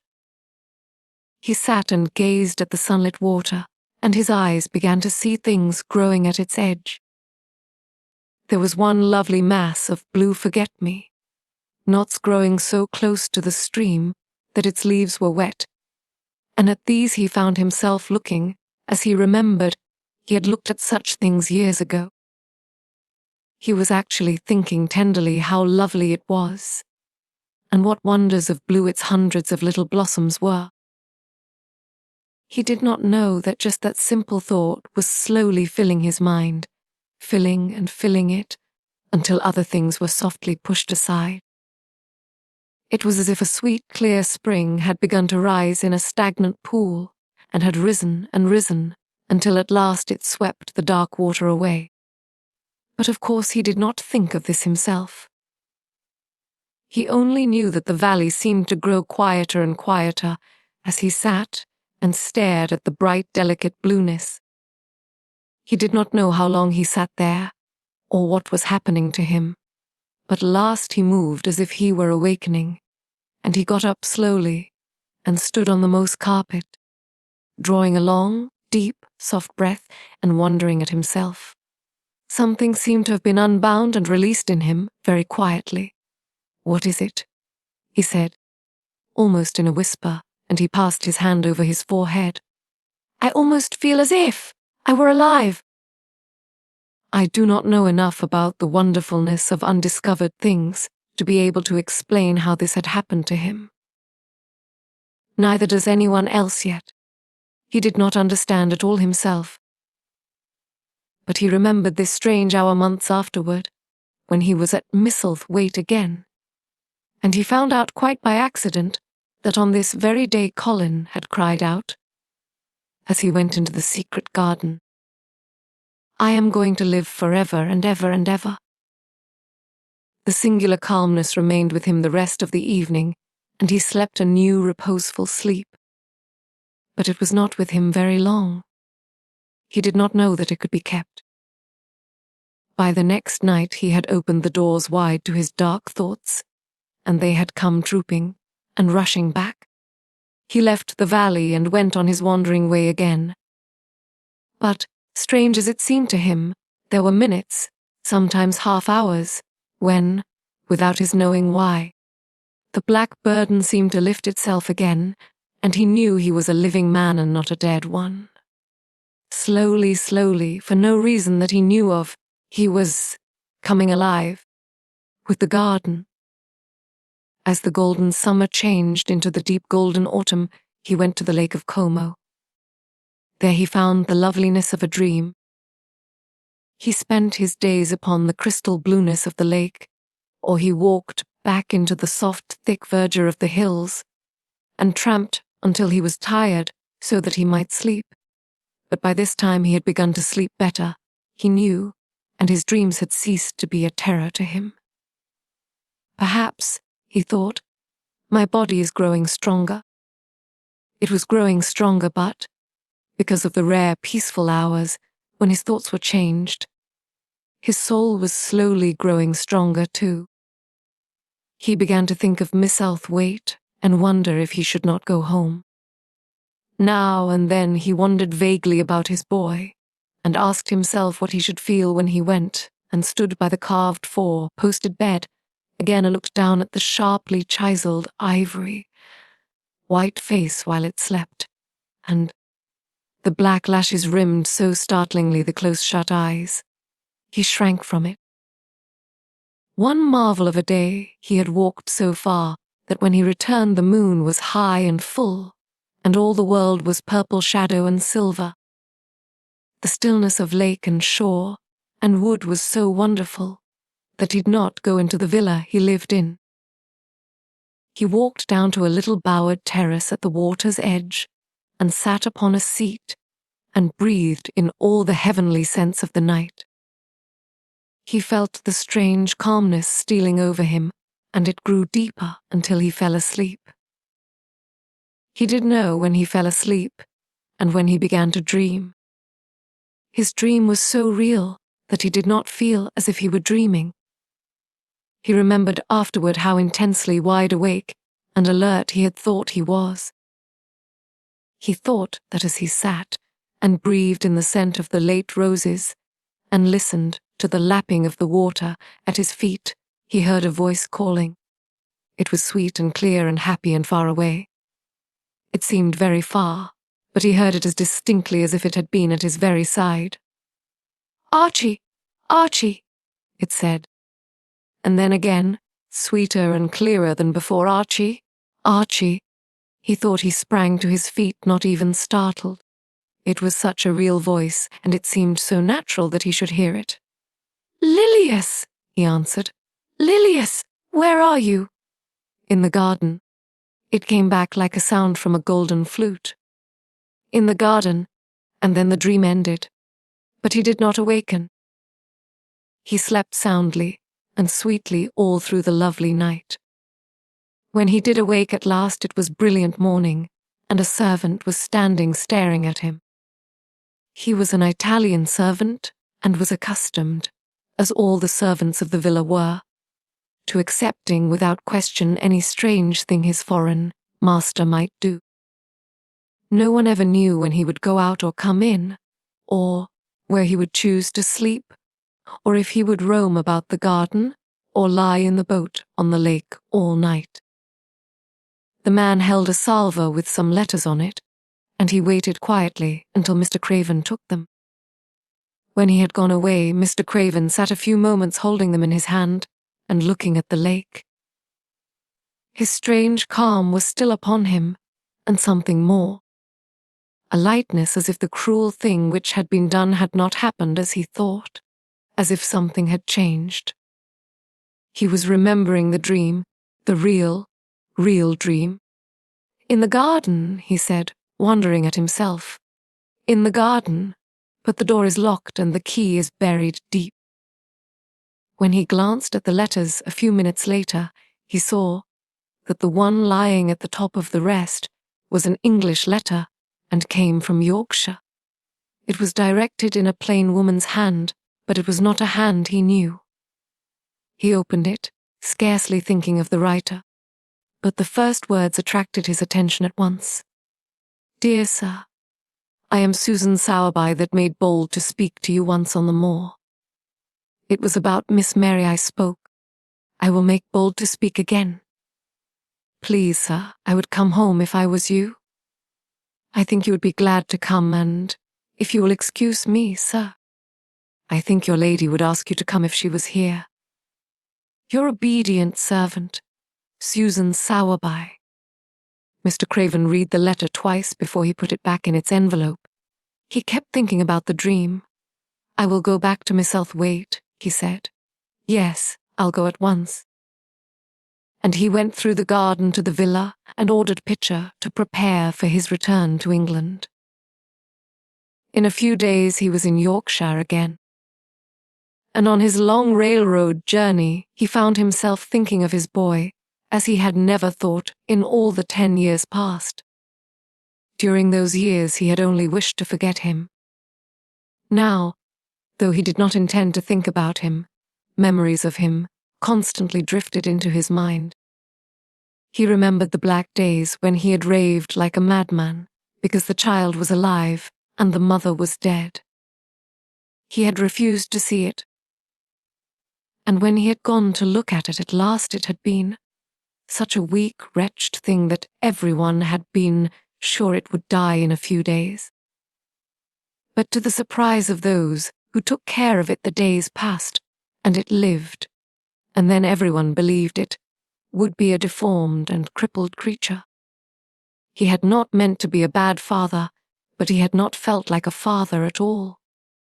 He had supplied doctors and nurses and luxuries, but he had shrunk from the mere thought of the boy and had buried himself in his own misery.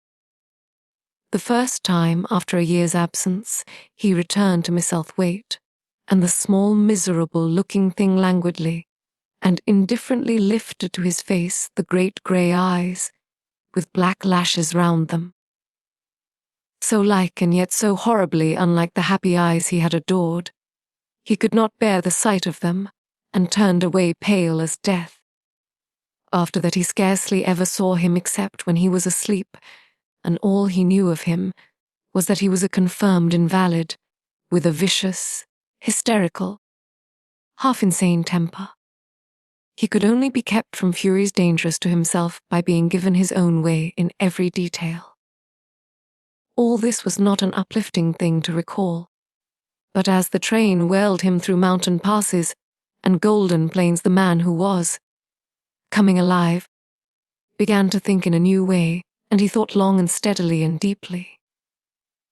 Perhaps I have been all wrong for 10 years, he said to himself. 10 years is a long time. It may be too late to do anything, quite too late. What have I been thinking of? Of course this was the wrong magic, to begin by saying, too late. Even Colin could have told him that. But he knew nothing of magic, either black or white. This he had yet to learn. He wondered if Susan Sowerby had taken courage, and written to him only because the motherly creature had realized that the boy was much worse, was fatally ill. If he had not been under the spell of the curious calmness which had taken possession of him, he would have been more wretched than ever. But the calm had brought a sort of courage and hope with it. Instead of giving way to thoughts of the worst, he actually found he was trying to believe in better things. Could it be possible that she sees that I may be able to do him good and control him? He thought. I will go and see her on my way to Misselthwaite. But when on his way across the moor he stopped the carriage at the cottage. 7 or 8 children who were playing about gathered in a group and bobbing sevenly. Friendly, polite curtsies told him that their mother had gone to the other side of the moor early in the morning to help a woman who had a new baby. Our Dickon, they volunteered, was over at the manor working in one of the gardens, where he went several days each week.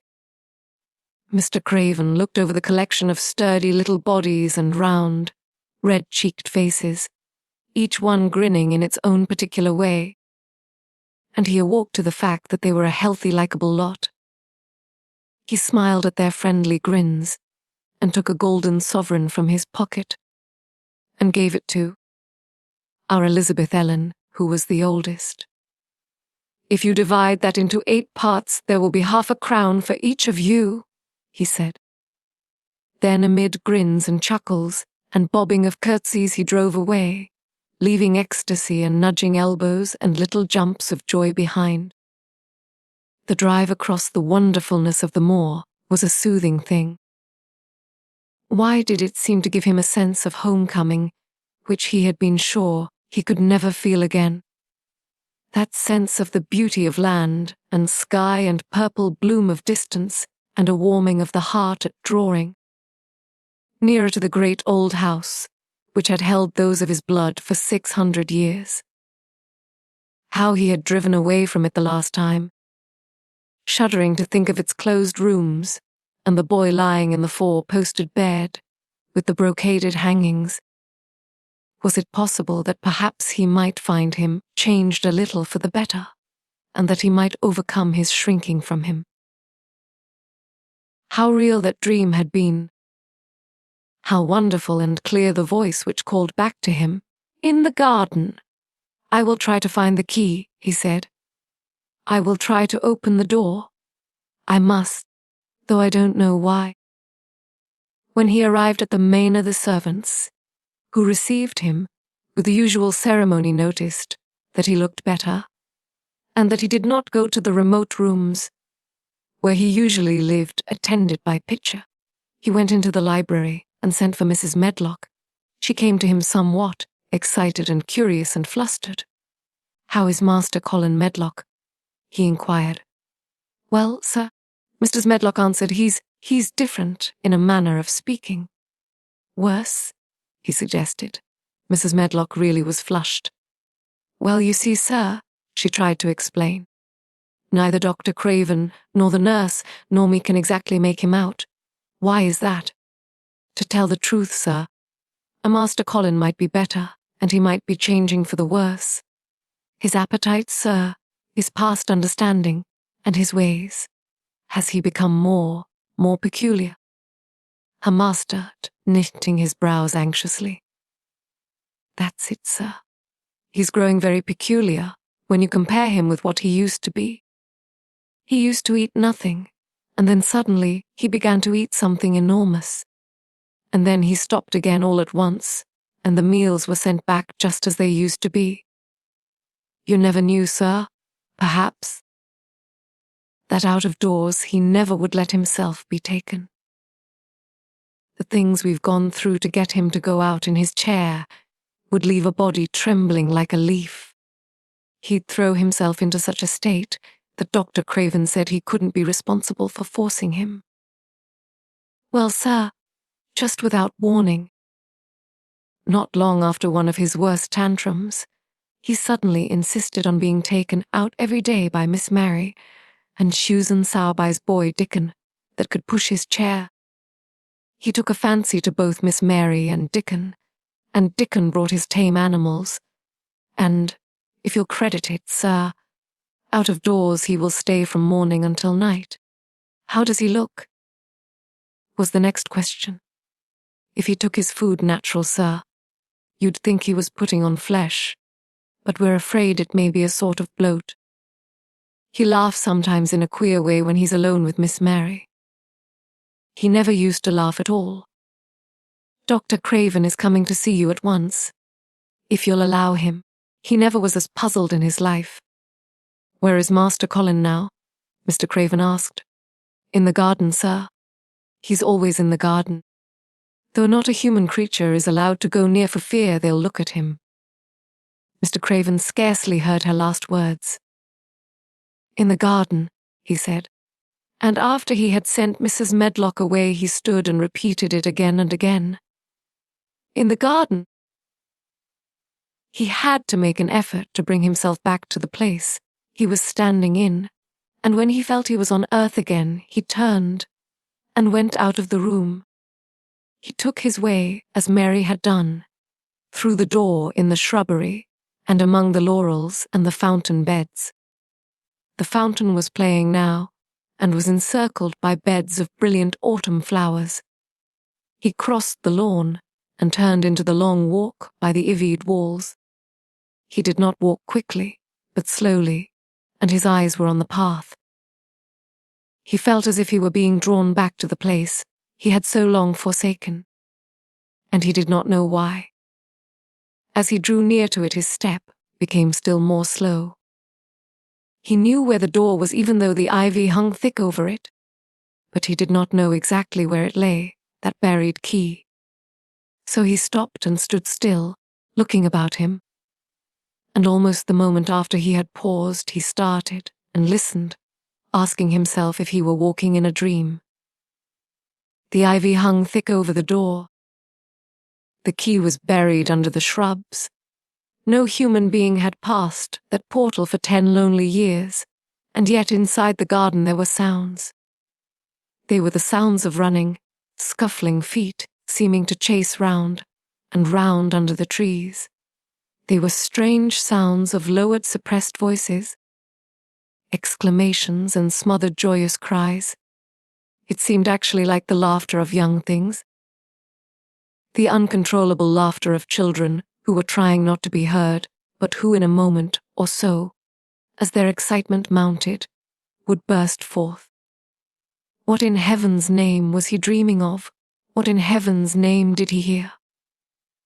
Was he losing his reason and thinking he heard things which were not for human ears? Was it that the far clear voice had meant? And then the moment came, the uncontrollable moment when the sounds forgot to hush themselves. The feet ran faster and faster.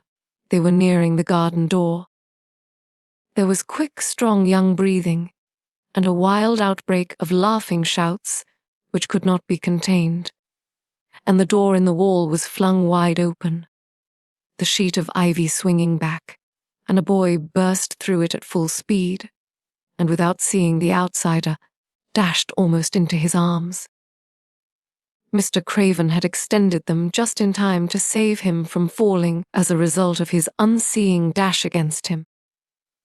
And when he held him away to look at him in amazement at his being there, he truly gasped for breath. He was a tall boy and a handsome one. He was glowing with life, and his running had sent splendid colour leaping to his face. He threw the thick hair back from his forehead and lifted a pair of strange grey eyes full of boyish laughter and rimmed with black lashes like a fringe. It was the eyes which made Mr. Craven gasp for breath. What? Who? He stammered. This was not what Colin had expected. This was not what he had planned. He had never thought of such a meeting. And yet to come dashing out, winning a race, perhaps it was even better. He drew himself up to his very tallest. Mary, who had been running with him and had dashed through the door too, believed that he managed to make himself look taller than he had ever looked before. Inches taller. "Father," he said, "I'm Colin. You can't believe it. I scarcely can myself. I'm Colin." Like Mrs. Medlock. He did not understand what his father meant when he said hurriedly, "In the garden. In the garden. Yes, hurried on Colin." It was the garden that did it, and Mary and Dickon and the creatures, and the magic. No one knows. We kept it to tell you when you came. I'm well. I can beat Mary in a race. I'm going to be an athlete. He said it all so like a healthy boy, his face flushed, his words tumbling over each other in his eagerness, that Mr. Craven's soul shook with unbelieving joy. Colin put out his hand and laid it on his father's arm. "Aren't you glad, Father?" he ended. "Aren't you glad?" "I'm going to live forever and ever and ever." Mr. Craven put his hands on both the boy's shoulders and held him still. He knew he dared not even try to speak for a moment. "Take me into the garden, my boy," he said at last, "and tell me all about it." And so they led him in. The place was a wilderness of autumn gold, purple and violet blue, and flaming scarlet, and on every side were sheaves of late lilies standing together, lilies which were white or white and ruby. He remembered well, when the first of them had been planted, that just at this season of the year, their late glories should reveal themselves. Late roses climbed and hung and clustered, and the sunshine deepening the hue of the yellowing trees made one feel that one stood in an embowered temple of gold. The newcomer stood silent, just as the children had done when they came into its greyness. He looked round and round. "I thought it would be dead," he said. "Mary thought so at first," said Colin. "But it came alive. Then they sat down under their tree, all but Colin, who wanted to stand while he told the story. It was the strangest thing he had ever heard, Archibald Craven thought, as it was poured forth in headlong boy fashion. Mystery and magic and wild creatures, the weird midnight meeting, the coming of the spring, the passion of insulted pride which had dragged the young Rajah to his feet to defy old Ben Weatherstaff to his face, the old companionship, the play acting, the great secret so carefully kept. The listener laughed until tears came into his eyes, and sometimes tears came into his eyes when he was not laughing. The athlete, the lecturer, the scientific discoverer was a laughable, lovable, healthy young human thing. Now, he said at the end of the story, it need not be a secret any more. I dare say it will frighten them nearly into fits when they see me, but I am never going to get into the chair again. I shall walk back with you, Father, to the house. Ben Weatherstaff's duties rarely took him away from the gardens, but on this occasion he made an excuse to carry some vegetables to the kitchen, and being invited into the servants' hall by Mrs. Medlock to drink a glass of beer, he was on the spot, as he had hoped to be, when the most dramatic event Misselthwaite Manor had seen during the present generation actually took place. One of the windows looking upon the courtyard gave also a glimpse of the lawn. Mrs. Medlock, knowing Ben had come from the gardens, hoped that he might have caught sight of his master, and even by chance of his meeting with Master Colin. "Did you see either of them, Weatherstaff?" she asked. Ben took his beer mug from his mouth and wiped his lips with the back of his hand. "Yes, that I did," he answered with a shrewdly significant air. "Both of them," suggested Miss Medlock. "Both of them," returned Ben Weatherstaff. "Thank ye kindly, ma'am. I could sup up another mug of it." "Together," said Mrs. Medlock, hastily overfilling his beer mug in her excitement. "Together, ma'am." Ben gulped down half of his new mug at one gulp. "Where was Master Colin?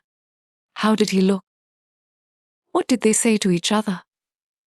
"I did not hear that," said Ben, along of only being on the step-ladder looking over the wall. "But I'll tell you this.